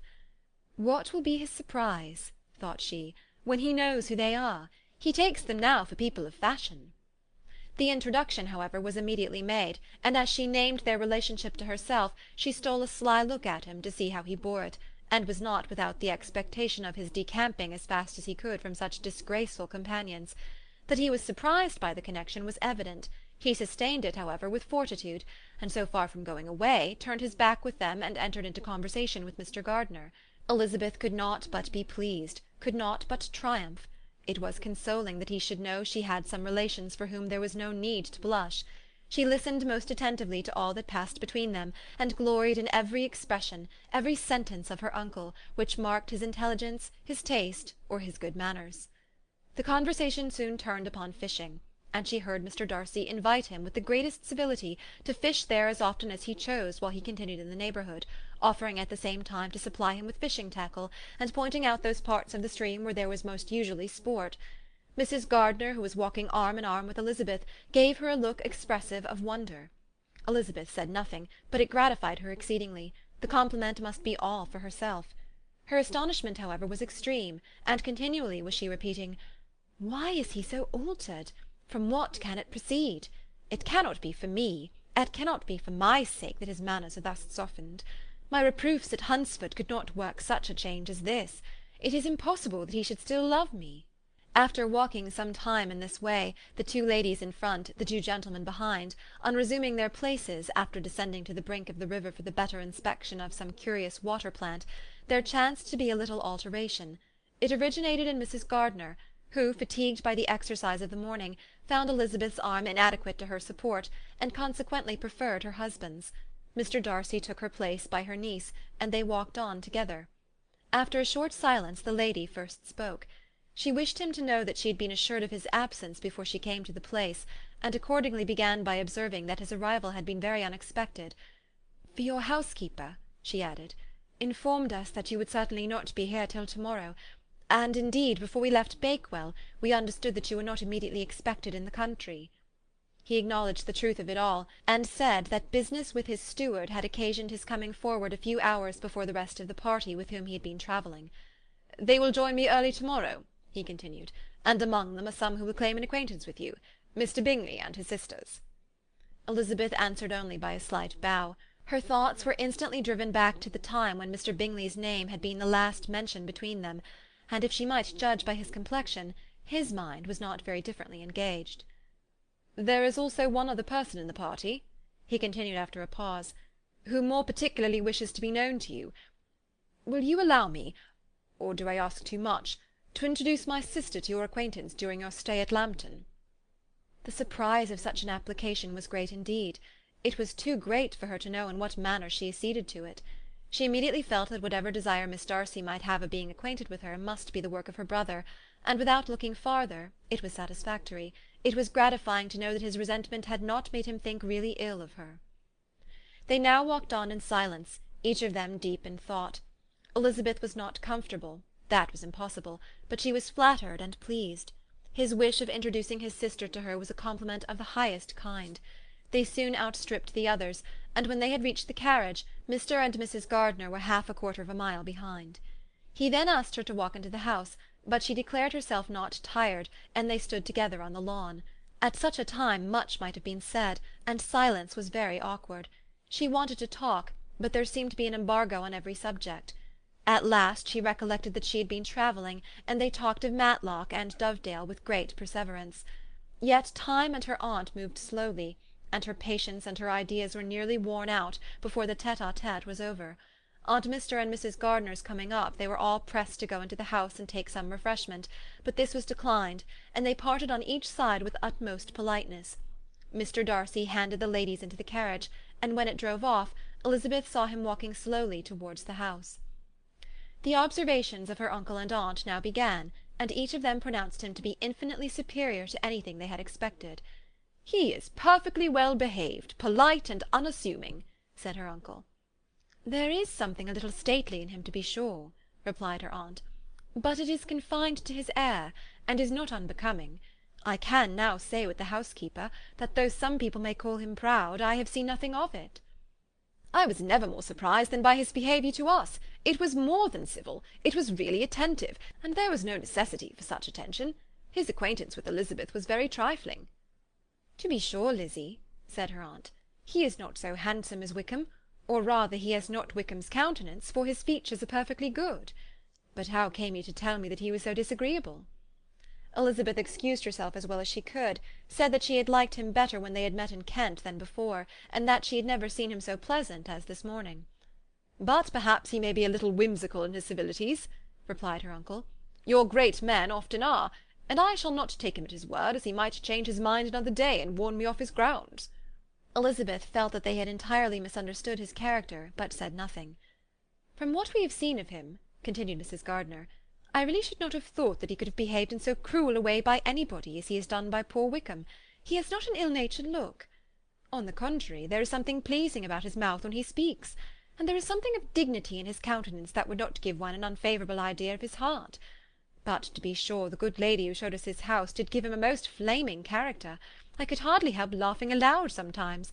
But he is a liberal master, I suppose, and that in the eye of a servant comprehends every virtue." Elizabeth here felt herself called on to say something in vindication of his behaviour to Wickham, and therefore gave them to understand, in as guarded a manner as she could, that by what she had heard from his relations in Kent, his actions were capable of a very different construction, and that his character was by no means so faulty, nor Wickham's so amiable as they had been considered in Hertfordshire. In confirmation of this, she related the particulars of all the pecuniary transactions in which they had been connected, without actually naming her authority, but stating it to be such as might be relied on. Mrs. Gardiner was surprised and concerned, but as they were now approaching the scene of her former pleasures, every idea gave way to the charm of recollection, and she was too much engaged in pointing out to her husband all the interesting spots in its environs to think of anything else. Fatigued as she had been by the morning's walk, they had no sooner dined than she set off again in quest of her former acquaintance, and the evening was spent in the satisfactions of an intercourse renewed after many years' discontinuance. The occurrences of the day were too full of interest to leave Elizabeth much attention for any of these new friends, and she could do nothing but think, and think with wonder, of Mr. Darcy's civility, and above all, of his wishing her to be acquainted with his sister. Pride and Prejudice by Jane Austen. Chapter 44. Elizabeth had settled it that Mr. Darcy would bring his sister to visit her the very day after her reaching Pemberley, and was consequently resolved not to be out of sight of the inn the whole of that morning. But her conclusion was false, for on the very morning after their arrival at Lambton these visitors came. They had been walking about the place with some of their new friends, and were just returning to the inn to dress themselves for dining with the same family, when the sound of a carriage drew them to the window, and they saw a gentleman and a lady in a curricle driving up the street. Elizabeth, immediately recognizing the livery, guessed what it meant, and imparted no small degree of her surprise to her relations by acquainting them with the honour which she expected. Her uncle and aunt were all amazement, and the embarrassment of her manner as she spoke, joined to the circumstance itself, and many of the circumstances of the preceding day, opened to them a new idea on the business. Nothing had ever suggested it before, but they felt that there was no other way of accounting for such attentions from such a quarter than by supposing a partiality for their niece. While these newly born notions were passing in their heads, the perturbation of Elizabeth's feelings was at every moment increasing. She was quite amazed at her own discomposure, but amongst other causes of disquiet, she dreaded lest the partiality of the brother should have said too much in her favour, and more than commonly anxious to please, she naturally suspected that every power of pleasing would fail her. She retreated from the window, fearful of being seen, and as she walked up and down the room, endeavouring to compose herself, saw such looks of inquiring surprise in her uncle and aunt as made everything worse. Miss Darcy and her brother appeared, and this formidable introduction took place. With astonishment did Elizabeth see that her new acquaintance was at least as much embarrassed as herself. Since her being at Lambton, she had heard that Miss Darcy was exceedingly proud, but the observation of a very few minutes convinced her that she was only exceedingly shy. She found it difficult to obtain even a word from her beyond a monosyllable. Miss Darcy was tall, and on a larger scale than Elizabeth, and though little more than 16, her figure was formed and her appearance womanly and graceful. She was less handsome than her brother, but there was sense and good humour in her face, and her manners were perfectly unassuming and gentle.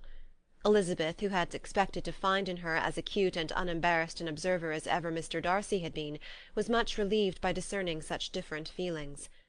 They had not long been together before Mr. Darcy told her that Bingley was also coming to wait on her, and she had barely time to express her satisfaction and prepare for such a visitor, when Bingley's quick step was heard on the stairs, and in a moment he entered the room. All Elizabeth's anger against him had been long done away, but had she still felt any, it could hardly have stood its ground against the unaffected cordiality with which he expressed himself on seeing her again. He inquired in a friendly, though general way, after her family, and looked and spoke with the same good-humoured ease that he had ever done. To Mr. and Mrs. Gardiner he was scarcely a less interesting personage than to herself. They had long wished to see him. The whole party before them, indeed, excited a lively attention. The suspicions which had just arisen of Mr. Darcy and their niece directed their observation towards each with an earnest though guarded inquiry, and they soon drew from those inquiries the full conviction that one of them at least knew what it was to love. Of the ladies' sensations they remained a little in doubt, but that the gentleman was overflowing with admiration was evident enough. Elizabeth, on her side, had much to do. She wanted to ascertain the feelings of each of her visitors, she wanted to compose her own, and to make herself agreeable to all, and in the latter object, where she feared most to fail, she was most sure of success, for those to whom she endeavoured to give pleasure were prepossessed in her favour. Bingley was ready, Georgiana was eager, and Darcy determined to be pleased. In seeing Bingley her thoughts naturally flew to her sister, and oh, how ardently did she long to know whether any of his were directed in a like manner. Sometimes she could fancy that he talked less than on former occasions, and once or twice pleased herself with the notion that, as he looked at her, he was trying to trace a resemblance. But though this might be imaginary, she could not be deceived as to his behaviour to Miss Darcy, who had been set up as a rival to Jane. No look appeared on either side that spoke particular regard.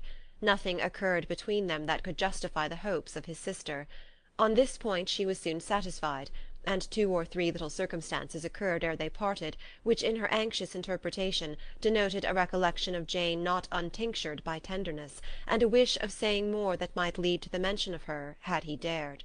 He observed to her at a moment when the others were talking together, and in a tone which had something of real regret, that "it was a very long time since he had had the pleasure of seeing her," and before she could reply, he added, "It is above 8 months. We have not met since the 26th of November, when we were all dancing together at Netherfield." Elizabeth was pleased to find his memory so exact, and he afterwards took occasion to ask her, when unattended to by any of the rest, whether all her sisters were at Longbourn. There was not much in the question, nor in the preceding remark, but there was a look and a manner which gave them meaning. It was not often that she could turn her eyes on Mr. Darcy himself, but whenever she did catch a glimpse, she saw an expression of general complacence, and in all that he said she heard an accent so removed from hauteur or disdain of his companions, as convinced her that the improvement of manners which she had yesterday witnessed, however temporary its existence might prove, had at least outlived one day. When she saw him thus seeking the acquaintance and courting the good opinion of people with whom any intercourse a few months ago would have been a disgrace, when she saw him thus civil, not only to herself, but to the very relations whom he had openly disdained, and recollected their last lively scene in Hunsford Parsonage, the difference, the change, was so great, and struck so forcibly on her mind, that she could hardly restrain her astonishment from being visible. Never, even in the company of his dear friends at Netherfield, or his dignified relations at Rosings, had she seen him so desirous to please, so free from self-consequence or unbending reserve, as now, when no importance could result from the success of his endeavours, and when even the acquaintance of those to whom his attentions were addressed would draw down the ridicule and censure of the ladies both of Netherfield and Rosings. Their visitors stayed with them above half an hour, and when they arose to depart, Mr. Darcy called on his sister to join him in expressing their wish of seeing Mr. and Mrs. Gardiner and Miss Bennet to dinner at Pemberley before they left the country. Miss Darcy, though with a diffidence which marked her little in the habit of giving invitations, readily obeyed. Mrs. Gardiner looked at her niece, desirous of knowing how she, whom the invitation most concerned, felt disposed as to its acceptance, but Elizabeth had turned away her head. Presuming, however, that this studied avoidance spoke rather a momentary embarrassment than any dislike of the proposal, and seeing in her husband, who was fond of society, a perfect willingness to accept it, she ventured to engage for their attendance, and the day after the next was fixed on. Bingley expressed great pleasure in the certainty of seeing Elizabeth again, having still a great deal to say to her, and many enquiries to make after all their Hertfordshire friends. Elizabeth, construing all this into a wish of hearing her speak of her sister, was pleased, and on this account, as well as some others, found herself, when their visitors left them, capable of considering the last half-hour with some satisfaction, though while it was passing, the enjoyment of it had been little.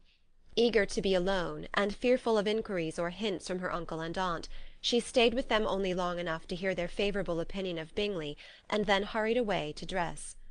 But she had no reason to fear Mr. and Mrs. Gardiner's curiosity. It was not their wish to force her communication. It was evident that she was much better acquainted with Mr. Darcy than they had before any idea of.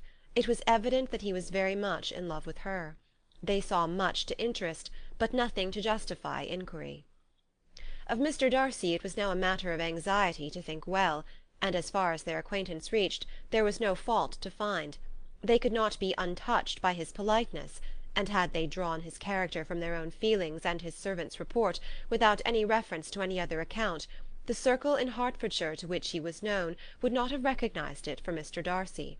There was now an interest, however, in believing the housekeeper, and they soon became sensible that the authority of a servant who had known him since he was 4 years old, and whose own manners indicated respectability, was not to be hastily rejected. Neither had anything occurred in the intelligence of their Lambton friends that could materially lessen its weight. They had nothing to accuse him of but pride. Pride he probably had, and if not, it would certainly be imputed by the inhabitants of a small market town where the family did not visit. It was acknowledged, however, that he was a liberal man, and did much good among the poor.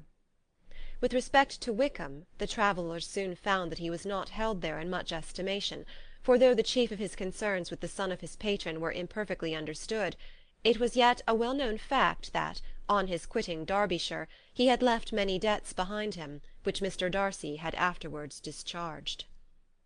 As for Elizabeth, her thoughts were at Pemberley this evening more than the last, and the evening, though as it passed it seemed long, was not long enough to determine her feelings towards one in that mansion, and she lay awake 2 whole hours endeavouring to make them out. She certainly did not hate them. No, hatred had vanished long ago, and she had almost as long been ashamed of ever feeling a dislike against him that could be so called. The respect created by the conviction of his valuable qualities, though at first unwillingly admitted, had for some time ceased to be repugnant to her feeling, and it was now heightened into somewhat of a friendlier nature, by the testimony so highly in his favour, and bringing forward his disposition in so amiable a light, which yesterday had produced. But above all, above respect and esteem, there was a motive within her of goodwill which could not be overlooked. It was gratitude. Gratitude not merely for having once loved her, but for loving her still well enough to forgive all the petulance and acrimony of her manner in rejecting him, and all the unjust accusations accompanying her rejection. He, who, she had been persuaded, would avoid her as his greatest enemy, seemed, on this accidental meeting, most eager to preserve the acquaintance, and without any indelicate display of regard, or any peculiarity of manner, where their 2 selves only were concerned, was soliciting the good opinion of her friends, and bent on making her known to his sister. Such a change in a man of so much pride exciting not only astonishment but gratitude, for to love, ardent love, it must be attributed, and as such its impression on her was of a sort to be encouraged, as by no means unpleasing, though it could not be exactly defined. She respected, she esteemed, she was grateful to him, she felt a real interest in his welfare, and she only wanted to know how far she wished that welfare to depend upon herself, and how far it would be for the happiness of both that she should employ the power, which her fancy told her she still possessed, of bringing on her the renewal of his addresses. It had been settled in the evening between the aunt and the niece that such a striking civility as Miss Darcy's in coming to see them on the very day of her arrival at Pemberley, for she had reached it only to a late breakfast, ought to be imitated, though it could not be equalled, by some exertion of politeness on their side, and consequently that it would be highly expedient to wait on her at Pemberley the following morning. They were therefore to go. Elizabeth was pleased, though when she asked herself the reason, she had very little to say in reply. Mr. Gardiner left them soon after breakfast. The fishing scheme had been renewed the day before, and a positive engagement made of his meeting some of the gentlemen at Pemberley before noon. End of Chapter 44. Pride and Prejudice, by Jane Austen. Chapter 45. Convinced as Elizabeth now was that Miss Bingley's dislike of her had originated in jealousy, she could not help feeling how unwelcome her appearance at Pemberley must be to her, and was curious to know with how much civility on that lady's side the acquaintance would now be renewed. On reaching the house, they were shown through the hall into the saloon, whose northern aspect rendered it delightful for summer.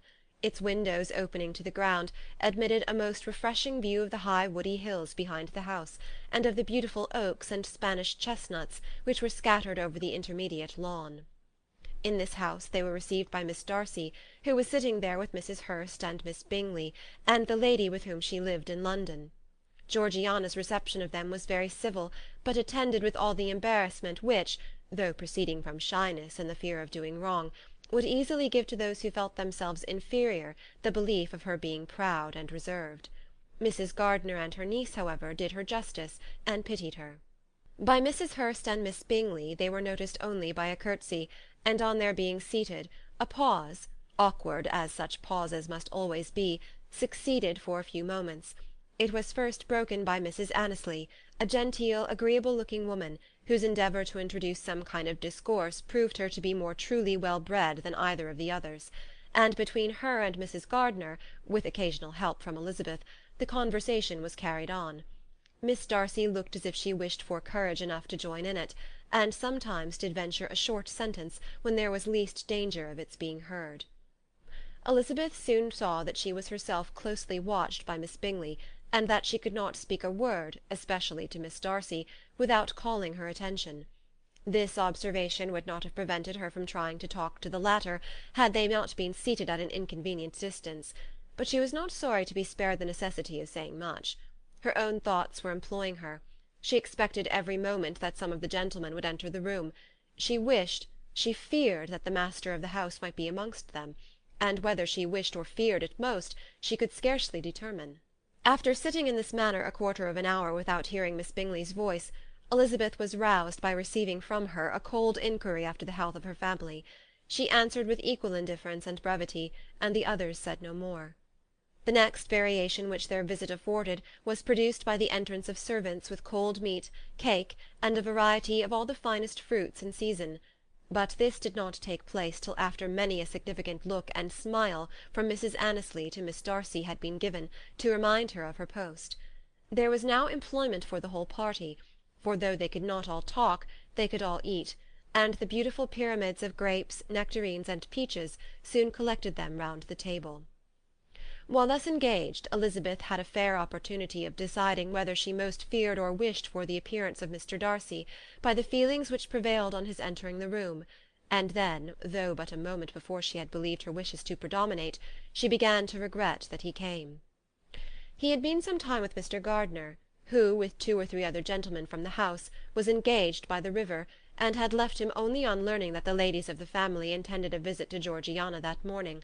No sooner did he appear than Elizabeth wisely resolved to be perfectly easy and unembarrassed, a resolution the more necessary to be made, but perhaps not the more easily kept, because she saw that the suspicions of the whole party were awakened against them, and that there was scarcely an eye which did not watch his behaviour when he first came into the room. In no countenance was attentive curiosity so strongly marked as in Miss Bingley's, in spite of the smiles which overspread her face whenever she spoke to one of its objects, for jealousy had not yet made her desperate, and her attentions to Mr. Darcy were by no means over. Miss Darcy, on her brother's entrance, exerted herself much more to talk, and Elizabeth saw that he was anxious for his sister and herself to get acquainted, and forwarded as much as possible every attempt at conversation on either side. Miss Bingley saw all this likewise, and in the imprudence of anger, took the first opportunity of saying, with sneering civility, "Pray, Miss Eliza, are not the Blankshire militia removed from Meryton? They must be a great loss to your family." In Darcy's presence she dared not mention Wickham's name, but Elizabeth instantly comprehended that he was uppermost in her thoughts, and the various recollections connected with him gave her a moment's distress, but exerting herself vigorously to repel the ill-natured attack, she presently answered the question in a tolerably detached tone.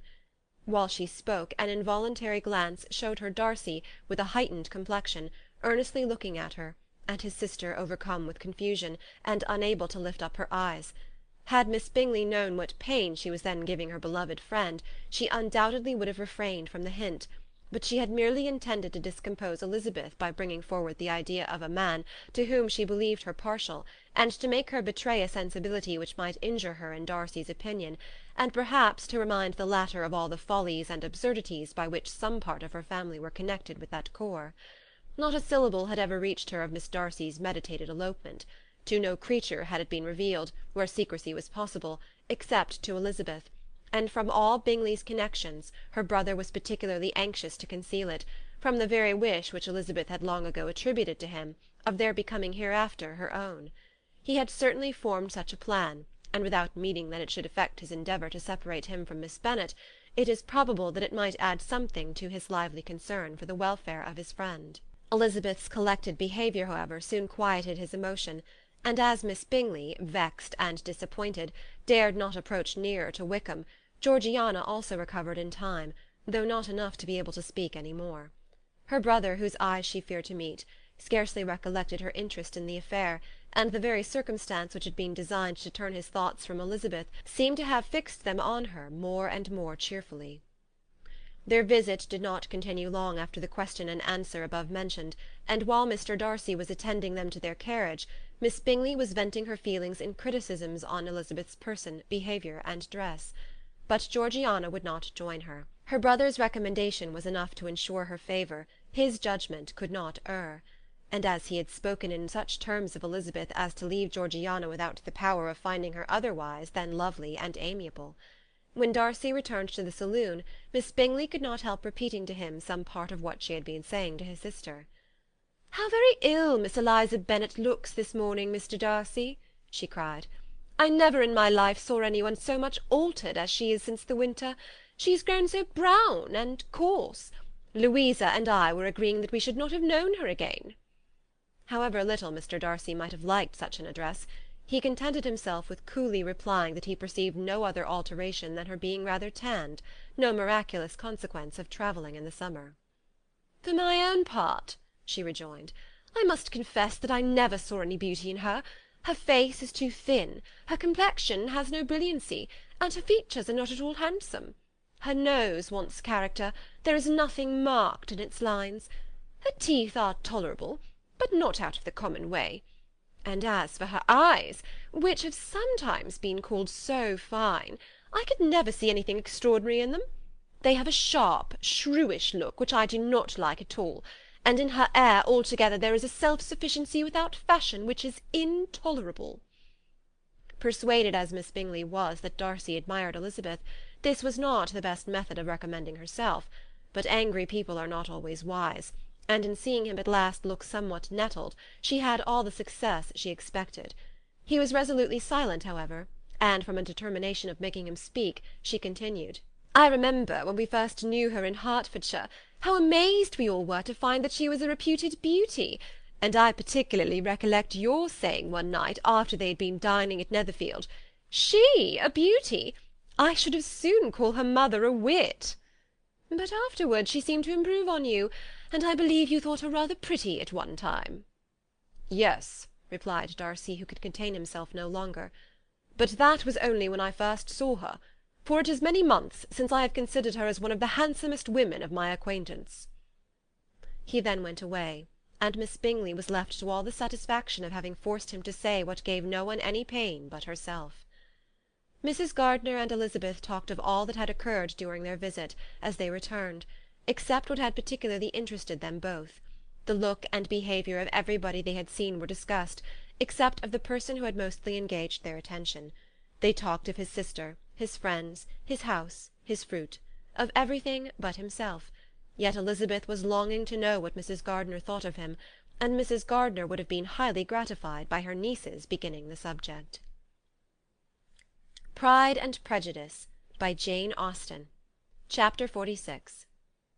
Elizabeth had been a good deal disappointed in not finding a letter from Jane on their first arrival at Lambton, and this disappointment had been renewed on each of the mornings that had now been spent there, but on the third her repining was over, and her sister justified, by the receipt of 2 letters from her at once, on one of which was marked that it had been missent elsewhere. Elizabeth was not surprised at it, as Jane had written the direction remarkably ill. They had just been preparing to walk as the letters came in, and her uncle and aunt, leaving her to enjoy them in quiet, set off by themselves. The one missent must first be attended to. It had been written 5 days ago. The beginning contained an account of all their little parties and engagements, with such news as the country afforded, but the latter half, which was dated a day later, and written in evident agitation, gave more important intelligence. It was to this effect: "Since writing the above, dearest Lizzie, something has occurred of a most unexpected and serious nature, but I am afraid of alarming you. Be assured that we are all well. What I have to say relates to poor Lydia. An express came at 12 last night, just as we were all gone to bed, from Colonel Forster, to inform us that she was gone off to Scotland with one of his officers, to own the truth, with Wickham. Imagine our surprise. To Kitty, however, it does not seem so wholly unexpected. I am very, very sorry, so imprudent a match on both sides. But I am willing to hope the best, and that his character has been misunderstood. Thoughtless and indiscreet, I can easily believe him, but this step, and let us rejoice over it, marks nothing bad at heart. His choice is disinterested at least, for he must know my father can give her nothing. Our poor mother is sadly grieved. My father bears it better. How thankful am I that we never let them know what has been said against him. We must forget it ourselves. They were off Saturday night about 12, as is conjectured, but were not missed till yesterday morning at 8. The express was sent off directly. My dear Lizzie, they must have passed within 10 miles of us. Colonel Forster gives us reason to expect him here soon. Lydia left a few lines for his wife, informing her of their intention. I must conclude, for I cannot be long from our poor mother. I am afraid you will not be able to make it out, but I hardly know what I have written." Without allowing herself time for consideration, and scarcely knowing what she felt, Elizabeth, on finishing this letter, instantly seized the other, and opening it with the utmost impatience, read as follows. It had been written a day later than the conclusion of the first. "By this time, my dearest sister, you have received my hurried letter. I wish this may be more intelligible, but though not confined for time, my head is so bewildered that I cannot answer for being coherent. Dearest Lizzie, I hardly know what I would write, but I have bad news for you, and it cannot be delayed. Imprudent as the marriage between Mr. Wickham and our poor Lydia would be, we are now anxious to be assured that it has taken place, for there is but too much reason to fear they are not gone to Scotland. Colonel Forster came yesterday, having left Brighton the day before, not many hours after the express. Though Lydia's short letter to Mrs. F. gave them to understand that they were going to Gretna Green, something was dropped by Denny expressing his belief that W. never intended to go there, or to marry Lydia at all, which was repeated to Colonel F., who, instantly taking the alarm, set off from B. intending to trace their route. He did trace them easily to Clapham, but no further, for on entering that place they removed into a hackney coach, and dismissed the chaise that brought them from Epsom. All that is known after this is, that they were seen to continue the London road. I know not what to think. After making every possible inquiry on that side of London, Colonel F. came on into Hertfordshire, anxiously renewing them at all the turnpikes, and all the inns in Barnet and Hatfield, but without any success. No such people had been seen to pass through. With the kindest concern he came on to Longbourn, and broke his apprehensions to us in a manner most creditable to his heart. I am sincerely grieved for him and Mrs. F., but no one can throw any blame on them. Our distress, my dear Lizzie, is very great. My father and mother believe the worst, but I cannot think so ill of him. Many circumstances might make it more eligible for them to be married privately in town than to pursue their first plan, and even if he could form such a design against a young woman of Lydia's connections, which is not likely, can I suppose her so lost to everything? Impossible. I grieve to find, however, that Colonel F. is not disposed to depend upon their marriage. He shook his head when I expressed my hopes, and said he feared W. was not a man to be trusted. My poor mother is really ill, and keeps her room. Could she exert herself, it would be better, but this is not to be expected. And as to my father, I never in my life saw him so affected. Poor Kitty has anger for having concealed their attachment, but as it was a matter of confidence, one cannot wonder. I am truly glad, dearest Lizzie, that you have been spared something of these distressing scenes. But now, as the first shock is over, shall I own that I long for your return? I am not so selfish, however, as to press for it, if inconvenient. Adieu. I take up my pen again to do what I have just told you I would not, but circumstances are such that I cannot help earnestly begging you all to come here as soon as possible. I know my dear uncle and aunt so well that I am not afraid of requesting it, though I have still something more to ask of the former. My father is going to London with Colonel Forster instantly to try to discover her. What he means to do I am sure I know not, but his excessive distress will not allow him to pursue any measure in the best and safest way, and Colonel Forster is obliged to be at Brighton again to-morrow evening. In such an exigence my uncle's advice and assistance would be everything in the world. He will immediately comprehend what I must feel, and I rely upon his goodness. Oh, where is my uncle? Cried Elizabeth, darting from her seat as she finished the letter, in eagerness to follow him, without losing a moment of time so precious. But as she reached the door it was opened by a servant, and Mr. Darcy appeared. Her pale face and impetuous manner made him start, and before he could recover himself to speak, she, in whose mind every idea was superseded by Lydia's situation, hastily exclaimed, "I beg your pardon, but I must leave you. I must find Mr. Gardiner this moment, on business that cannot be delayed. I have not an instant to lose." "Good God, what is the matter?" cried he, with more feeling than politeness. Then, recollecting himself, "I will not detain you a minute, but let me or let the servant go after Mr. and Mrs. Gardiner. You are not well enough, you cannot go yourself." Elizabeth hesitated, but her knees trembled under her, and she felt how little would be gained by her attempting to pursue them. Calling back the servant, therefore, she commissioned him, though in so breathless an accent as made her almost unintelligible, to fetch his master and mistress home instantly. On his quitting the room she sat down, unable to support herself, and looking so miserably ill that it was impossible for Darcy to leave her, or to refrain from saying, in a tone of gentleness and commiseration, "Let me call your maid. Is there nothing you could take to give you present relief? A glass of wine? Shall I get you one? You are very ill." "No, I thank you," she replied, endeavouring to recover herself. "There is nothing the matter with me. I am quite well. I am only distressed by some dreadful news which I have just received from Longbourn." She burst into tears as she alluded to it, and for a few minutes could not speak another word. Darcy, in wretched suspense, could only say something indistinctly of his concern, and observe her in compassionate silence. At length she spoke again. "I have just had a letter from Jane, with such dreadful news. It cannot be concealed from any one. My younger sister has left all her friends, has eloped, has thrown herself into the power of Mr. Wickham. They are gone off together from Brighton. You know him too well to doubt the rest. She has no money, no connections, nothing that can tempt him. She is lost for ever." Darcy was fixed in astonishment. "When I consider," she added in a yet more agitated voice, "that I might have prevented it, I who knew what he was. Had I but explained some part of it only, some part of what I learnt to my own family, had his character been known, this could not have happened. But it is all too late now." "I am grieved indeed," cried Darcy. "Grieved, shocked. But is it certain, absolutely certain?" "Oh, yes.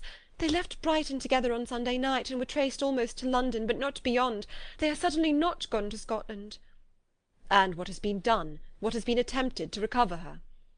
"My father has gone to London, and Jane has written to beg my uncle's immediate assistance, and we shall be off, I hope, in half an hour. But nothing can be done. I know very well that nothing can be done. How is such a man to be worked on? How are they even to be discovered? I have not the smallest hope. It is every way horrible." Darcy shook his head in silent acquiescence. "When my eyes were opened to his real character, oh, had I known what I ought, what I dared to do! But I knew not. I was afraid of doing too much. Wretched, wretched mistake!" Darcy made no answer. He seemed scarcely to hear her, and was walking up and down the room in earnest meditation, his brow contracted, his air gloomy. Elizabeth soon observed, and instantly understood it. Her power was sinking. Everything must sink under such a proof of family weakness, such an assurance of the deepest disgrace. She could neither wonder nor condemn, but the belief of his self-conquest brought nothing consolatory to her bosom, afforded no palliation of her distress. It was, on the contrary, exactly calculated to make her understand her own wishes, and never had she so honestly felt that she could have loved him as now, when all love must be in vain. But self, though it would intrude, could not engross her. Lydia, the humiliation, the misery she was bringing on them all, soon swallowed up every private care, and covering her face with her handkerchief, Elizabeth was soon lost to everything else, and after a pause of several minutes, was only recalled to a sense of her situation by the voice of her companion, who, in a manner which, though it spake compassion, spoke likewise restraint, said, "I am afraid you have long been desiring my absence, nor have I anything to plead in excuse of my stay, but real, though unavailing concern. Would to heaven that anything could be either said or done on my part that might offer consolation to such distress. But I will not torment you with vain wishes, which may seem purposely to ask for your thanks. This unfortunate affair will, I fear, prevent my sister's having the pleasure of seeing you at Pemberley to-day." "Oh, yes. Be so kind as to apologize for us to Miss Darcy. Say that urgent business calls us home immediately. Conceal the unhappy truth as long as it is possible. I know it cannot be long." He readily assured her of his secrecy, again expressed his sorrow for her distress, wished it a happier conclusion than there was at present reason to hope, and leaving his compliments for her relations, with only one serious parting look, went away. As he quitted the room, Elizabeth felt how improbable it was that they should ever see each other again on such terms of cordiality as had marked their several meetings in Derbyshire, and as she threw a retrospective glance over the whole of their acquaintance, so full of contradictions and varieties, sighed at the perverseness of those feelings which would have now promoted its continuance, and would formerly have rejoiced in its termination. If gratitude and esteem are good foundations of affection, Elizabeth's change of sentiment will be neither improbable nor faulty; but if otherwise, if regard springing from such sources is unreasonable or unnatural, in comparison of what is so often described as arising on a first interview with its object, and even before two words have been exchanged, nothing can be said in her defence, except that she had given somewhat of a trial to the latter method in her partiality for Wickham, and that its ill success might, perhaps, authorize her to seek the other less interesting mode of attachment. Be that as it may, she saw him go with regret, and in this early example of what Lydia's infamy must produce, found additional anguish as she reflected on that wretched business. Never, since reading Jane's second letter, had she entertained a hope of Wickham's meaning to marry her. No one but Jane, she thought, could flatter herself with such an expectation. Surprise was the least of her feelings on this development. While the contents of the first letter remained in her mind, she was all surprise, all astonishment that Wickham should marry a girl whom it was impossible he could marry for money, and how Lydia could ever have attached him had appeared incomprehensible. But now it was all too natural. For such an attachment as this she might have sufficient charms, and though she did not suppose Lydia to be deliberately engaging in an elopement without the intention of marriage, she had no difficulty in believing that neither her virtue nor her understanding would preserve her from falling an easy prey. She had never perceived, while the regiment was in Hertfordshire, that Lydia had any partiality for him, but she was convinced that Lydia wanted only encouragement to attach herself to anybody. Sometimes one officer, sometimes another, had been her favourite, as their attentions raised them in her opinion. Her affections had continually been fluctuating, but never without an object. The mischief of neglect and mistaken indulgence towards such a girl! Oh, how acutely did she now feel it! She was wild to be at home, to hear, to see, to be upon the spot to share with Jane in the cares that must now fall wholly upon her, in a family so deranged, a father absent, a mother incapable of exertion, and requiring constant attendance; and though almost persuaded that nothing could be done for Lydia, her uncle's interference seemed of the utmost importance, and till he entered the room her impatience was severe. Mr. and Mrs. Gardiner had hurried back in alarm, supposing by the servant's account that their niece was taken suddenly ill, but satisfying them instantly on that head, she eagerly communicated the cause of their summons, reading the two letters aloud, and dwelling on the postscript of the last with trembling energy. Though Lydia had never been a favourite with them, Mr. and Mrs. Gardiner could not be but deeply afflicted. Not Lydia only, but all were concerned in it, and after the first exclamations of surprise and horror, Mr. Gardiner promised every assistance in his power. Elizabeth, though expecting no less, thanked him with tears of gratitude, and all three being actuated by one spirit, everything relating to their journey was speedily settled. They were to be off as soon as possible. "But what is to be done about Pemberley?" cried Mrs. Gardiner. "John told us Mr. Darcy was here when you sent for us. Was it so?" "Yes, and I told him we should not be able to keep our engagement. That is all settled." "What is all settled?" repeated the other, as she ran into her room to prepare. "And are they upon such terms as for her to disclose the real truth? Oh, that I knew how it was!" But wishes were vain, or at least could only serve to amuse her in the hurry and confusion of the following hour. Had Elizabeth been at leisure to be idle, she would have remained certain that all employment was impossible to one so wretched as herself, but she had her share of business as well as her aunt, and amongst the rest were notes to be written to all their friends at Lambton, with false excuses for their sudden departure. An hour, however, saw the whole completed, and Mr. Gardiner meanwhile having settled his account at the inn, nothing remained to be done but to go; and Elizabeth, after all the misery of the morning, found herself in a shorter space of time than she could have supposed, seated in the carriage, and on the road to Longbourn.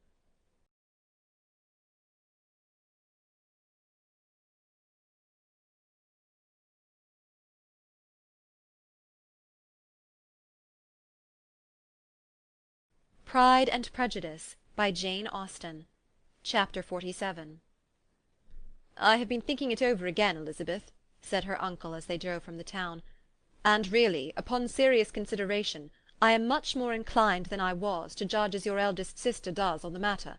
It appears to me so very unlikely that any young man should form such a design against a girl who is by no means unprotected or friendless, and who is actually staying in his colonel's family, that I am strongly inclined to hope the best. Could he expect that her friends would not step forward? Could he expect to be noticed again by the regiment after such an affront to Colonel Forster? His temptation is not adequate to the risk." "Do you really think so?" cried Elizabeth, brightening up for a moment. "Upon my word," said Mrs. Gardiner, "I begin to be of your uncle's opinion. It is really too great a violation of decency, honour, and interest, for him to be guilty of. I cannot think so very ill of Wickham. Can you yourself, Lizzie, so wholly give him up as to believe him capable of it?" "Not, perhaps, of neglecting his own interest, but of every other neglect I can believe him capable, if indeed it should be so. But I dare not hope it. Why should they not go on to Scotland, if that have been the case?" "In the first place," replied Mr. Gardiner, "there is no absolute proof that they are not gone to Scotland."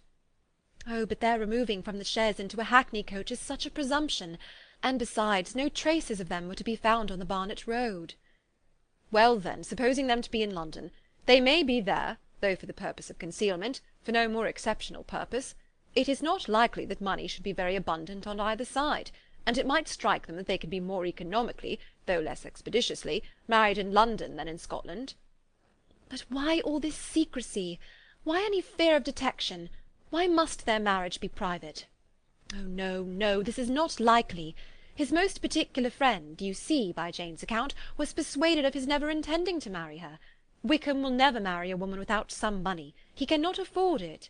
And what claims has Lydia? What attraction has she beyond youth, health, and good humour that could make him, for her sake, forego every chance of benefiting himself by marrying well? As to what restraint the apprehensions of disgrace in the corps might throw on a dishonourable elopement with her, I am not able to judge, for I know nothing of the effects that such a step might produce. But as to your other objection, I am afraid it will hardly hold good. Lydia has no brothers to step forward, and he might imagine from my father's behaviour, from his indolence and the little attention he has ever seemed to give to what was going forward in his family, that he would do as little, and think as little about it, as any father could do in such a matter." "But can you think that Lydia is so lost to everything but love of him, as to consent to live with him on any terms other than marriage?" "It does seem, and it is most shocking indeed," replied Elizabeth with tears in her eyes, "that a sister's sense of decency and virtue in such a point could admit of doubt. But really I know not what to say. Perhaps I am not doing her justice. But she is very young. She has never been taught to think on serious subjects, and for the last half-year, nay, for a 12-month, she has been given up to nothing but amusement and vanity.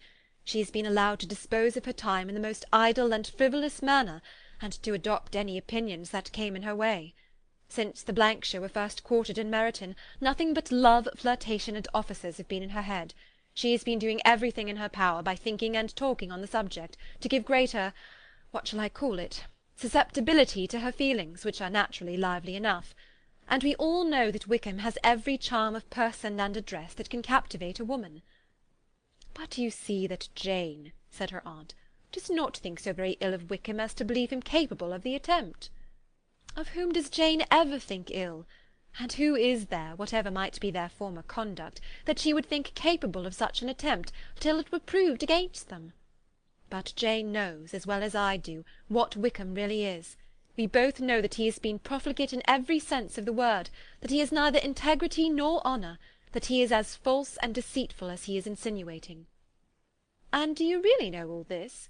cried Mrs. Gardiner, whose curiosity as to the mode of her intelligence was all alive. "I do indeed," replied Elizabeth, colouring. "I told you the other day of his infamous behaviour to Mr. Darcy, and you yourself, when last at Longbourn, heard in what manner he spoke of the man who had behaved with such forbearance and liberality towards him. And there are other circumstances which I am not at liberty, which it is not worth while to relate, but his lies about the whole Pemberley family are endless. From what he said of Miss Darcy, I was thoroughly prepared to see a proud, reserved, disagreeable girl. Yet he knew to the contrary himself. He must know that she was as amiable and unpretending as we have found her." "But does Lydia know nothing of this? Can she be as ignorant of what you and Jane seem so well to understand?" "Oh, yes, that is the worst of it all. Till I was in Kent, and saw so much both of Mr. Darcy and his relation Colonel Fitzwilliam, I was ignorant of the truth myself. And when I returned home, the Blankshire was to leave Meryton a week or fortnight's time. As that was the case, neither Jane, to whom I related the whole, nor I thought it necessary to make our knowledge public. For of what use could it apparently be to any one, that the good opinion which all the neighbourhood had of him should then be overthrown? and even when it was settled that Lydia should go with Mrs. Forster, the necessity of opening her eyes to his character never occurred to me. That she could be in any danger from the deception never entered my head. That such a consequence as this could ensue, you may easily believe was far enough from my thoughts. When they all removed to Brighton, therefore, you had no reason, I suppose, to believe them fond of each other? Not the slightest. I can remember no symptom of affection on either side, and had anything of the kind been perceptible, you must be aware that ours is not a family on which it could be thrown away. When first he entered the corps, she was ready enough to admire him, but so we all were. Every girl in or near Meryton was out of her senses about him for the first 2 months, but he never distinguished her by any particular attention, and consequently, after a moderate period of extravagant and wild admiration, her fancy for him gave way, and others of the regiment, who treated her with more distinction, again became her favourites. It may be easily believed that however little of novelty could be added to their fears, hopes, and conjectures on this interesting subject by its repeated discussion, no other could detain them from it long, during the whole of the journey. From Elizabeth's thoughts it was never absent. Fixed there by the keenest of all anguish, self-reproach, she could find no interval of ease or forgetfulness. They travelled as expeditiously as possible, and sleeping one night on the road, reached Longbourn by dinner-time the next day. It was a comfort to Elizabeth to consider that Jane could not have been wearied by long expectations. The little gardeners, attracted by the sight of a chaise, were standing on the steps of the house as they entered the paddock, and when the carriage drove up to the door, the joyful surprise that lighted up their faces, and displayed itself over their whole bodies, in a variety of capers and frisks, was the first pleasing earnest of their welcome. Elizabeth jumped out, and after giving each of them a hasty kiss, hurried into the vestibule, where Jane, who came running down from her mother's apartment, immediately met her. Elizabeth, as she affectionately embraced her, whilst tears filled the eyes of both, lost not a moment in asking whether anything had been heard of the fugitives. "Not yet," replied Jane, "but now that my dear uncle has come, I hope everything will be well." "Is my father in town?" "Yes, he went on Tuesday, as I wrote you word." "And have you heard from him often?" "We have heard only twice. He wrote to me a few lines on Wednesday to say that he had arrived in safety, and to give me his directions, which I particularly begged him to do. He merely added that he should not write again till he had something of importance to mention." "And my mother, how is she? How are you all?" "My mother is tolerably well, I trust, though her spirits are greatly shaken. She is upstairs, and will have great satisfaction in seeing you all. She does not yet leave her dressing-room. Mary and Kitty, thank heaven, are quite well." "But you, how are you?" cried Elizabeth. "You look pale. How much you must have gone through!" Her sister, however, assured her of being perfectly well, and their conversation, which had been passing while Mr. and Mrs. Gardiner were engaged with their children, was now put an end to by the approach of the whole party. Jane ran to her uncle and aunt, and welcomed and thanked them both with alternate smiles and tears. When they were all in the drawing-room, the questions which Elizabeth had already asked were of course repeated by the others, and they soon found that Jane had no intelligence to give. The sanguine hope of good, however, which the benevolence of her heart suggested had not yet deserted her, she still expected that it would all end well, and that every morning would bring some letter, either from Lydia or her father, to explain their proceedings, and perhaps announce their marriage. Mrs. Bennet, to whose apartment they all repaired after a few minutes' conversation together, received them exactly as might be expected, with tears and lamentations of regret, invectives against the villainous conduct of Wickham, and complaints of her own sufferings and ill-usage, blaming everybody but the person to whose ill-judging indulgence the errors of her daughter must principally be owing. "If I had been able," said she, "to carry my point in going to Brighton with all my family, this would not have happened. But poor dear Lydia had nobody to take care of her. Why did the Forsters ever let her go out of their sight? I am sure there was some great neglect or other on their side, for she is not the kind of girl to do such a thing if she had been well looked after. I always thought they were very unfit to have the charge of her, but I was overruled, as I always am. Poor dear child! And now here's Mr. Bennet gone away, and I know he will fight Wickham, wherever he meets him, and then he will be killed, and what is to become of us all? The Collinses will turn us out before he is cold in his grave, and if you are not kind to us, brother, I do not know what we shall do." They all exclaimed against such terrific ideas, and Mr. Gardiner, after general assurances of his affection for her and all her family, told her that he meant to be in London the very next day, and would assist Mr. Bennet in every endeavour for recovering Lydia. Do not give way to useless alarm," added he. "Though it is right to be prepared for the worst, there is no occasion to look on it as certain. It is not quite a week since they left Brighton. In a few days more we may gain some news of them. And till we know that they are not married, and have no design of marrying, do not let us give over the matter as lost. As soon as I get to town I shall go to my brother, and make him come home with me to Gracechurch Street, and then we may consult together as to what is to be done." "Oh, my dear brother," replied Mrs. Bennet, "that is exactly what I could most wish for. And now do, when you shall get to town, find them out wherever they may be, and if they are not married already, make them marry. And as for wedding clothes, do not let them wait for that, but tell Lydia she shall have as much money as she chooses to buy them after they are married. And above all, keep Mr. Bennet from fighting. Tell him what a dreadful state I am in, that I am frightened out of my wits, and have such tremblings, such flutterings all over me, such spasms in my side, and pains in my head, and such beatings at heart, that I can get no rest by night or day. And tell my dear Lydia not to give any directions about her clothes till she has seen me, for she does not know which are the best warehouses. Oh, brother, how kind you are! I know you will contrive it all." But Mr. Gardiner, though he assured her again of his earnest endeavours in the cause, could not avoid recommending moderation to her, as well in her hopes as her fear, and after talking with her in this manner till dinner was on the table, they all left her to vent all her feelings on the housekeeper, who attended in the absence of her daughters. Though her brother and sister were persuaded that there was no real occasion for such a seclusion from the family, they did not attempt to oppose it, for they knew that she had not prudence enough to hold her tongue before the servants, while they waited at table, and judged it better that one only of the household, and the one whom they could most trust, should comprehend all her fears and solicitude on the subject. In the dining-room they were soon joined by Mary and Kitty, who had been too busily engaged in their separate apartments to make their appearance before. One came from her books, and the other from her toilette. The faces of both, however, were tolerably calm, and no change was visible in either, except that the loss of her favourite sister, or the anger which she had herself incurred in this business, had given more of fretfulness than usual to the accents of Kitty. As for Mary, she was mistress enough of herself to whisper to Elizabeth, with a countenance of grave reflection, soon after they were seated at table, "This is a most unfortunate affair, and will probably be much talked of. But we must stem the tide of malice, and pour into the wounded bosoms of each other the balm of sisterly consolation." Then, perceiving Elizabeth had no intention of replying, she added, "Unhappy as the event must be for Lydia, we may draw from it this useful lesson, that loss of virtue in a female is irretrievable, that one false step involves her in endless ruin, that reputation is no less brittle than it is beautiful, and that she cannot be too much guarded in her behaviour towards the undeserving of the other sex." Elizabeth lifted up her eyes in amazement, but was too much oppressed to make any reply. Mary, however, continued to console herself with such kind of moral extractions from the evil before them.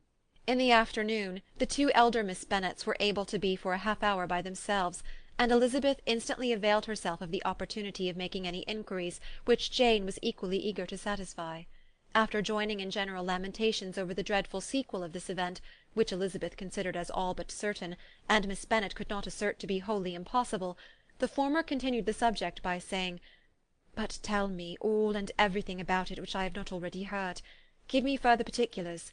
What did Colonel Forster say? Had they no apprehension of anything before the elopement took place? They must have seen them together for ever." "Colonel Forster did own that he had often suspected some partiality, especially on Lydia's side, but nothing to give him any alarm. I am so grieved for him. His behaviour was attentive and kind to the utmost. He was coming to us in order to assure us of his concern, before he had any idea of their not being gone to Scotland. When that apprehension first got abroad, it hastened his journey." "And was Denny convinced that Wickham would not marry? Did he know of their intending to go off? Had Colonel Forster seen Denny himself?" "Yes, but when questioned by him, Denny denied knowing anything of their plans, and would not give his real opinion about it. He did not repeat his persuasion of their not marrying, and from that, I am inclined to hope, he might have been misunderstood before." "And till Colonel Forster came himself, not one of you entertained a doubt, I suppose, of their being really married?" "How was it possible that such an idea should enter our brains? I felt a little uneasy, a little fearful of my sister's happiness with him in marriage, because I know that his conduct had not been always quite right. My father and mother knew nothing of that. They only felt how imprudent a match it must be. Kitty then owned, with a very natural triumph on knowing more than the rest of us, that in Lydia's last letter she had prepared her for such a step.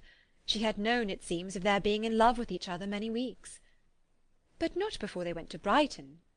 No, I believe not. And did Colonel Forster appear to think well of Wickham himself? Does he know his real character? I must confess that he did not speak so well of Wickham as he formerly did.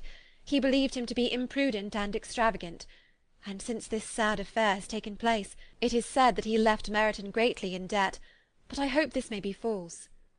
Oh, Jane, had we been less secret, had we told what we knew of him, this could not have happened. Perhaps it would have been better, replied her sister, but to expose the former faults of any person without knowing what their present feelings were seemed unjustifiable. We acted with the best intentions. Could Colonel Forster repeat the particulars of Lydia's note to his wife? He brought it with him for us to see. Jane then took it from her pocket-book, and gave it to Lydia. These were the contents.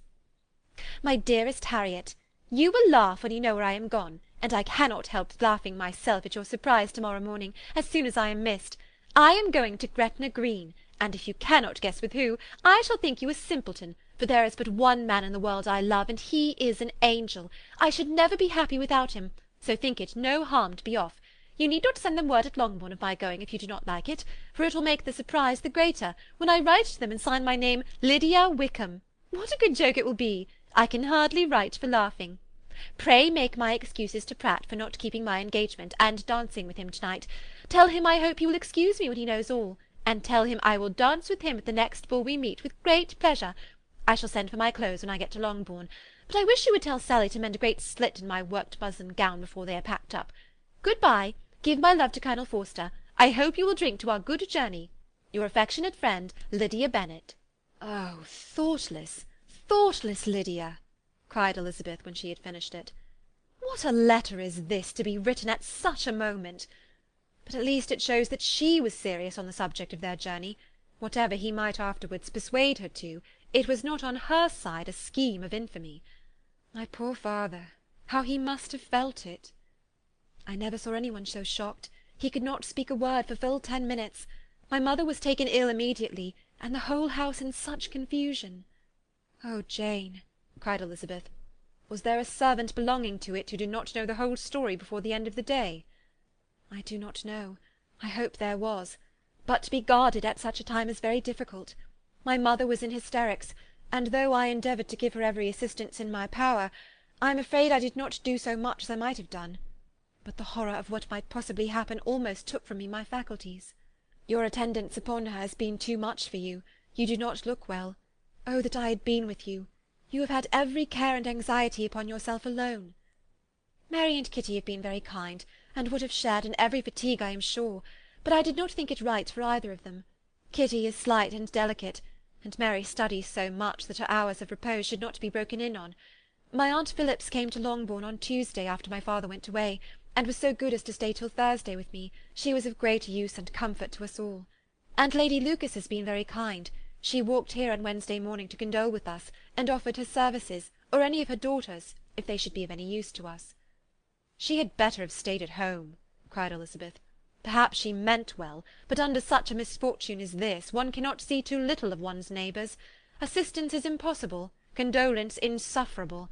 Let them triumph over us at a distance, and be satisfied. She then proceeded to inquire into the measures which her father had intended to pursue while in town for the recovery of his daughter. He meant, I believe, replied Jane, to go to Epsom, the place where they last changed horses, see the postillions, and try if anything could be made out from them. His principal object must be to discover the number of the hackney coach which took them from Clapham. It had come with a fare from London, and as he thought that the circumstance of a gentleman and ladies removing from one carriage into another might be remarked, he meant to make inquiries at Clapham. If he could anyhow discover at what house the coachman had before set down his fare, he determined to make inquiries there, and hoped it might not be impossible to find out the stand and number of the coach. I do not know of any other designs that he had formed, but he was in such a hurry to be gone, and his spirits so greatly discomposed, that I had difficulty in finding out even so much as this. End of chapter 47. Pride and Prejudice, by Jane Austen, Chapter 48. The whole party were in hopes of a letter from Mr. Bennet the next morning, but the post came in without bringing a single line from him. His family knew him to be, on all common occasions, a most negligent and dilatory correspondent, but at such a time they had hoped for exertion. They were forced to conclude that he had no pleasing intelligence to send, but even of that they would have been glad to be certain. Mr. Gardiner had waited only for the letters before he set off. When he was gone, they were certain at least of receiving constant information of what was going on, and their uncle promised, at parting, to prevail on Mr. Bennet to return to Longbourn, as soon as he could, to the great consolation of his sister, who considered it as the only security for her husband's not being killed in a duel. Mrs. Gardiner and the children were to remain in Hertfordshire a few days longer, as the former thought her presence might be serviceable to her nieces. She shared in their attendance on Mrs. Bennet, and was a great comfort to them in their hours of freedom. Their other aunt also visited them frequently, and as always, as she said, with the design of cheering and heartening them up, though, as she never came without reporting some fresh instance of Wickham's extravagance or irregularity, she seldom went away without leaving them more dispirited than she found them. All Meryton seemed striving to blacken the man who, but 3 months before, had been almost an angel of light. He was declared to be in debt to every tradesman in the place, and his intrigues, all honoured with the title of seduction, had been extended into every tradesman's family. Everybody declared that he was the wickedest young man in the world, and everybody began to find out that they had always distrusted the appearance of his goodness. Elizabeth, though she did not credit above half of what was said, believed enough to make her former assurance of her sister's ruin more certain, and even Jane, who believed still less of it, became almost hopeless, more especially as the time was now come when, if they had gone to Scotland, which she had never before entirely despaired of, they must in all probability have gained some news of them. Mr. Gardiner left Longbourn on Sunday. On Tuesday his wife received a letter from him. It told them that, on his arrival, he had immediately found out his brother, and persuaded him to come to Gracechurch Street; that Mr. Bennet had been to Epsom and Clapham before his arrival, but without gaining any satisfactory information, and that he was now determined to inquire at all the principal hotels in town, as Mr. Bennet thought it possible that they might have gone to one of them, on their first coming to London, before they procured lodgings. Mr. Gardiner himself did not expect any success from this measure, but as his brother was eager in it, he meant to assist him in pursuing it. He added that Mr. Bennet seemed wholly disinclined at present to leave London, and promised to write again very soon. There was also a postscript to this effect. I have written to Colonel Forster to desire him to find out, if possible, from some of the young man's intimates in the regiment, whether Wickham has any relations or connections who would be likely to know in what part of town he has now concealed himself. If there were any one that one could apply to with a probability of gaining such a clue as that, it might be of essential consequence. At present we have nothing to guide us. Colonel Forster will, I dare say, do everything in his power to satisfy us on this head. But on second thoughts, perhaps, Lizzie could tell us what relations he has now living better than any other person. Elizabeth was at no loss to understand from whence this deference to her authority proceeded, but it was not in her power to give any information of so satisfactory a nature as the compliment deserved. She had never heard of his having had any relations, except a father and a mother, both of whom had been dead many years. It was possible, however, that some of his companions in the shire might be able to give more information, and though she was not very sanguine in expecting it, the application was a something to look forward to. Every day at Longbourn was now a day of anxiety, but the most anxious part of each was when the post was expected. The arrival of letters was the grand object of every morning's impatience. Through letters, whatever of good or bad was to be told would be communicated, and every succeeding day was expected to bring some news of importance. But before they heard again from Mr. Gardiner, a letter arrived for their father, from a different quarter, from Mr. Collins, which, as Jane had received directions to open all that came for him in his absence, she accordingly read, and Elizabeth, who knew what curiosities his letters always were, looked over her, and read it likewise. It was as follows. My dear Sir, I feel myself called upon, by our relationship and by situation in life, to condole with you on the grievous affliction you are now suffering under, of which we were yesterday informed by a letter from Hertfordshire. Be assured, my dear Sir, that Mrs. Collins and myself sincerely sympathise with you and all your respectable family in your present distress, which must be of the bitterest kind, because proceeding from a cause which no time can remove. No arguments shall be wanting on my part that can alleviate so severe a misfortune, or that may comfort you under a circumstance that must be of all others the most afflicting to a parent's mind. The death of your daughter would have been a blessing in comparison of this, and it is the more to be lamented, because there is reason to suppose, as my dear Charlotte informs me, that this licentiousness of behaviour in your daughter has proceeded from a faulty degree of indulgence, though, at the same time, for the consolation of yourself and Mrs. Bennet, I am inclined to think that her own disposition must be naturally bad, or she could not be guilty of such an enormity at so early an age. Howsoever that may be, you are grievously to be pitied, in which opinion I am not only joined by Mrs. Collins, but likewise by Lady Catherine and her daughter, to whom I have related the affair. They agree with me in apprehending that this false step in one daughter will be injurious to the fortunes of all the others, for who, as Lady Catherine herself condescendingly says, will connect themselves with such a family? And this consideration leads me moreover to reflect, with augmented satisfaction, on a certain event of last November, for had it been otherwise, I must have been involved in all your sorrow and disgrace. Let me then advise you, dear sir, to console yourself as much as possible, to throw off your unworthy child from your affection for ever, and leave her to reap the fruits of her own heinous offence. I am, dear sir, etc., etc. Mr. Gardiner did not write again till he had received an answer from Colonel Forster, and then he had nothing of a pleasant nature to send. It was not known that Wickham had a single relationship with whom he kept up any connection, and it was certain that he had no one near living. His former acquaintances had been numerous, but since he had been in the militia, it did not appear that he was on terms of particular friendship with any of them. There was no one, therefore, who could be pointed out as likely to give any news of him, and in the wretched state of his own finances there was a very powerful motive for secrecy, in addition to his fear of discovery by Lydia's relations, for it had just transpired that he had left gaming debts behind him to a very considerable amount. Colonel Forster believed that more than £1,000 would be necessary to clear his expenses at Brighton. He owed a great deal in town, but his debts of honour were still more formidable. Mr. Gardiner did not attempt to conceal these particulars from the Longbourn family. Jane heard them with horror. "A gamester!" she cried. "This is wholly unexpected. I had not an idea of it." Mr. Gardiner added in his letter that they might expect to see their father at home on the following day, which was Saturday. Rendered spiritless by the ill success of all their endeavours, he had yielded to his brother-in-law's entreaty that he would return to his family, and leave it to him to do whatever occasion might suggest to be advisable for continuing their pursuit.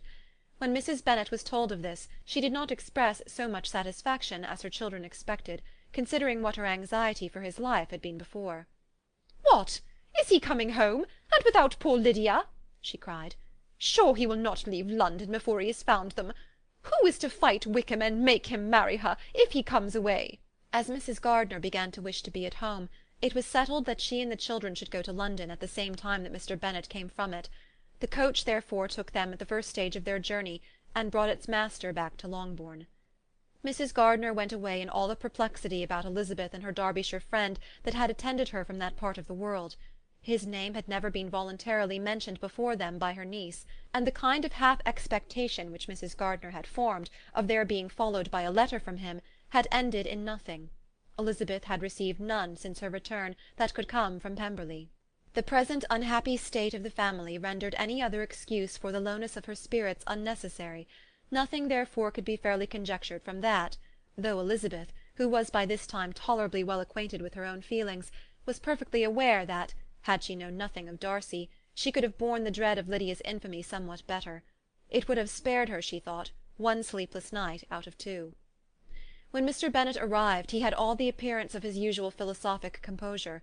He said as little as he had ever been in the habit of saying, made no mention of the business that had taken him away, and it was some time before his daughters had courage to speak of it. It was not till the afternoon, when he had joined them at tea, that Elizabeth ventured to introduce the subject, and then, on her briefly expressing her sorrow from what he must have endured, he replied, "Say nothing of that. Who should suffer but myself? It has been my own doing, and I ought to feel it." "You must not be too severe upon yourself," replied Elizabeth. "You may well warn me against such an evil. Human nature is so prone to fall into it.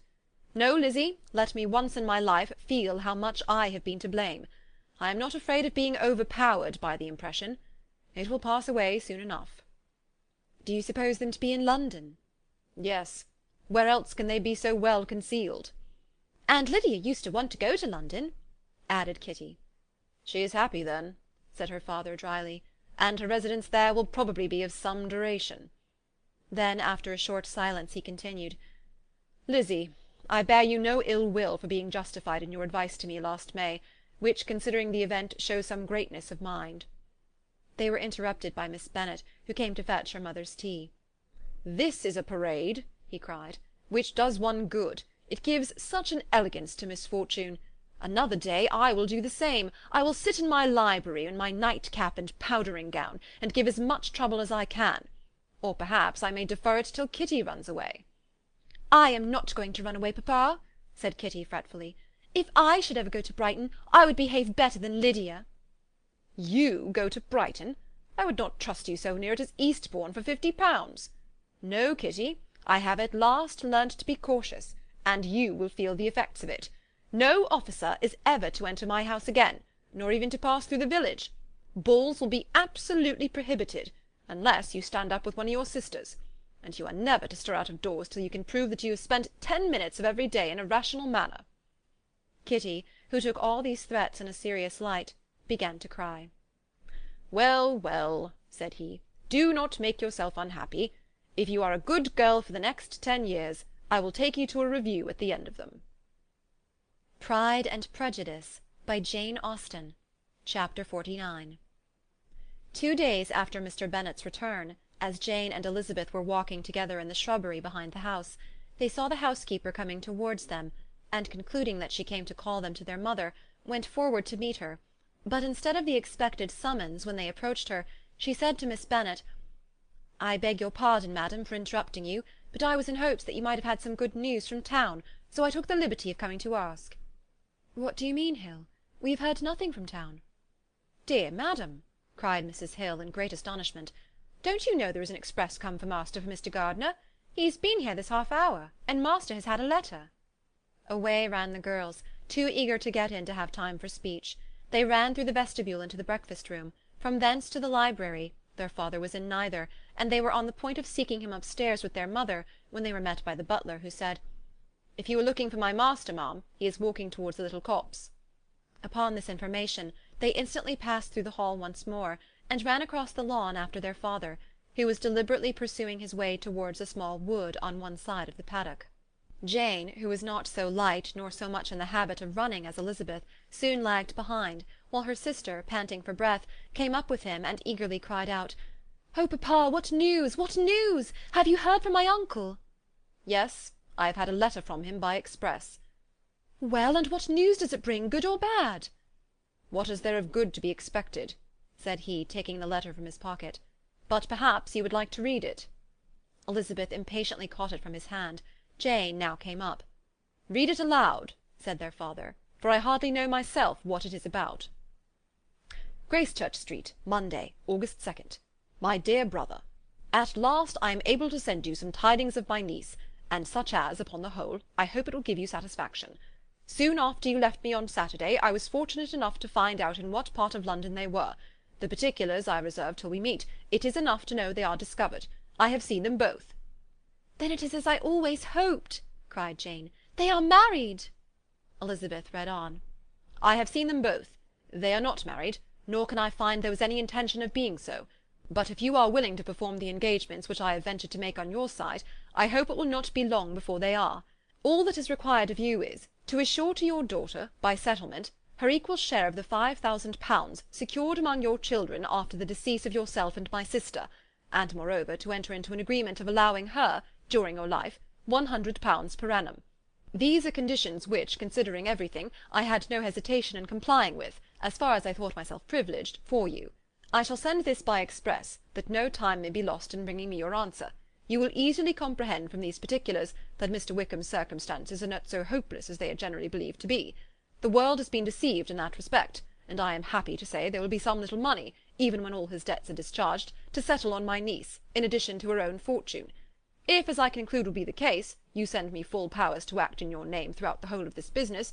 I will immediately give directions to Haggerston for preparing a proper settlement. There will not be the smallest occasion for your coming to town again. Therefore stay quiet at Longbourn, and depend on my diligence and care. Send back your answer as fast as you can, and be careful to write explicitly. We have judged it best that my niece should be married from this house, of which I hope you will approve. She comes to us to-day. I shall write again as soon as anything more is determined on. Yours, etc., Edward Gardiner. Is it possible? Cried Elizabeth when she had finished. Can it be possible that he will marry her? Wickham is not so undeserving then as we had thought him, said her sister. My dear father, I congratulate you. And have you answered the letter? Cried Elizabeth.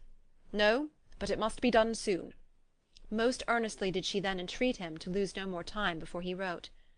Oh, my dear father, she cried, come back and write immediately. Consider how important every moment is in such a case. Let me write for you, said Jane, if you dislike the trouble yourself. I dislike it very much, he replied, but it must be done. And so saying, he turned back with them and walked towards the house. And may I ask, asked Elizabeth, but the terms, I suppose, must be complied with. Complied with? I am only ashamed of his asking so little. And they must marry, yet he is such a man. Yes, yes, they must marry. There is nothing else to be done. But there are two things that I want very much to know. One is, how much money your uncle has laid down to bring it about, and the other, how am I ever to pay him? Money? My uncle? Cried Jane. What do you mean, sir? I mean that no man in his senses would marry Lydia on so slight a temptation as 100 a year during my life, and 50 after I am gone. That is very true, said Elizabeth, though it had not occurred to me before. His debts to be discharged, and something still to remain. Oh, it must be my uncle's doings. Generous, good man, I am afraid he has distressed himself. A small sum could not do all this. No, said her father. Wickham's a fool if he takes her with a farthing less than 10,000 pounds. I should be sorry to think so ill of him in the very beginning of our relationship. 10,000 pounds! Heaven forbid! How is half such a sum to be repaid? Mr. Bennet made no answer, and each of them, deep in thought, continued silent till they reached the house. Their father then went on to the library to walk, and the girls walked into the breakfast-room. And they are really to be married, cried Elizabeth, as soon as they were by themselves. How strange this is! And for this we are to be thankful. That they should marry, small as is their chance of happiness, and wretched as is his character, we are forced to rejoice. Oh, Lydia! I comfort myself with thinking, replied Jane, that he certainly would not marry Lydia if he had not a real regard for her. Though our kind uncle has done something towards clearing him, I cannot believe that 10,000 pounds, or anything like it, has been advanced. He has children of his own, and may have more. How could he spare half 10,000 pounds? If he were ever able to learn what Wickham's debts have been, said Elizabeth, and how much is settled on his side on our sister, we shall exactly know what Mr. Gardiner has done for them, because Wickham has not a sixpence of his own. The kindness of my uncle and aunt can never be requited. Their taking her home, and affording her their personal protection and countenance, is such a sacrifice to her advantage as years of gratitude cannot enough acknowledge. By this time she is actually with them. If such goodness does not make her miserable now, she will never deserve to be happy. What a meeting for her, when she first sees my aunt! We must endeavour to forget all that has passed on either side, said Jane. I hope and trust they will yet be happy. His consenting to marry her is a proof, I will believe, that he has come to a right way of thinking. Their mutual affection will steady them, and I flatter myself they will settle so quietly, and live in so rational a manner, as may in time make their past imprudence forgotten. Their conduct has been such, replied Elizabeth, as neither you nor I nor anybody can ever forget. It is useless to talk of it. It now occurred to the girls that their mother was in all likelihood perfectly ignorant of what had happened. They went to the library, therefore, and asked their father whether he would not wish them to make it known to her. He was writing, and without raising his head, coolly replied, "Just as you please." "May we take my uncle's letter to read to her?" "Take whatever you like, and get away." Elizabeth took the letter from his writing-table, and they went upstairs together. Mary and Kitty were both with Mrs. Bennet. One communication would, therefore, do for all. After a slight preparation for good news, the letter was read aloud. Mrs. Bennet could hardly contain herself. As soon as Jane had read Mr. Gardiner's hope of Lydia's being soon married, her joy burst forth, and every following sentence added to its exuberance. She was now in an irritation as violent from delight as she had ever been fidgety from alarm and vexation. To know that her daughter would be married was enough. She was disturbed by no fear for her felicity, nor humbled by any remembrance of her misconduct. "My dear, dear Lydia!" she cried. "This is delightful indeed. She will be married. I shall see her again. She will be married at 16. My good, kind brother! I knew how it would be. I knew he would manage everything. How I long to see her, and to see dear Wickham too! Oh, but the clothes, the wedding clothes! I will write to my sister Gardiner about them directly. Lizzie, my dear, run down to your father and ask him how much he will give her. Oh, stay, stay, I will go myself. Ring the bell, Kitty, for Hill. I will put on my things in a moment. My dear, dear Lydia, how merry we shall be together when we meet!" Her eldest daughter endeavoured to give some relief to the violence of these transports by leading her thoughts to the obligations which Mr. Gardiner's behaviour laid them all under. "For we must attribute this happy conclusion," she added, "in a great measure to his kindness. We are persuaded that he has pledged himself to assist Mr. Wickham with money." "Well," cried her mother, "it is all very right. Who should do it but her own uncle? If he had not a family of his own, I and my children must have had all his money, you know, and it is the first time we had ever had anything from him except a few presents. Well, I am so happy. In a short time I shall have a daughter married. Mrs. Wickham! How well it sounds! And she was only 16 last June. My dear Jane, I am in such a flutter that I am sure I can't write, so I will dictate and you will write for me. We will settle with your father about the money afterwards, but the things should be ordered immediately." She was then proceeding to all the particulars of calico, muslin, and cambric, and would shortly have dictated some very plentiful orders, had not Jane, though with some difficulty, persuaded her to wait till her father was at leisure to be consulted. One day's delay, she observed, would be of small importance, and her mother was too happy to be quite so obstinate as usual. Other schemes, too, came into her head. "I will go to Meryton," said she, "as soon as I am dressed, and tell the good news to my sister Phillips. And as soon as I come back, I can call on Lady Lucas and Mrs. Long. Kitty, run down and order the carriage. An airing would do me a great deal of good, I am sure. Girls, can I do anything for you in Meryton? Oh, here comes Hill. My dear Hill, have you heard the good news? Miss Lydia is going to be married, and you shall all have a bowl of punch to make merry at her wedding." Mrs. Hill began instantly to express her joy. Elizabeth received her congratulations among the rest, and then, sick of this folly, took refuge in her own room, that she might think with freedom. Poor Lydia's situation must at best be bad enough, but that it was no worse she had need to be thankful. She felt it so, and though in looking forward neither rational happiness nor worldly prosperity could be justly expected for her sister, in looking back to what they had feared only 2 hours ago, she felt all the advantages of what they had gained. Chapter 49. Pride and Prejudice by Jane Austen. Chapter 50. Mr. Bennet had very often wished before this period of his life that, instead of spending his whole income, he had laid by an annual sum for the better provision of his children and of his wife, if she survived him. He now wished it more than ever. Had he done his duty in that respect, Lydia need not have been indebted to her uncle for whatever of honour or credit could now be purchased for her. The satisfaction of prevailing on one of the most worthless young men in Great Britain to be her husband might then have rested in its proper place. He was seriously concerned that a cause of so little advantage to any one should be forwarded at the sole expense of his brother-in-law, and he was determined, if possible, to find out the extent of his assistance, and to discharge the obligation as soon as he could. When first Mr. Bennet had married, economy was held to be perfectly useless, for of course they were to have a son. The son was to join in cutting off the entail as soon as he should be of age, and the widow and younger children would by that means be provided for.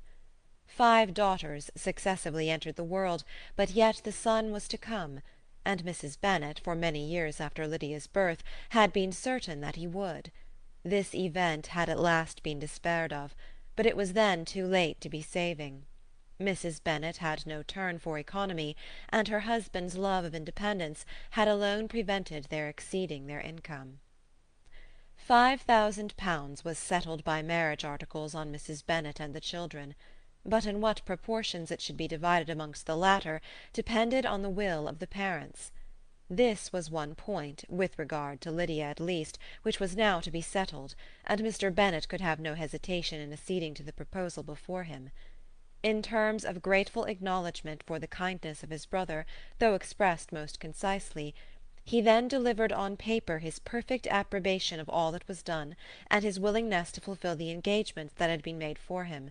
He had never before supposed that, could Wickham be prevailed on to marry his daughter, it would be done with so little inconvenience to himself as by the present arrangement.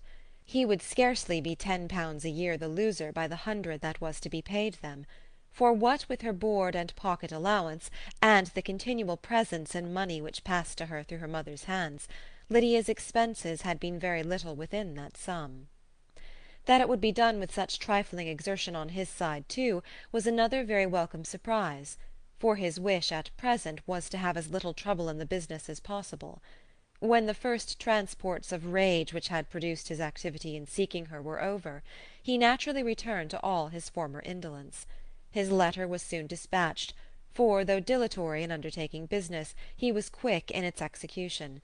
He begged to know further particulars of what he was indebted to his brother, but was too angry with Lydia to send any message to her.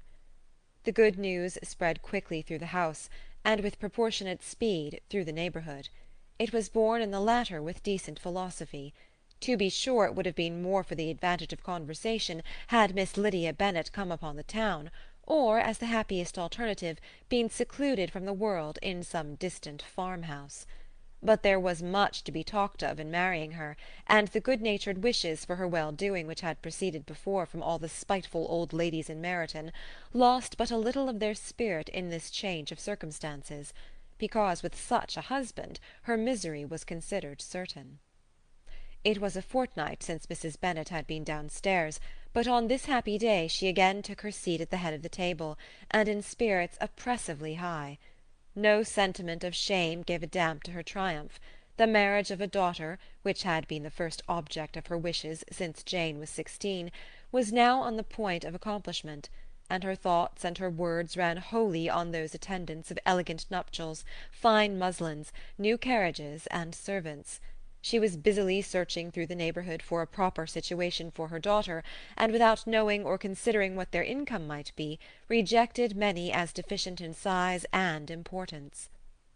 "Hay Park might do," said she, "if the Goldings could quit it, or the great house at Stoke, if the drawing-room were larger, but Ashworth is too far off. I could not bear to have her 10 miles from me. And as for Pulvis Lodge, the attics are dreadful." Her husband allowed her to talk on without interruption while the servants remained. But when they had withdrawn, he said to her, "Mrs. Bennet, before you take any or all of those houses for your son and daughter, let us come to a right understanding. Into one house in this neighbourhood they shall never have admittance. I will not encourage the impudence of either by receiving them at Longbourn." A long dispute followed this declaration, but Mr. Bennet was firm. It soon led to another, and Mrs. Bennet found, with amazement and horror, that her husband would not advance a guinea to buy clothes for his daughter. He protested that she should receive from him no mark of affection whatever on the occasion. Mrs. Bennet could hardly comprehend it. That his anger could be carried to such a point of inconceivable resentment as to refuse his daughter a privilege without which her marriage would scarcely seem valid, exceeded all she could believe possible. She was more alive to the disgrace which her want of new clothes must reflect on her daughter's nuptials than to any sense of shame at her eloping and living with Wickham a fortnight before they took place. Elizabeth was now most heartily sorry that she had, from the distress of the moment, been led to make Mr. Darcy acquainted with their fears for her sister, for since her marriage would so shortly give the proper termination to the elopement, they might hope to conceal its unfavourable beginning from all those who were not immediately on the spot. She had no fear of its spreading farther through his means. There were few people on whose secrecy she would have more confidently depended, but at the same time there was no one whose knowledge of a sister's frailty would have mortified her so much, not, however, from any fear of disadvantage from it individually to herself, for at any rate there seemed a gulf impassable between them. Had Lydia's marriage been concluded on the most honourable terms, it was not to be supposed that Mr. Darcy would connect himself with a family where, to every other objection, would now be added an alliance and relationship of the nearest kind with a man whom he so justly scorned. From such a connection she could not wonder that he would shrink. The wish of procuring her regard, which she had assured herself of his feeling in Derbyshire, could not in rational expectation survive such a blow as this. She was humbled, she was grieved, she repented, though she hardly knew of what. She became jealous of his esteem, when she could no longer hope to be benefited by it. She wanted to hear of him, when there seemed the least chance of gaining intelligence. She was convinced that she could have been happy with him, when it was no longer likely they should meet. What a triumph for him, as she often thought, could he know that the proposals which she had proudly spurned only 4 months ago would now have been most gladly and gratefully received. He was as generous, she doubted not, as the most generous of his sex, but while he was mortal there must be a triumph. She began now to comprehend that he was exactly the man who, in disposition and talents, would most suit her. His understanding and temper, though unlike her own, would have answered all her wishes. It was an union that must have been to the advantage of both. By her ease and liveliness, his mind might have been softened, his manners improved, and from his judgment, information, and knowledge of the world, she must have received benefit of greater importance. But no such happy marriage could now teach the admiring multitude what connubial felicity really was. An union of a different tendency, and precluding the possibility of the other, was soon to be formed in their family. How Wickham and Lydia were to be supported in tolerable independence she could not imagine, but how little of permanent happiness could belong to a couple who were only brought together because their passions were stronger than their virtue she could easily conjecture. Mr. Gardiner soon wrote again to his brother. To Mr. Bennet's acknowledgments he briefly replied, with assurance of his eagerness to promote the welfare of any of his family, and concluded with entreaties that the subject might never be mentioned to him again. The principal purport of his letter was to inform them that Mr. Wickham had resolved on quitting the militia. "It was greatly my wish that he should do so," he added, "as soon as his marriage was fixed on, and I think you will agree with me in considering the removal from that corps as highly advisable, both on his account and my niece's. It is Mr. Wickham's intention to go into the regulars, and among his former friends there are still some who are able and willing to assist him in the army. He has the promise of an ensigncy in General Blank's regiment, now quartered in the north. It is an advantage to have it so far from this part of the kingdom. He promises fairly, and I hope among different people, where they may each have a character to preserve, they will both be more prudent. I have written to Colonel Forster to inform him of our present arrangements, and to request that he will satisfy the various creditors of Mr. Wickham in and near Brighton, with assurances of speedy payment, for which I have pledged myself. And will you give yourself the trouble of carrying similar assurances to his creditors in Meryton, of whom I shall subjoin a list according to his information. He has given in all his debts. I hope at least he has not deceived us. Haggerston has our directions, and all will be completed in a week. They will then join his regiment, unless they are first invited to Longbourn, and I understand from Mrs. Gardiner that my niece is very desirous of seeing you all before she leaves the south. She is well, and begs to be dutifully remembered to you and your mother. Yours, etc., E. Gardiner. Mr. Bennet and his daughters saw all the advantages of Wickham's removal from the Blankshire as clearly as Mr. Gardiner could do. But Mrs. Bennet was not so well pleased with it. Lydia's being settled in the north, just when she had expected most pleasure and pride in her company, for she had by no means given up her plan of their residing in Hertfordshire, was a severe disappointment, and besides it was such a pity that Lydia should be taken from a regiment where she was acquainted with everybody, and had so many favourites. "She is so fond of Mrs. Forster," said she, "it will be quite shocking to send her away. And there are several of the young men, too, that she likes very much. The officers may not be so pleasant in General Blank's regiment." His daughter's request, for such it might be considered, of being admitted into her family again before she set off for the north, received at first an absolute negative.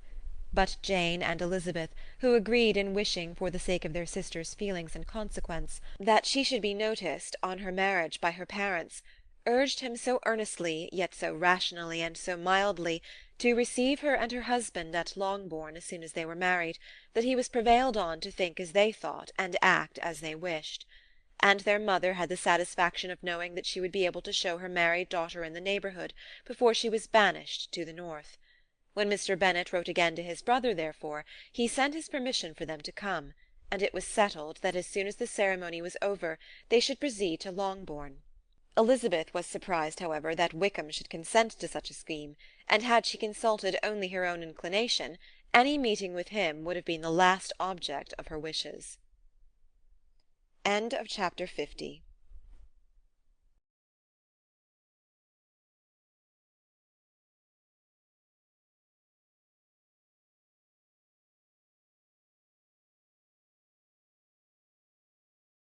Pride and Prejudice by Jane Austen. Chapter 51. Their sister's wedding day arrived, and Jane and Elizabeth felt for her probably more than she felt for herself. The carriage was sent to meet them at Blank, and they were to return in it by dinner-time. Their arrival was dreaded by the elder Miss Bennets, and Jane more especially, who gave Lydia the feelings which would have attended herself had she been the culprit, and was wretched in the thought of what her sister must endure. They came. The family were assembled in the breakfast-room to receive them. Smiles decked the face of Mrs. Bennet as the carriage drove up to the door. Her husband looked impenetrably grave, her daughters alarmed, anxious, uneasy. Lydia's voice was heard in the vestibule, the door was thrown open, and she ran into the room. Her mother stepped forwards, embraced her, and welcomed her with rapture, gave her hand with an affectionate smile to Wickham, who followed his lady, and wished them both joy with an alacrity which showed no doubt of their happiness. Their reception from Mr. Bennet, to whom they then turned, was not quite so cordial. His countenance rather gained in austerity, and he scarcely opened his lips. The easy assurance of the young couple, indeed, was enough to provoke him. Elizabeth was disgusted, and even Miss Bennet was shocked. Lydia was Lydia still, untamed, unabashed, wild, noisy, and fearless. She turned from sister to sister, demanding their congratulations, and when at length they all sat down, looked eagerly round the room, took notice of some little alteration in it, and observed with a laugh that it was a great while since she had been there. Wickham was not at all more distressed than herself, but his manners were always so pleasing that had his character and his marriage been exactly what they ought, his smiles and his easy address, while he claimed their relationship, would have delighted them all. Elizabeth had not before believed him quite equal to such assurance, but she sat down, resolving within herself to draw no limits in future to the impudence of an impudent man. She blushed, and Jane blushed, but the cheeks of the two who caused their confusion suffered no variation of colour. There was no want of discourse. The bride and her mother could neither of them talk fast enough, and Wickham, who happened to sit near Elizabeth, began inquiring after his acquaintance in that neighbourhood, with a good-humoured ease which she felt very unable to equal in her replies. They seemed each of them to have the happiest memories in the world. Nothing of the past was recollected with pain, and led Lydia involuntarily to subjects which her sisters would not have alluded to for the world. "Only think of its being 3 months," she cried, "since I went away. It seems but a fortnight, I declare, and yet there have been things enough happened in the time. Good gracious, when I went away I am sure I had no more idea of being married till I came back again, though I thought it would be very good fun if I was." Her father lifted up his eyes. Jane was distressed. Elizabeth looked expressively at Lydia, but she, who never heard or saw anything of which she chose to be insensible, gaily continued, "Oh, mamma, do the people hereabouts know I am married to-day? I was afraid they might not, and we overtook William Golding in his curricle, so I was determined he should know it, and so I let down the side-glass next to him, and took off my glove, and let my hand just rest upon the window-frame, so that he might see the ring, and then I bowed and smiled like anything." Elizabeth could bear it no longer. She got up and ran out of the room, and returned no more, till she heard them passing through the hall to the dining-parlour. She then joined them soon enough to see Lydia, with anxious parade, walk up to her mother's right hand, and hear her say to her eldest sister, "Ah, Jane, I take your place now, and you must go lower, because I am a married woman." It was not to be supposed that time would give Lydia that embarrassment from which she had been so wholly free at first. Her ease and good spirits increased. She longed to see Mrs. Phillips, the Lucases, and all their other neighbours, and to hear herself called Mrs. Wickham by each of them. and in the meantime she went after dinner to show her ring, and boast of being married, to Mrs. Hill and the two housemaids. "Well, mamma," said she, when they were all returned to the breakfast-room, "and what do you think of my husband? Is he not a charming man? I am sure my sisters must all envy me. I only hope they may have half my good luck. They must all go to Brighton. That is the place to get husbands. What a pity it is, mamma, we did not all go." "Very true, and if I had my will we should. But, my dear Lydia, I don't at all like your going such a way off. Must it be so?"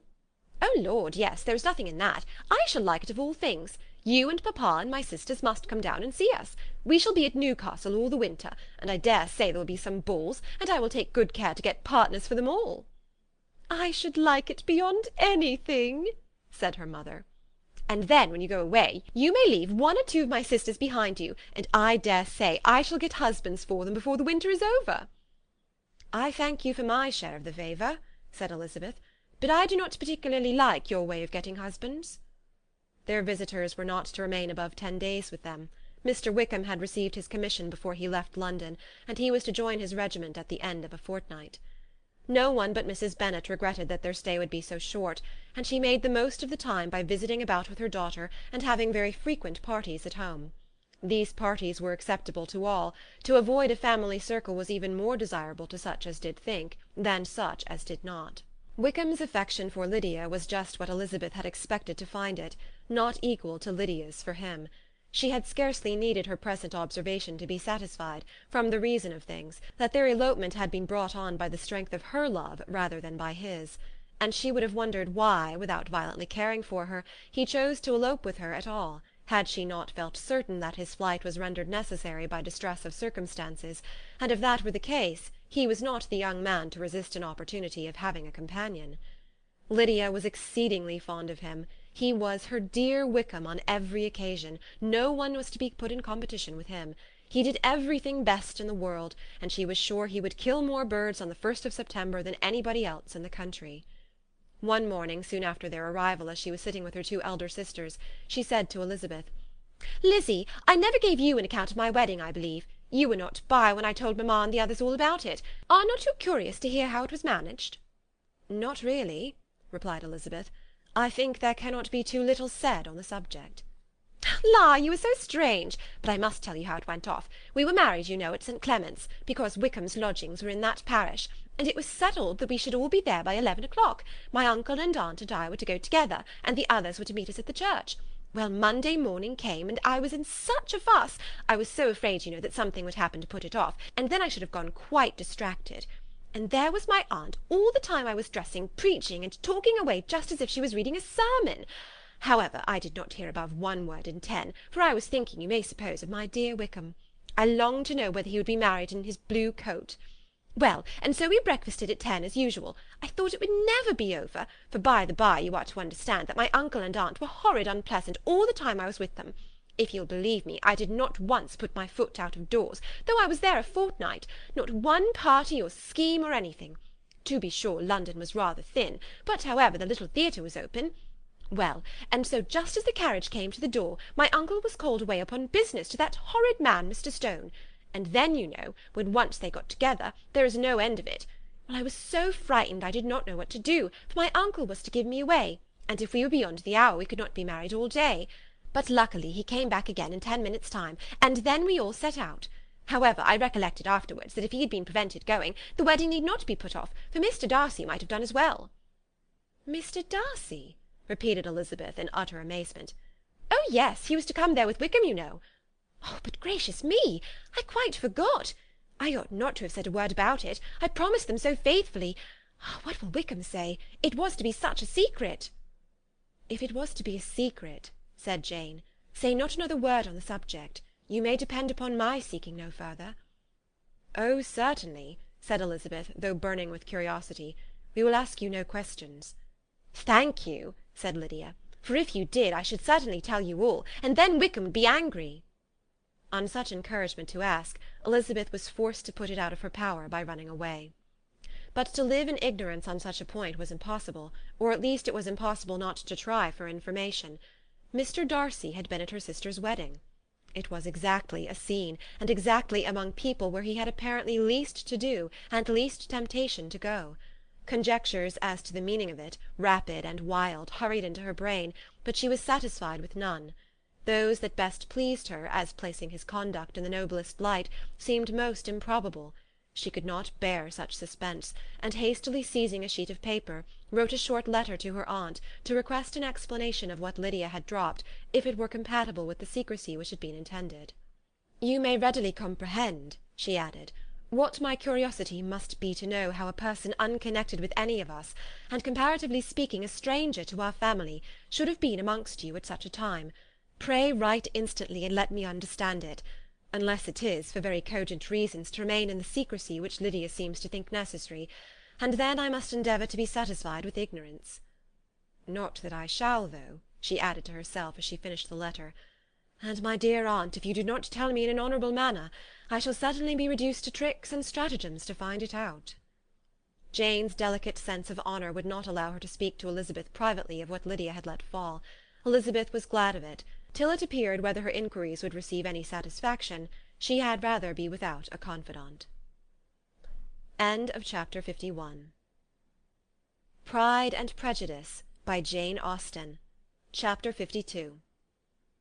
Elizabeth had the satisfaction of receiving an answer to her letter as soon as she possibly could.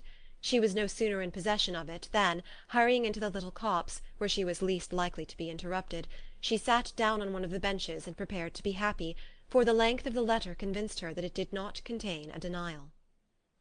Gracechurch Street, September 6th. My dear niece, I have just received your letter, and shall devote this whole morning to answering it, as I foresee that a little writing will not comprise what I have to tell you. I must confess myself surprised by your application. I did not expect it from you. Don't think me angry, however, for I only mean to let you know that I did not imagine such inquiries to be necessary on your side. If you do not choose to understand me, forgive my impertinence. Your uncle is as much surprised as I am, and nothing but the belief of your being a party concerned would have allowed him to act as he has done. But if you are really innocent and ignorant, I must be more explicit. On the very day of my coming home from Longbourn, your uncle had a most unexpected visitor. Mr. Darcy called, and was shut up with him several hours. It was all over before I arrived, so my curiosity was not so dreadfully racked as yours seems to have been. He came to tell Mr. Gardiner that he had found out where your sister and Mr. Wickham were, and that he had seen and talked with them both, Wickham repeatedly, Lydia once. From what I can collect, he left Derbyshire only one day after ourselves, and came to town with the resolution of hunting for them. The motive professed was his conviction of its being owing to himself that Wickham's worthlessness had not been so well known as to make it impossible for any young woman of character to love or confide in him. He generously imputed the whole to his mistaken pride, and confessed that he had before thought it beneath him to lay his private actions open to the world. His character was to speak for itself. He called it, therefore, his duty to step forward, and endeavour to remedy an evil which had been brought on by himself. If he had another motive, I am sure it would never disgrace him. He had been some days in town before he was able to discover them, but he had something to direct his search, which was more than we had, and the consciousness of this was another reason for his resolving to follow us.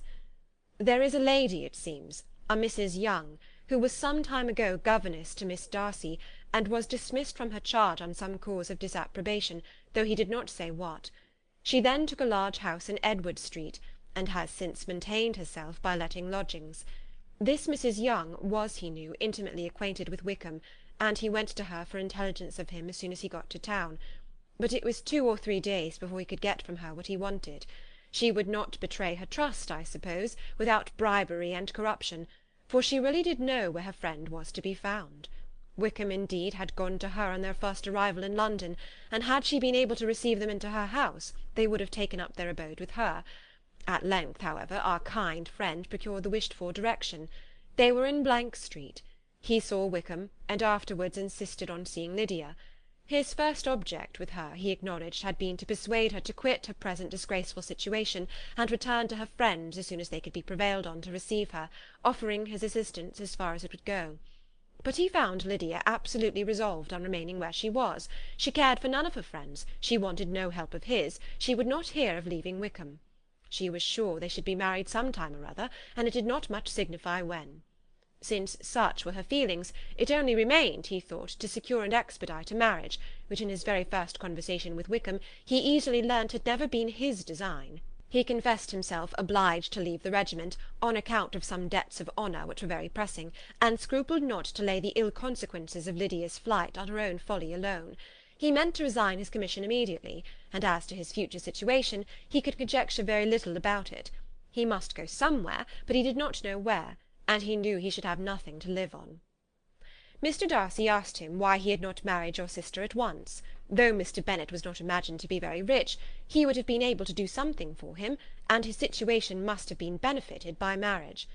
But he found in reply to this question that Wickham still cherished the hope of more effectually making his fortune by marriage in some other country. Under such circumstances, however, he was not likely to be proof against the temptation of immediate relief. They met several times, for there was much to be discussed. Wickham, of course, wanted more than he could get, but at length was reduced to be reasonable. Everything being settled between them, Mr. Darcy's next step was to make your uncle acquainted with it, and he first called in Gracechurch Street the evening before I came home. But Mr. Gardiner could not be seen, and Mr. Darcy found, on further inquiry, that your father was still with him, but would quit town the next morning. He did not judge your father to be a person whom he could so properly consult as your uncle, and therefore readily postponed seeing him until after the departure of the former. He did not leave his name, and till the next day it was only known that a gentleman had called on business. On Saturday he came again. Your father was gone, your uncle at home, and as I said before, they had a great deal of talk together. They met again on Sunday, and then I saw him too. It was not all settled before Monday. As soon as it was, the express was sent off to Longbourn. But our visitor was very obstinate. I fancy, Lizzy, that obstinacy is the real defect of his character after all. He has been accused of many faults at different times, but this is the true one. Nothing was to be done that he did not do himself, though I am sure, and I do not speak it to be thanked, therefore say nothing about it, your uncle would most readily have settled the whole. They battled it together for a long time, which was more than either the gentleman or lady concerned in it deserved. But at last your uncle was forced to yield, and instead of being allowed to be of use to his niece, was forced to put up with only having the probable credit of it, which went sorely against the grain, and I really believe your letter this morning gave him great pleasure, because it required an explanation that would rob him of his borrowed feathers, and give the praise where it was due. But, Lizzy, this must go no farther than yourself, or Jane at most. You know pretty well, I suppose, what has been done for the young people. His debts are to be paid, amounting, I believe, to considerably more than £1,000, another 1,000 in addition to her own settled upon her, and his commission purchased. The reason why all this was to be done by him alone was such as I have given above. It was owing to him, to his reserve and want of proper consideration, that Wickham's character had been so misunderstood, and consequently that he had been received and noticed as he was. Perhaps there was some truth in this, though I doubt whether his reserve, or anybody's reserve, can be answerable for the event. But in spite of all this fine talking, my dear Lizzy, you may rest perfectly assured that your uncle would never have yielded, if we had not given him credit for another interest in the affair. When all this was resolved on, he returned again to his friends, who were still staying at Pemberley, but it was agreed that he should be in London once more when the wedding took place, and all money matters were then to receive the last finish. I believe I have now told you everything. It is a relation which you tell me is to give you great surprise. I hope at least it will not afford you any displeasure. Lydia came to us, and Wickham had constant admission to the house. He was exactly what he had been when I knew him in Hertfordshire, but I would not tell you how little I was satisfied with her behaviour while she stayed with us, if I had not perceived by Jane's letter last Wednesday that her conduct on coming home was exactly of a piece with it, and therefore what I now tell you can give you no fresh pain. I talked to her repeatedly in the most serious manner, representing to her all the wickedness of what she had done, and all the unhappiness she had brought on her family. If she heard me, it was by good luck, for I am sure she did not listen. I was sometimes quite provoked, but then I recollected my dear Elizabeth and Jane, and for their sakes had patience with her. Mr. Darcy was punctual in his return, and as Lydia informed you, attended the wedding. He dined with us the next day, and was to leave town again on Wednesday or Thursday. Will you be very angry with me, my dear Lizzy, if I take this opportunity of saying, what I was never bold enough to say before, how much I like him. His behaviour to us has, in every respect, been as pleasing as when we were in Derbyshire. His understanding and opinions all please me. He wants nothing but a little more liveliness, and that, if he marry prudently, his wife may teach him. I thought him very sly. He hardly ever mentioned your name. But slyness seems the fashion. Pray forgive me if I have been very presuming, or at least do not punish me so far as to exclude me from P. I shall never be quite happy till I have been all round the park. A low phaeton with a nice little pair of ponies would be the very thing. But I must write no more. The children have been wanting me this half hour. Yours very sincerely, M. Gardiner. The contents of this letter threw Elizabeth into a flutter of spirits, in which it was difficult to determine whether pleasure or pain bore the greatest share. The vague and unsettled suspicions which uncertainty had produced of what Mr. Darcy might have been doing to forward her sister's match, which she had feared to encourage as an exertion of goodness too great to be probable, and at the same time dreaded to be just, from the pain of obligation, were proved beyond their greatest extent to be true. He had followed them purposely to town. He had taken on himself all the trouble and mortification attendant on such a research, in which supplication had been necessary to a woman whom he must abominate and despise, and where he was reduced to meet, frequently meet, reason with, persuade, and finally bribe, the man whom he always most wished to avoid, and whose very name it was punishment to him to pronounce. He had done all this for a girl whom he could neither regard nor esteem. Her heart did whisper that he had done it for her, but it was a hope shortly checked by other considerations, and she soon felt that even her vanity was insufficient, when required to depend on his affection for her, for a woman who had already refused him, as able to overcome a sentiment so natural as abhorrence against relationship with Wickham. Brother-in-law of Wickham! Every kind of pride must revolt from the connection. He had, to be sure, done much. She was ashamed to think how much. But he had given a reason for his interference, which asked no extraordinary stretch of belief. It was reasonable that he should feel he had been wrong. He had liberality, and he had the means of exercising it, and though she would not place herself as his principal inducement, she could perhaps believe that remaining partiality for her might assist his endeavours in a cause where her peace of mind must be materially concerned. It was painful, exceedingly painful, to know that they were under obligations to a person who could never receive a return. They owed the restoration of Lydia, her character, everything to him. Oh, how heartily did she grieve over every ungracious sensation she had ever encouraged, every saucy speech she had ever directed towards him.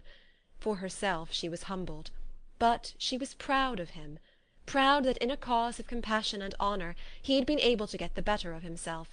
She read over her aunt's commendation of him again and again. It was hardly enough, but it pleased her. She was even sensible of some pleasure, though mixed with regret, on finding how steadfastly both she and her uncle had been persuaded that affection and confidence subsisted between Mr. Darcy and herself. She was roused from her seat and her reflections by some one's approach, and before she could strike into another path she was overtaken by Wickham.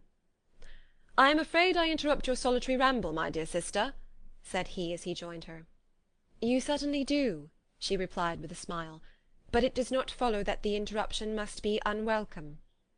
"I should be sorry indeed if it were. We were always good friends, and now we are better." "True. Are the others coming out?" "I do not know. Mrs. Bennet and Lydia are going in the carriage to Meryton. And so, my dear sister, I find from our uncle and aunt that you have actually seen Pemberley." She replied in the affirmative. "I almost envy you the pleasure, and yet I believe it would be too much for me, or else I could take it in my way to Newcastle.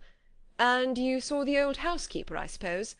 Poor Reynolds, she was always very fond of me, but of course she did not mention my name to you." "Yes, she did." "And what did she say?" "That you were gone into the army, and she was afraid had not turned out well. At such a distance as that, you know, things are strangely misrepresented." "Certainly," he replied, biting his lips. Elizabeth hoped she had silenced him, but he soon afterwards said, "I was surprised to see Darcy in town last month. We passed each other several times. I wonder what he can be doing there." "Perhaps preparing for his marriage with Mr. Berg," said Elizabeth. "It must be something particular to take him there at this time of year." "Undoubtedly. Did you see him while you were at Lambton? I thought I understood from the gardeners that you had. Yes, he introduced us to his sister. And do you like her? Very much. I have heard, indeed, that she is uncommonly improved within this year or two. When I last saw her she was not very promising. I am very glad you liked her. I hope she will turn out well. I dare say she will. She has got over the most trying age. Did you go by the village of Kympton?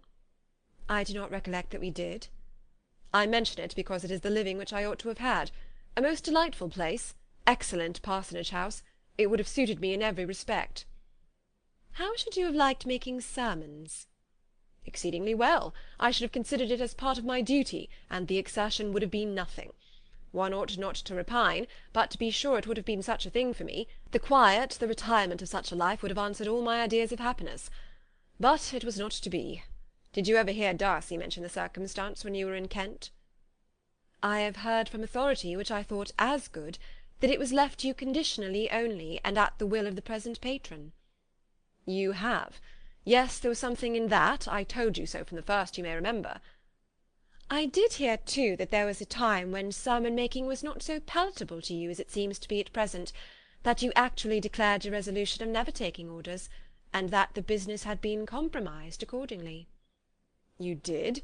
And it was not wholly without foundation. You may remember what I told you on that point when first we talked of it. They were now almost at the door of the house, for she had walked fast to get rid of him, and unwilling for her sister's sake to provoke him, she only said in reply with a good-humoured smile, "Come, Mr. Wickham, we are brother and sister, you know. Do not let us quarrel about the past. In future I hope we shall always be of one mind." She held out her hand. He kissed it with affectionate gallantry, though he hardly knew where to look, and they entered the house. End of chapter 52. Pride and Prejudice, by Jane Austen. Chapter 53. Mr. Wickham was so perfectly satisfied with this conversation that he never again distressed himself, or provoked his dear sister Elizabeth, by introducing the subject of it, and she was pleased to find that she had said enough to keep him quiet. The day of his and Lydia's departure soon came, and Mrs. Bennet was forced to submit to a separation, which, as her husband by no means entered into her scheme of their all going to Newcastle, was likely to continue at least a twelvemonth.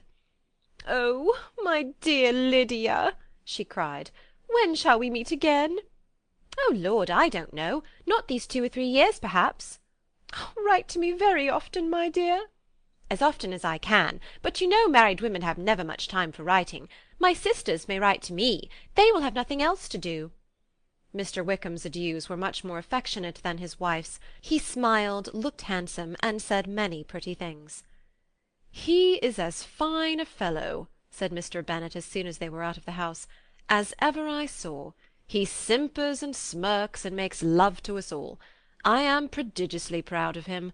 I defy even Sir William Lucas himself to produce a more valuable son-in-law." The loss of her daughter made Mrs. Bennet very dull for several days.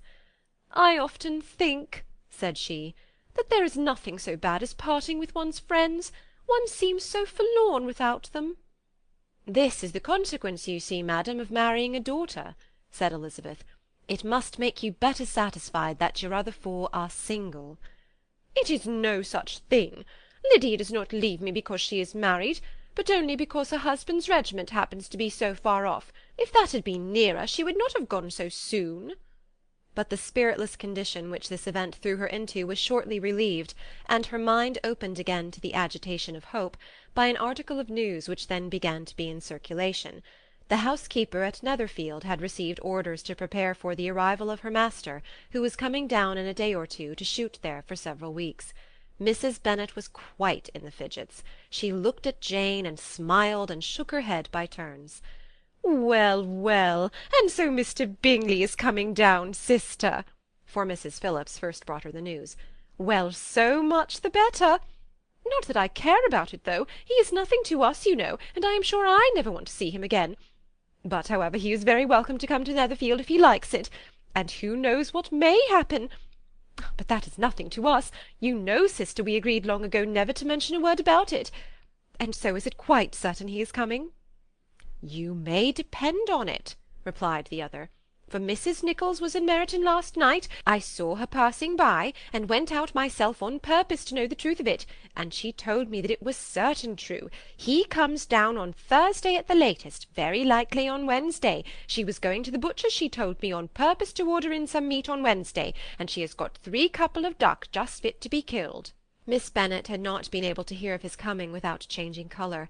It was many months since she had mentioned his name to Elizabeth, but now, as soon as they were alone together, she said, "I saw you look at me to-day, Lizzie, when my aunt told us of the present report, and I know I appeared distressed. But don't imagine it was from any silly cause. I was only confused for the moment, because I felt that I should be looked at. I do assure you that the news does not affect me either with pleasure or pain. I am glad of one thing, that he comes alone, because we shall see the less of him. Not that I am afraid of myself, but I dread other people's remarks." Elizabeth did not know what to make of it. Had she not seen him in Derbyshire, she might have supposed him capable of coming there with no other view than what was acknowledged, but she still thought him partial to Jane, and she wavered as to the greater probability of his coming there with his friend's permission, or being bold enough to come without it. "Yet it is hard," she sometimes thought, "that this poor man cannot come to a house which he has legally hired, without raising all this speculation. I will leave him to himself." In spite of what her sister declared, and really believed to be her feelings in the expectation of his arrival, Elizabeth could easily perceive that her spirits were affected by it. They were more disturbed, more unequal, than she had often seen them. The subject which had been so warmly canvassed between their parents about a 12-month ago was now brought forward again. "As soon as ever Mr. Bingley comes, my dear," said Mrs. Bennet, "you will wait on him, of course." "No, no, you forced me into visiting him last year, and promised if I went to see him he should marry one of my daughters. But it ended in nothing, and I will not be sent on a fool's errand again." His wife represented to him how absolutely necessary such an attention would be from all the neighbouring gentlemen on his returning to Netherfield. "'Tis an etiquette I despise," said he. "If he wants our society, let him seek it. He knows where we live. I will not spend my hours in running after my neighbours every time they go away and come back again." "Well, all I know is that it will be abominably rude if you do not wait on him. But, however, that shan't prevent my asking him to dine here. I am determined. We must have Mrs. Long and the Goldings soon. That will make 13 with ourselves, so there will be just room at table for him." Consoled by this resolution, she was the better able to bear her husband's incivility, though it was very mortifying to know that her neighbours might all see Mr. Bingley, in consequence of it, before they did. As the day of his arrival drew near, "I begin to be sorry that he comes at all," said Jane to her sister. "It would be nothing. I could see him with perfect indifference, but I can hardly bear to hear it thus perpetually talked of. My mother means well, but she does not know, no one can know, how much I suffer from what she says. Happy shall I be when his stay at Netherfield is over." "I wish I could say anything to comfort you," replied Elizabeth, "but it is wholly out of my power. You must feel it, and the usual satisfaction of preaching patience to a sufferer is denied me, because you have always so much." Mr. Bingley arrived. Mrs. Bennet, through the assistance of servants, contrived to have the earliest tidings of it, that the period of anxiety and fretfulness on her side might be as long as it could. She counted the days that must intervene before their invitation could be sent, hopeless of seeing him before. But on the 3rd morning after his arrival in Hertfordshire, she saw him, from her dressing-room window, enter the paddock and ride towards the house. Her daughters were eagerly called to partake of her joy.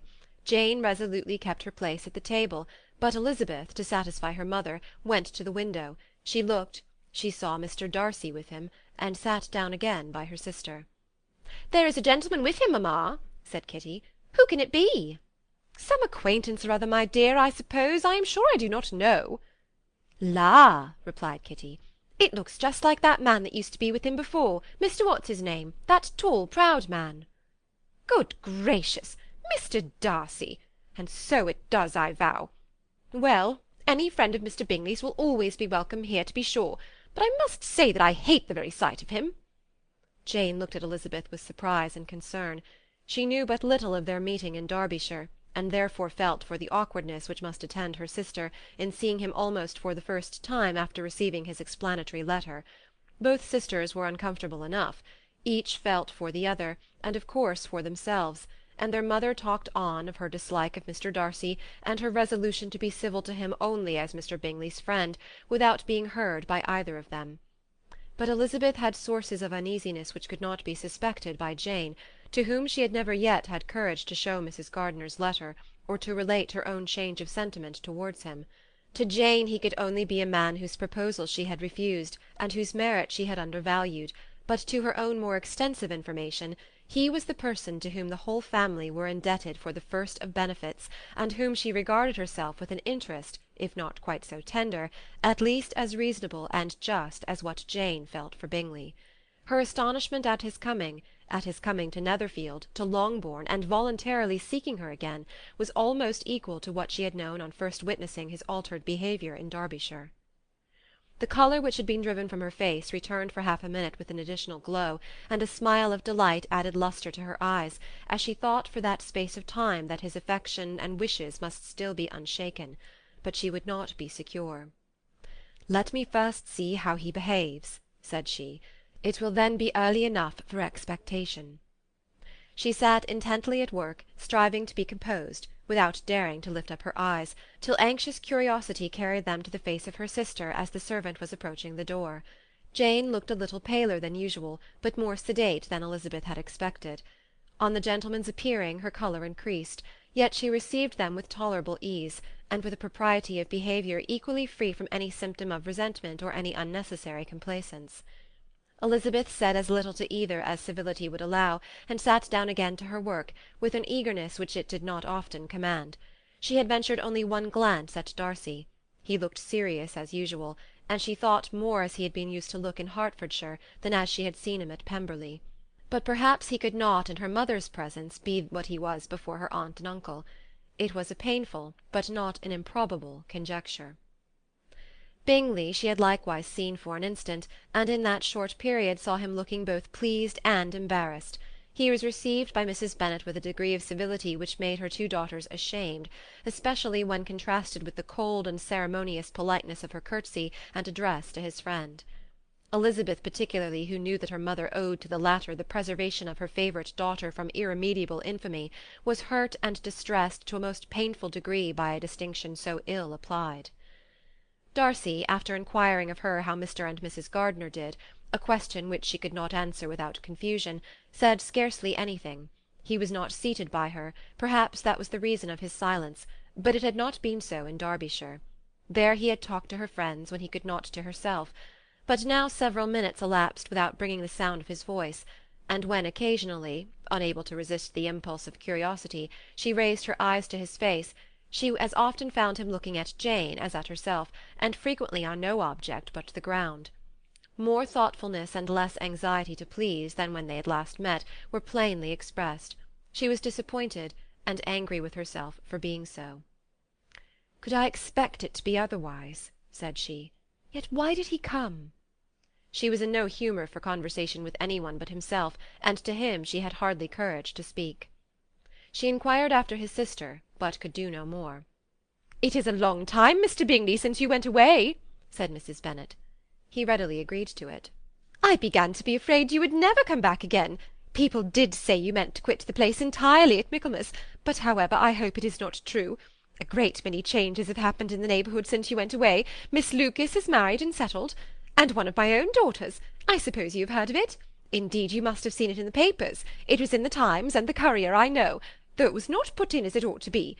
It was only said lately, George Wickham, Esquire, to Miss Lydia Bennet, without there being a syllable said of her father, or the place where she lived, or anything.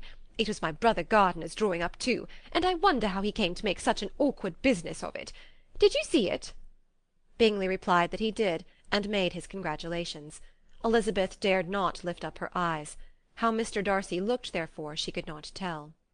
"It is a delightful thing, to be sure, to have a daughter well married," continued her mother. "But at the same time, Mr. Bingley, it is very hard to have her taken such away from me. They are gone down to Newcastle, a place quite northward, it seems, and there they are to stay I do not know how long. His regiment is there, for I suppose you have heard of his leaving the Blankshire, and of his being gone into the regulars. Thank heaven he has some friends, though perhaps not so many as he deserves." Elizabeth, who knew this to be levelled at Mr. Darcy, was in such a misery of shame that she could hardly keep her seat. It drew from her, however, the exertion of speaking, which nothing else had so effectually done before, and she asked Bingley whether he meant to make any stay in the country at present. A few weeks, he believed. "When you have killed all your own birds, Mr. Bingley," said her mother, "I beg you will come here and shoot as many as you please on Mr. Bennet's manor. I am sure he'll be vastly happy to oblige you, and will save all the best of the coveys for you." Elizabeth's misery increased at such unnecessary, such officious attention. Were the same fair prospect to arise at present as had flattered them a year ago, everything, she was persuaded, would be hastening to the same vexatious conclusion. At that instant she felt that years of happiness could not make Jane or herself amends for moments of such painful confusion. "The first wish of my heart," said she to herself, "is never more to be in company with either of them. Their society can afford no pleasure that will atone for such wretchedness as this. Let me never see either one or the other again." Yet the misery, for which years of happiness were to offer no compensation, received soon afterwards material relief, from observing how much the beauty of her sister rekindled the admiration of her former lover. When first he came in he had spoken to her but little, but every 5 minutes seemed to be giving her more of his attention. He found her as handsome as she had been last year, as good-natured and as unaffected, though not quite so chatty. Jane was anxious that no difference should be perceived in her at all, and was really persuaded that she talked as much as ever, but her mind was so busily engaged that she did not always know when she was silent. When the gentlemen rose to go away, Mrs. Bennet was mindful of her intended civility, and they were invited and engaged to dine at Longbourn in a few days' time. "You are quite a visit in my debt, Mr. Bingley," she added, "for when you went to town last winter you promised to take a family dinner with us as soon as you returned. I have not forgot, you see, and I assure you I was very much disappointed that you did not come back and keep your engagement." Bingley looked a little silly at this reflection, and said something of his concern at having been prevented by business. Then they went away. Mrs. Bennet had been strongly inclined to ask them to stay and dine there that day, but though she always kept a very good table, she did not think anything less than 2 courses could be good enough for a man on whom she had such anxious designs, or satisfy the appetite and pride of one who had 10,000 a year. End of Chapter 53. Pride and Prejudice, by Jane Austen. Chapter 54. As soon as they were gone, Elizabeth walked out to recover her spirits, or, in other words, to dwell without interruption on those subjects that must deaden them more. Mr. Darcy's behaviour astonished and vexed her. "Why, if he came only to be silent, grave, and indifferent," said she, "did he come at all?" She could settle it in no way that gave her pleasure. "He could be still amiable, still pleasing to my uncle and aunt when he was in town, and why not to me? If he fears me, why come hither? If he no longer cares for me, why silent? Teasing, teasing man! I will think no more about him." Her resolution was for a short time involuntarily kept by the approach of her sister, who joined her with cheerful look, which showed her better satisfied with their visitors than Elizabeth. "Now," said she, "that this first meeting is over, I feel perfectly easy. I know my own strength, and I shall never be embarrassed again by his coming. I am glad he dines here on Tuesday. It will then be publicly seen that on both sides we meet only as common and indifferent acquaintance." "Yes, very indifferent indeed," said Elizabeth laughingly. "Oh, Jane, take care." "My dear Lizzy, you cannot think me so weak as to be in danger now." "I think you are in very great danger of making him as much in love with you as ever." They did not see the gentleman again till Tuesday, and Mrs. Bennet in the meanwhile was giving way to all the happy schemes which the good humour and common politeness of Bingley in half an hour's visit had revived. On Tuesday there was a large party assembled at Longbourn, and the two who were most anxiously expected, to the credit of their punctuality as sportsmen, were in very good time. When they repaired to the dining-room, Elizabeth eagerly watched to see whether Bingley would take the place which, in all their former parties, had belonged to him by her sister. Her prudent mother, occupied by the same ideas, forbore to invite him to sit by herself. On entering the room he seemed to hesitate, but Jane happened to look round, and happened to smile. It was decided. He placed himself by her. Elizabeth, with a triumphant sensation, looked towards his friend. He bore it with noble indifference, and she would have imagined that Bingley had received his sanction to be happy, had she not seen his eyes likewise turned towards Mr. Darcy, with an expression of half-laughing alarm. His behaviour to her sister was such, during dinner-time, as showed an admiration of her, which, though more guarded than formerly, persuaded Elizabeth that if left wholly to himself, Jane's happiness and his own would be speedily secured. Though she dared not depend upon the consequence, she yet received pleasure from observing his behaviour. It gave her all the animation that her spirits could boast, for she was in no cheerful humour. Mr. Darcy was almost as far from her as the table could divide them. He was on one side of her mother. She knew how little such a situation would give pleasure to either, or make either appear to advantage. She was not near enough to hear any of their discourse, but she could see how seldom they spoke to each other, and how formal and cold was their manner whenever they did. Her mother's ungraciousness made the sense of what they owed him more painful to Elizabeth's mind, and she would at times have given anything to be privileged to tell him that his kindness was neither unknown nor unfelt by the whole of the family. She was in hopes that the evening would afford some opportunity of bringing them together, that the whole of the visit would not pass away without enabling them to enter into something more of conversation than the mere ceremonious salutation attending his entrance. Anxious and uneasy, the period which passed in the drawing-room, before the gentlemen came, was wearisome and dull to a degree that made her almost uncivil. She looked forward to their entrance as the point on which all her chance of pleasure for the evening must depend. "If he does not come to me, then," she said, "I shall give him up for ever." The gentleman came, and she thought he looked as if he would have answered her hopes, but alas, the ladies had crowded round the table where Miss Bennet was making tea, and Elizabeth pouring out the coffee, in so close a confederacy that there was not a single vacancy near her which would admit of a chair, and on the gentleman's approaching, one of the girls moved closer to her than ever, and said in a whisper, "The men shan't come and part us, I am determined. We want none of them, do we?" Darcy had walked away to another part of the room. She followed him with her eyes, envied every one to whom he spoke, had scarcely patience enough to help anybody to coffee, and then was enraged against herself for being so silly. "A man who has once been refused! How could I ever be foolish enough to expect a renewal of his love? Is there one among the sex who could not protest against such a weakness as a second proposal to the same woman? There is no indignity so abhorrent to their feelings." She was revived a little, however, by his bringing back his coffee-cup himself, and she seized the opportunity of saying, "Is your sister at Pemberley still?" "Yes, she will remain there till Christmas." "And quite alone? Have all her friends left her?" "Mrs. Annesley is with her. The others have gone on to Scarborough these 3 weeks." She could think of nothing more to say, but if he wished to converse with her, he might have better success. He stood by her, however, for some minutes in silence, and at last, on the young ladies whispering to Elizabeth again, he walked away. When the tea-things were removed, and the card-tables placed, and the ladies all rose, and Elizabeth was then hoping to be joined by him, when all her views were overthrown by seeing him fall a victim to her mother's rapacity for whist-players, and in a few moments after seated with the rest of the party. She now lost every expectation of pleasure. They were confined for the evening at different tables, and she had nothing to hope, but that his eyes were so often turned towards her side of the room as to make him play as unsuccessfully as herself. Mrs. Bennet had designed to keep the 2 Netherfield gentlemen to supper, but their carriage was unluckily ordered before any of the others, and she had no opportunity of detaining them. "Well, girls," said she, as soon as they were left to themselves, "what say you to the day? I think everything is passed off uncommonly well, I assure you. The dinner was as well dressed as any I ever saw, the venison was roasting to a turn, and everybody said they never saw so fat a haunch. The soup was 50 times better than what we had at the Lucases last week, and even Mr. Darcy acknowledged that the partridges were remarkably well done, and I suppose he has 2 or 3 French cooks at least. And, my dear Jane, I never saw you look in greater beauty. Mrs. Long said so too, for I asked her whether you did not. And what do you think she said besides?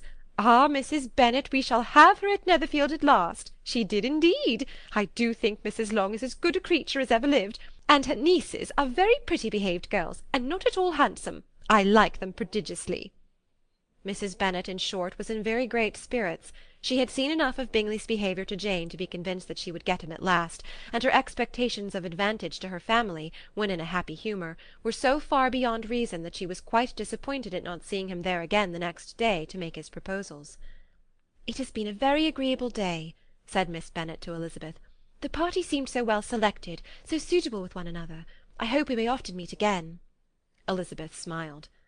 "Lizzy, you must not do so. You must not suspect me. It mortifies me. I assure you that I have now learnt to enjoy his conversation as an agreeable and sensible young man, without having a wish beyond it. I am perfectly satisfied, from what his manners now are, that he had never any design of engaging my affection. It is only that he is blessed with greater sweetness of address, and a stronger desire of generally pleasing, than any other man." "You are very cruel," said her sister. "You will not let me smile, and are provoking me to it every moment." "How hard it is in some cases to be believed!" "And how impossible in others!" "But why should you wish to persuade me that I feel more than I acknowledge?" "That is a question which I hardly know how to answer. We all love to instruct, though we can teach only what is not worth knowing. Forgive me, and if you persist in indifference, do not make me your confidant." Chapter 54. Pride and Prejudice, by Jane Austen. Chapter 55. A few days after this visit, Mr. Bingley called again, and alone. His friend had left him that morning for London, but was to return home in 10 days' time. He sat with them above an hour, and was in remarkably good spirits. Mrs. Bennet invited him to dine with them, but with many expressions of concern he confessed himself engaged elsewhere. "Next time you call," said she, "I hope we shall be more lucky." He should be particularly happy at any time, etc., etc., and if she would give him leave, would take an early opportunity of waiting on them. "Can you come to-morrow?" Yes, he had no engagement at all for to-morrow, and her invitation was accepted with alacrity. He came, and in such very good time that the ladies were none of them dressed. In ran Mrs. Bennet to her daughter's room in her dressing-gown, and with her hair half finished, crying out, "My dear Jane, make haste and hurry down. He is come. Mr. Bingley is come. He is indeed. Make haste, make haste. Here, Sarah, come to Miss Bennet this moment, and help her on with her gown. Never mind Miss Lizzie's hair." "We will be down as soon as we can," said Jane. "But I dare say Kitty is forwarder than either of us, for she went upstairs half an hour ago."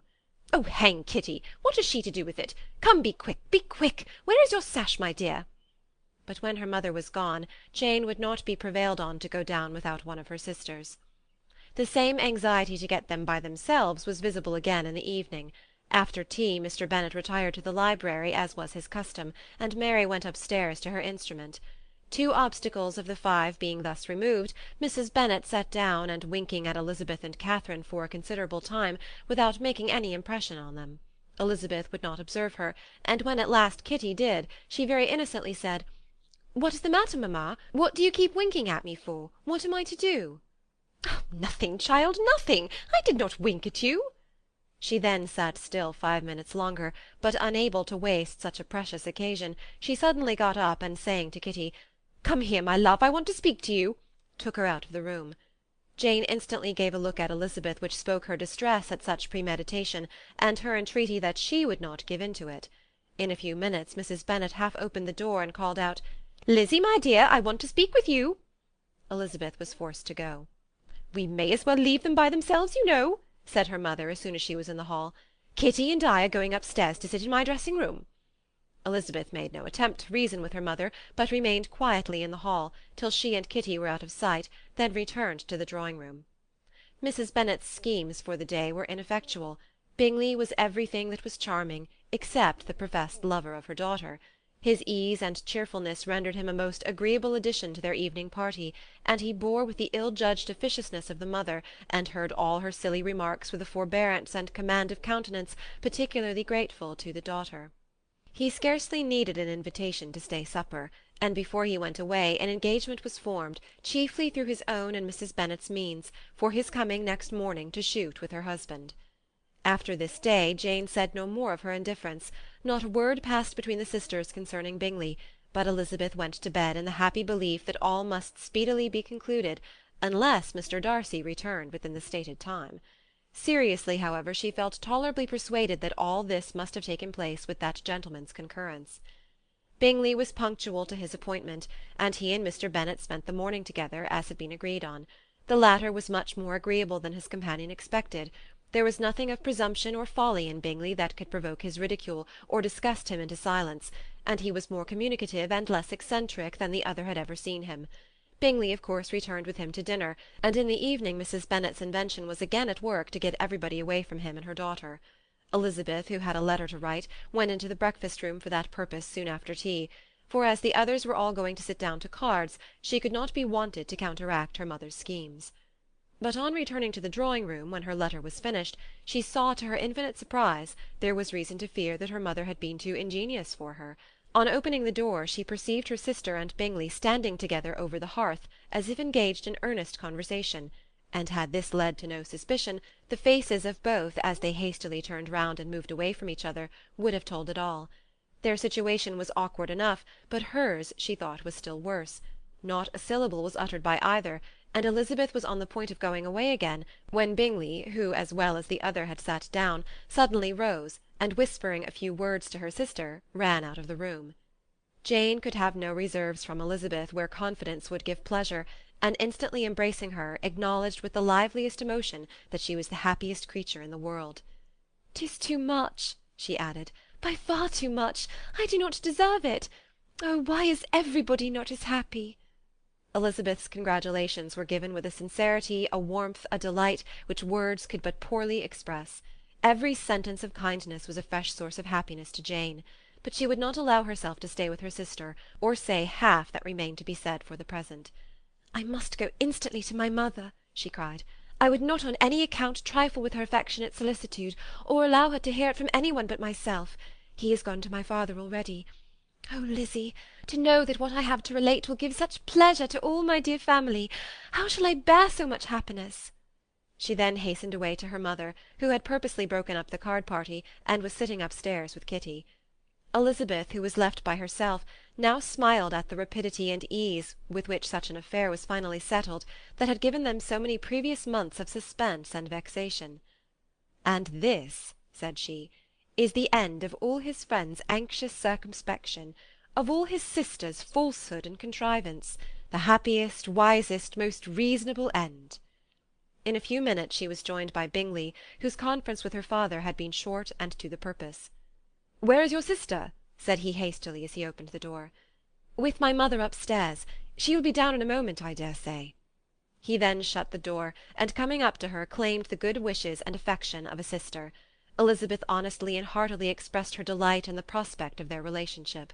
They shook hands with great cordiality, and then, till her sister came down, she had to listen to all he had to say of his own happiness, and of Jane's perfections, and in spite of his being a lover, Elizabeth really believed all his expectations of felicity to be rationally founded, because they had for basis the excellent understanding and super-excellent disposition of Jane, and a general similarity of feeling and taste between her and himself. It was an evening of no common delight to them all. The satisfaction of Miss Bennet's mind gave a glow of such sweet animation to her face as made her look handsomer than ever. Kitty simpered and smiled, and hoped her turn was coming soon. Mrs. Bennet could not give her consent or speak her approbation in terms warm enough to satisfy her feelings, though she talked to Bingley of nothing else for half an hour, and when Mr. Bennet joined him at supper, his voice and manner plainly showed how really happy he was. Not a word, however, passed his lips in allusion to it, till their visitor took his leave for the night, but as soon as he was gone, he turned to his daughter and said, "Jane, I congratulate you. You will be a very happy woman." Jane went to him instantly, kissed him, and thanked him for his goodness. "You are a good girl," he replied, "and I have great pleasure in thinking you will be so happily settled. I have not a doubt of your doing very well together. Your tempers are by no means unlike. You are each of you so complying that nothing will be ever resolved on, so easy that every servant will cheat you, and so generous that you will always exceed your income." "I hope not so. Imprudence or thoughtlessness in money matters would be unpardonable in me." "Exceed their income! My dear Mr. Bennet," cried his wife, "what are you talking of?" "Why, he has 4,000 or 5,000 a year, and very likely more." Then, addressing her daughter, "Oh, my dear, dear Jane, I am so happy! I am sure I shan't get a wink of sleep all night. I knew how it would be. I always said it must be so at last. I was sure you could not be so beautiful for nothing. I remember as soon as ever I saw him when he first came into Hertfordshire last year, I thought how likely it was that you should come together. Oh, he is the handsomest young man that ever was seen." Wickham, Lydia, were all forgotten. Jane was beyond competition her favourite child. At that moment she cared for no other. Her younger sisters soon began to make interest with her for objects of happiness which she might in future be able to dispense. Mary petitioned for the use of the library at Netherfield, and Kitty begged very hard for a few balls there every winter. Bingley from this time was of course a daily visitor at Longbourn, coming frequently before breakfast and always remaining till after supper, unless when some barbarous neighbour, who could not be enough detested, had given him an invitation to dinner which he thought himself obliged to accept. Elizabeth had now but little time for conversation with her sister, for while he was present Jane had no attention to bestow on any one else, but she found herself considerably useful to both of them in those hours of separation that must sometimes occur. In the absence of Jane he always attached himself to Elizabeth, for the pleasure of talking with her, and when Bingley was gone Jane constantly sought the same means of relief. "He has made me so happy," said she one evening, "by telling me that he was totally ignorant of my being in town last spring. I had not believed it possible." "I suspected as much," said Elizabeth. "But how did he account for it?" "It must have been his sister's doing. They were certainly no friends to his acquaintance with me, which I cannot wonder at, since he might have chosen so much more advantageously in many respects. But when they see, as I trust they will, that the brother is happy with me, they will learn to be contented, and we shall be on good terms again, though we can never be what we once were to each other." "That is the most unforgiving speech," said Elizabeth, "that I ever heard you utter. Good girl! It would vex me indeed to see you again the dupe of Miss Bingley's pretended regard." "Would you believe it, Lizzie, that when he went to town last November he really loved me, and nothing but a persuasion of my being indifferent would have prevented his coming down again?" "He made a little mistake, to be sure, but it is to the credit of his modesty." This naturally introduced a panegyric from Jane on his diffidence, and the little value he put on his own good qualities. Elizabeth was pleased to find that he had not betrayed the interference of his friend, for though Jane had the most generous and forgiving heart in the world, she knew it was a circumstance which must prejudice her against him. "I am certainly the most fortunate creature that ever existed," cried Jane. "Oh, Lizzie, why am I thus singled from my family and blessed above them all? If I could but see you as happy, if there were but such another man for you!" "If you were to give me 40 such men, I could never be so happy as you. Till I have your disposition, your goodness, I can never have your happiness. No, no, let me shift for myself, and perhaps, if I have very good luck, I may meet with another Mr. Collins in time." The situation of affairs in the Longbourn family could not be long a secret. Mrs. Bennet was privileged to whisper it to Mrs. Phillips, and she ventured without any permission to do the same by all her neighbours in Meryton. The Bennets were speedily pronounced to be the luckiest family in the world, though only a few weeks before, when Lydia had first run away, they had been generally proved to be marked out for misfortune.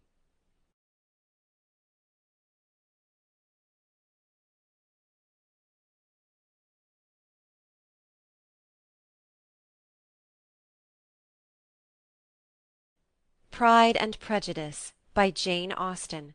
Chapter 56. One morning, about a week after Bingley's engagement with Jane had been formed, as he and the females of the family were sitting together in the dining-room, their attention was suddenly drawn to the window by the sound of a carriage, and they perceived a chaise and four driving up the lawn.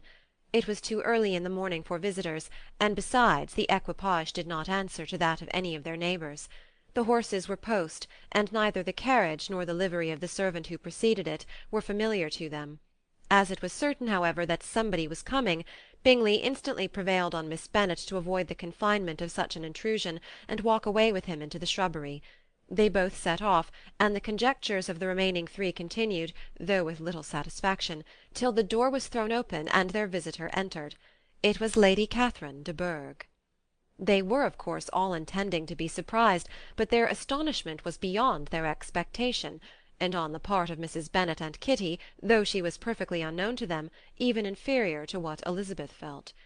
She entered the room with an air more than usually ungracious, made no other reply to Elizabeth's salutation than a slight inclination of the head, and sat down without saying a word. Elizabeth had mentioned her name to her mother on her ladyship's entrance, though no request of introduction had been made. Mrs. Bennet, all amazement, though flattered by having a guest of such high importance, received her with the utmost politeness. After sitting for a moment in silence, she said very stiffly to Elizabeth, "I hope you are well, Miss Bennet. That lady, I suppose, is your mother?" Elizabeth replied very concisely that she was. "And that, I suppose, is one of your sisters?" "Yes, madam," said Mrs. Bennet, delighted to speak to Lady Catherine. "She is my youngest girl but one. My youngest of all is lately married, and my eldest is somewhere about the grounds, walking with a young man who, I believe, will soon become a part of the family."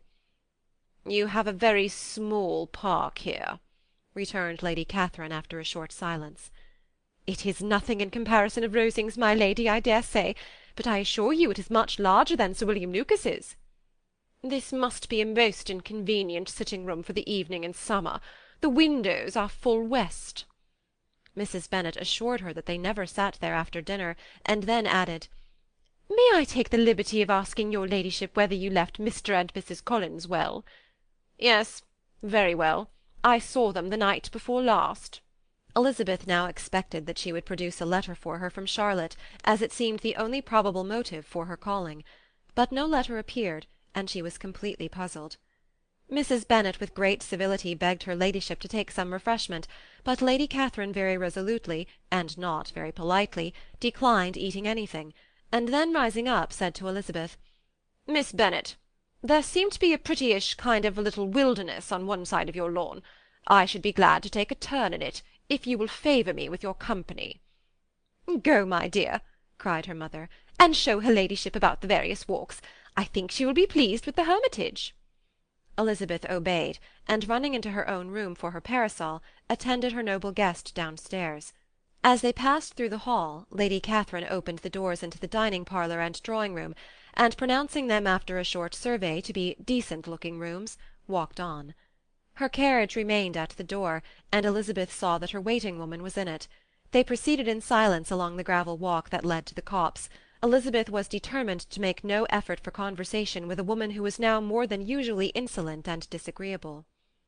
"How could I ever think her like her nephew?" said she, as she looked in her face. As soon as they entered the copse, Lady Catherine began in the following manner. "You can be at no loss, Miss Bennet, to understand the reason of my journey hither. Your own heart, your own conscience must tell you why I come." Elizabeth looked with unaffected astonishment. "Indeed, you are mistaken, madam. I have not been at all able to account for the honour of seeing you here." "Miss Bennet," replied her ladyship in an angry tone, "you ought to know that I am not to be trifled with. But however insincere you may choose to be, you shall not find me so. My character has ever been celebrated for its sincerity and frankness, and in a cause of such moment as this I shall certainly not depart from it. A report of a most alarming nature reached me 2 days ago.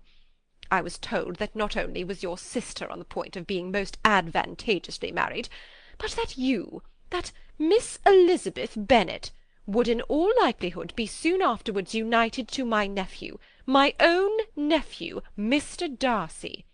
Though I know it must be a scandalous falsehood, though I would not injure him so much as to suppose the truth of it possible, I instantly resolved on setting off for this place, that I might make my sentiments known to you." "If you believed it impossible to be true," said Elizabeth, colouring with astonishment and disdain, "I wonder you took the trouble of coming so far. What could your ladyship propose by it?" "At once to insist upon having such a report universally contradicted." "Your coming to Longbourn to see me and my family," said Elizabeth coolly, "will be rather a confirmation of it, if indeed such a report is in existence." "If! Do you then pretend to be ignorant of it? Has it not been industriously circulated by yourselves? Do you not know that such a report is spread about?" "I never heard that it was." "And can you likewise declare that there is no foundation for it?" "I do not pretend to possess equal frankness with your ladyship. You may ask questions which I shall not choose to answer." "This is not to be borne. Miss Bennet, I insist on being satisfied. Has my nephew made you an offer of marriage?" "Your ladyship has declared it to be impossible." "It ought to be so. It must be so while he retains the use of his reason.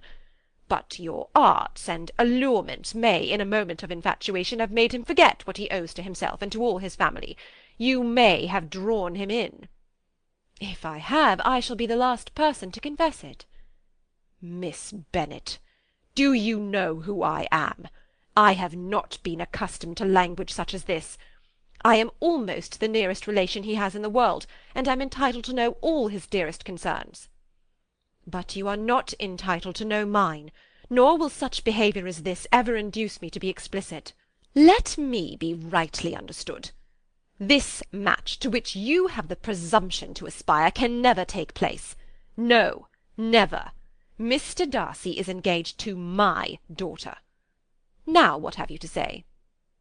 Only this, that if he is so, you can have no reason to suppose he'll make an offer to me. Lady Catherine hesitated for a moment, and then replied, The engagement between them is of a peculiar kind. From their infancy they have been intended for each other. It was the favourite wish of his mother as well as of hers. While in their cradles we planned the union. And now, at the moment when the wishes of both sisters would be accomplished in their marriage, to be prevented by a young woman of inferior birth, of no importance in the world, and wholly unallied to the family. Do you pay no regard to the wishes of his friends? To his tacit engagement with Mr. Berg? Are you lost to every feeling of propriety and delicacy? Have you not heard me say that from his earliest hours he was destined for his cousin? Yes, and I had heard it before. But what is that to me? If there is no other objection to my marrying your nephew, I shall certainly not be kept from it by knowing that his mother and aunt wished him to marry Mr. Berg. You both did as much as you could in planning the marriage. Its completion depended on others. If Mr. Darcy is neither by honour nor inclination confined to his cousin, why is he not to make another choice? And if I am that choice, why may I not accept him? Because honour, decorum, prudence, nay, interest forbid it. Yes, Miss Bennet, interest. For do not expect to be noticed by his family or friends, if you wilfully act against the inclinations of all. You will be censured, slighted, and despised by every one connected with him. Your alliance will be a disgrace. Your name will never even be mentioned by any of us. These are heavy misfortunes, replied Elizabeth. But the wife of Mr. Darcy must have such extraordinary sources of happiness necessarily attached to her situation, that she could, upon the whole, have no cause to repine. Obstinate, headstrong girl! I am ashamed of you. Is this your gratitude for my attentions to you last spring? Is nothing due to me on that score? Let us sit down. You are to understand, Miss Bennet, that I came here with the determined resolution of carrying my purpose, nor will I be dissuaded from it. I have not been used to submit to any person's whims. I have not been in the habit of brooking disappointment. That will make your ladyship's situation at present more pitiable, but it will have no effect on me. I will not be interrupted. Hear me in silence. My daughter and my nephew are formed for each other. They are descended on the maternal side from the same noble line, and on the father's from respectable, honourable, and ancient, though untitled, families. Their fortune on both sides is splendid. They are destined for each other by the voice of every member of their respective houses. And what is to divide them? The upstart pretensions of a young woman without family connections or fortune. Is this to be endured? But it must not, shall not be. If you were sensible of your own good, you would not wish to quit the sphere in which you have been brought up. In marrying your nephew, I should not consider myself as quitting that sphere. He is a gentleman, I am a gentleman's daughter. So far we are equal. True, you are a gentleman's daughter. But who was your mother? Who are your uncles and aunts? Do not imagine me ignorant of their condition. Whatever my connections may be, said Elizabeth, if your nephew does not object to them, they can be nothing to you. Tell me once and for all, are you engaged to him? Though Elizabeth would not, for the mere purpose of obliging Lady Catherine, have answered this question, she could not but say, after a moment's deliberation, I am not. Lady Catherine seemed pleased. And will you promise me never to enter into such an engagement? I will make no promise of the kind. Miss Bennet, I am shocked and astonished. I expected to find a more reasonable young woman. But do not deceive yourself into a belief that I will ever recede. I shall not go away till you have given me the assurance I require. And I certainly never shall give it. I am not to be intimidated into anything so wholly unreasonable. Your ladyship wants Mr. Darcy to marry your daughter, but would my giving you the wished-for promise make their marriage at all more probable? Supposing him to be attached to me, Would my refusing to accept his hand make him wish to bestow it on his cousin? Allow me to say, Lady Catherine, that the arguments with which you have supported this extraordinary application have been as frivolous as the application was ill-judged. You have widely mistaken my character, if you think I can be worked on by such persuasions as these. How far your nephew might approve of your interference in his affairs I cannot tell, but you have certainly no right to concern yourself in mine. I must beg, therefore, to be importuned no farther on the subject. Not so hasty, if you please. I have by no means done. To all the objections I have already urged, I have still another to add. I am no stranger to the particulars of your youngest sister's infamous elopement. I know it all. That the young man's marrying her was a patched-up business, at the expense of your father and uncles. And is such a girl to be my nephew's sister? Is her husband, is the son of his late father's steward, to be his brother? Heaven and earth! Of what are you thinking? Are the shades of Pemberley to be thus polluted? You can now have nothing further to say, she resentfully answered. You have insulted me in every possible method. I must beg to return to the house. And she rose as she spoke. Lady Catherine rose also, and they turned back. Her ladyship was highly incensed. You have no regard, then, for the honour and credit of my nephew. Unfeeling, selfish girl! Do you not consider that a connection with you must disgrace him in the eyes of everybody? Lady Catherine, I have nothing further to say. You know my sentiments. You are then resolved to have him? I have said no such thing. I am only resolved to act in that manner which will, in my own opinion, constitute my happiness, without reference to you, or to any person so wholly unconnected with me. It is well. You refuse, then, to oblige me. You refuse to obey the claims of duty, honour, and gratitude. You are determined to ruin him in the opinion of all his friends, and make him the contempt of the world. Neither duty, nor honour, nor gratitude, replied Elizabeth, have any possible claim on me in the present instance. No principle of either would be violated by my marriage with Mr. Darcy, and with regard to the resentment of his family, or the indignation of the world, if the former were excited by his marrying me, it would not give me one moment's concern, and the world in general would have too much sense to join in the scorn. And this is your real opinion? This is your final resolve? Very well. I shall now know how to act. Do not imagine, Miss Bennet, that your ambition will ever be gratified. I came to try you. I hoped to find you reasonable, but depend upon it, I will carry my point. In this manner Lady Catherine talked on till they were at the door of the carriage, when, turning hastily round, she added, I take no leave of you, Miss Bennet. I send no compliments to your mother. You deserve no such attention. I am most seriously displeased. Elizabeth made no answer, and without attempting to persuade her ladyship to return into the house, walked quietly into it herself. She heard the carriage drive away as she proceeded upstairs. Her mother impatiently met her at the door of the dressing-room, to ask why Lady Catherine would not come in again and rest herself. She did not choose it, said her daughter. She would go. She is a very fine-looking woman, and her calling here was prodigiously civil, for she only came, I suppose, to tell us the Collinses were well. She is on her road somewhere, I dare say, and so, passing through Meryton, thought she might as well call on you. I suppose she had nothing particular to say to you, Lizzie? Elizabeth was forced to give into a little falsehood here, for to acknowledge the substance of their conversation was impossible. End of chapter 56. Pride and Prejudice, by Jane Austen. Chapter 57. The discomposure of spirits which this extraordinary visit threw Elizabeth into could not be easily overcome, nor could she for many hours learn to think of it less than incessantly. Lady Catherine, it appeared, had actually taken the trouble of this journey from Rosings for the sole purpose of breaking off her supposed engagement with Mr. Darcy. It was a rational scheme, to be sure, but from what the report of their engagement could originate, Elizabeth was at a loss to imagine, till she recollected that his being the intimate friend of Bingley, and her being the sister of Jane, was enough, at a time when the expectation of one wedding made everybody eager for another, to supply the idea.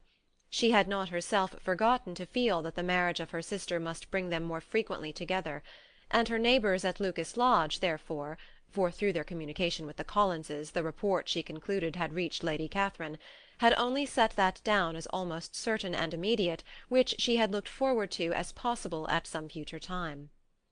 In revolving Lady Catherine's expressions, however, she could not help feeling some uneasiness as to the possible consequence of her persisting in this interference. From what she had said of her resolution to prevent their marriage, it occurred to Elizabeth that she must meditate an application to her nephew, and how he might take a similar representation of the evils attached to a connection with her she dared not pronounce. She knew not the exact degree of his affection for his aunt, or his dependence on her judgment, but it was natural to suppose that he thought much higher of her ladyship than she could do, and it was certain that, in enumerating the miseries of a marriage with one, whose immediate connections were so unequal to his own, his aunt would address him on his weakest side. With his notions of dignity, he would probably feel that the arguments, which to Elizabeth had appeared weak and ridiculous, contained much good sense and solid reasoning. If he had been wavering before as to what he should do, which had often seemed likely, the advice and entreaty of so near a relation might settle every doubt, and determine him at once to be as happy as dignity unblemished could make him. In that case he would return no more. Lady Catherine might see him in her way through town, and his engagement to Bingley of coming again to Netherfield must give way. "If, therefore, an excuse for not keeping his promise should come to his friend within a few days," she added, "I shall know how to understand it. I shall then give over every expectation, every wish of his constancy. If he is satisfied with only regretting me, when he might have obtained my affections and hand, I shall soon cease to regret him at all." The surprise of the rest of the family on hearing who their visitor had been was very great, but they obligingly satisfied it with the same kind of supposition which had appeased Mrs. Bennet's curiosity, and Elizabeth was spared from much teasing on the subject. The next morning, as she was going downstairs, she was met by her father, who came out of his library with a letter in his hand. "Lizzie," said he, "I was going to look for you. Come into my room." She followed him thither, and her curiosity to know what he had to tell her was heightened by the supposition of its being in some manner connected with the letter he held. It suddenly struck her that it might be from Lady Catherine, and she anticipated with dismay all the consequent explanations. She followed her father to the fireplace, and they both sat down. He then said, "I have received a letter this morning that has astonished me exceedingly. As it principally concerns yourself, you ought to know its contents. I did not know before that I had 2 daughters on the brink of matrimony. Let me congratulate you on a very important conquest." The colour now rushed into Elizabeth's cheeks in the instantaneous conviction of its being a letter from the nephew instead of the aunt, and she was undetermined whether most to be pleased that he explained himself at all, or offended that his letter was not rather addressed to herself, when her father continued, "You look conscious. Young ladies have great penetration in such matters as these, but I think I may defy even your sagacity to discover the name of your admirer. This letter is from Mr. Collins." "From Mr. Collins? And what can he have to say?" "Something very much to the purpose, of course. He begins with congratulations on the approaching nuptials of my eldest daughter, of which, it seems, he has been told by some of the good-natured, gossiping Lucases. I shall not sport with your impatience by reading what he says on that point. What relates to yourself is as follows.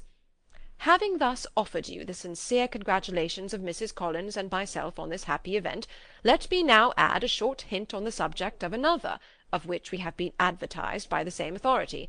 Your daughter Elizabeth, it is presumed, will not long bear the name of Bennet after her elder sister has resigned it, and the chosen partner of her fate may be reasonably looked up to as one of the most illustrious personages in this land. Can you possibly guess, Lizzie, who is meant by this? This young gentleman is blessed in a peculiar way with everything the heart of mortal can most desire, splendid property, noble kindred, and extensive patronage. Yet in spite of all these temptations, let me warn my cousin Elizabeth and yourself of what evils you may incur by a precipitate closure with this gentleman's proposals, which, of course, you'll be inclined to take immediate advantage of. Have you any idea, Lizzie, who this gentleman is?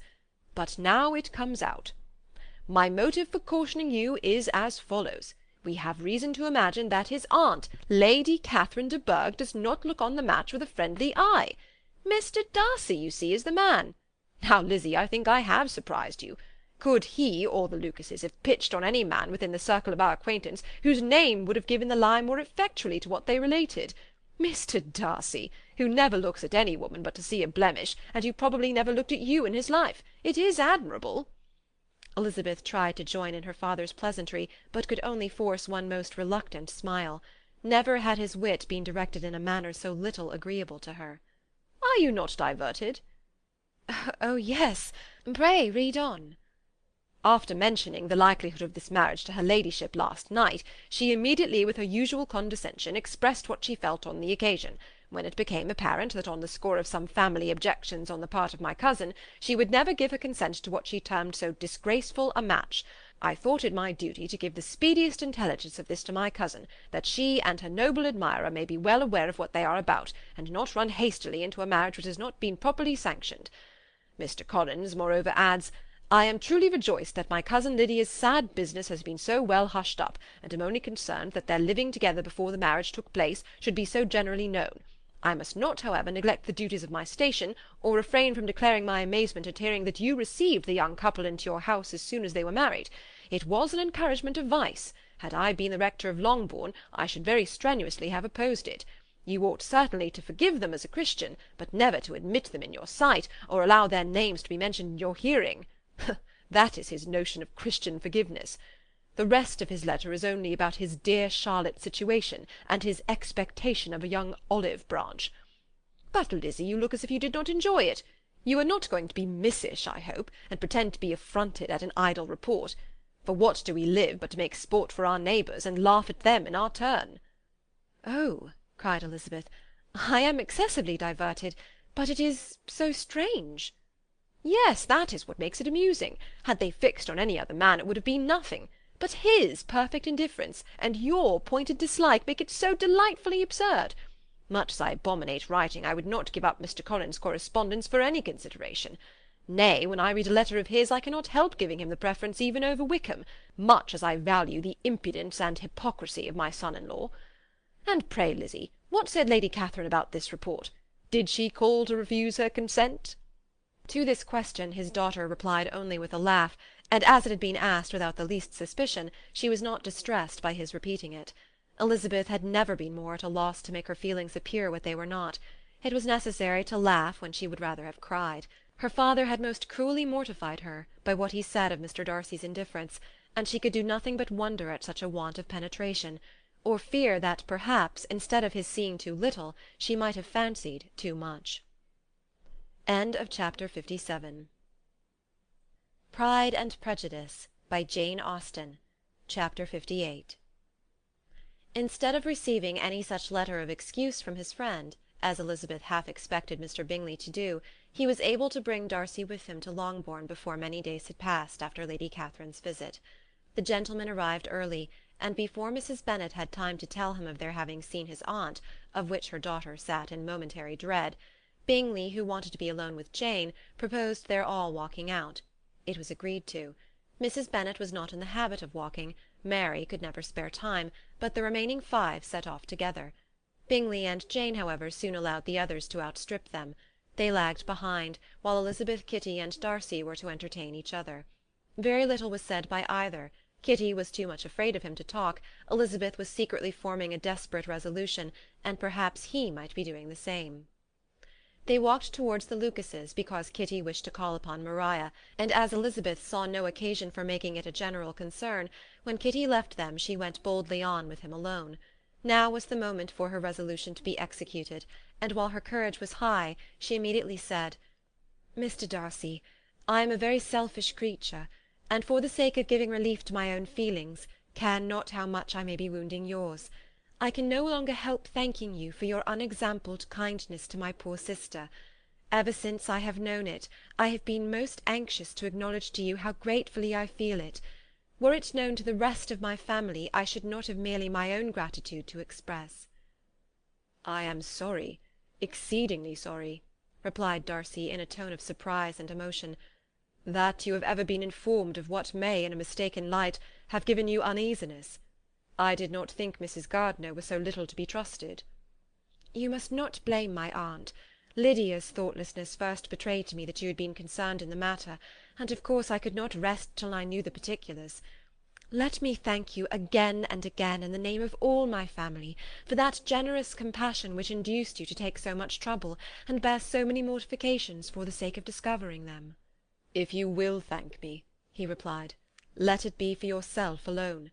that the wish of giving happiness to you might add force to the other inducements which led me on, I shall not attempt to deny. But your family owe me nothing. Much as I respect them, I believe I thought only of you." Elizabeth was too much embarrassed to say a word. After a short pause, her companion added, "You are too generous to trifle with me. If your feelings are still what they were last April, tell me so at once. My affections and wishes are unchanged, but one word from you will silence me on this subject for ever." Elizabeth, feeling all the more than common awkwardness and anxiety of his situation, now forced herself to speak, and immediately, though not very fluently, gave him to understand that her sentiments had undergone so material a change since the period to which he alluded, as to make her receive with gratitude and pleasure his present assurances. The happiness which this reply produced was such as he had probably never felt before, and he expressed himself on the occasion as sensibly and as warmly as a man violently in love can be supposed to do. Had Elizabeth been able to encounter his eye, she might have seen how well the expression of heartfelt delight diffused over his face became him. But though she could not look, she could listen, and he told her of feelings which, in proving of what importance she was to him, made his affection every moment more valuable. They walked on, without knowing in what direction.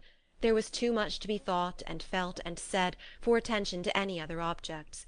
She soon learnt that they were indebted for their present good understanding to the efforts of his aunt, who did call on him in her return through London, and there relate her journey to Longbourn, its motive, and the substance of her conversation with Elizabeth, dwelling emphatically on every expression of the latter which, in her ladyship's apprehension, particularly denoted her perverseness and assurance, in the belief that such a relation must assist her endeavours to obtain that promise from her nephew which she had refused to give. But, unluckily for her ladyship, its effect had been exactly contrariwise. "It taught me to hope," said he, "as I had scarcely ever allowed myself to hope before. I knew enough of your disposition to be certain that, had you been absolutely, irrevocably decided against me, you would have acknowledged it to Lady Catherine, frankly and openly." Elizabeth coloured and laughed as she replied, "Yes, you know enough of my frankness to believe me capable of that.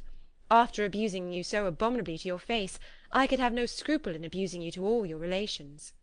"What did you say of me that I did not deserve? For though your accusations were ill-founded, formed on mistaken premises, my behaviour to you at the time had merited the severest reproof.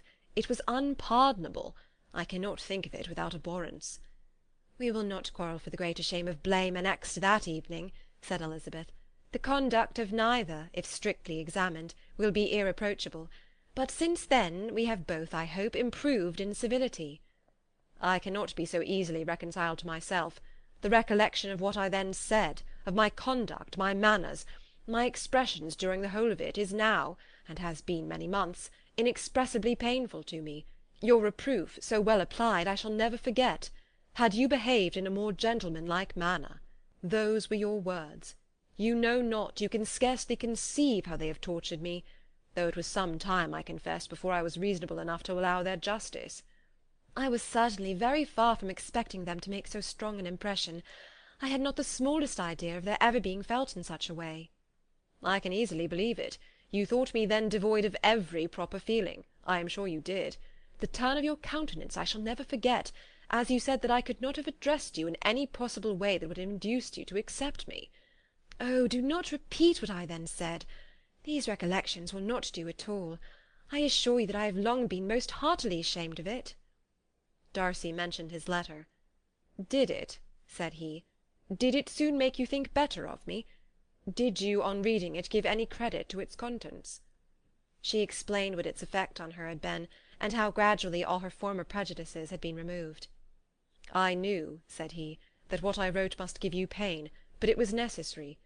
I hope you have destroyed the letter. There was one part especially, the opening of it, which I should dread your having the power of reading again. I can remember some expressions which might justly make you hate me." "The letter shall certainly be burnt, if you believe it essential to the preservation of my regard. But though we have both reason to think my opinions not entirely unalterable, they are not, I hope, quite so easily changed as that implies." "When I wrote that letter," replied Darcy, "I believed myself perfectly calm and cool, but I am since convinced that it was written in a dreadful bitterness of spirit." "The letter perhaps began in bitterness, but it did not end so. The adieu is charity itself. But think no more of the letter.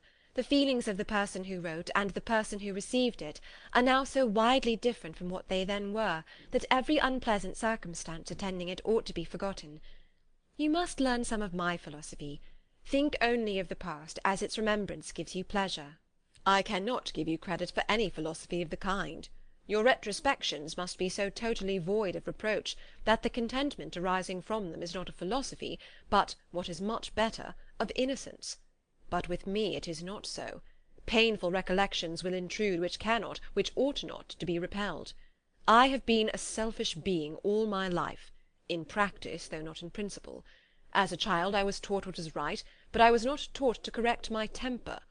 I was given good principles, but left to follow them in pride and conceit.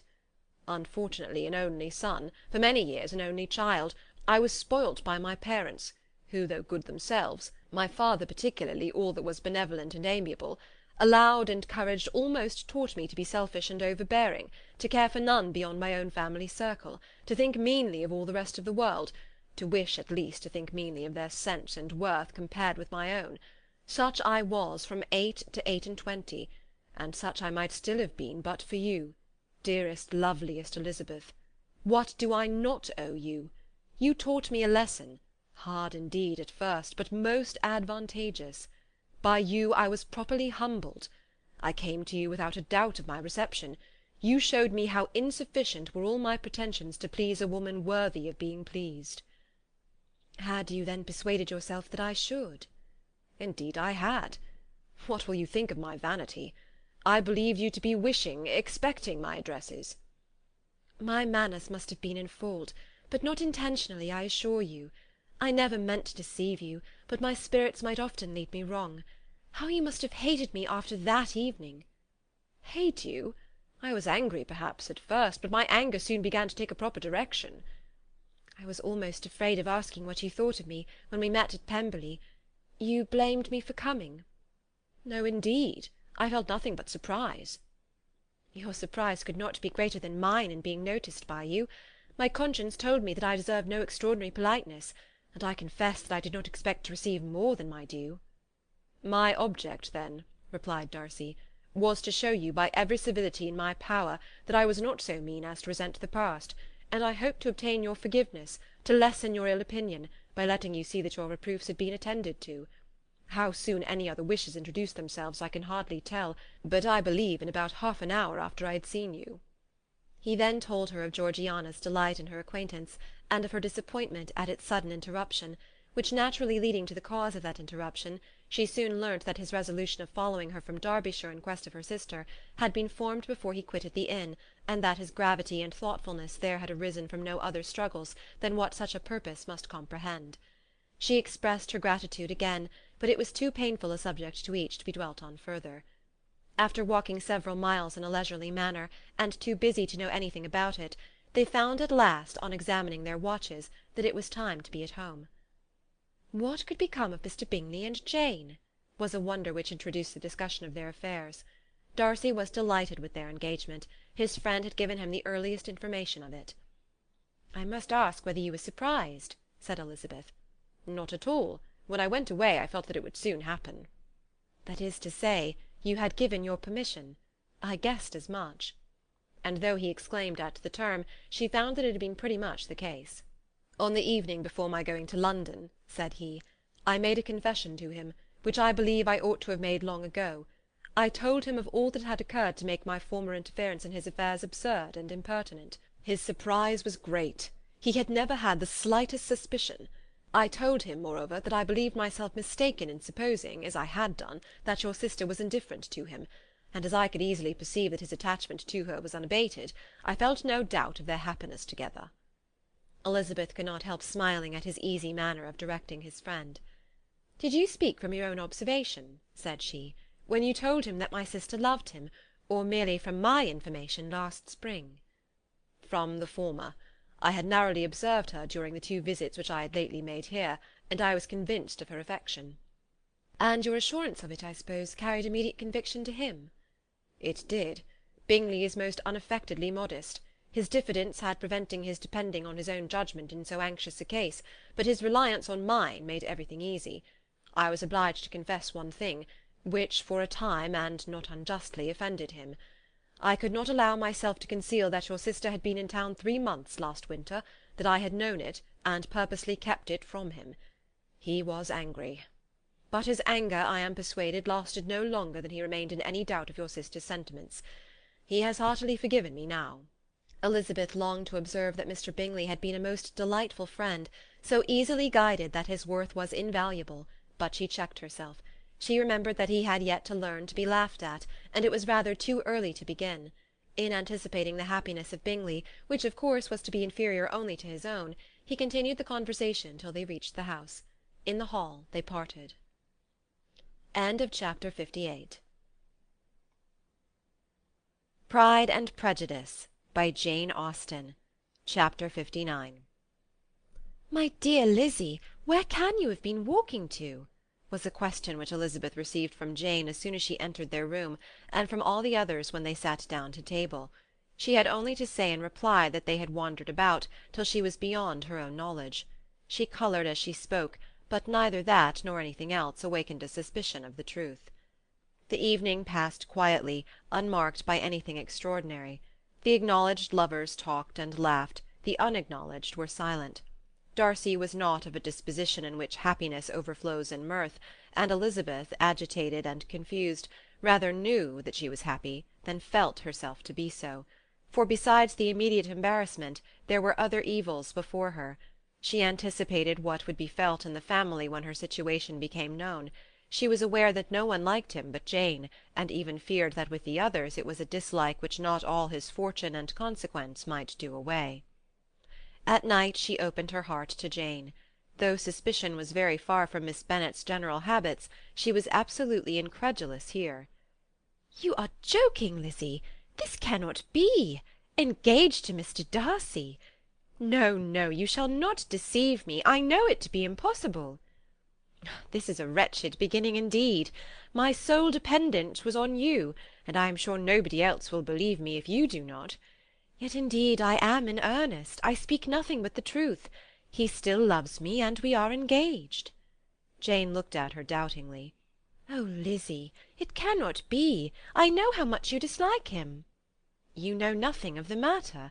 That is all to be forgot. Perhaps I did not always love him so well as I do now. But in such cases as these a good memory is unpardonable. This is the last time I shall ever remember it myself." Miss Bennet still looked all amazement. Elizabeth again and more seriously assured her of its truth. "Good heaven! Can it really be so? Yet now I must believe you," cried Jane. "My dear, dear Lizzie, I do congratulate you. But are you certain? Forgive the question. Are you quite certain that you can be happy with him?" "There can be no doubt of that. It is settled between us already that we are to be the happiest couple in the world. But are you pleased, Jane? Shall you like to have such a brother?" "Very, very much. Nothing could give either Bingley or myself more delight. But we considered it, we talked of it as impossible. And do you really love him quite well enough? Oh, Lizzie, do anything rather than marry without affection. Are you quite sure that you feel what you ought to do?" "Oh, yes. You will only think I feel more than I ought to do when I tell you all." "What do you mean?" "Why, I must confess that I love him better than I do Bingley. I am afraid you will be angry."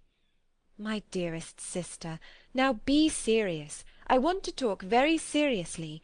Let me know everything that I am to know without delay. Will you tell me how long you have loved him?" "It has been coming on so gradually that I hardly know when it began.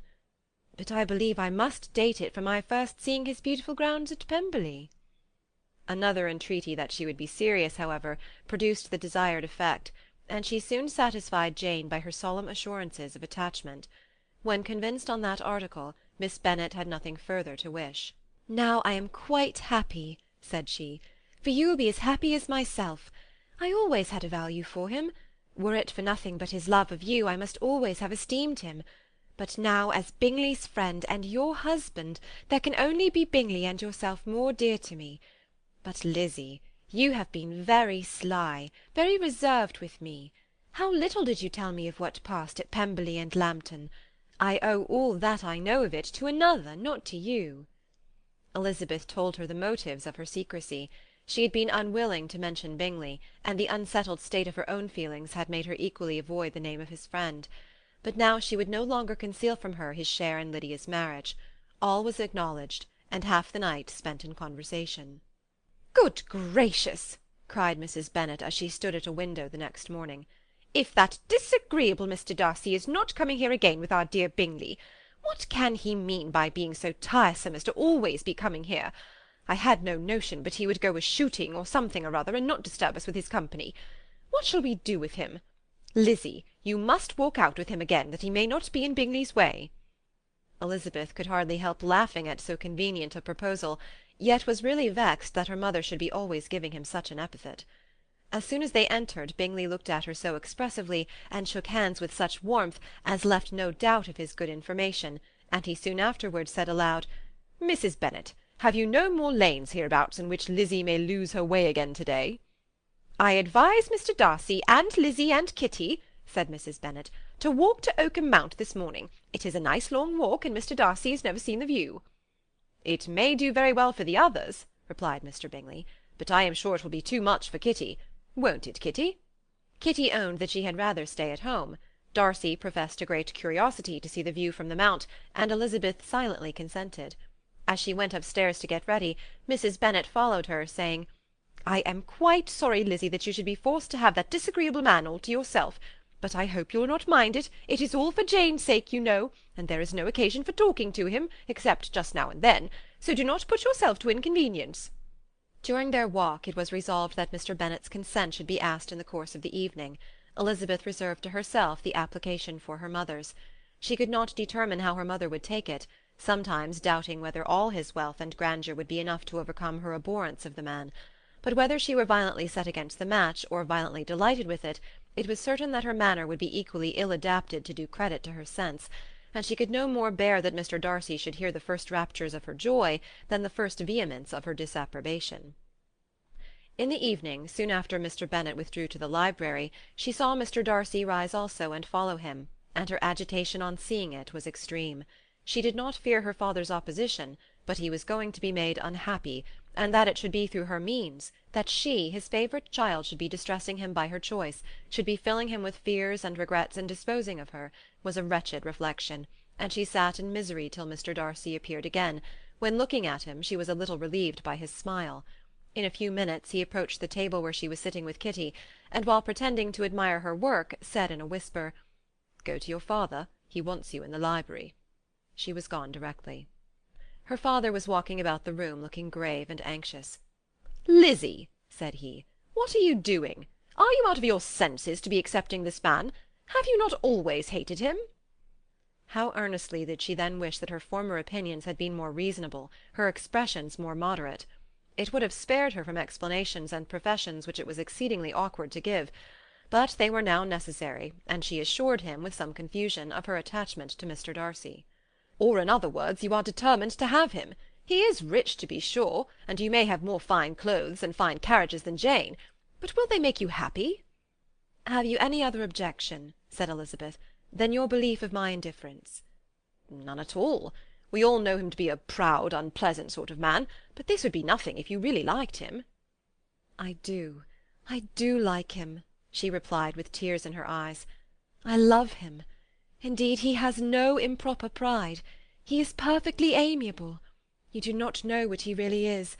Then pray do not pain me by speaking of him in such terms." "Lizzie," said her father, "I have given him my consent.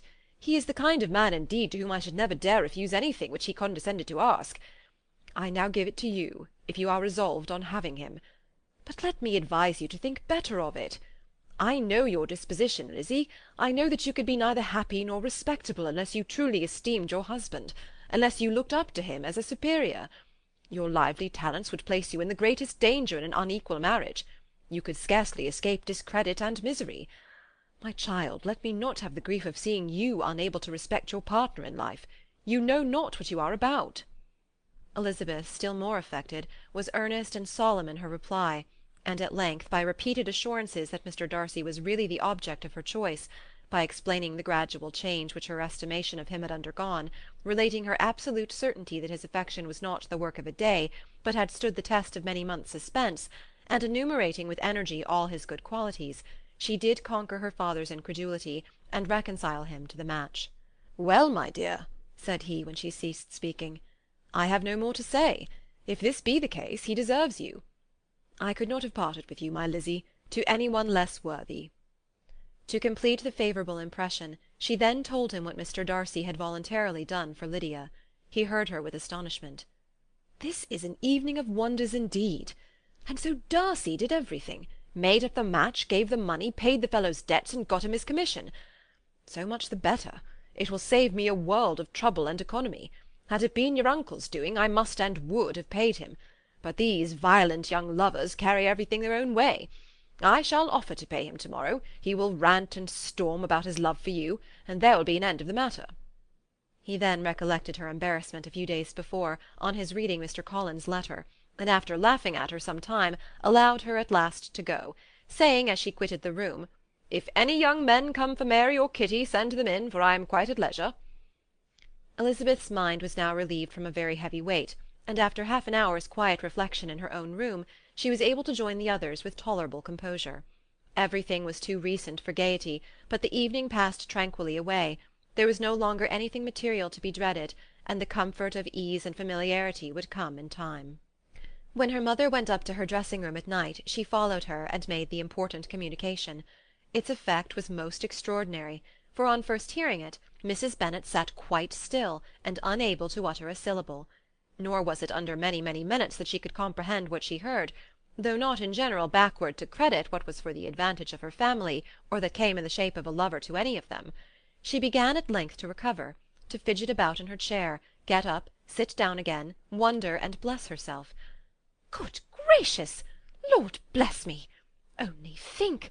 Dear me! Mr. Darcy! Who would have thought it? And is it really true? Oh, my sweetest Lizzie, how rich and how great you will be! What pin-money, what jewels, what carriages you will have! James is nothing to it, nothing at all. Ah, I am so pleased, so happy! Such a charming man, so handsome, so tall! Oh, my dear Lizzie, pray apologize for my having disliked him so much before. I hope you will overlook it. Dear, dear Lizzie! A house in town, everything that is charming! 3 daughters married, 10,000 a year! Oh, Lord, what will become of me? I shall go distracted."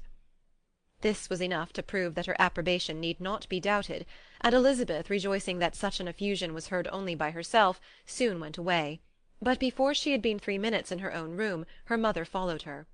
"My dearest child," she cried, "I can think of nothing else. 10,000 a year, and very likely more. 'Tis as good as a lord. And a special licence. You must and shall be married by a special licence. But, my dearest love, tell me what dish Mr. Darcy is particularly fond of, that I may have it to-morrow." This was a sad omen of what her mother's behaviour to the gentleman himself might be, and Elizabeth found that, though in the certain possession of his warmest affection, and secure of her relations' consent, there was still something to be wished for. But the morrow passed off much better than she expected, for Mrs. Bennet luckily stood in such awe of her intended son-in-law that she ventured not to speak to him unless it was in her power to offer him any attention or mark her deference for his opinion. Elizabeth had the satisfaction of seeing her father taking pains to get acquainted with him, and Mr. Bennet soon assured her that he was rising every hour in his esteem.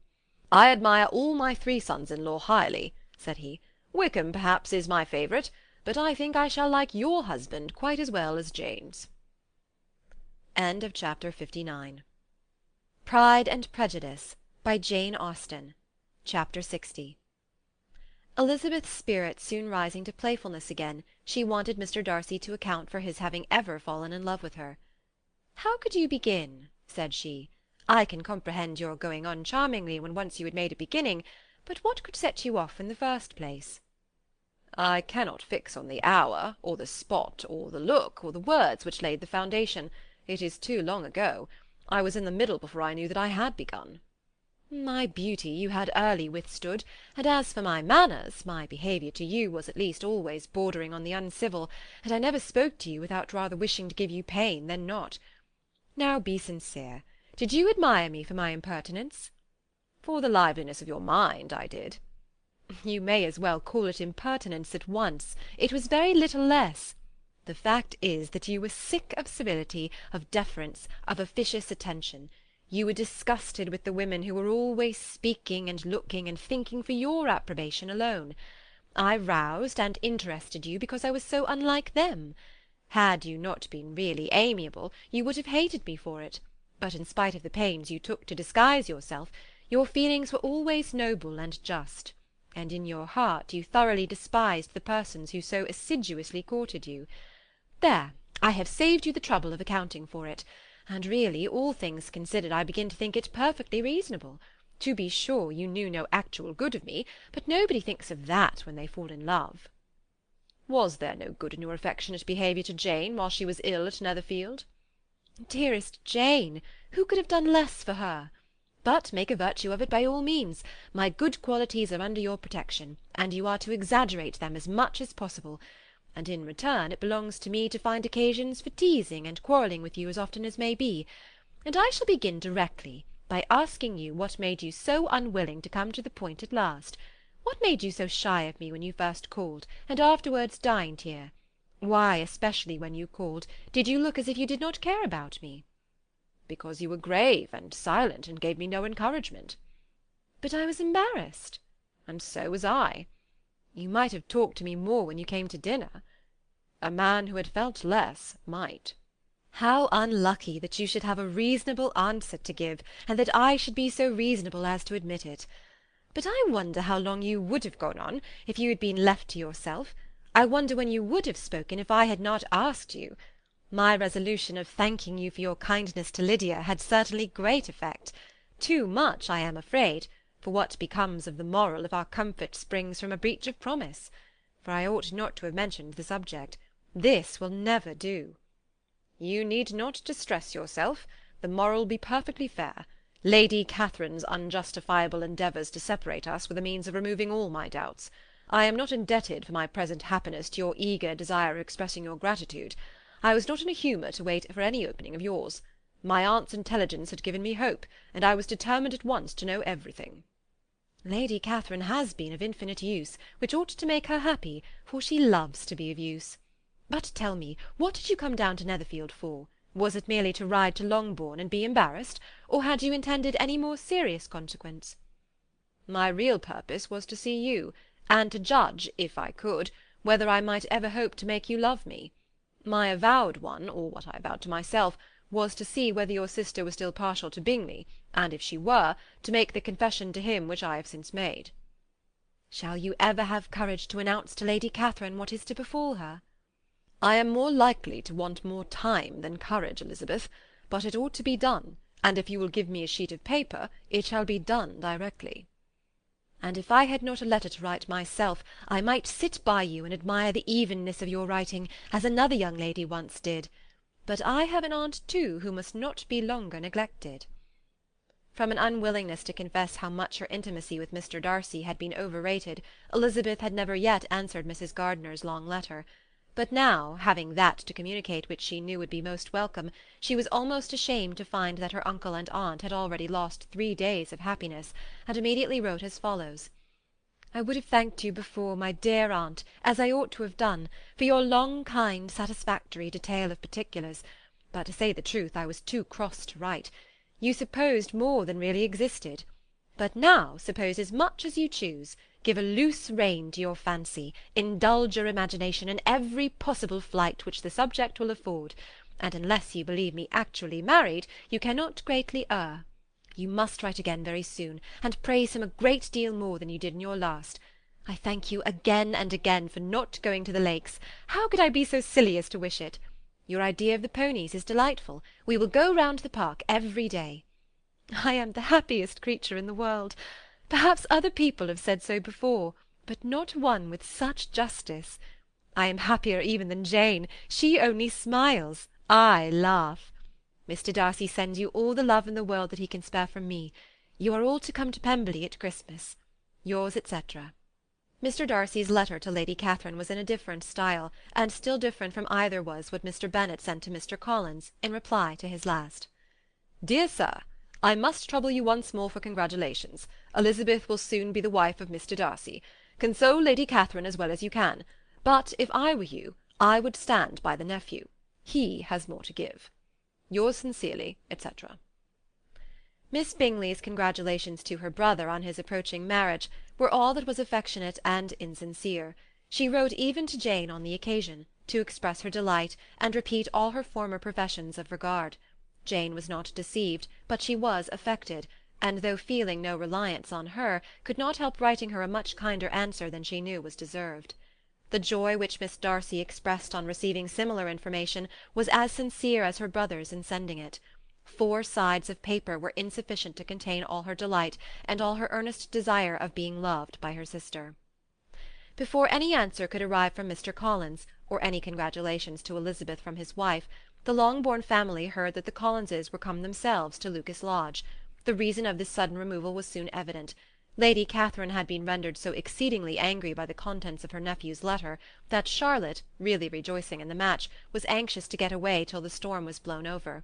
At such a moment the arrival of her friend was a sincere pleasure to Elizabeth, though in the course of their meeting she must sometimes think the pleasure dearly bought, when she saw Mr. Darcy exposed to all the parading and obsequious civility of her husband. He bore it, however, with admirable calmness. He could even listen to Sir William Lucas when he complimented him on carrying away the brightest jewel of the country, and expressed his hopes of their all meeting frequently at St. James's, with very decent composure. If he did shrug his shoulders, it was not till Sir William was out of sight. Mrs. Phillips's vulgarity was another, and perhaps a greater tax on his forbearance, and though Mrs. Phillips, as well as her sister, stood in too much awe of him to speak with the familiarity which Bingley's good humour encouraged, yet whenever she did speak, she must be vulgar. Nor was her respect for him, though it made her more quiet, at all likely to make her more elegant.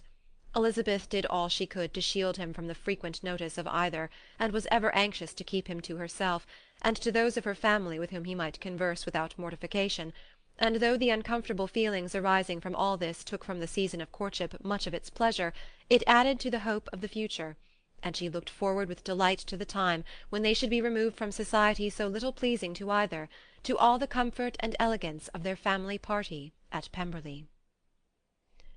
End of Chapter 60. Pride and Prejudice by Jane Austen. Chapter 61. Happy for all her maternal feelings was the day on which Mrs. Bennet got rid of her 2 most deserving daughters. With what delighted pride she afterwards visited Mrs. Bingley, and talked of Mrs. Darcy, may be guessed. I wish I could say, for the sake of her family, that the accomplishment of her earnest desire in the establishment of so many of her children produced so happy an effect as to make her a sensible, amiable, well-informed woman for the rest of her life, though perhaps it was lucky for her husband, who might not have relished domestic felicity in so unusual a form, that she was still occasionally nervous and invariably silly. Mr. Bennet missed his second daughter exceedingly. His affection for her drew him oftener from home than anything else could do. He delighted in going to Pemberley, especially when he was least expected. Mr. Bingley and Jane remained at Netherfield only a 12-month. So near a vicinity to her mother and Meryton relations was not desirable even to his easy temper or her affectionate heart. The darling wish of his sisters was then gratified. He bought an estate in a neighbouring county to Derbyshire, and Jane and Elizabeth, in addition to every other source of happiness, were within 30 miles of each other. Kitty, to her very material advantage, spent the chief of her time with her 2 elder sisters. In society so superior to what she had generally known, her improvement was great. She was not of so ungovernable a temper as Lydia, and removed from the influence of Lydia's example, she became, by proper attention and management, less irritable, less ignorant, and less insipid.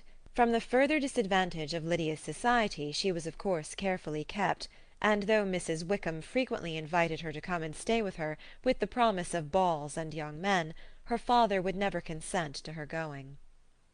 Mary was the only daughter who remained at home, and she was necessarily drawn from the pursuit of accomplishments by Mrs. Bennet's being quite unable to sit alone.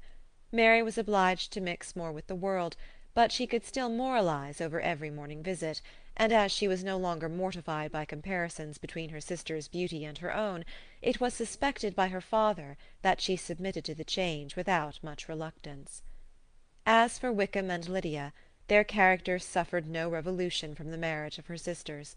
He bore with philosophy the conviction that Elizabeth must now become acquainted with whatever of his ingratitude and falsehood had before been unknown to her, and in spite of everything was not wholly without hope that Darcy might yet be prevailed on to make his fortune. The congratulatory letter which Elizabeth received from Lydia on her marriage explained to her that, by his wife at least, if not by himself, such a hope was cherished. The letter was to this effect: "My dear Lizzie, I wish you joy. If you love Mr. Darcy half as well as I do my dear Wickham, you must be very happy. It is a great comfort to have you so rich, and when you have nothing else to do, I hope you will think of us. I am sure Wickham would like a place at court very much, and I do not think we shall have quite money enough to live upon without some help. Any place would do, of about 300 or 400 a year, but however do not speak to Mr. Darcy about it, if you had rather not. Yours, etc." As it happened that Elizabeth had much rather not, she endeavoured in her answer to put an end to every entreaty and expectation of the kind. Such relief, however, as it was in her power to afford, by the practice of what might be called economy in her own private expenses, she frequently sent them.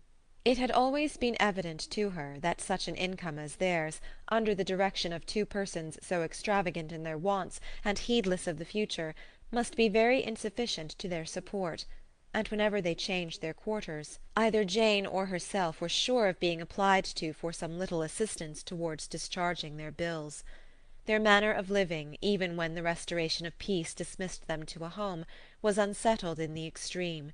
They were always moving from place to place in quest of a cheap situation, and always spending more than they ought. His affection for her soon sunk into indifference. Hers lasted a little longer, and in spite of her youth and her manners, she retained all the claims to reputation which her marriage had given her. Though Darcy could never receive him at Pemberley, yet for Elizabeth's sake he assisted him further in his profession. Lydia was occasionally a visitor there, when her husband was gone to enjoy himself in London or Bath, and with the Bingleys they both of them frequently stayed so long that even Bingley's good humour was overcome, and he proceeded so far as to talk of giving them a hint to be gone. Miss Bingley was very deeply mortified by Darcy's marriage, but as she thought it advisable to retain the right of visiting at Pemberley, she dropped all her resentment, was fonder than ever of Georgiana, almost as attentive to Darcy as heretofore, and paid off every arrear of civility to Elizabeth. Pemberley was now Georgiana's home, and the attachment of the sisters was exactly what Darcy had hoped to see. They were able to love each other even as well as they intended. Georgiana had the highest opinion in the world of Elizabeth, though at first she often listened with an astonishment bordering on alarm at her lively, sportive manner of talking to her brother. He, who had always inspired in herself a respect which almost overcame her affection, she now saw the object of open pleasantry. Her mind received knowledge which had never before fallen in her way. By Elizabeth's instructions, she began to comprehend that a woman may take liberties with her husband which a brother will not always allow in a sister more than 10 years younger than himself. Lady Catherine was extremely indignant on the marriage of her nephew, and as she gave way to all the genuine frankness of her character in her reply to the letter which announced its arrangement, she sent him language so very abusive, especially of Elizabeth, that for some time all intercourse was at an end. But at length, by Elizabeth's persuasion, he was prevailed on to overlook the offence, and seek a reconciliation, and after a little further resistance on the part of his aunt, her resentment gave way, either to her affection for him, or her curiosity to see how his wife conducted herself, and she condescended to wait on them at Pemberley, in spite of that pollution which its woods had received, not merely from the presence of such a mistress, but the visits of her uncle and aunt from the city. With the Gardiners they were always on the most intimate terms. Darcy, as well as Elizabeth, really loved them, and they were both ever sensible of the warmest gratitude towards the persons who, by bringing her into Derbyshire, had been the means of uniting them. End of Chapter 61. End of Pride and Prejudice by Jane Austen.